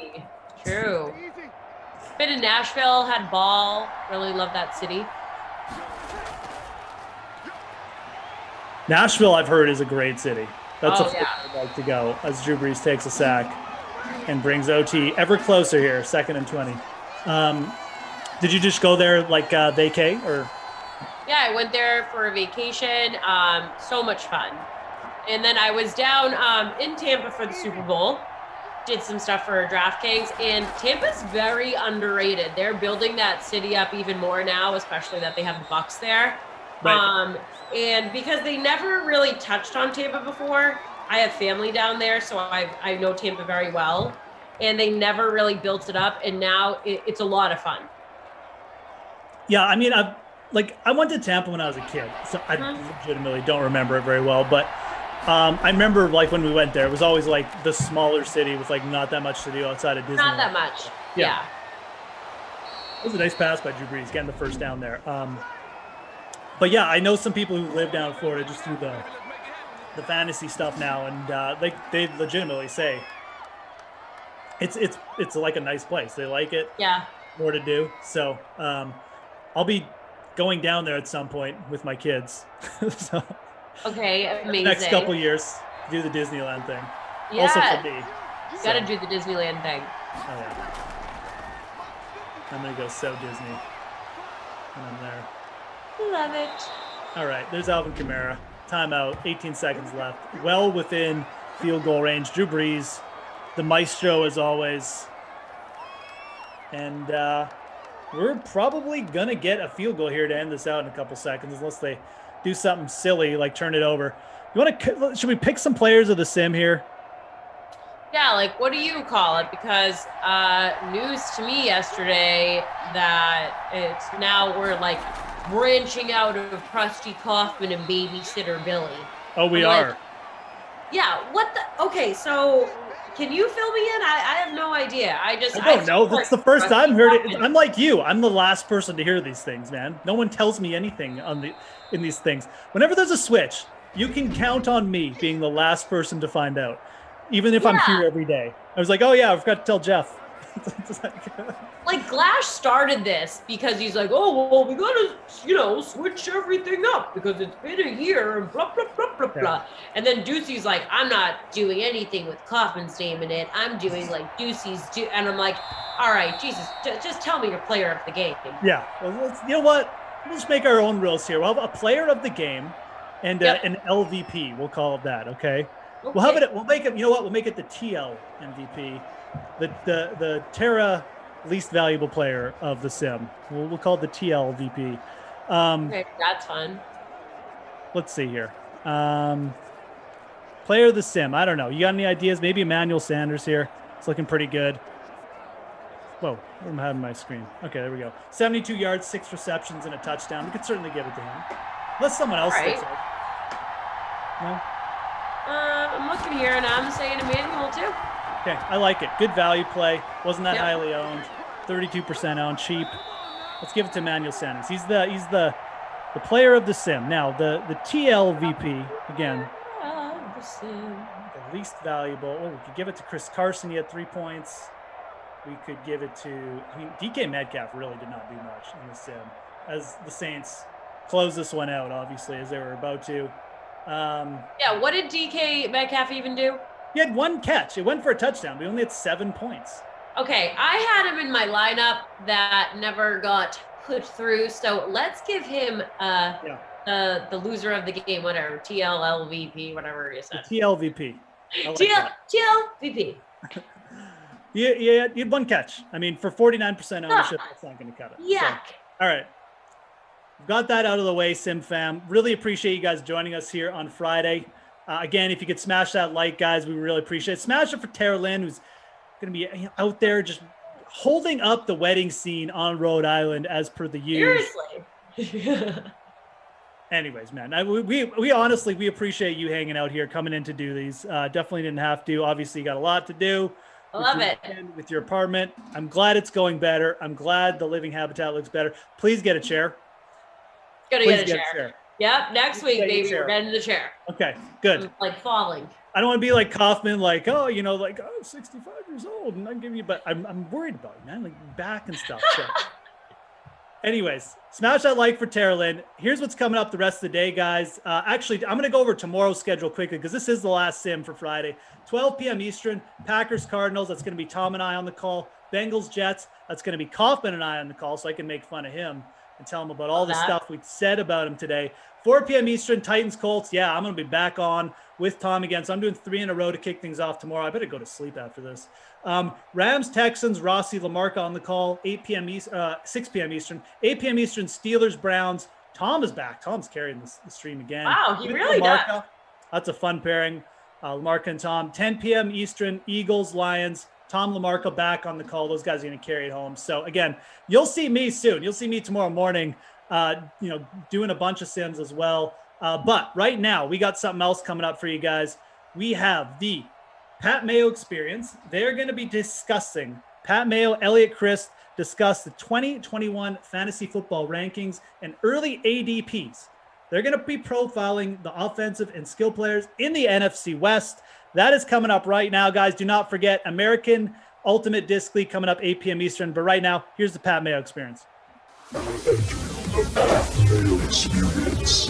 Pat Mayo Experience. Pat Mayo Experience. Pat Mayo Experience. Experience.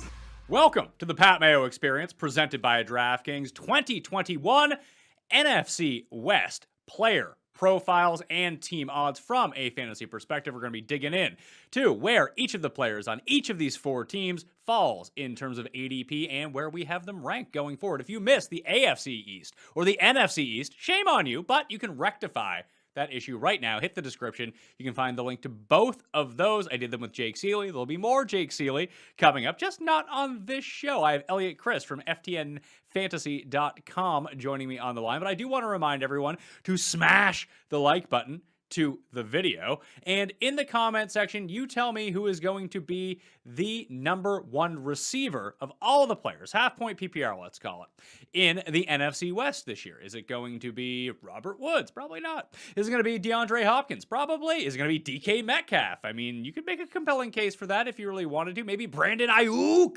is the way that you want to go with this. I don't know. You tell me. What are you guys thinking about the NFC West right now? Also, subscribe to the Pat Mayo Experience audio podcast. Leave a 5-star review while you're up there, and subscribe to Mayo Media Network's YouTube channel, where you'll get a ton of not only football, but all of the sports coverage that you're going to need. Elliot Christ, like I mentioned, from FTNFantasy.com on the line right now. You guys got an early bird package going on, don't you? Yeah, absolutely. We're ramping up for this football season. We got all kinds of new stats that are about to launch here in a couple weeks. We've got it's just $59.99 right now. You know, you can use promo code Mayo, save a little bit extra. You're better at pitching that than I am, but all kinds of stuff. We've got high stakes coaching. We've got tons of tools, league sync, start sit tools, draft guides, all the content you could ever want. Also combined package with DFS and betting as well. You know, we've got a ton of people with high success rate. Our CEO, Kevin Adams, went over 90 units last year, professional DFS players. So we're incredibly excited about this football season, put a ton of time and effort into everything, and could not be more ready for 91 more days to be gone and it be football season. Well, like I said, I'm ramping up full-time fantasy football coverage along with full-time golf coverage because there's a major championship coming up in golf. Then you're going to get football right after that. There's been so much content up on the network right now. Like if you're into the other football, there's a brand new Euro 2020 pick show that's going up every single day on Mayo Media Network. If you want some bets on the day's Euro action, you can find it in 10 minutes or less up on Mayo Media Network in the DFS Mix podcast as well. Let's jump into this. Arizona is going to be the first team that we're going to be talking about from the NFC West. Their over-under for win totals for the year is 8. They're plus 190. That means you have to bet $190, or you have to bet $100 to win $190. Right now at DraftKings Sportsbook to make the playoffs, 6-1 to win the division, 20-1 to win the conference, 40-1 to win the Super Bowl. But the guy that we really need to be talking about here, Elliot, is Kyler Murray. Is this the year he takes the leap and becomes the number 1 overall player in fantasy football? Or is he just being overdrafted right now because he's currently being drafted as the number 2 quarterback off the boards behind Patrick Mahomes? Yeah, I mean, the biggest thing with Kyler is his health, right? I mean, he averaged 51 yards per game on the ground last year. He's the second most explosive running quarterback in the NFL after Lamar Jackson. And that dual threat ability, the Konami code, right, that everyone likes to call it, is everything. It creates such a nice floor and ceiling combination. We saw before the AC joint strain last season that he basically was looking at 25 plus DraftKings points with a ceiling of 40. A huge thing too for them is the horizontal raid. They call it the air raid, right? But the number of passes they have towards the line of scrimmage, I think Kyler was 7th in all the screen passes last year. They really got a missing piece with Rondell Moore, the rookie receiver there, who 39% of his college production came on passes at or behind the line of scrimmage. So he's kind of been that missing piece. They added AJ Green as well, or kind of, I guess, the ghost of AJ Green, DeAndre Hopkins. I think Kyler, as long as he stays healthy, is absolutely in position to be a top 3 quarterback right there with Lamar Jackson and Patrick Mahomes. So Josh Allen is actually being drafted as the number 2 fantasy quarterback right now in early fantasy football drafts. Kyler number 3. So Kyler's going at pick number 33 overall. That's a lot for me to spend on a quarterback, especially when I just look back, like 10 picks later, you can get Dak Prescott. That still seems a bit too early for a quarterback for me. But Lamar Jackson coming in at pick number 49. You said that the Konami code of the passing, the upside, the rushing touchdowns that go along with it. I mean, I guess Jalen Hurts, you can kind of project as sort of like the minor league version of these guys with the same potential upside, just with far more downside when it comes to entering your fantasy football drafts this year. Do you think you could see yourself drafting a quarterback that highly? And would you just wait the 2 rounds and take Lamar over Kyler instead, since they're pretty close? Yeah, I would. I love Kyler, but not at that ADP. I can't touch that. You look at any form of data and it suggests that waiting on quarterbacks is the right approach, right?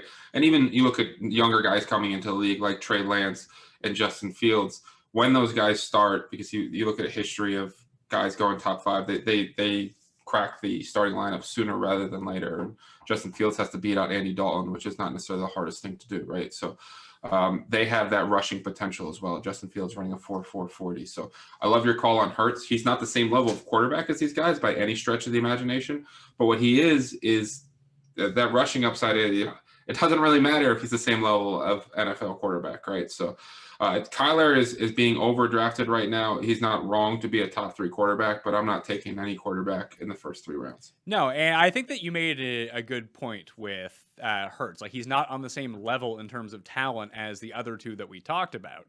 However, that doesn't matter in fantasy. People forget that, like, Tim Tebow was a pretty good fantasy quarterback for like a 9-week stretch because all he did was run. My guy, Tyler Thigpen, led me to a fantasy championship like a decade ago, and he was god-awful, but he ran a bit. He scored some rushing. I think he had a receiving touchdown in the fantasy playoffs at one point. Like, when you just get these guys that are stat accumulators, especially at quarterback on the ground, and they get the valuable 6-point rushing touchdown instead of the 4-point passing touchdown, or the 10-point rushing yard instead of the 25-point, like, it just makes up for a lot of gaps so quickly. And I think you're seeing right now, I mean, there's a lot of uncertainty around Hurts, and we discussed that on the NFC East preview show, but I still think that there's enough people who just want to say, well, he's not good, I'm not going to draft him. It's irrelevant whether he's good or not. I mean, I guess it helps if he's good. He could elevate himself into like top 5 quarterback, top 3 quarterback if all of a sudden he's throwing for 4,000 yards and starting all 17 games. But if he just starts all 17 games, it feels like he would be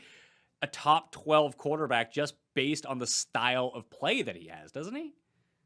Yeah, absolutely. And he's also built like a running back, right? So they're going to use him near that goal line. And one of the biggest complaints about Jalen Hurts is the fact that he will go through 1 or 2 reads and then look to run. That's fantastic, like you said. And it kind of comes down to basic math, right? You get 40 rushing yards as a quarterback and score a touchdown. That's equivalent to 250 passing yards. It's so hard to compete with. I mean, Tim Tebow had a week where he was like 4 for 24 and 90 passing yards and ended up as a top 12 quarterback that week. Terrell Pryor is another example, right? I think he broke like a 95-yard run as a quarterback, and I think he completed like 4 passes that week, and it didn't matter. So Kyler's got that. Jalen Hurts has that. That's really what I'm looking for with any fantasy quarterback I'm drafting is, do you have that rushing upside? Because if not, then I'm probably going to look a different direction. Well, let's discuss the running backs on this team, because it did seem for a while like Chase Edmonds was going to be the guy. He was getting overdrafted. Then they signed James Conner. And we don't know really whether James Conner is washed up. He was running behind a pretty terrible offensive line in Pittsburgh a year ago. Plus, he was banged up. That's never a good sign.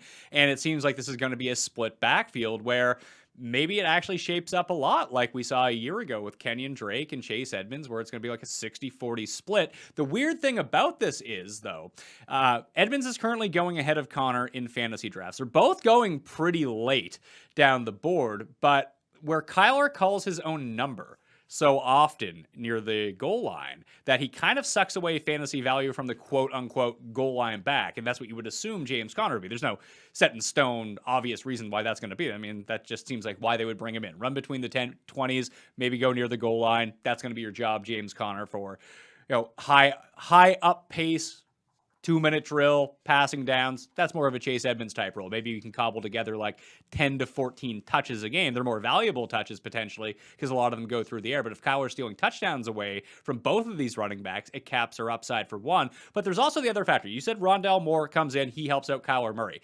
Can Kingsbury help out Kyler Murray by stop kicking field goals from the 1-yard line? Can he? Very easily, right? Will he? Not sure. I think your point on Kyler is huge, right? Because we saw Kenyon Drake's goal line touches really increase as the season went on due to that shoulder injury. And Kyler's health is going to play a major role. I do think you're 100% spot on where the profile suggests that Chase Edmonds is much more likely to be the pass-catching back, while Connor kind of probably takes less of the Kenyon Drake role, but will be the back inside the 10 and a first and second down back. But to your point, like, there's been so much research done on weighted opportunity, which basically is the value of individual touches. And if you're in a PPR league, it's a target is just so much more valuable than a carry. So I would lean Chase Edmonds at similar ADP. If I can get Connor at a discount, and you see sometimes you can, I wouldn't be mad at that as like a zero RB target, one of those later round running backs where if Chase Edmonds gets hurt, which we've seen him get done in the past, there's not that many other people there, and Connor could have a really nice role, while he should have some touchdown equity in the offense. It's just strange to see them where they're going right now. Edmonds is going as running back number 28. James Conner is going as running back number 31. That's pick 65 and 71. And essentially, you're taking one or the other once you get to the end of the 5th round, early 6th round in fantasy drafts right now before we have all the information that we need. But the other guys going around there are like Mike Davis, Ronald Jones, Myles Gaskin, Leonard Fournette, Travis Etienne, Damian Harris, David Johnson, Kenyon Drake now on the Raiders. Like, it seems like, I guess you could make a compelling case for Mike Davis. When we talk about the NFC South, we'll dig more into that. It just feels like he's not good, despite having all of the role in the world to be like a running back one. He just won't be because there's just one problem. He's not any good. Well, Mike Davis, quad Twitter would disagree with you, right? People love his quads, but Mike Davis is like a bowling ball. He's a decent pass catcher out of the backfield, but he's a jag, and so is Myles Gaskin. Like, none of those guys get very excited because either the role isn't great, it's a timeshare, or the talent is lacking, and that's why so many people get uncomfortable taking running backs in that area. And it almost makes sense to try to get some guys with more pass catching upside that are an injury away from being a league winner a couple rounds later than really targeting that dead zone for running backs. Well, to me, I made this case with Jake about how you just don't want any of the Bills running backs because the running back on the Bills that you want to own is Josh Allen, and he just kind of sucks away the value from everyone else. And they don't even really check down to running backs. At least in this offense, they might check down to Chase Edmonds and use him as a receiver a lot of the time. Do you think that Moore takes out some of the Edmonds equity here in the passing game? Maybe a little bit. I think Moore actually kind of fits pretty nicely into that Larry Fitzgerald underneath role.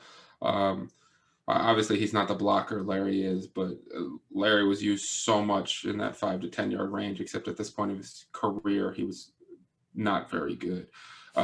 Edmonds we've seen some pass catching upside. We've seen when he's had a few bell cow opportunities, he's exploded. It is a good offense to be a part of.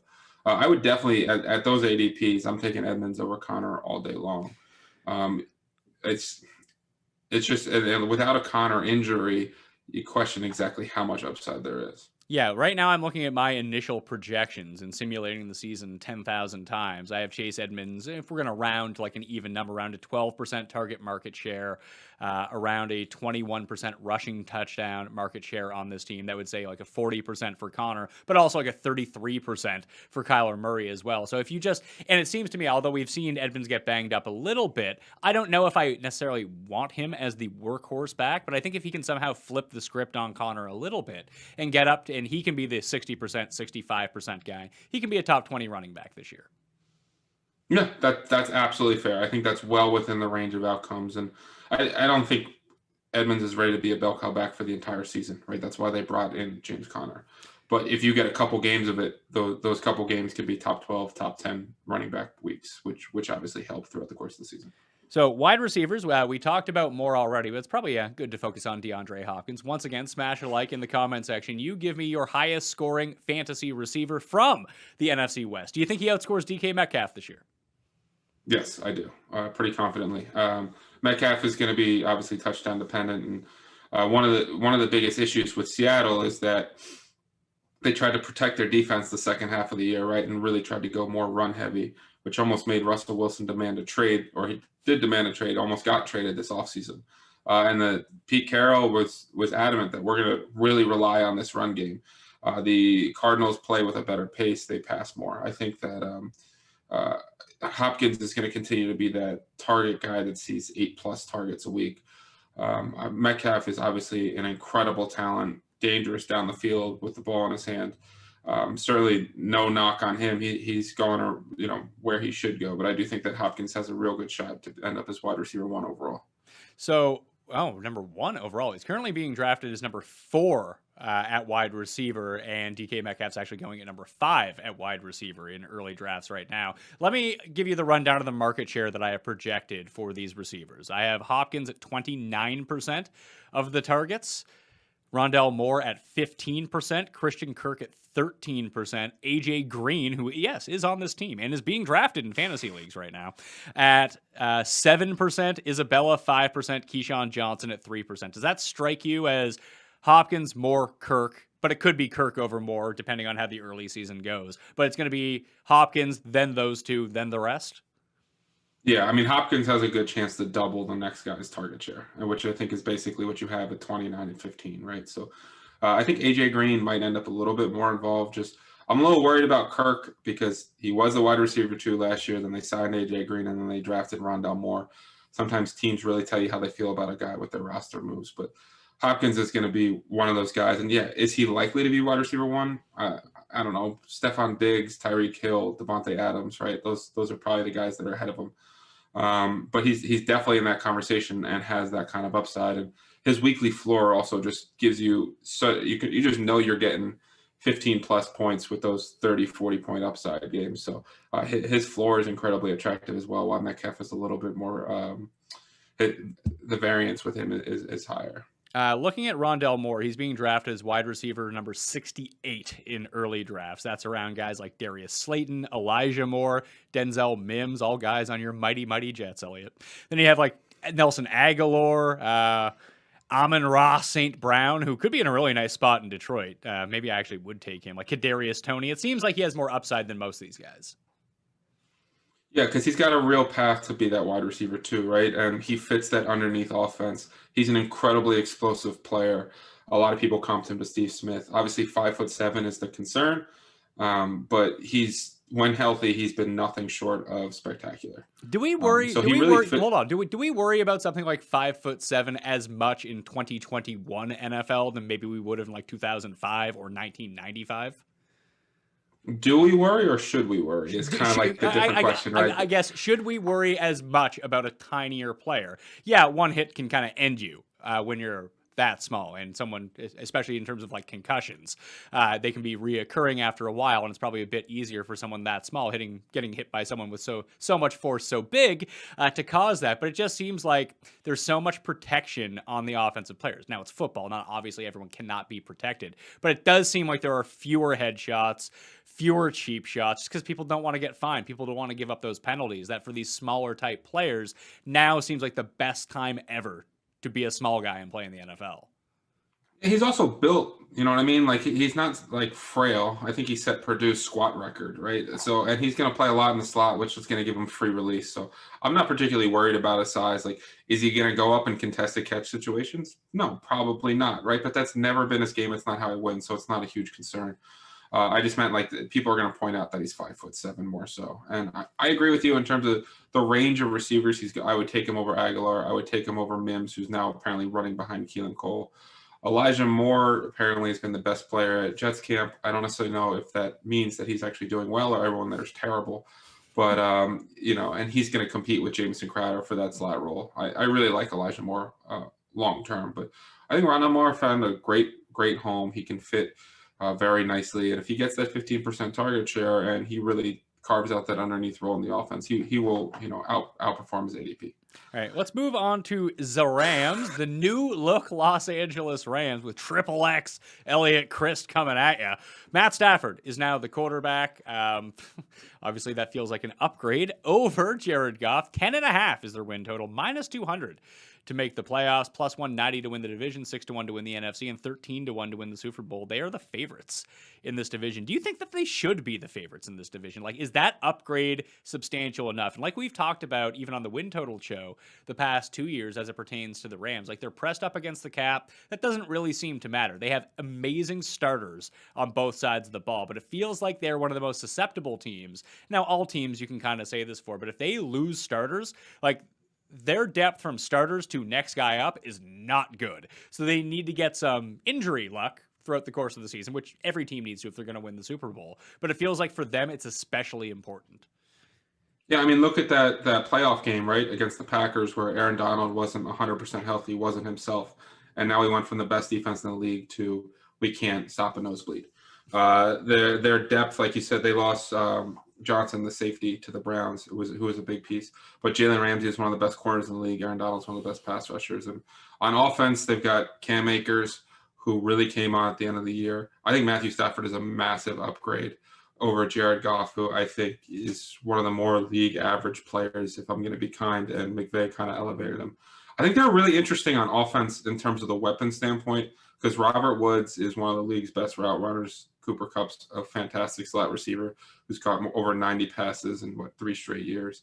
And they added Deshaun Jackson, who, when he plays the 2 games that year, will add a nice little vertical threat. Van Jefferson came on nicely.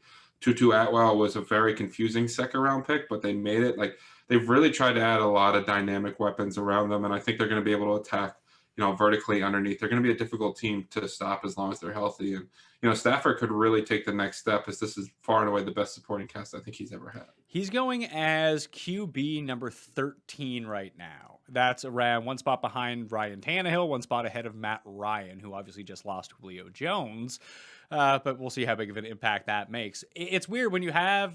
It's not like Stafford can't run, because he does from time to time, but no one is banking on Matthew Stafford rushing stats whatsoever. It's all going to be passing stats. So I'm looking at my first run projections on him, and it basically comes out to 4,800.5 passing yards over 17 games. It's pretty good.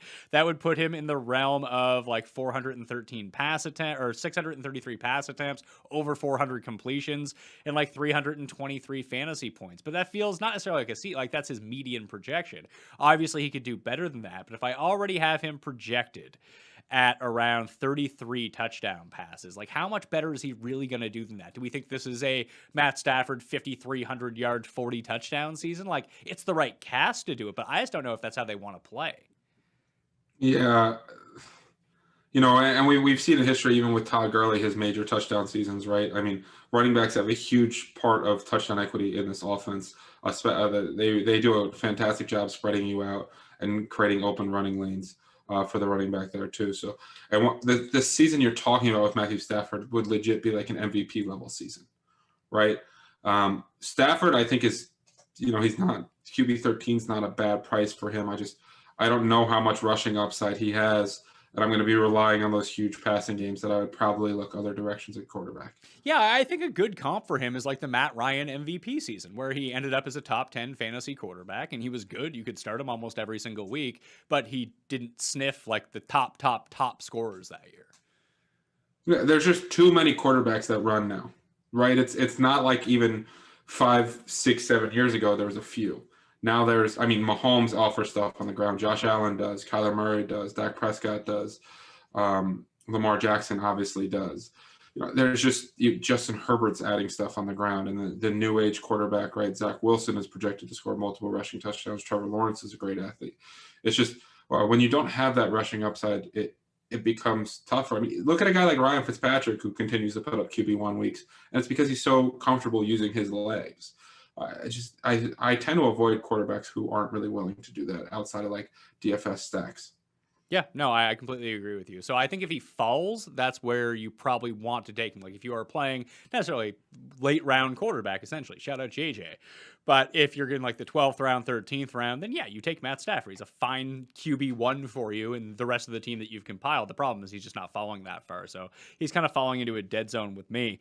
Cam Akers is going to be the talk of fantasy drafts because he's feeling not necessarily a little Clyde Edwards-Helaire-ish from last year where the hype gets up so high. It's like, oh my God, Clyde Edwards-Helaire is going 5th overall in fantasy drafts. At least we've seen Akers do it when he's been the guy, and they've had to rely on him as a bell cow. The issue is you still have Darrell Henderson there. Obviously, Malcolm Brown is gone.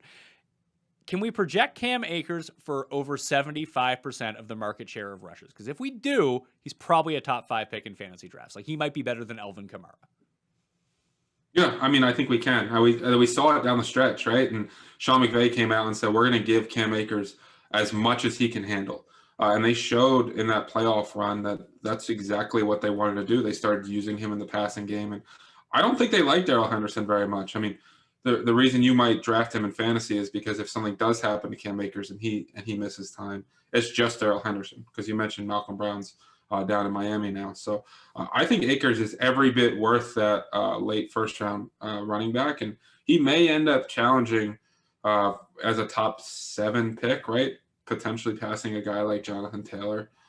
So I'm big on Cam Akers in that 8 to 12 range. So the way that I ran the median projections, I have Cam Akers at a 64% of the rushing share in this offense. And if we think that he gets higher than that and he can dominate the goal line, like I mentioned Kamara for a very specific reason, that I have him projected in half-point PPR at 363 fantasy points for the year. Cam Akers, just 300, because it's not showing him as a gigantic workhorse running back like he is the other way. Like even when I look at his receiving game stats, like that's good for almost 1,200 yards and 11 touchdowns over 17 games. But when you look at the receptions, 58 targets, 45 receptions, that's really good and everything. But do you think that he could beat like the 46 receptions? Could he break 50, challenge 60 if he's on the field that often?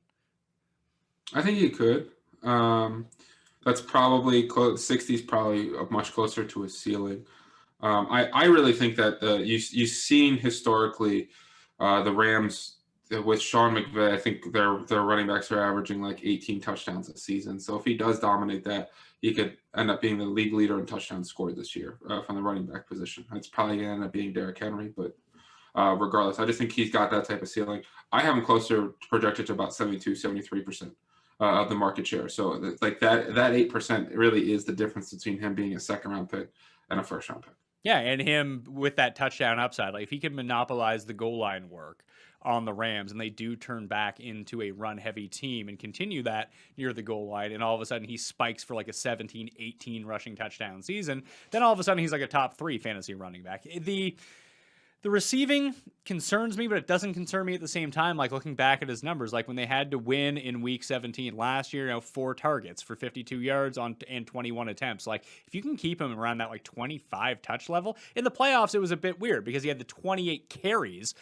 the first week of the playoffs against Seattle, and he only had the 2 targets, but he made a lot of that. But it's not like even Goff was playing at that point. Like it's really hard to figure out what this offense is going to look like with Stafford versus kind of Goff. And what was the guy's name from last year in the playoffs? I completely even forget it now. It's how quickly like the first round of the playoffs. Wofford, was that the guy? Yes, yeah, I think it was where Jared Goff had the hand injury, right, and wasn't able to start against Seattle, and they got up, and it was just basically the Cam Akers show. You see he's an incredibly explosive athlete, and I have to imagine they want to get him in space. I think he actually has the talent to do it. But you're right, like the end game stretch, like they also wanted to give up on Jared Goff. They might have a lot more confidence in Matt Stafford, right? So it's definitely a bit of a projection. But I think one of the things that's great that I always try to make sure when I'm drafting a guy is like, am I drafting him at his ceiling? So if I draft him at the end of round 1 and we're saying if he gets that touchdown role, he could be a top 3 running back, that means there's still ceiling there. If I'm saying like this guy's maxed out at 60% market share and I'm taking him top 5, then there's no ceiling there. You know what I mean? Like I've boxed myself in. So I still think at his current price, there's a lot of ceiling left. Yeah, he's going as running back number 11 in fantasy drafts right now, and that only is going to climb. I think he seems like a guy that people will reach on. There will be one guy in every one of your drafts that just sits there and is like, oh, pick 7, I'll take Cam Akers. How about that? I'll leave Zeke on the board. I'll leave Eckler and Jonathan Taylor and Nick Chubb. I want Cam Akers. I'm not even saying that's the wrong decision to make, but it's one of those like, oh, I want to be smarter than the crowd. I'm going to go take this guy because I'm in love with his upside. But like what you just said is there becomes a breaking point where you've just bought up all the upside and it's no longer worth it, right? Yeah, I mean, it's kind of you got to realize you're like building a portfolio, right? It's the same thing with investing or whatever, right? You never want to buy at the top. That's a great way to lose money, and it's the same thing when you're doing your fantasy drafts. So you want to make sure you have that ceiling. So I would absolutely take him over Nick Chubb. I think I'd probably take Zeke over Cam Akers at this point, but I would take him over Eckler. I would take him over Mixon. I think that he's got that kind of upside. Him and Taylor are probably a toss-up. That would be a tough decision for me at 7-8. So looking at the backups, would Darrell Henderson without Malcolm Brown around become one of the higher end handcuffs, like someone who is draftable in round 13 or 14? Yeah, I mean, he's the kind of guy that, maybe he does have a little bit of a pass game upside, right? That's one of the things he's that big time explosive player at Memphis. So I think that's the exact kind of guy you're looking in round 13, 14. Like, if I have to spot start him, he's not going to get 0. And if there is an injury to Cam Akers, he could be a league winner. So those are the exact kind of guys I'm looking for there. It's funny because that's exactly what you kind of said. Like you can spot start him and you can plug him in. That's actually the opposite of the type of handcuff that I like. I want my handcuffs to be running backs who I don't even have to think about starting if they don't just like Latavius Murray is a prime example of this. I mean, I suppose you could spot start him, but with absolutely no confidence. However, if Alvin Kamara goes down, he's like a top 5 running back. I would think that. Oh, that's what I mean, by the way, by spot start. I just mean like in a pinch, he's not going to score me 0. I don't feel good about it by any stretch of the imagination. I'm never debating him versus, my 5th round wide receiver. I just more meant like he's not going to get you 0 on a weekly basis, and he's got big time upside. Yeah, I just like having the handcuff where there is like this happened to people when they drafted Alexander Mattison last season. Where remember all the hype that Alexander Mattison, he's going to cut into Dalvin Cook's work. You can, he's a flex play every single week. It's like, no, he's not. If Dalvin Cook is hurt, you can play him. If Dalvin Cook is not hurt, you can't play him. And even when Dalvin Cook was hurt, you couldn't even play him anyway. Yeah. We're going to take Dalvin Cook off the field for Madison was that's one of those galaxy brain things. Like it's one of those, sure, if the Vikings are up 28 points, they'll take Dalvin Cook off the field. But if it's a close game, he's on the field and they're not really spotting him much with Madison. At wide receiver, you kind of went through the litany of guys. Kupp and Woods, obviously, the two that we're most concerned about. Maybe Deshaun Jackson with that speed. You mentioned Van Jefferson. No Josh Reynolds anymore on the Rams. And then Tutu Atwell was drafted in the 2nd round for reasons, I suppose. But Kupp and Woods are who we need to focus on here. Are they both top 25 receivers, top 20 receivers? Could they both be top 15 receivers? Because we don't know how this offense is going to operate with Matthew Stafford versus what we saw. And we still have Tyler Higbee in the mix too without Gerald Everett around. And we do know that Stafford, he has a penchant from time to time to throw to his tight end. Do we have to wait and maybe even try to guess who Stafford is going to have as a favorite between these two? And maybe it is one of the young guys because there's no loyalty there and familiarity. Like, you bring in Atwell and let's say Goff is still the quarterback. Well, he's used to throwing to Kupp. He's used to throwing to Woods. Those are his guys. It's kind of a blank slate now with Stafford. Does that worry you at all for Kupp and Woods? I think those two will still be the alpha, right? I mean, McVay's system historically has been so 11 personnel based, especially losing Everett and adding more receivers. And Kupp and Woods historically have just spent so much time on the field. I'm a little bit more worried about Kupp than I am Woods because he had that whole I was Jared Goff's roommate during training camp, and we just have this perfect chemistry. And he's going to look at me underneath, and every time there's a slot matchup, I'm guaranteed 10+ targets in this matchup. And I think Woods is one of the league's most underrated players. He's an incredible route runner. Open consistently. They get him involved in the running game on end arounds, including inside the goal line, which you probably get a rushing touchdown on the season and a few points here and there. I would prefer Woods to Kupp actually this season. I think he's going to mesh with Stafford, but no one can tell you exactly what's happening, right? They're just hitting OTAs now, so they're still developing this chemistry. But I think those two will definitely be the alpha receivers, and the other three will be mixed in.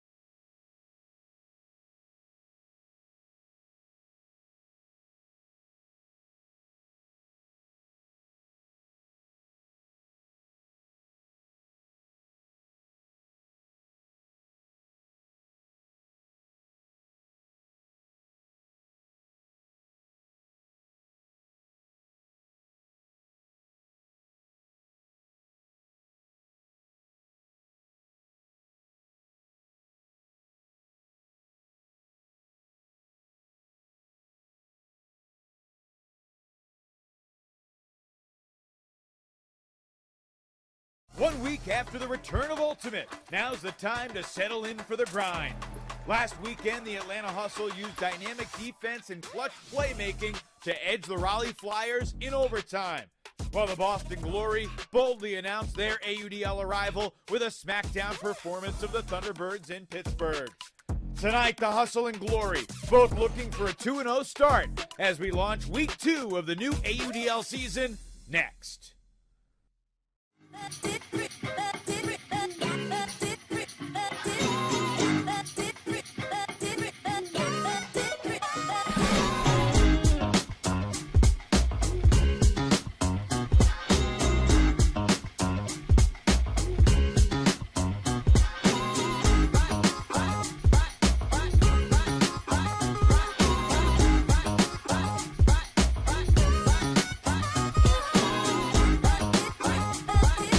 Many people have spent many months waiting for this night, and opening night for the Boston Glory here in Medford, Massachusetts has arrived. Good evening and welcome to Hormel Stadium. A couple of teams looking to get to 2-0 to start their AUDL seasons. The Atlanta Hustle and the Boston Glory are set for battle here at Hormel Stadium. Evan Lepler with the 2019 AUDL Coach of the Year, Brian Jones. Brian, welcome back to the booth. Your old team, the New York Empire, among a quartet of teams that are tied for first right now, and it's hard to believe that Atlanta and Boston have a chance to be 2-0. One of them will be tonight. Yeah, it's a surprise opening week. Atlanta takes down Raleigh. They're here. Boston has a great game against Pittsburgh. And you wouldn't think it, but even though it's only week 2, this game really matters for playoff implications. This is the only meeting of the regular season between Atlanta and Boston, so potential tiebreaker considerations as well. The Atlanta Hustle obviously coming off their unbelievable overtime win last week against Raleigh.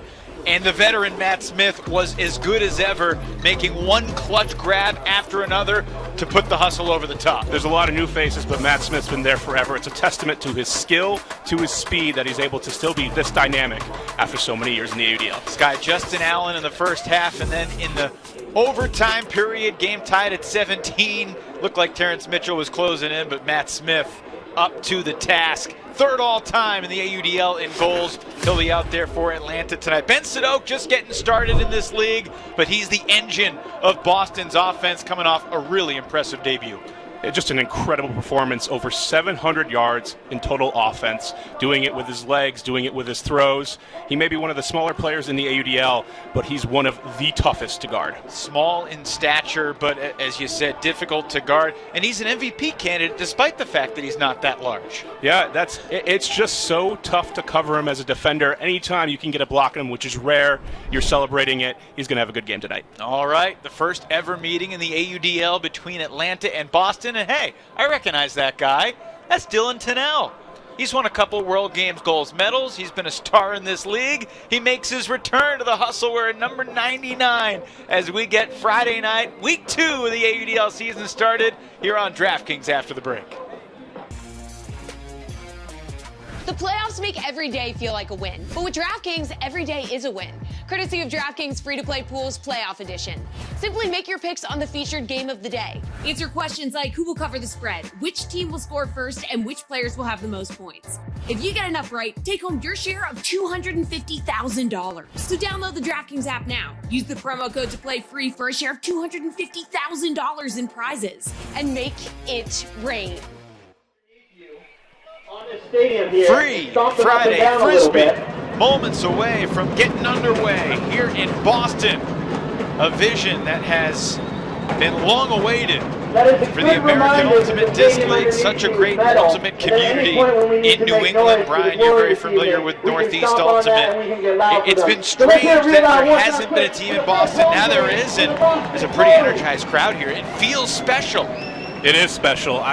There is no other city that has the history that Boston does. And when you come through any type of league that Boston's there in part of the league, you have to go through them to win a championship, and it's going to be no different this year. They have a really strong squad. It's going to be exciting. And they got a strong opponent tonight as well, but Boston certainly excited about their 29-21 win over Pittsburgh last week on the road. We knew Boston would be talented. We knew they would be deep, but we weren't sure how they would mesh. And we didn't know how they would handle the AUDL rule set. only 1 week is a small sample size, but it looks like Boston could be a contender. Yeah, the grittiness that Boston has employed as a city and as an ultimate team has translated really well already into the AUDL game. And they have some young athletes, some young throwers, a lot of talent across the board. It's going to be a fun game against Atlanta, who's going to have to slow down this offense. You're looking at Miranda Roth Knowles, one of the greatest players in the history of the sport. Now a 1-0 coach of her Atlanta Hustle team in 2021. And excited about what they did last week against Raleigh. You're looking at a couple of the athletes that were responsible for getting big blocks. Jakeem Polk, former Raleigh Flyer, former Charlotte Express, former Tampa Bay Can. He's played for almost every team in that part of the country.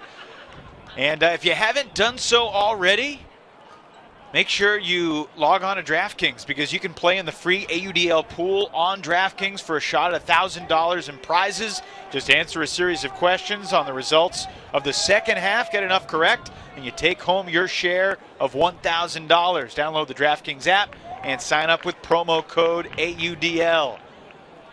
You were just talking about Jakeem Polk, and that type of athlete can be such a difference maker against the types of athletes that you were to see against Boston. He did so last week against Raleigh.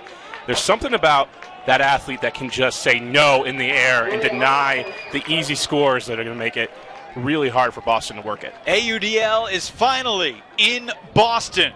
Sadok centers to Ian Engler, and on the underneath shot, it's Tanner Halkiard.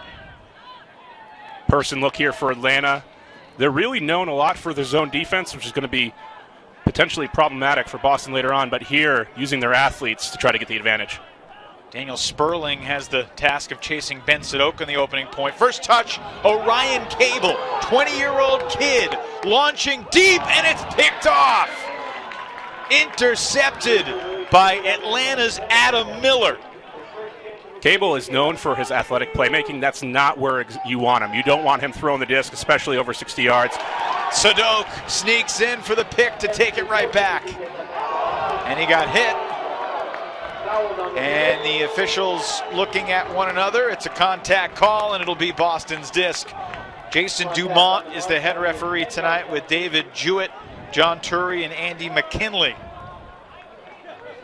Yeah, that's a clear foul there. Gives Boston some good breathing room.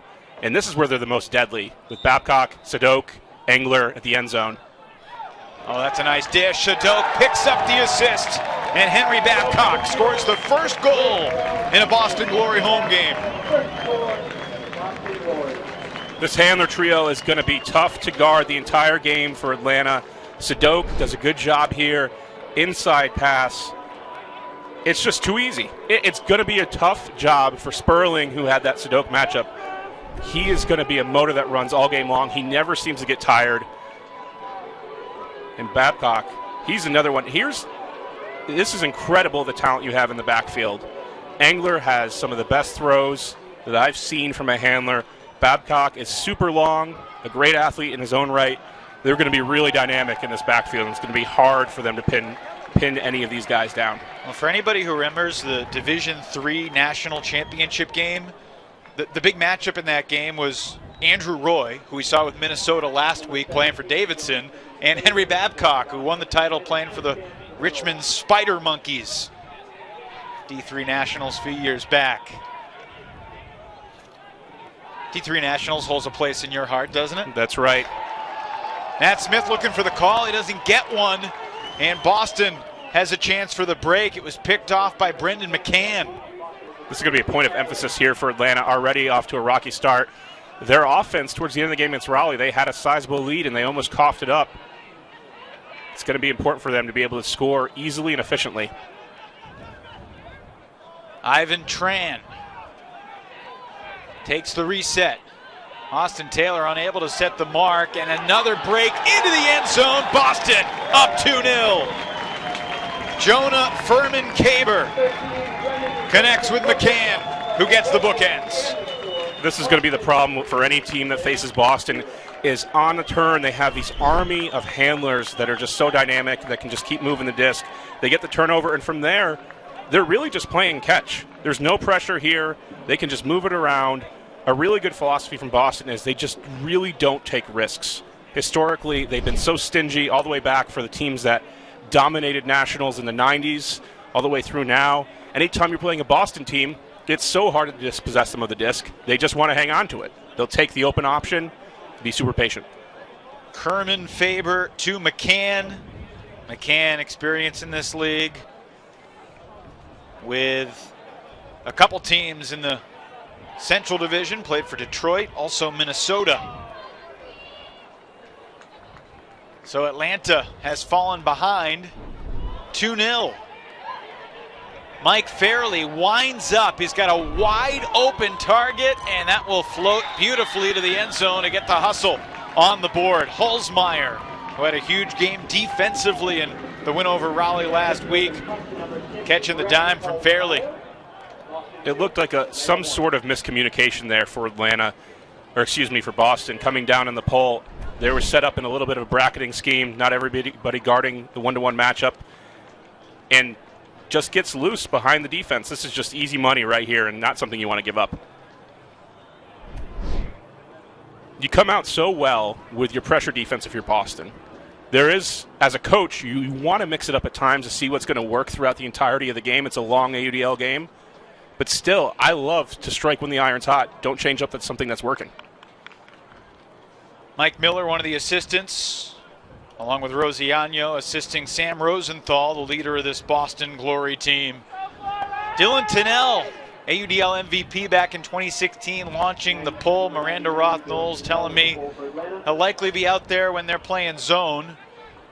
And the Atlanta zone has flummoxed many an opponent over the past several seasons, Brian. What makes it so tough to go against? Well, they sag really well. They play really well. It's just super coordinated. And it forces a lot of throws. Gorgeous hammer over the top.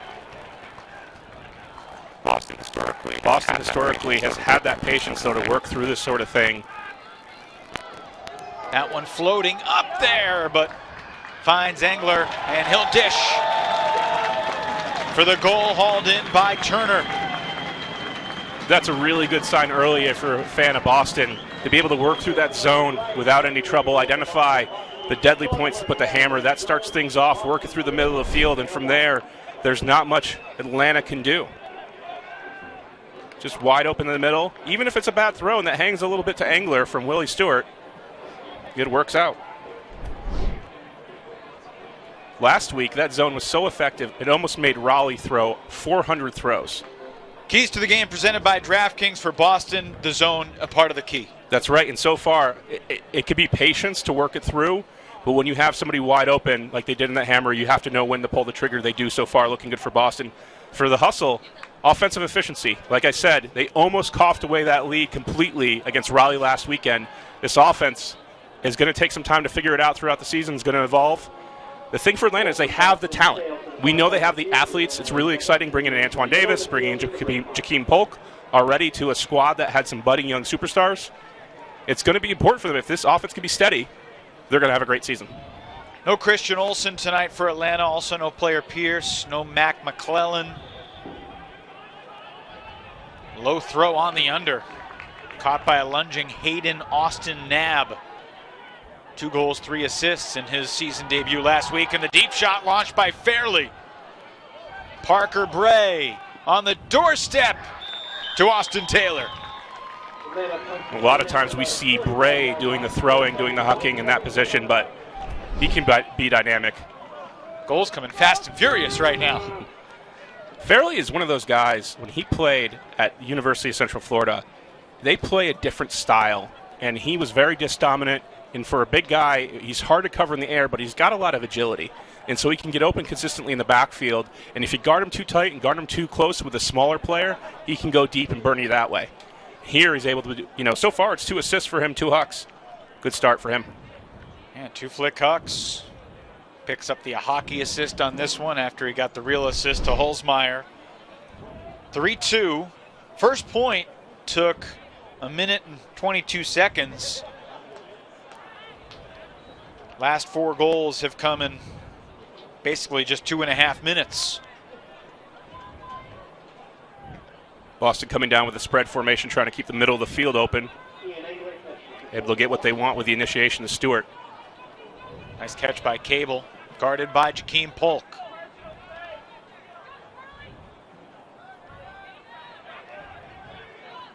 Stewart over to Babcock. Engler through the contact, play on. Here's Thompson. A lot of good pieces here to this Boston offense. Nick Thompson's one of those cogs that just keeps the disc moving. Sadok, his first touch of the point. He doesn't have a huge wingspan, Brian, but he threatens breaks so well, talking about Sadok, and he picks up the hockey assist as Halkiard scores for the Boston Glory. Well, the thing to watch in his throws is almost every one of them is an arc, and he's able to throw around much bigger marks. You can see his ability, and he just finds those release points. It's really incredible. It's uncanny for somebody of his size. Usually you think, all right, let's get a bigger mark on him, but he'll just throw underneath. You know, you put somebody on there that's 6'2", and the next thing you know, he's throwing underneath you and doing a throw and go and going up the field. It's just a really tough cover.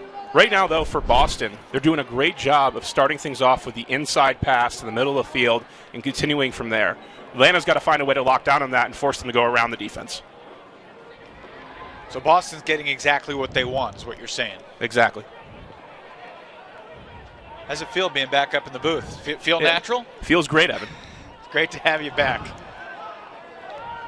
Evan Leffler, Brian Jones with you from Medford, Massachusetts. First home game for the Boston Glory. Atlanta Hustle have the honor of being here. And that disc caught. Difficult grab made by Brett Holzmeyer. Hayden Austin Knapp. Here's where it's a little bit of controlled chaos for Atlanta right near the end zone. Lots of cuts, lots of little small angles. They have guys who thrive in those small spaces. Holzmeyer swings it. Eli Jaime, been a big goal scorer in this league for Atlanta. Boston playing pretty good red zone defense. And away from the disc, there was a contact call against Boston. I love this defense for Boston right now. Everybody's centered around the front cone, right directly where the disc is. It's the easiest place. It's the most obvious place where the offense is trying to score. And Boston's making life difficult right now with a lot of players playing in that small space. Matt Smith bursting up the line, and well, they threw it past him. A couple bodies tumble. Smith goes down, as did Max Rick. And they're having a chat about it. But Atlanta gets back within one at 4-3. Even though that's a goal for Atlanta, there's a lot of traffic there. That's a little bit of a win, a long possession. You can just, if you can dial up more throws as a defense, a lot of traffic in the area, and it's tough when you have that many players moving around in the front part of the end zone. You can get a dangerous type of situation, and that type of collision we saw with Matt Smith. Atlanta right now is just kind of surviving. They're sticking around to see what works, especially missing a couple of key guys on offense. They're doing a good job of staying in this game. Want to get in on today's action? You can. DraftKings has you covered. Play free today when you sign up with a promo code AUDL. Just download the DraftKings app, make your picks on the results of the second half for your shot at $1,000 in cash. How much as a coach would you encourage your defensive players after they got scored upon if they made it difficult for the opposition? I love that. Make it difficult, force a lot of throws. It's going to ramp up the pressure over the course of the game. This is a long game. Offenses struggle to be perfect, even if they're very highly skilled. Boston right now is just slicing through this Atlanta defense. And it's that grit zone. We'll see if there's any adjustments over the course of this game. Atlanta will stick with this. Even if it will get burned early on, they're going to try different things. They're going to learn how to communicate better with each other. Dylan Tennell's over there playing that left wing spot in this Atlanta zone. He may be 37, but he's still big and he's still threatening, and he's going to make a lot of throwers think twice about throwing in his direction.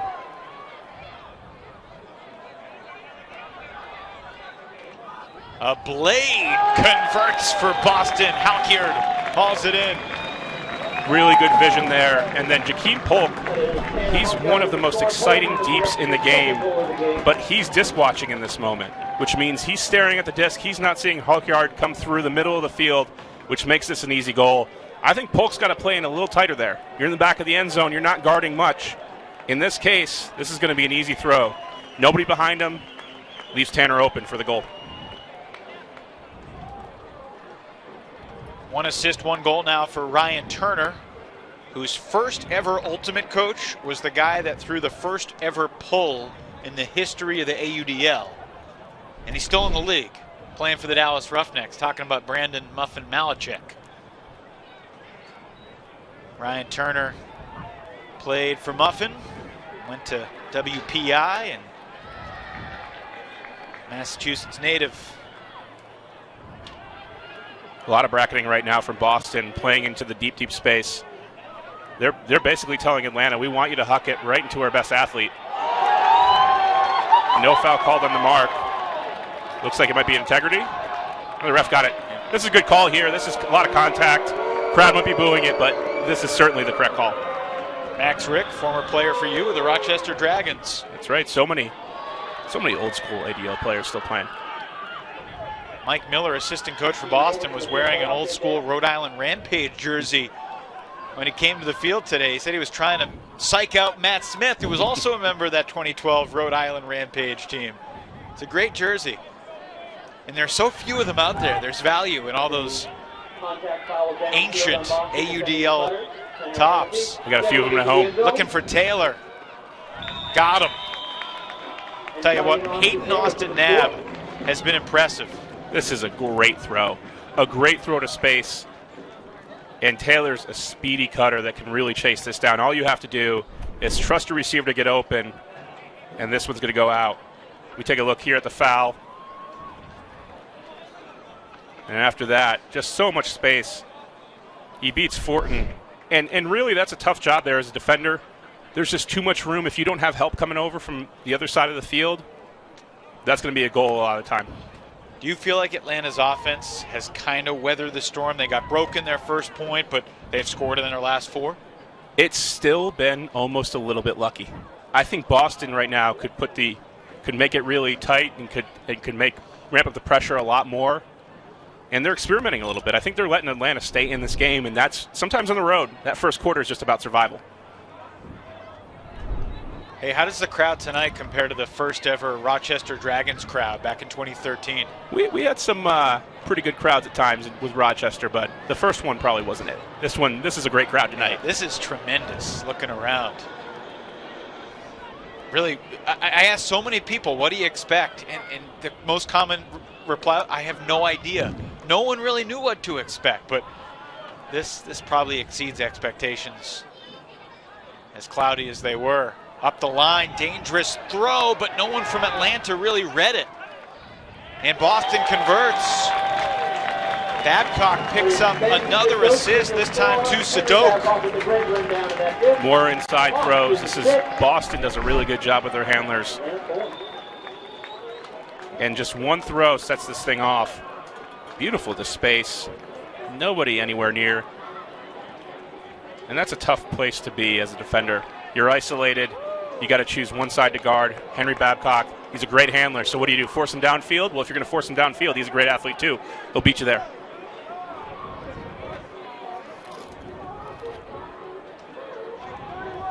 So Babcock to Sadok. The biggest piece that Boston is playing without tonight is Tanner Johnson, the former UMass star, top 5 Callahan candidate, who's really one of the all-around quality players. Tall, can throw, can sky, and so far they haven't really missed him. Yeah, they have players that can fill in. Nick Thompson, Orion Cable, who's young, of course the young phenom. Tanner Hawkyard, he's a little bit bigger of a guy. He's always tough to guard because you can't get around him. He's so secure for a lot of throwers on in-cuts because you see a big target, and you got no problem putting it when it's tight. Whistle downfield, it's a foul on Boston.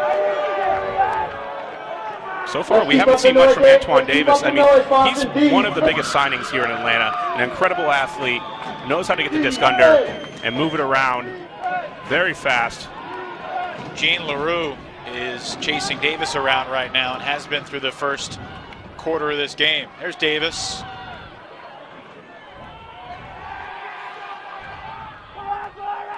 Austin Nab to Taylor and to the end zone. Eli Jaime's on the board.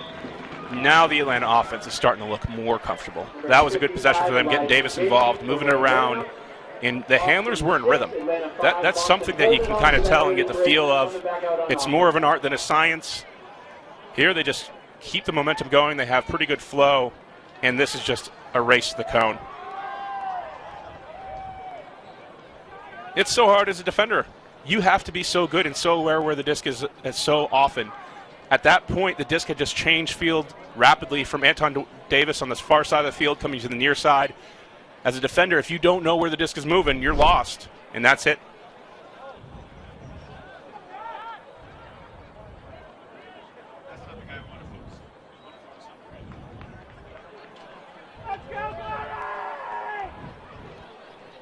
Under 2 minutes to play here in this opening quarter in Boston. We'll see the Glory both Friday and Saturday night next week as they hit the road to DC and Raleigh. And the other two teams we'll have for you tomorrow in our Saturday night Fox Sports Game of the Week. Multiple defenders reacting here, and you see just a little bit different of a configuration each time, putting players in different spots for Atlanta in the zone. This is the third time they've run the zone. And they get the turnover. The Hustle have their first break opportunity. And they're on the doorstep. Gagne Maynard through the hands of the intended target, Matt Knowles. Oh, that's a killer right there for the Hustle. After a near free turnover, a gift from Boston. That's where Atlanta can really improve their chances if they can punch those in. That's kind of the sketchiness of their offenses on both sides, whether it be the O-line or the defensive line punching in breaks. Ample opportunities to put the game away last week against Raleigh, who we thought coming into the season Raleigh's probably the better team. Atlanta really made that game close. Kudos for Raleigh for coming back, but Atlanta had opportunities to punch in breaks. Sure. And it's those opportunities that slip away that you really think about after, because you did your job 95% of the way there. Scuber over the top, got that Boston offense breakout across midfield, and then Babcock flips it through the hands of Nick Thompson. Interesting, Miranda Roth, Knowles will take the timeout. Just under 30 seconds left in this first quarter, and an opportunity to get back on serve. Only break so far was the second point of the game when the Atlanta offense was broken on its first opportunity on the field. Since then, they've been 5 for 5, and they have an opportunity right here to tie this thing up. 27 seconds left in the quarter. This is going to be a win if Atlanta can punch this in. A win for the first quarter. You're coming in without a couple of players from last week. You're off to this 1-0 start against this really hot Boston team. You just want to survive. And you can see they've stuck with the game plan. Miranda is not afraid to keep throwing that zone, even though it looked like it got shredded the first couple of times. Great point. We know it's going to keep coming over and over again. And for Boston, it's almost like an exercise in boredom. You're going to try to say, okay, I got to be patient. I'm going to work this through and make really good decisions. And all of a sudden you see players start to look upfield as they're catching the disc as opposed to looking at it with two hands. They forget the fundamentals. They want to do the fun stuff. They want to throw the scoobers. They want to throw the blades. And trust me, I love the scoobers. I love the blades. But zone's about fundamentals. Zone's about moving it quickly and hitting the open hands. And it's tough to do that for the full game. Do you prefer the scoobers that you're looking at or the ones that you can't see? Well, the no-look fakes out the defense and freezes the wings. That's the thing. Nobody knows how to move the defense with the eyes these days, these kids. All right, final 20 seconds of this first quarter. Hustle do have plenty of big athletes. Fairley, Davis, among them. Matt Smith has hops too, but they're down to 8 seconds now. Here's Taylor. Winds up and launches. Jaime in the area, and he'll make the catch. Eli Jaime at the buzzer scores the equalizer for Atlanta. What a way to end the quarter. They looked shaky from the start, but to get the equalizer here, tied at 6s, that's huge for Atlanta. Not much to it there. It's a little bit of luck. A nice throw by Austin Taylor to really put Jaime in a good position.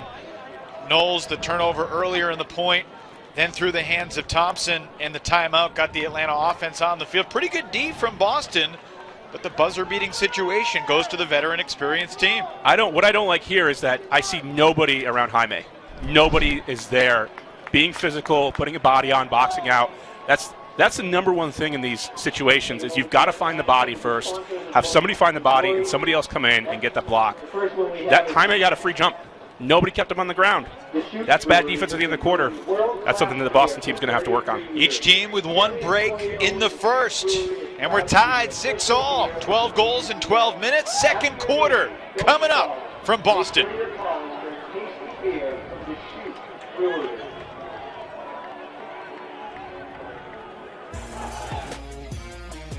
The playoffs make every day feel like a win, but with DraftKings, every day is a win. Courtesy of DraftKings Free-to-Play Pools Playoff Edition. Simply make your picks on the featured game of the day. Answer questions like who will cover the spread, which team will score first, and which players will have the most points. If you get enough right, take home your share of $250,000. So download the DraftKings app now. Use the promo code to play free for a share of $250,000 in prizes. And make it rain. Wow, entertaining first quarter here in Boston. Brian, the numbers look like this. Atlanta, 46 of 49 throwing the disc, 3 turnovers. Boston, 75 of 77, only 2 turnovers throwing-wise. But look, we're tied at 6, each team with 1 break. Haven't been that many break chances, and the offenses, for the most part, have looked pretty crisp. I think Boston came out right away, guns a-blazing, playing some great person defense, and they've gotten away a little bit from that. Some bracketing, some leaving some open scores, and letting a shaky Atlanta team make their way with more confidence going into the second quarter. I would have thought, based on how the opening first few points went, Boston should have a 2 or 3 point lead and keep building on that. And here you let the road team get that confidence. It's just killer. It's tough. For Atlanta, they have a lot of confidence coming in that first win, but this is a team that hasn't historically won a lot. And they're looking at playoffs right now. A win today would be huge.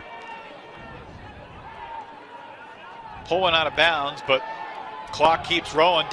Antoine Davis going deep, and he's denied. Great defense downfield from Chris Bartoli. Chris Bartoli is a giant killer. He's gotten blocks on almost all of the big men in the league. He's done it time and time again from college and now here in the pros. Didn't play last week, but for an opening act, this is pretty good.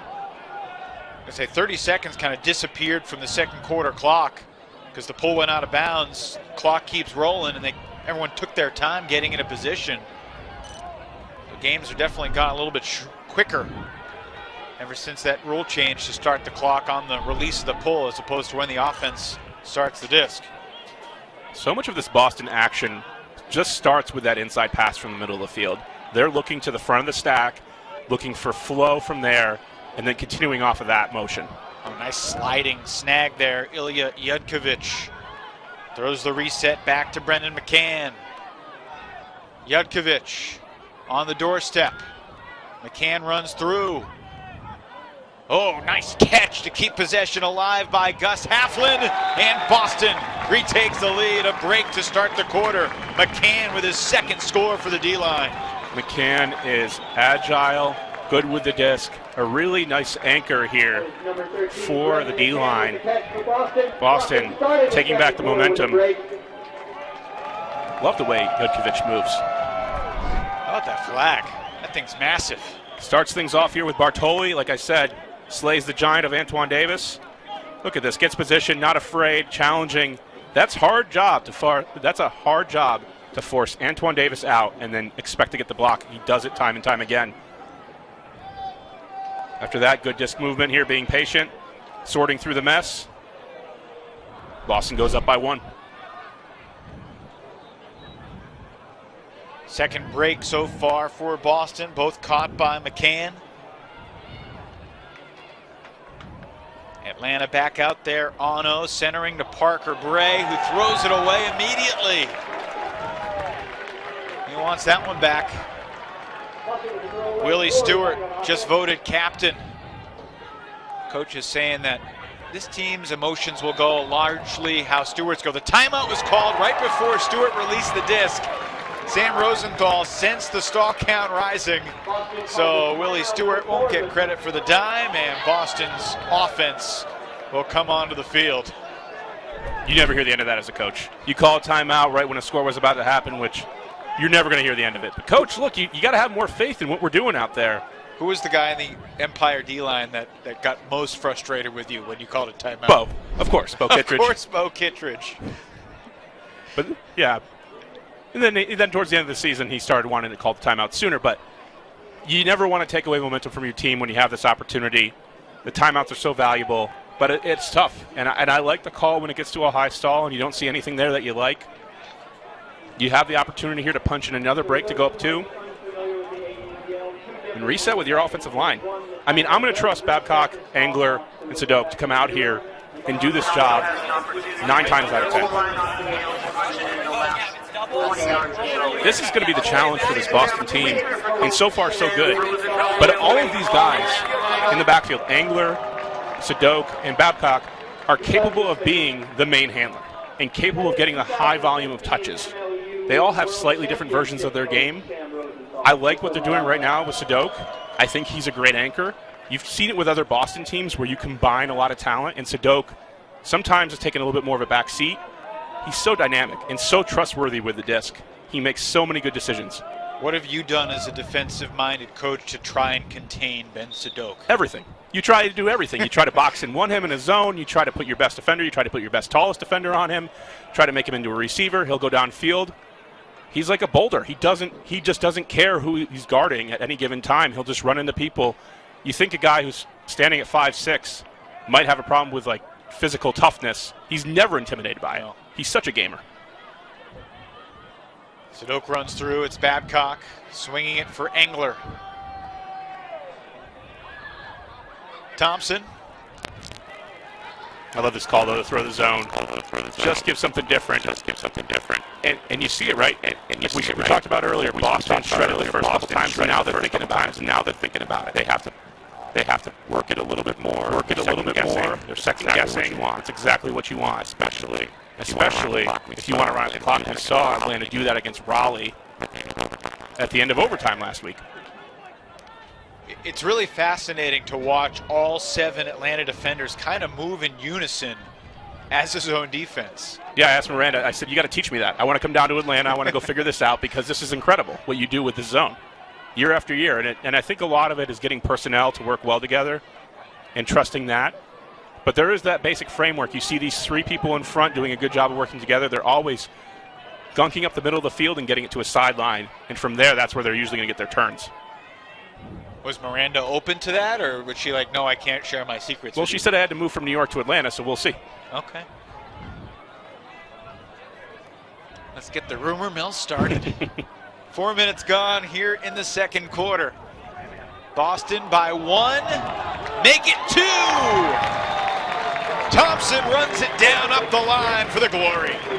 A little bit of style there. Thompson has another guy with such a motor. From his time in college in Cornell, where I had to create some defensive assignments for him, to where he's gone in the rest of the league, he just keeps going. Standing at 6'4", he's a tough cover. So that's back-to-back breaks for Boston to begin this second quarter. Cole Davis-Brand dishing that last assist. Davis-Brand teammates with Orion Cable at Amherst Regional High School. They're both 20 years old, very close friends. And Boston teammates have raved about Davis-Brand as a future dominant thrower. Boston always has the youth coming out every year. It doesn't matter who they lose through attrition. Doesn't matter who's retiring, because there's somebody new coming on that is the next greatest player they've ever seen. Well, you can make an argument that, in recent years, the fact that so many Massachusetts guys have gone to the Big Apple, like UMass alums, Ben Katz, Jeff Babbitt, Connor Klein. It's a big part of your Empire team from 2019. Matt Smith tumbles down, makes the catch. That's right, Ellie. It's a testament to the youth programs that are here in Boston, the high school programs. Davis launching deep. One-on-one matchup. Oh, it was tipped, but Jaime comes up with it anyway. Great body, great pick on that. Fortunately, in the hands of Atlanta. Even though this turns out to be a goal, this is exactly what Boston wants, is these shots going deep and having an opportunity to make a play. McCann there defensively gets a piece of it, but not enough. It's one of those things, just like a cornerback in the NFL, you have to have a short memory. Excuse me, Brian. Ivan Tran. UNH alum. And this is where Davis can really grow his game. He's open here. The cut's a little deep for Jaime, which is why the defender is able to get close. And that's what's tough about the shape and what you're doing with your offense is Atlanta is so good, and especially Matt Smith is so good when he's coming from shallow spaces and going deep. The further out the cut is, the better the throw has to be. And this pole is going way out of bounds. Yeah. Short field for Boston. That was not a good one from the hustle. Out of bounds near midfield. So Sadok will initiate. 26 years old. And we have Polk on cable in the middle of the field. And this is going to be the fun matchup that we're waiting for. Davis coming out over on defense as well. First throw underneath Halkiard. Back to Sadok. Oh, what a bid. It was Christian Gaeta that got a piece of it. Now Gaeta takes off and the throw goes up and Jakeem Polk is going deep. There's a Boston player there too, but that doesn't matter because when Jakeem Polk's nearby, you better look out. 8-all. What a play. We knew it was a matter of time before we started to see the fireworks with Jakeem Polk. And the trust is here. This is how fast Atlanta is able to transition from D to O. When you have the athletes, you get the block, and right away, there's no question here where this is going. Run up to it, just put it out to space, Was and this it doesn't intended matter. for Gaeta or Polk? I'm not sure. It didn't matter. It had to be intended for Polk. You're not tossing that blind unless you think you have a dominant athlete in the area, and you do. And there's with dominant athletes, it can feel like a 50-50 turns into 100%. You see it with the likes of other people in the league, whether it be Ben Yott, Jeff Babbitt. Jakeem Polk is one of those guys where if you're sending it deep, you expect him to go ahead and make that highlight reel play. Former Division II cornerback on the Wingate University football team. Initially joined the AUDL back in 2015 with the Charlotte Express. He showed up to tryouts. No one knew who he was. He immediately maxed out the vertical jump machine station that they had set up. Then he ran a 4.5 40. And the thing about it, he didn't have great disc skills then. But they're better now, and he will pull for this hustle team quite frequently. Oh, here comes another block. Holzmeyer with the anticipation. We'll get to see maybe first touches here for Dylan Tunnell, who's running through the field. I think he's run too far. He wanted the disc early. You got to get it to him and let him do his work with the throws. Calvin Williams to Holzmeyer. Atlanta looking for its first lead of the night on the road here in Boston. And that disc was tipped, and it's incomplete. I think there was a foul earlier, but they didn't call it. And the huck goes up to a wide open Tanner Halkiard. Nobody with him. I wonder if a timeout's coming soon for Boston.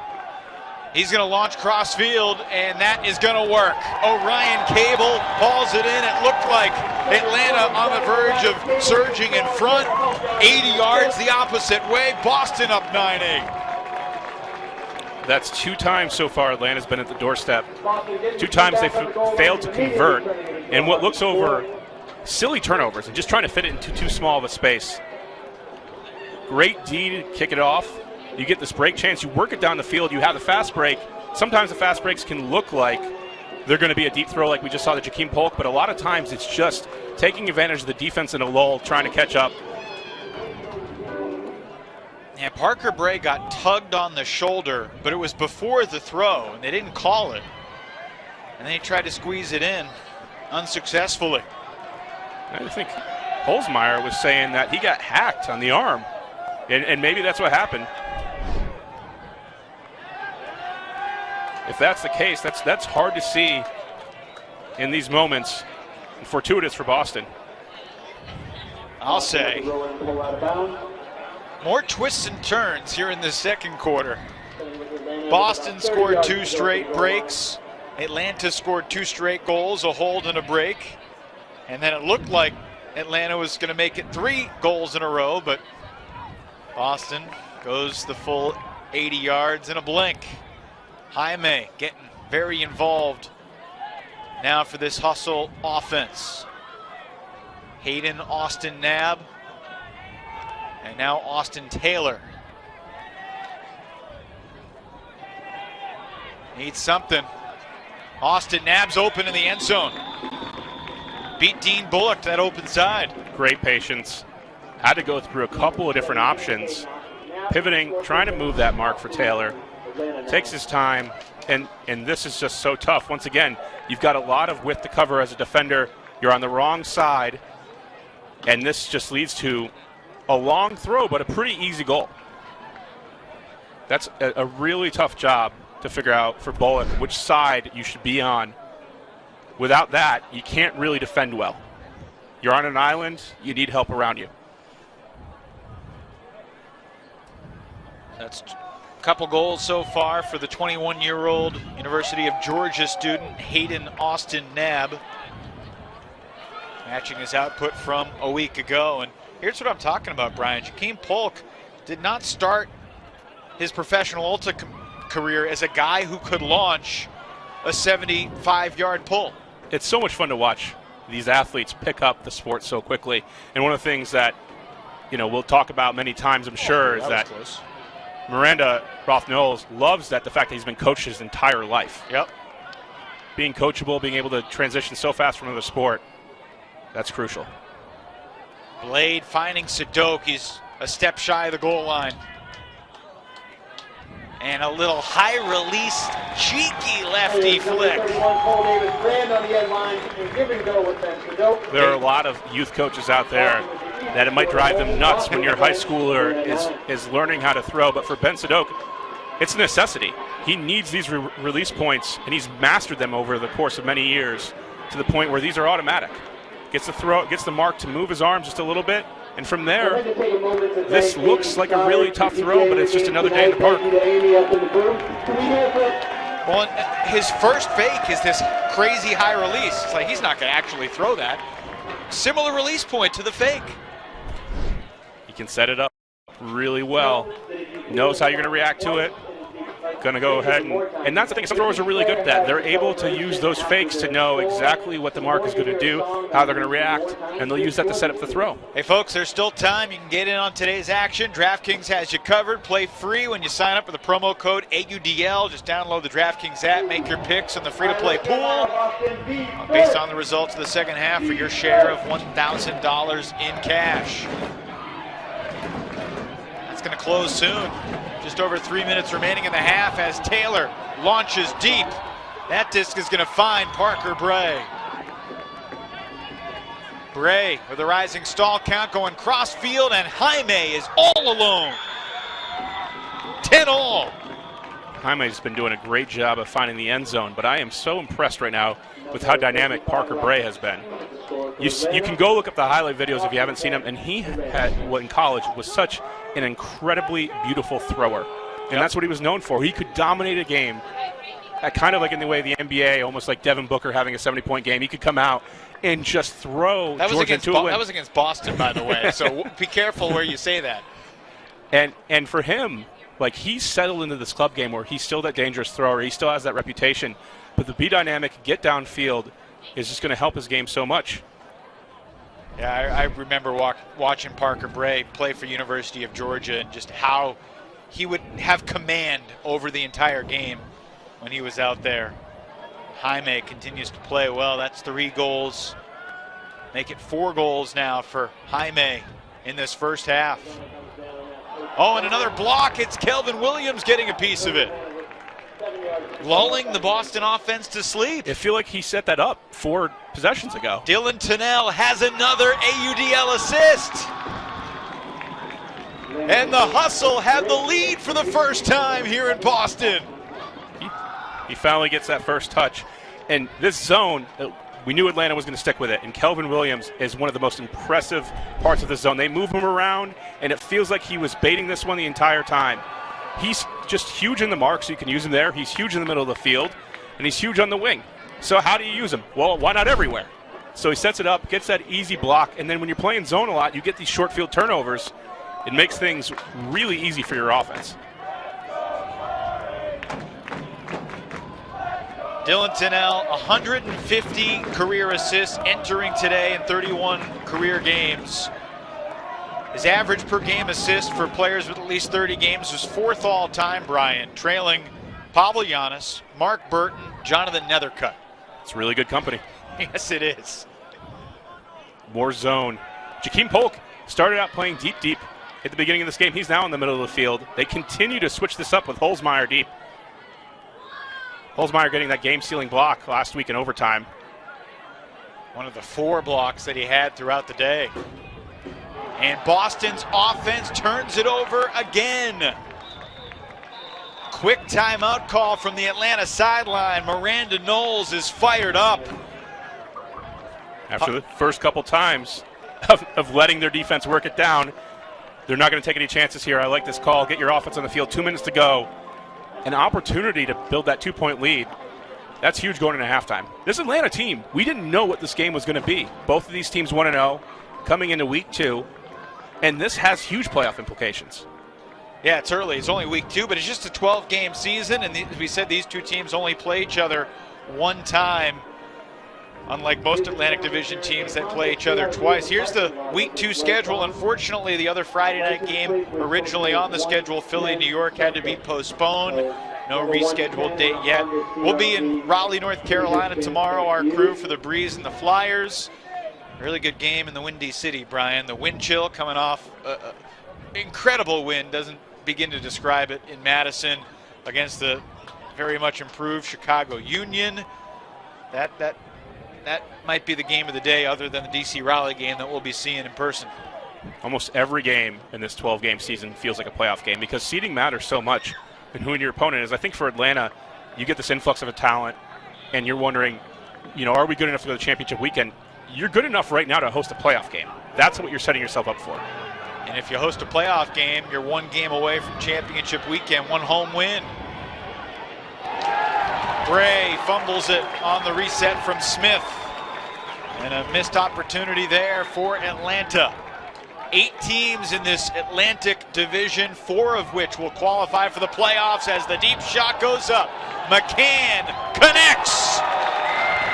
Chris Bartoli is there. That throw went up with Bartoli not even moving. And that's certainly a trust throw. Usually you see them in the handler space for the short up lines when you see the space clearly. Antoine Davis is hanging back there for Atlanta. And that Brendan McCann paid no mind, sent it anyway, knew what he had. And these moments, Atlanta has these opportunities from the turnovers. Boston's given them some gifts the last few possessions, and this is just a drop. We've seen a few of them so far for Atlanta. You've got to get rid of these turnovers. You see Bray frustrated. Can't believe did not make that catch. He's made it thousands of times. Chris Bartoli, number 8. Let's hear it for Chris Bartoli. All right, 95 seconds left in the half. Tied at 11. Fans getting their money's worth here in the first ever Glory home game. It's back and forth for sure. A lot of mistakes by both teams that I think are unforced. And that's just tough in these moments. These are long games. You're going to have unforced errors. It's how you deal with them and how fresh you are going into that fourth quarter. But these chances for Atlanta, they had a bunch of them so far that they haven't taken advantage of. 3 times now, put in breaks. Fairley and Holzmeyer, 2 pretty big handlers, and Parker Bray's not a small guy either. Austin Taylor downfield this point, and a nice little blade to get it there, and then the shot to Jaime. He'll turn on the Jets and score his 5th goal of the half. Jaime is a problem right now. Yes, he is. For Boston. He's all over the place. He's just a target, and you would think, okay, let's just take care of Jaime, but look at this throw from Parker Bray. Just this little slicer through the middle of the field, and it's not the 60-yarder, but that's incredible. Sets it up, makes this throw easy, and you just love seeing Taylor just turn right away, no hesitation, hits that backhand, easy goal. 4 assists, 2 goals, and 191 yards throwing for Austin Taylor in less than a half. Tremendous crowd here at Hormel Stadium in Medford, Massachusetts. 12-11, Atlanta leads, final minute of the first half. And the zone could be suffocating with only 40 seconds to go. We saw them run out the clock. And this is tough because you want to be patient against the zone, but you have to hit these big spaces like they are to get the disc moving and get downfield and get an opportunity to score to end the half. Angler swings the disc. You cannot be dinking and dunking here, and they're doing a great job of working it through the field. End of quarter situations, Brian, are so important. You've had Jeff Babbitt in 2019, so you experienced more good ones than bad ones, but Boston does not have Jeff Babbitt. They've got 5 seconds and a laser up the middle, and it's dropped at the buzzer. Oh my goodness. Right through the hands of Ryan Turner, and the Glory come up empty. As time expires in the half, it's Atlanta by 1 after 2 periods of play. Well, if the first half's any indication, we're going to have a barn burner here in the second half. Both teams are up for the task. Atlanta just doing a great job of staying in it in the first quarter. Their zone getting some free turnovers. You get to see Dylan Tennell come back, former MVP, put up the break to go up by 1. And at the same time, you get the feeling that both Boston and Atlanta could be up by more. Boston with the first quarter run having their opportunities and having that defensive pressure early, the Atlanta offense being shaky. And now in the second quarter, Atlanta's done a much better job. Well, you made the point midway through the first quarter that it felt like Boston was in position to really stomp on the hustle. Their largest lead was 2. It felt like more. The hustle were a little clunky. And now the Glory somehow find themselves down at the half. It's good that you're here with your home crowd in your first game. You have those jitters because you want to go ahead and ignite that crowd. You're going to have their support. And I just expect Boston to go in the locker room and get back to doing what they do best, which is hard person defense, just giving no room to breathe. Atlanta going with the opposite style, saying, we'll step back. We'll let you just be patient. We'll let you dink and dunk. And then Kelvin Williams is going to come up with a nice block in the middle of that zone. Certainly plenty of excitement for these fans here in Massachusetts. Halftime in our Free Friday Frisbee on DraftKings. Atlanta leads Boston 12-11. Double up your positive environmental impact by joining CII Apparel, sport. The playoffs make every day feel like a win, but with DraftKings, every day is a win. Courtesy of DraftKings free-to-play pools playoff edition. Simply make your picks on the featured game of the day. Answer questions like who will cover the spread, which team will score first, and which players will have the most points. If you get enough right, take home your share of $250,000. So download the DraftKings app now. Use the promo code to play free for a share of $250,000 in prizes. And make it rain.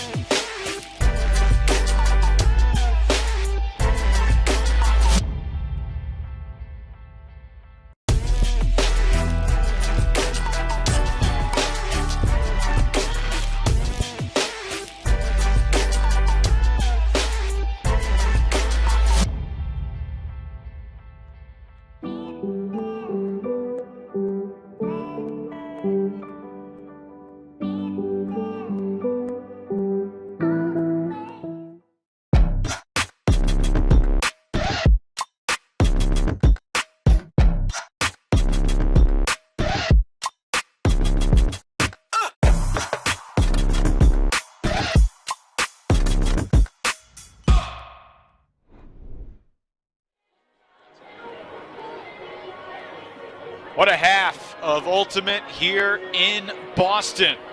The Glory trailing 12-11 on a cool June evening. There were some drizzles before the game, but Ultimate players can't be complaining. It's great Ultimate conditions and a very exciting first half of Ultimate transpired. Eli Jaime for Atlanta leading the way with 5 goals. His teammate Austin Taylor has 4 assists. Wow, we're going to catch our breaths Antoine Davis has had a fascinating Ultimate career, and he's a guy with a lot to say. He's grew up in the D.C. area, went out to San Francisco, played with the Flamethrowers, played with the Spiders, won an AUDL championship. Now he's with Atlanta, and at some point during our long off season, I went off the record with Antoine.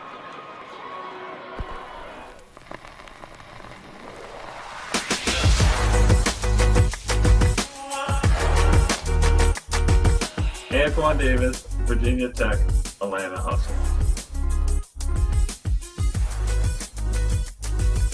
I am Black, Hawaiian, Native American, and Japanese. Culturally, I was mostly brought up in the Black and Hawaiian culture. Not only was I the only biracial kid, but I was the one that really didn't fit into any of the kind of categories. A lot of that was confusing and a bit hard and a bit lonely at times, but I'm also thankful for it because it's made me a really strong and really driven person. When I first was introduced to Ultimate, it was really life-changing. I just came from a football, basketball, track background, and the name of the game is all about the win. And when I joined Ultimate, and I made the dumb mistakes and slipped on defenses. They were like, yeah, get back at it, try again. I'm like, wait, what? Encouragement? What? And I absolutely fell in love with that. From within 18 months of being introduced to Ultimate, I quit everything else to do it more. My parents raised me as do not play the victim. Kind of ignore what others were saying. You're just going to have to put in twice the work, just simply, and you're going to have to accept that fact and move forward with it. It's you can cry about it, you can complain about it, or you can just put in the work. So that was kind of my mindset all along. I see that the system is wants to fight against me, but I'm fighting against it. I'm working better man. I'm going to be a better man for it.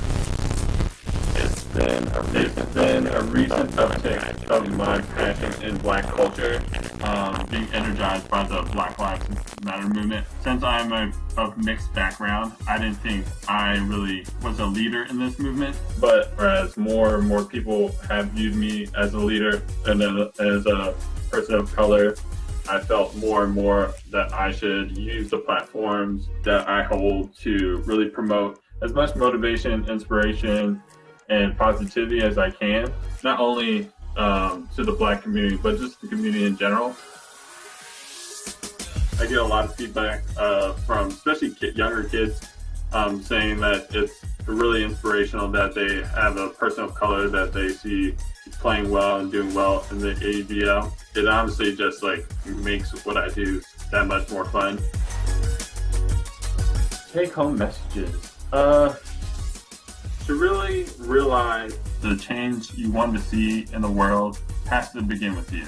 It has to begin with how you're relating to your friends and family, that you're giving love, you're showing empathy, you're showing compassion. Make your statement, fight for what you believe in. You have the right to exist. You have the power to change within yourself, and the people who want to keep you down aren't going to provide that education. You have to go out and do it yourself. The system may be built against you, but that doesn't mean that it has the power to win against you.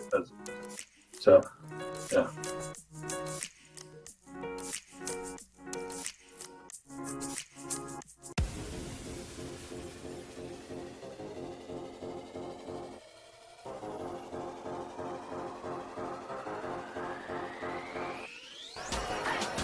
These flick Kittleson, and now launching this one deep.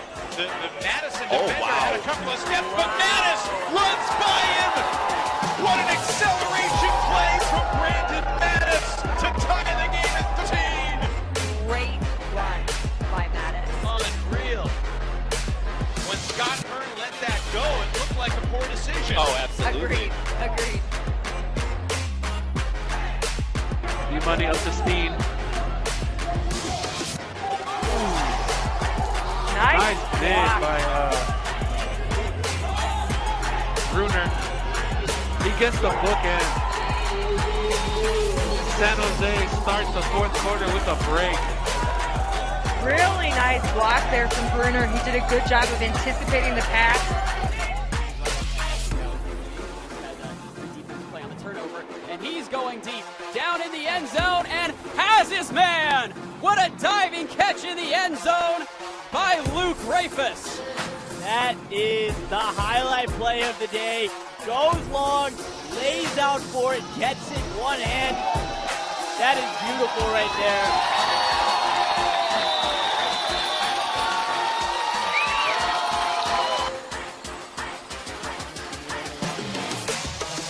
All the other side of the field, Holt running it down. Oh, this is what the people want to see.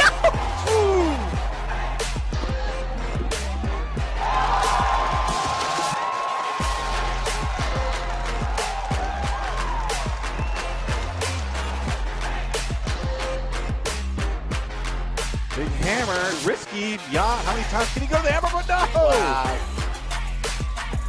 Jack Williams, I believe, is up there and skies it for the gold.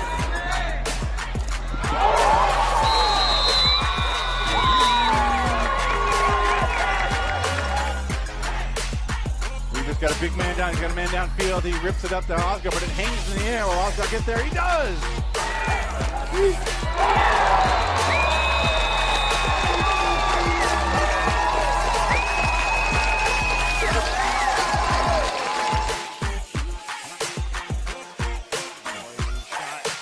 Little with the diving snag for the score. It's the Nate Little Show here in Philadelphia.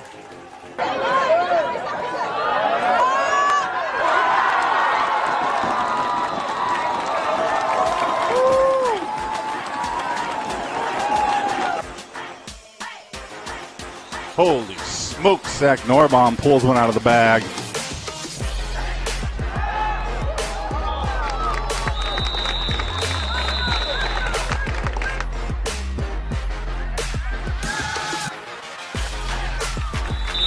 As we said coming into the night, this is an exciting year. Not a bad premiere of Free Friday Frisbee. Oh, he did get handballed.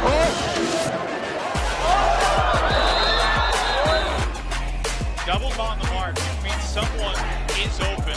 Coletto will make the decision where this disc is going to go. Could be the final throw of the game. Coletto hits high. He's in the end zone.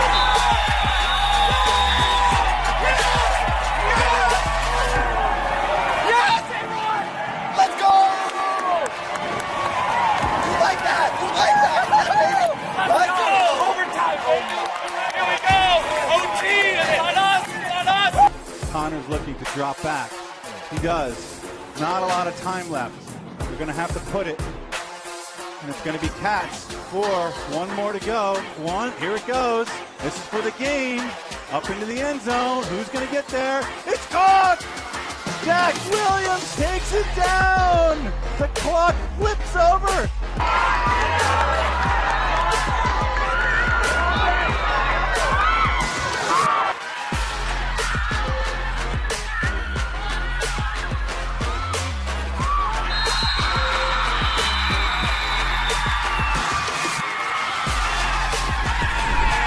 With or without Brian Jones on the sideline, the Empire win in dramatic fashion over the DC Breeze. Brian, you were there last week. I was on the sideline, but the wrong sideline. Yeah, you were not coaching. You were just enjoying the atmosphere. And, I mean, pretty good first half tonight here in Boston. Atlanta leads by 1. Which of those numbers stand out most to you? Well, I just think it's incredible to see this offensive hold rate for a Boston offense to be at 50%. That's not going to be sustainable for any length of time, and that's not the expectation you have for a Boston squad. Boston 8 of 16 in terms of offensive holds. Atlanta, who started shaky, 9 of 12. They really did a good job of getting in rhythm, Atlanta, and just becoming more comfortable, and Boston kind of allowed them to do that. Yeah. And we've seen it here. We talked about keys of the game. Be patient with this zone. Atlanta trying a little bit of different looks, starting out in it for a few throws and then getting out of it and now going to person, condensing this to half the field. This really does a good job of taking away pull plays and set plays and doesn't allow teams to huck from that 60-yard distance. Evan Lepler, Brian Jones, our entire crew here with you from Boston. The deep shot finding Ben Sadok. That was pretty. And Sadok showing he can be a deep target too.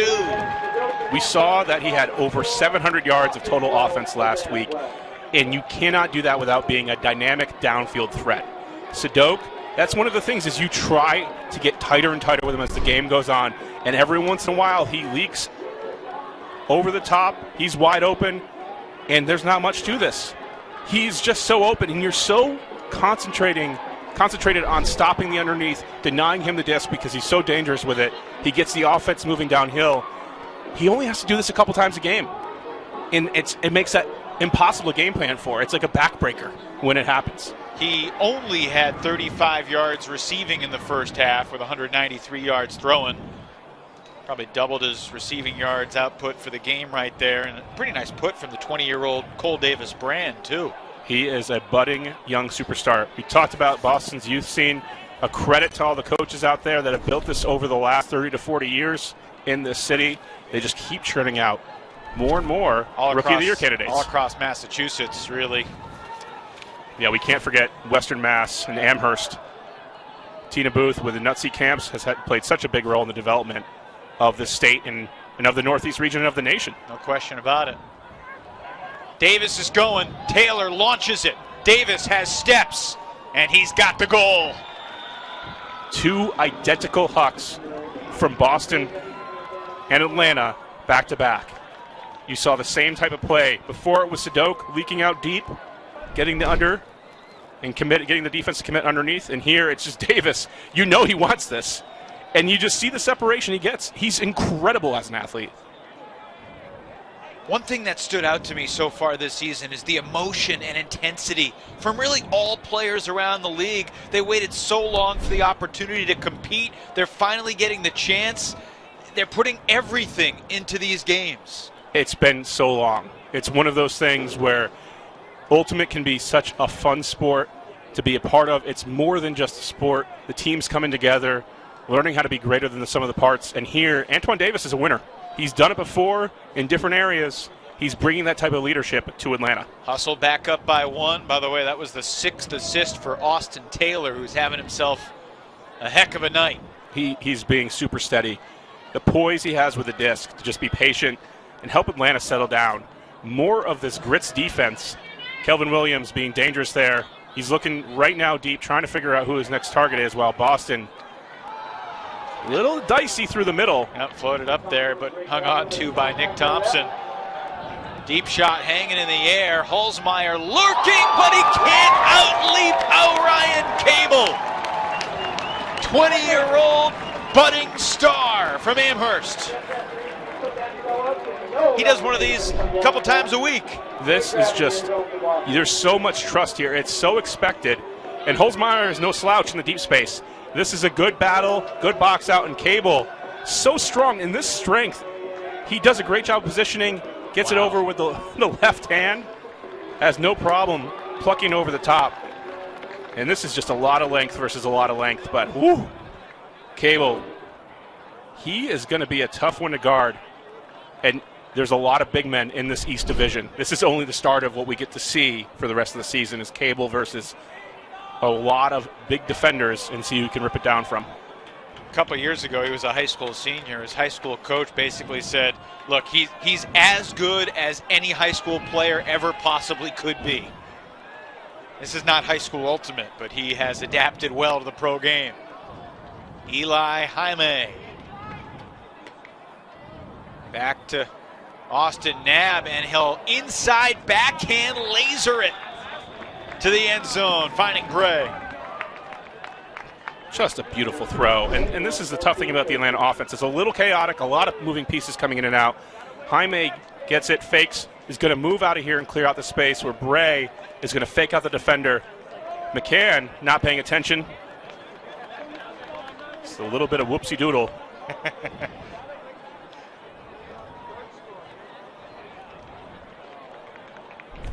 Hayden Austin Knabb, we talk about Antoine Davis coming to the hustle, and they signed John Stubbs, who's not here this week, such a big name, but this young kid out of Georgia played just one game for the hustle back in 2019, part of their win over Austin early May. It was like 45 years ago, something like that.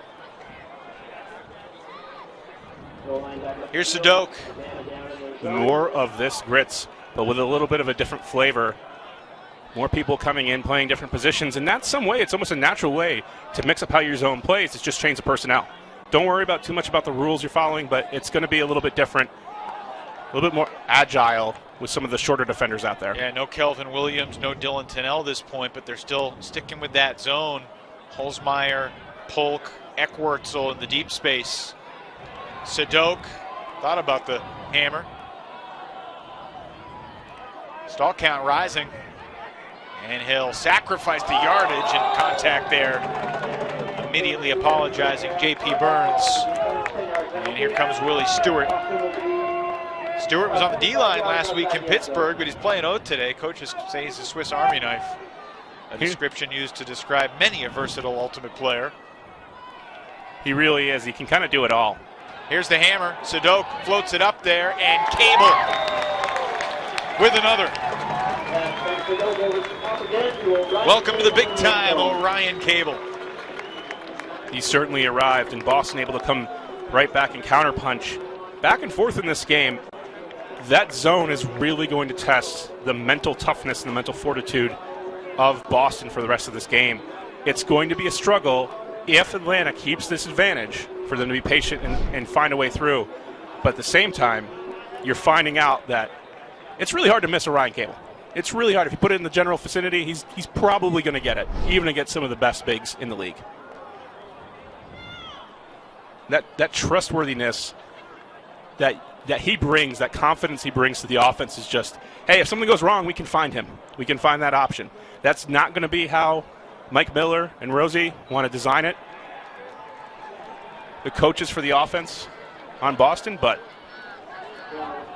they'll live with it for a while. I think they'll deal just fine with deep shots to Cable. Bray, low throw, but plenty of float for Davis. Swing cross field, and it's incomplete. Austin Knabb got a hand on it, but could not control it.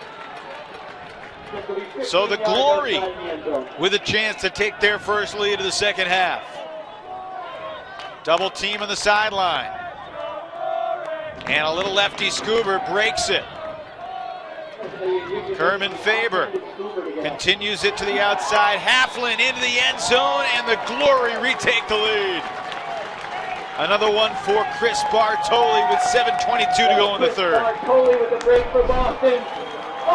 Good job of working it through the double team, and from there, once you break a double team, it's really hard to recover. Unless all of your defenders are working together, this end zone space is really tough. It's going to be a battle. A lot of times as a coach, you're just trying to make the other team throw the disc more, hoping to wear them out. At some point, the percentages are so high and teams are so good at working it that it's a tough goal to have for your team to try to get a block. A reminder, you can play free for thousands in cash all season long with DraftKings free-to-play pools. Just download the DraftKings app today and use promo code AUDL when you sign up. 15-14 Boston. Middle of the third quarter. Home opener for the Glory. Winner of this game is 2-0 and atop the Atlantic Division heading into week 3. Atlanta goes to Tampa next week. Boston has a doubleheader road trip, and a daunting one at that, to D.C. on Friday, to Raleigh on Saturday. Jakeem Polk had it go through his hands. Just unforced error for Atlanta, and this is the thing that's going to separate them between winning and losing. Their defense is great. Polk gets it right back, and now he's off for the races. Can they get the deep shot to him? It's in the hands of Bray. He'll launch it long, but it was short, and it's blocked. Ryan Woodhouse recovers to keep Polk from celebrating again. Atlanta is just not steady enough consistently on offense yet to really cement themselves as a championship contender, and that's what we're seeing right now is Boston taking advantage of it. Timeout coming. Boston's going to put their offense on the field, have a chance to convert this break, and take what's going to feel like a commanding 2-goal lead. Yeah. This game's been back and forth. Largest lead of the game has been 2. Atlanta's largest lead is 1. And Sam Rosenthal takes the timeout with 6:15 remaining in the third. Both kick coaches tonight, Carleton College alums. Sam, I think, is a few years ahead of Miranda, but Rosenthal has never once missed a Carleton alumni game. So he got to go back and watch Miranda play. It was like watching a youth basketball game where there's just like one superstar out there and no one else can measure up. That was what it was like to play against Miranda. Sam Rosenthal, coach professional ultimate with the Boston Whitecaps in Major League Ultimate, won a championship. Hey, listen up, guys. When we cover them, we get turns, right? No separation right now. No separation. They are gassed. This is the third quarter we talked about, all right? We are FM. Throughout the many months building up to the season, the thing that he stressed more than anything was that we have more depth than our opponents, and we're going to use it. They really do. Like we've talked about the youth. You see it on the offensive side. What a play by Sadok to split that double team on the throw and go, and now launching a 50-50 that'll hang up there. Holzmeyer lurking, and it wasn't Cable that got it either. It was Halkyard who floats a beauty to the end zone for Thompson. Wow! Boston's found the answer. This was intended for Cable, but it's relying on their height through this Atlanta zone. They've decided they're not going to be patient. They're just going to use their athleticism. That's certainly one way to get it through. And just a nice finish. It's so much fun to have a walk-off like that. That was my favorite thing to do. It's a little bit better when you're doing it from the pole and you have the nice 70-yard flick huck that goes into the end zone and you know it's good before you it leaves your fingertips. Didn't have to watch it. No need. Steph Curry has impacted our world in a variety of ways. See the drizzle coming down lightly. As they start to run down with the flags, can we start a little bit of a wave? Wow, that's 3 in a row for Boston. Can we start a wave? There's been some runs in this game back and forth. We saw Boston start off the game well, bring a lot of pressure. Atlanta counterpunch. They had some opportunities to go up 2 or 3. And we talked about the importance of those opportunities. They missed several breaks, 3 breaks on the doorstep, and they were pretty much unforced errors. That's the thing that's tough, is you have the talent. It's how do you have the mentality to get rid of these unforced errors? Feels like a critical possession here for the Atlanta offense. Austin Taylor to Hayden Austin Nab, and now Matt Smith downfield for Parker Bray. He's got Jaime bolting deep. He'll turn the cut around. Underneath, Davis makes a ridiculous grab to maintain possession. That disc was blading away from him, so close to the turf. And then a looper through the hands of Bray, and he's shaken up. Hopefully Parker Bray is all right. He's had an injury-plagued career.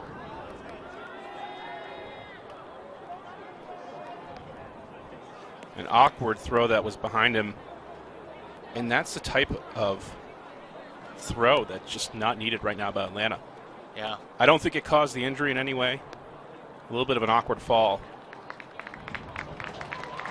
Good to see him pop up and walking off without any assistance. But the turnover adds injury to the possession for the Hustle.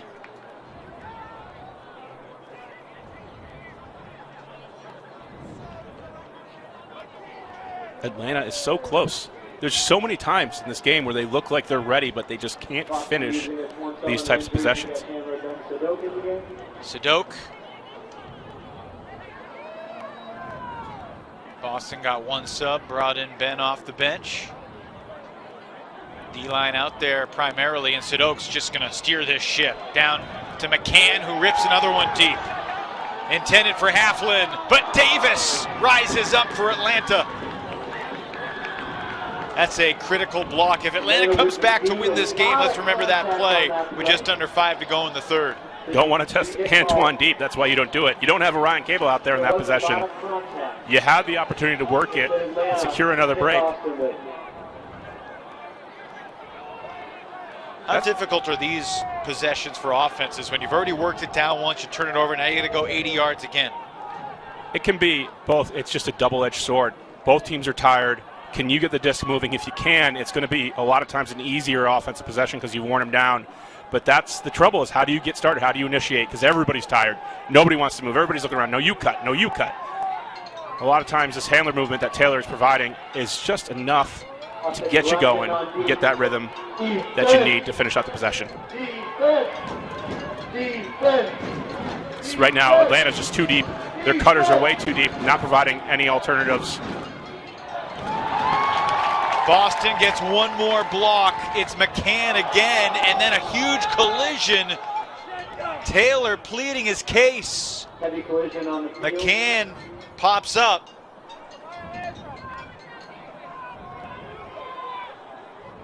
Moments ago, the press box here at Hormel Stadium was literally shaking as the fans were pounding the middle stands, cheering defense.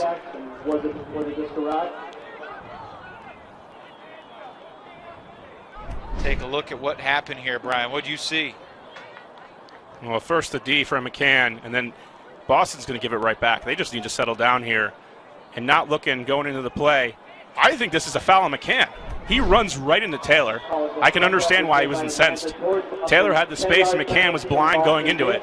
5 yards outside of the end zone. Call goes Boston's way. 5 yards from the goal line, crossfield Scuba. Kerman Faber. Double teamed. Oh, nice grab. Ryan Turner then picks up the assist and celebrates to Bartoli. 4 straight for the Glory. Atlanta is just unsettled right now, and it's great Boston pressure coupled with the Atlanta offense doing themselves no favor. They're tired. Their stack is getting really deep. Their cutters, when you get too deep, it's really hard to threaten two spaces equally. When you get too deep, you have cutters that want to go deep, and instead of it being a nice 40-yard huck, it's going to be more of a 60-yard huck, and that's a harder one to put in, especially when you're being tentative because you've had so many mistakes. And so you have this terrible kind of storm coming together where you have the hesitancy of players not wanting to make mistakes, so they're getting tighter. They're not going to put it to open players down, but the open players. And you have the cutters, and you have trying to get deeper and trying to score in one throw. So you've got to take some time to set it aside. Miranda has to sit there and talk with her O-line.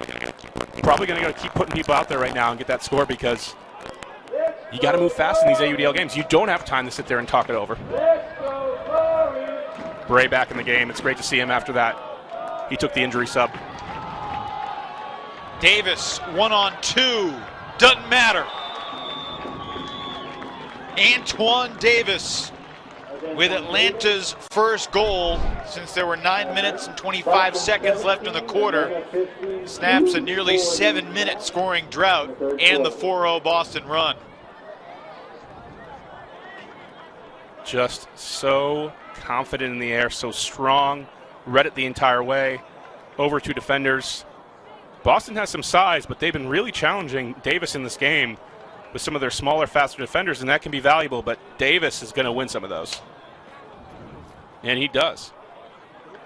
That can be a strategy for the long term of the game where you know, all right, we're going to go ahead and let them do this because we want them throwing it deep. We want them in that mindset. And accept the fact that your defenders are going to get roofed a couple times. It can be hard because you have to have that short memory as a defender, but it can work out in the long run. Centering up to Sadok. Boston's done, on offense, has come out with a lot of spread looks this game to start off their possessions. And here they're kind of running a dominator to let those handlers work it through. And that is gonna work. Layout grab from Cable. He can do it in the air. He can also go full extension, leave his feet. We've seen him box people out. We've seen him sky people in this game.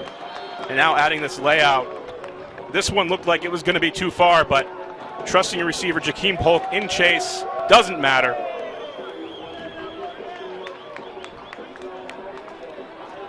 That is such a tough matchup and so demoralizing. It's one of those things where it's still one goal, but it can feel like a little bit more than that, especially when you've given up that lead that Atlanta had.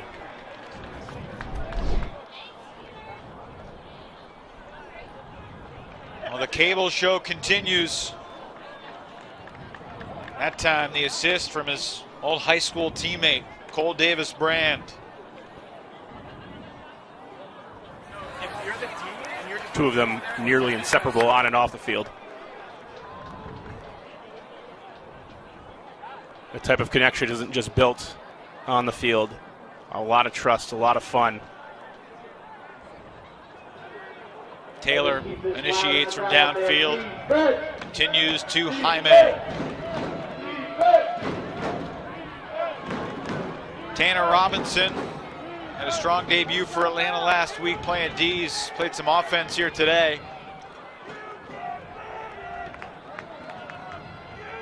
Matt Smith has been very limited for Atlanta in this game, not sure why. Certainly wasn't limited last week against the Flyers in the overtime win. Here's Fairley. Had a couple big hucks early in the game to help stabilize the hustle offense. And Bray's back out there and unleashes a dime to Elijah Jaime. Lots of good spacing and isolation. This Atlanta offense just settled down on the pace. They had their best players in isolation, started off with Fairley getting the disc and then finding Bray. When Bray's in the middle of the field, he's such a tough cover. He knows how to turn the page really well, get the defender going the wrong way. And in this case, just a really nice swing. Gains a lot of yards and great angle left to hit Jaime.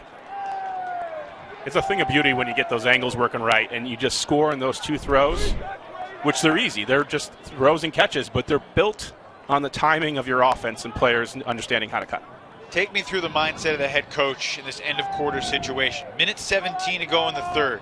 If you're Atlanta, you know you're down by 2. You do receive to start the fourth. What do you think about in terms of managing the game? Well, there's two things here you can go. You can either go the path where you want to have the last possession, and so you can sit here and force out and try to force a quick turnover or a score, and then you get the last goal, and you go in receiving again to get the double break. But Atlanta loves their zone, and I'm not surprised to see it out here. They want to slow down and just run out the clock and make this difficult. They want to rush Boston, and in that rush, they might get a short field turnover and get their best chance to put another one on the board. Cable's going deep. Throw doesn't go up to the deep man. Instead, it's Sudoku. Now he'll fire deep, testing Tennell, and the big fella gets the block. Tennell still got it.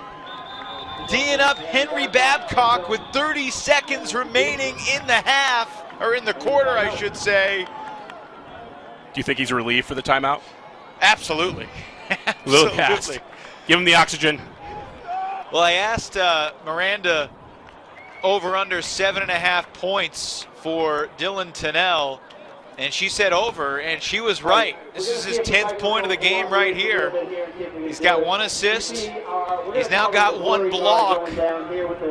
And look, it's possible right now, as we take another look at Tennell's hops, not maybe quite as high as they used to be, but not too shabby. He's still a brick house. Yes, he is. You're not going to run through him. Daughters at the game tonight. Couple girls, 8-year-old Eleanor, 6-year-old Ramona. His wife is, well, Amanda. And look, so Atlanta's got 30 seconds here. They got to go the length of the field. It's possible they could score twice and tie this game before Boston sees the disc again. It's going to be very interesting to see how Boston here, their new AUDL team, these end of the quarter situations, they're tough to figure out for any first-year coach. And in this situation, you've got the right person out there. We see Cable out there. We see some of the other big bodies as well for Boston. Does Atlanta try to take a shot early? Oftentimes, I think 30 seconds to go, you have that. You can still work it, especially against person defense, or you can line up and take a shot earlier. Sony look from Boston. Bray throws short for Jaime. A lot of contact on the mark.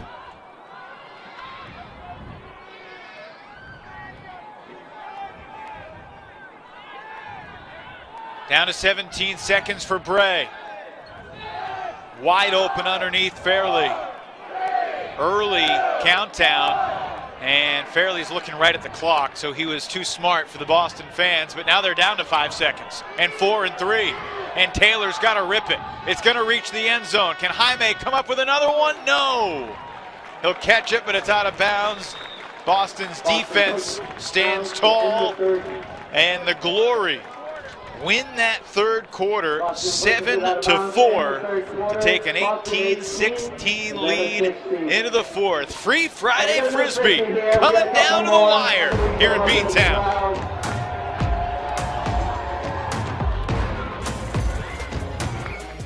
The playoffs make every day feel like a win, but with DraftKings, every day is a win. Courtesy of DraftKings free-to-play pools playoff edition. Simply make your picks on the featured game of the day. Answer questions like who will cover the spread, which team will score first, and which players will have the most points. If you get enough right, take home your share of $250,000. So download the DraftKings app now. Use the promo code to play free for a share of $250,000 in prizes. And make it rain.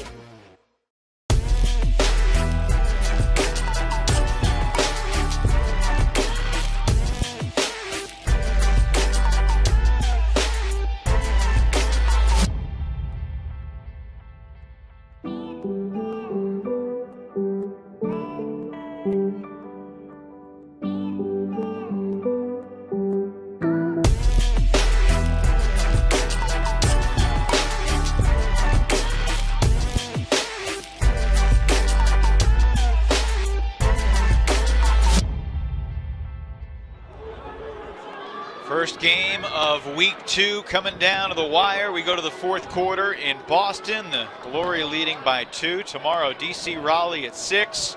Pittsburgh, Tampa Bay, a couple of teams looking for their first win. Minnesota, Chicago, both 1-0. Detroit and Indy meet for the second week in a row. Hopefully the weather cooperates in Texas for the Roughnecks and the Soul. And a couple West Coast rematches between the Cascades and Spiders in San Jose. And the Aviators and Growlers on Sunday afternoon in San Diego. 2 weeks from tomorrow, we'll be out in San Diego for the first matchup since Championship Weekend 2019 between the Roughnecks and the Growlers. A lot of tall athletes in both those squads. A lot of big boys. You had both those teams scouted because you faced the winner of that semifinal in the championship game. And goodness, the Hustle want that throw back. A turnover 15 seconds into the fourth, and feels like a chance for Boston here to really make life tough for the Hustle.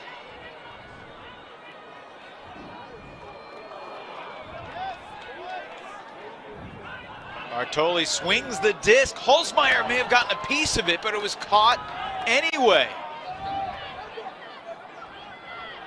Just hit open hands if you're the Boston defense and wait for the timeout call. Yeah. You have such an advantage, especially in a turn. And Boston's defense there was being pretty patient, which isn't itself a bad thing. A lot of times you're going to praise the team for that. But a lot of times in defense, the width of the field is so big, just use all of it and hit open hands. Just keep the disc moving. The offense, these guys are superstars. Some of them are divas. Let's be honest, they don't want to play defense. And if you just keep it moving, you're going to do a good job of giving yourself opportunities to score over and over again. And just, man, what do you do about that?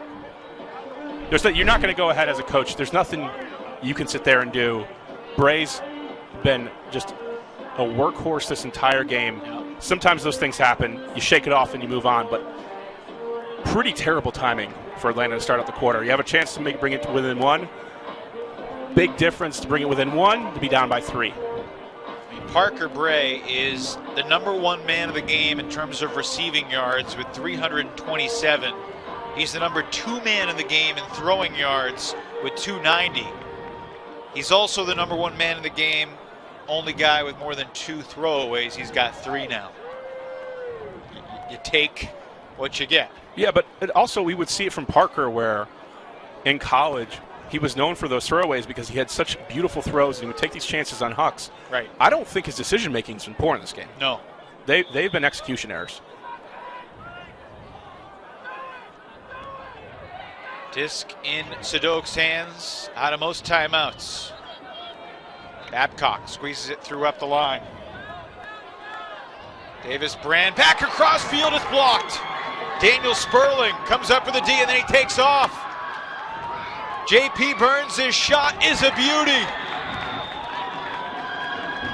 And just like that, Atlanta's within one. Both teams have had opportunities to feel like they could take a commanding lead of this game, but yet somebody comes up with a play time and time again. Sperling gets the run through block. He's been in Atlanta for a long time. He's a great young handler who can guard multiple types of players. And you love the fast break. Both teams like to employ it when you've got athletes that can run it down like this.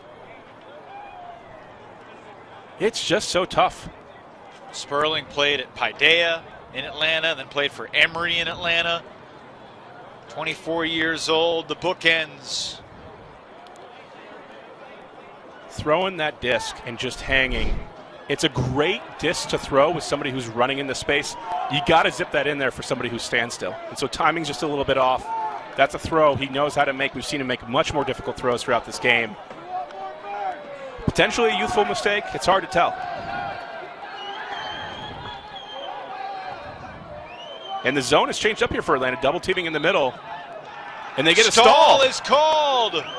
Atlanta has the disc with a chance to take the lead. Hustle players celebrating on their sideline. They were clapping on the DraftKings banner over there.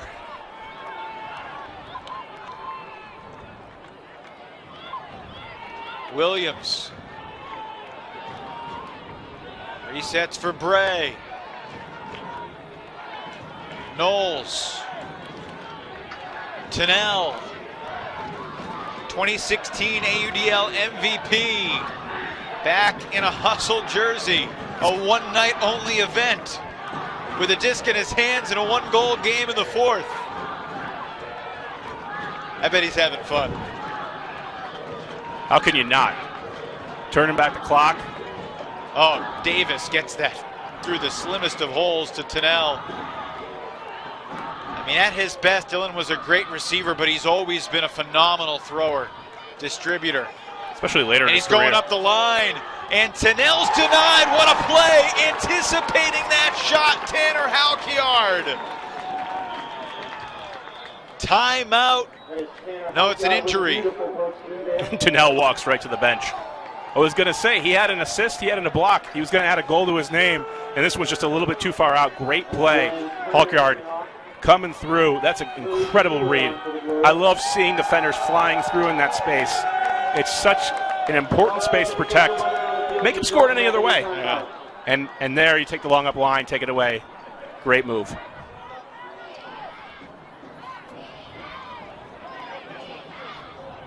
Oh, that disc may have been tipped.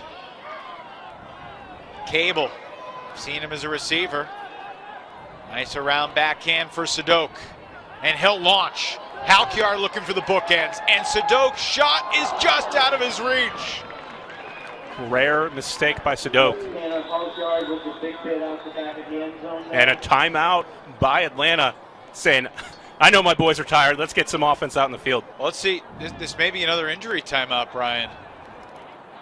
Did Miranda take the timeout? She may have a bunch of defenders that are ready to get a breather. Yeah, that there's indeed a timeout.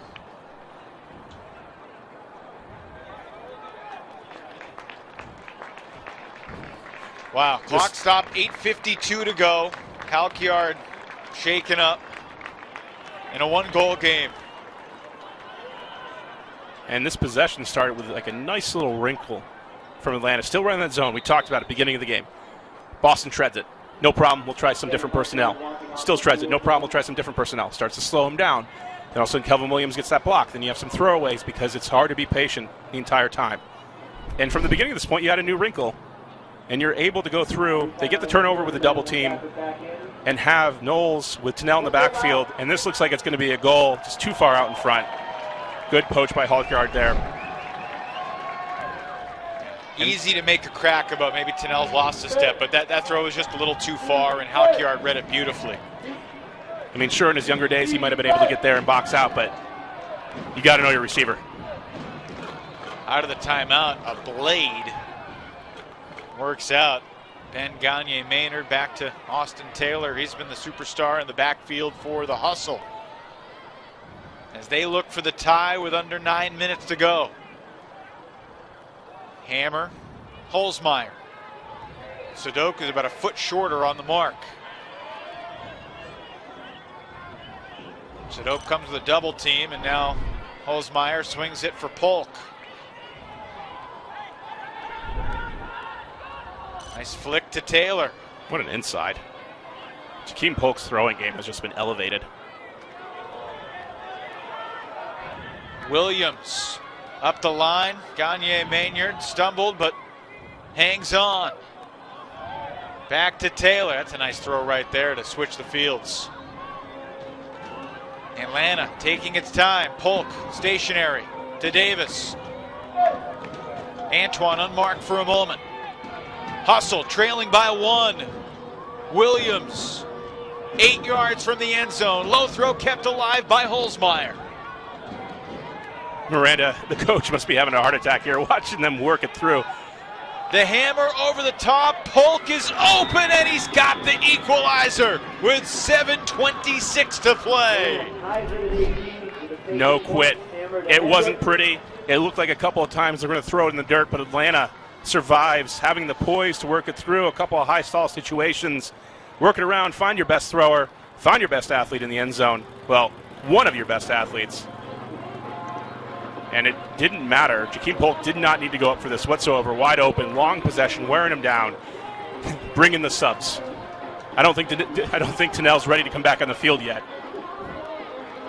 We'll get some fresh bodies out there for Atlanta. And now the question is, what does Boston do? That's a long possession to be out there for your offense.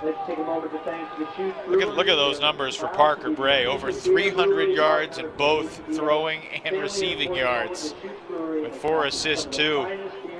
Despite the turnovers, it's been a masterful performance. That's a lot of yards. And the most impressive part has been the receiving yards for me. I knew that Parker Bray could come into this game and dominate with a 500-yard throwing performance. I didn't know it was going to be equally this way. As a coach, what do you think of the yards? What do they mean to you? I think it's a great stat. You get to compare these like all-time performances as we go through, and it provides more context than goals and assists. To be honest with you, I don't care about goals and assists. I care about who's eating up yards, who's making the offense run, who's that engine, that unseen engine in here you can't hide anymore because you have those yardage stats. Looks like a defensive line out here for Boston. There was certainly contact there, and the whistle is going to go against Atlanta. Robinson going through the back of the Boston receiver. After a long possession for the O-line, defensive line is out in the field, and this is the trust. You heard it earlier, Sam Rosenthal saying they trust their depth. This is a hard decision. 6 minutes left in the game. When I was coaching the Empire, I don't think I reached into my depth too often. I was going to rely on the same people, but here, Boston trusts their guys, go out and get the job done. Christian Gaeta just hobbled off the field for Atlanta. Davis comes on for him. That was not contact on the mark and not 10 yards. Boston has a chance to make a sub here if they want. I don't think you do. I think you have your D-line out here. They're here to give your offense a rest. At worst, if you get broken again, you're down by 1, very manageable.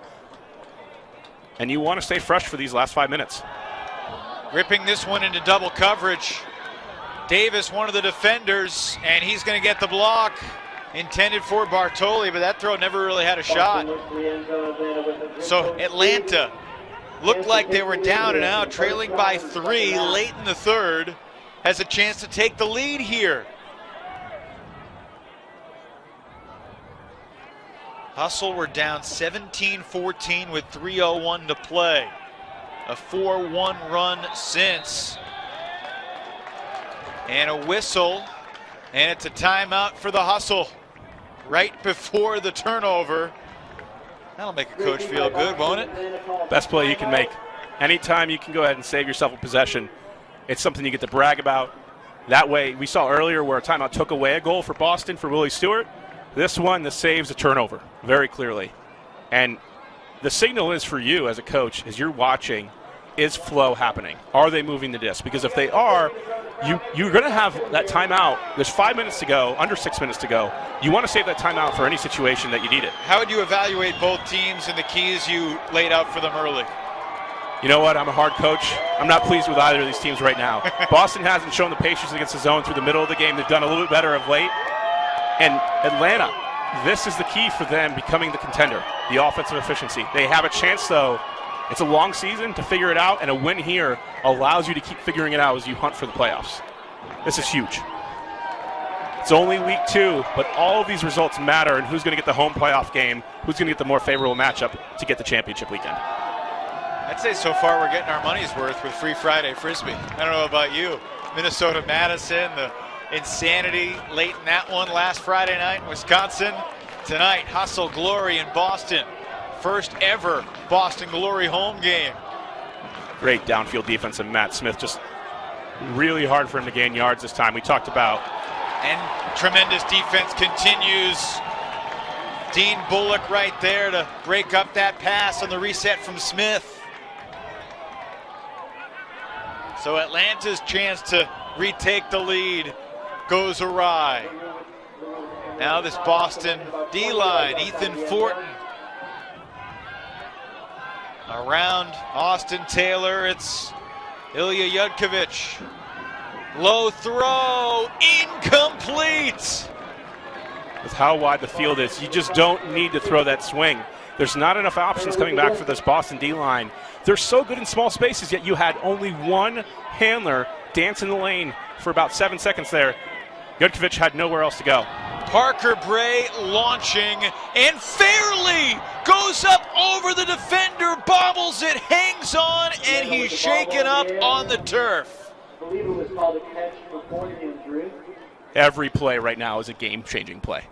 With 4 minutes and 38 seconds to go, this is incredible. Two teams in week 2 here trying to figure themselves out and just battling through it all. And he caught that disc, and hard to tell what happened. Landed on the right knee, spins around.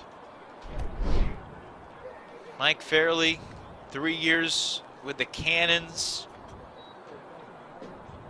Originally from Atlanta, you talked about his great career with Central Florida earlier tonight. A unique type of player. He's not the fastest one out there, but he knows how to move, and he knows how to move in his space. And he takes advantage of those small spaces. One of those things where he's fast enough to be lethal. So you put a faster guy on him, and if it's not tall as well, he'll use his agility to get open. We saw his athletic ability and an ability to read the disc. That's something that Central Florida, they use their athletes well. They know how to win those situations. How about this? Tennell launching a flick deep, and it works! Tennell to Holzmeyer for the lead, and Hustle in front by 1 in the 4th. Keep turning back the clock. Why not? He was a dominant thrower in his MVP season. Fakes the hammer, moves the mark, and perfect out in front. You have the receiver for it, right in the hands. I mean, that's a trust throw, but also perfect in stride. It's so much fun to watch. He was so good. You can see by his body type, he's just so built. You can't get around him, so he's going to get the disc, and then you can't guard him as a thrower because he's tall. He's likely taller than you. Yeah. You know, when Dylan Tennell was playing on the 2009 World Games team, Brett Holzmeyer was 11 years old. And Tennell, obviously, you say the 2016 AUDL MVP, he had 74 assists that year for the Hustle. His second assist of the night and his first and likely only appearance of the season, giving the Hustle some depth and putting them in front in the 4th quarter. And mixing things up again, Davis now in the deep space in case they decide to jack it up to Cable. And this is where Boston, you want to be patient, but you want to gain yards. It's too difficult to just stay patient and score with 100 throws. Some people love that style. Some people, as you learned in zone, just swing the disc and it'll be fine. You can't just do this against the zone. You have to find ways to gain yards. And you see Stewart being really active. I love the way that he's trying to move the mark and move people around. But there's not a lot of open space. Speaking of being active, Kelvin Williams has run a gazillion yards laterally back and forth tonight in this zone. And you just have to be sure when you're throwing to his area. You hesitate as a thrower. You look, is he going to move? Got a pump fake once, and so now you're just even slower than you were before. And shout out the other guys on the marks here, Burns and Knowles with Williams. It's been that trio rabbiting their way around the field. Knowles may not be the premier athletic defender, but he is known and his experience as one of the craftiest zone defenders there is. He knows how to read the play. He has that ability to poach. He has that ability to play it in the zone. And that's why you bring him on for these types of games. Davis Brand looked like he had a cramp, so he'll step to the sideline. Clock stop with 3:26 to play. Had 2 games that went to overtime last week, including our Free Fridays Frisbee Spectacular in Madison. Atlanta also experienced overtime last week. Battle tested. I got no place to be except Raleigh tomorrow night, but that's tomorrow. Worry about that then. It can be so great when you play those close games and you come out on top. It almost gives you a feeling of invincibility, which is both, as a coach, a scary thing to be dealing with and a good thing, because if your players think they're invincible, they're not working on tweaking their craft throughout the season. But it's also good because this Atlanta team, this confidence is good for them to believe they can be at the top of this division and go into championship weekend. Boston already has that belief. I have long believed that in sports where there aren't that many games. Oh, Williams absolutely swats that swing to the turf. Atlanta, a chance to go ahead by 2, and they do. Eli Jaime scores his 7th of the night. J.P. Burns the assist, and the Hustle are 3:06 away from a road win in Boston. So long, like a member of Syracuse zone in college basketball. That wingspan is just, what do? Ian Engler is an elite handler in all facets of his game. Great decision maker, great thrower, and you just don't expect Kelvin Williams to come through with that. But he's been there, he's gotten it once, he's gotten it again. It is just so tough. Celebrating afterwards, and an easy goal. The fast break that Atlanta wants, the fast break that they needed earlier in the game. They were down 3 and now up 2. It's a 6-1 run since the 3-minute mark in the third, basically the last 12 minutes. And I was saying, Brian, you get a close win early in the season when there aren't that many games, the tone is set. You gain so much confidence that he can pay off down the road. Eckwurzel deflects it, and it finds the ground again. And Boston puts in their D-line, which after a short possession like that, I think you got to leave your skilled players on, because this Atlanta zone is suffocating. We just saw why. Another turnover. There's not time remaining here for Boston to mount this comeback, because they have to score fast. The Hustle have just been like a giant cobra, gradually squeezing their prey with that zone. Sperling in the red zone for the Hustle. They're not in any rush. And there is the disc find to the ground, but it's a foul. And Atlanta will maintain possession, closing in on 2 minutes to play. And this is dangerous now to go down 3 if you're Boston. This is a tough one. Fairley, 5 yards out. Flicks a push pass to the back corner, and he's out of bounds. Oh, that was a cheeky choice, and it did not work despite Sperling's effort. So the door's slightly open here for Boston, down by 2, clock still ticking.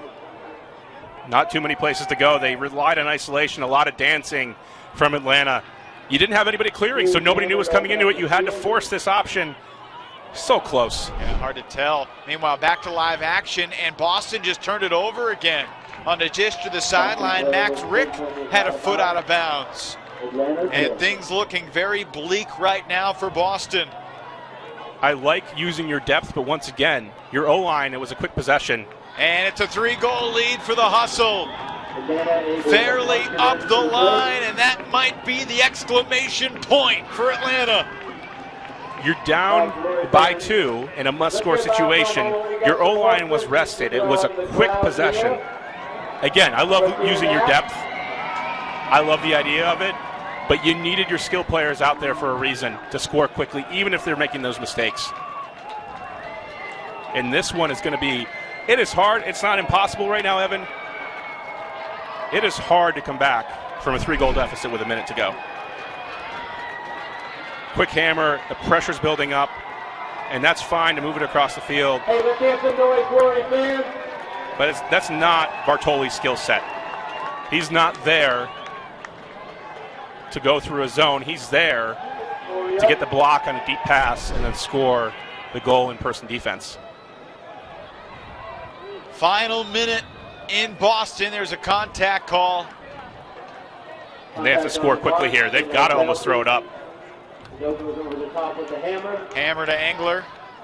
Halkyard has made some great plays tonight. Cross-field hammer will find the end zone with 42 seconds left. They just ticked the clock to 41. So 21-19. And what's the plan here for Boston? What creative stuff do you think they've worked on? This is a tough situation because we've seen it before where it's an onside pole attempt. Go ahead and throw it, maybe even roll it out of bounds so that way you have an opportunity to set your defense.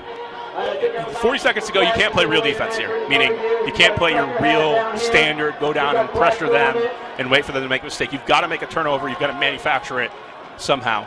And this is the best opportunity right now for you to put Cable and somebody else tall on the mark, get that double team on early, force Atlanta to take a shot. I mean, the fans Onside are still pull. making tons of noise. They did just drop the pull, so Atlanta basically has 17 seconds to throw the disc. 10 seconds to get there, 7 once they do. Double team on the mark. Boston hoping for a turnover. We saw a late hand block last week be the difference. Under 30 seconds. Time's a wasting here, even though they're doing a good job of playing defense. Smith makes the catch.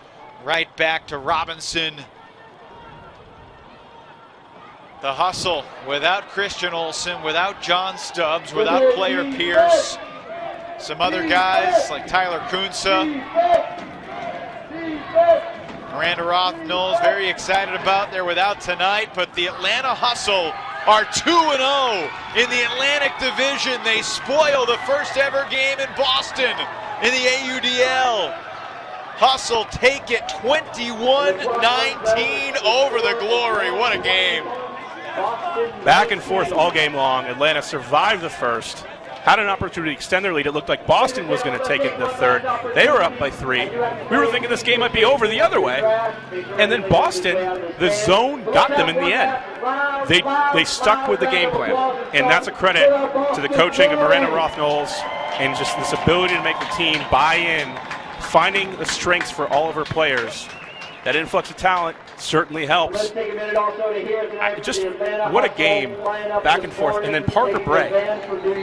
I don't love the turnovers, but I love the usage. Just such a dynamic force, something that we haven't really seen too much out of him before.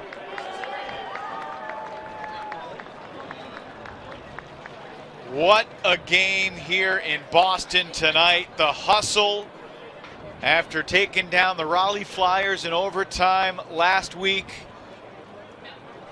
dismantle the Boston Glory offense down the stretch. As you said, Brian, Boston led 17-14 with 3:01 left in the third. And the rest of the way, they were outscored 7-2. It felt like Boston had a vice grip on this game. But they stuck with the game plan, Atlanta. Some great plays, both sides of Ryan Cable, lit up the skies. Davis responded. Lots of athletes here, and for Boston, while this is a loss, they'll go to 1-1. They'll have some things to work out. They have the talent to be the top, be the leader in this division. Cable with a nice layout. Sadok was entertaining, but Atlanta was the better team.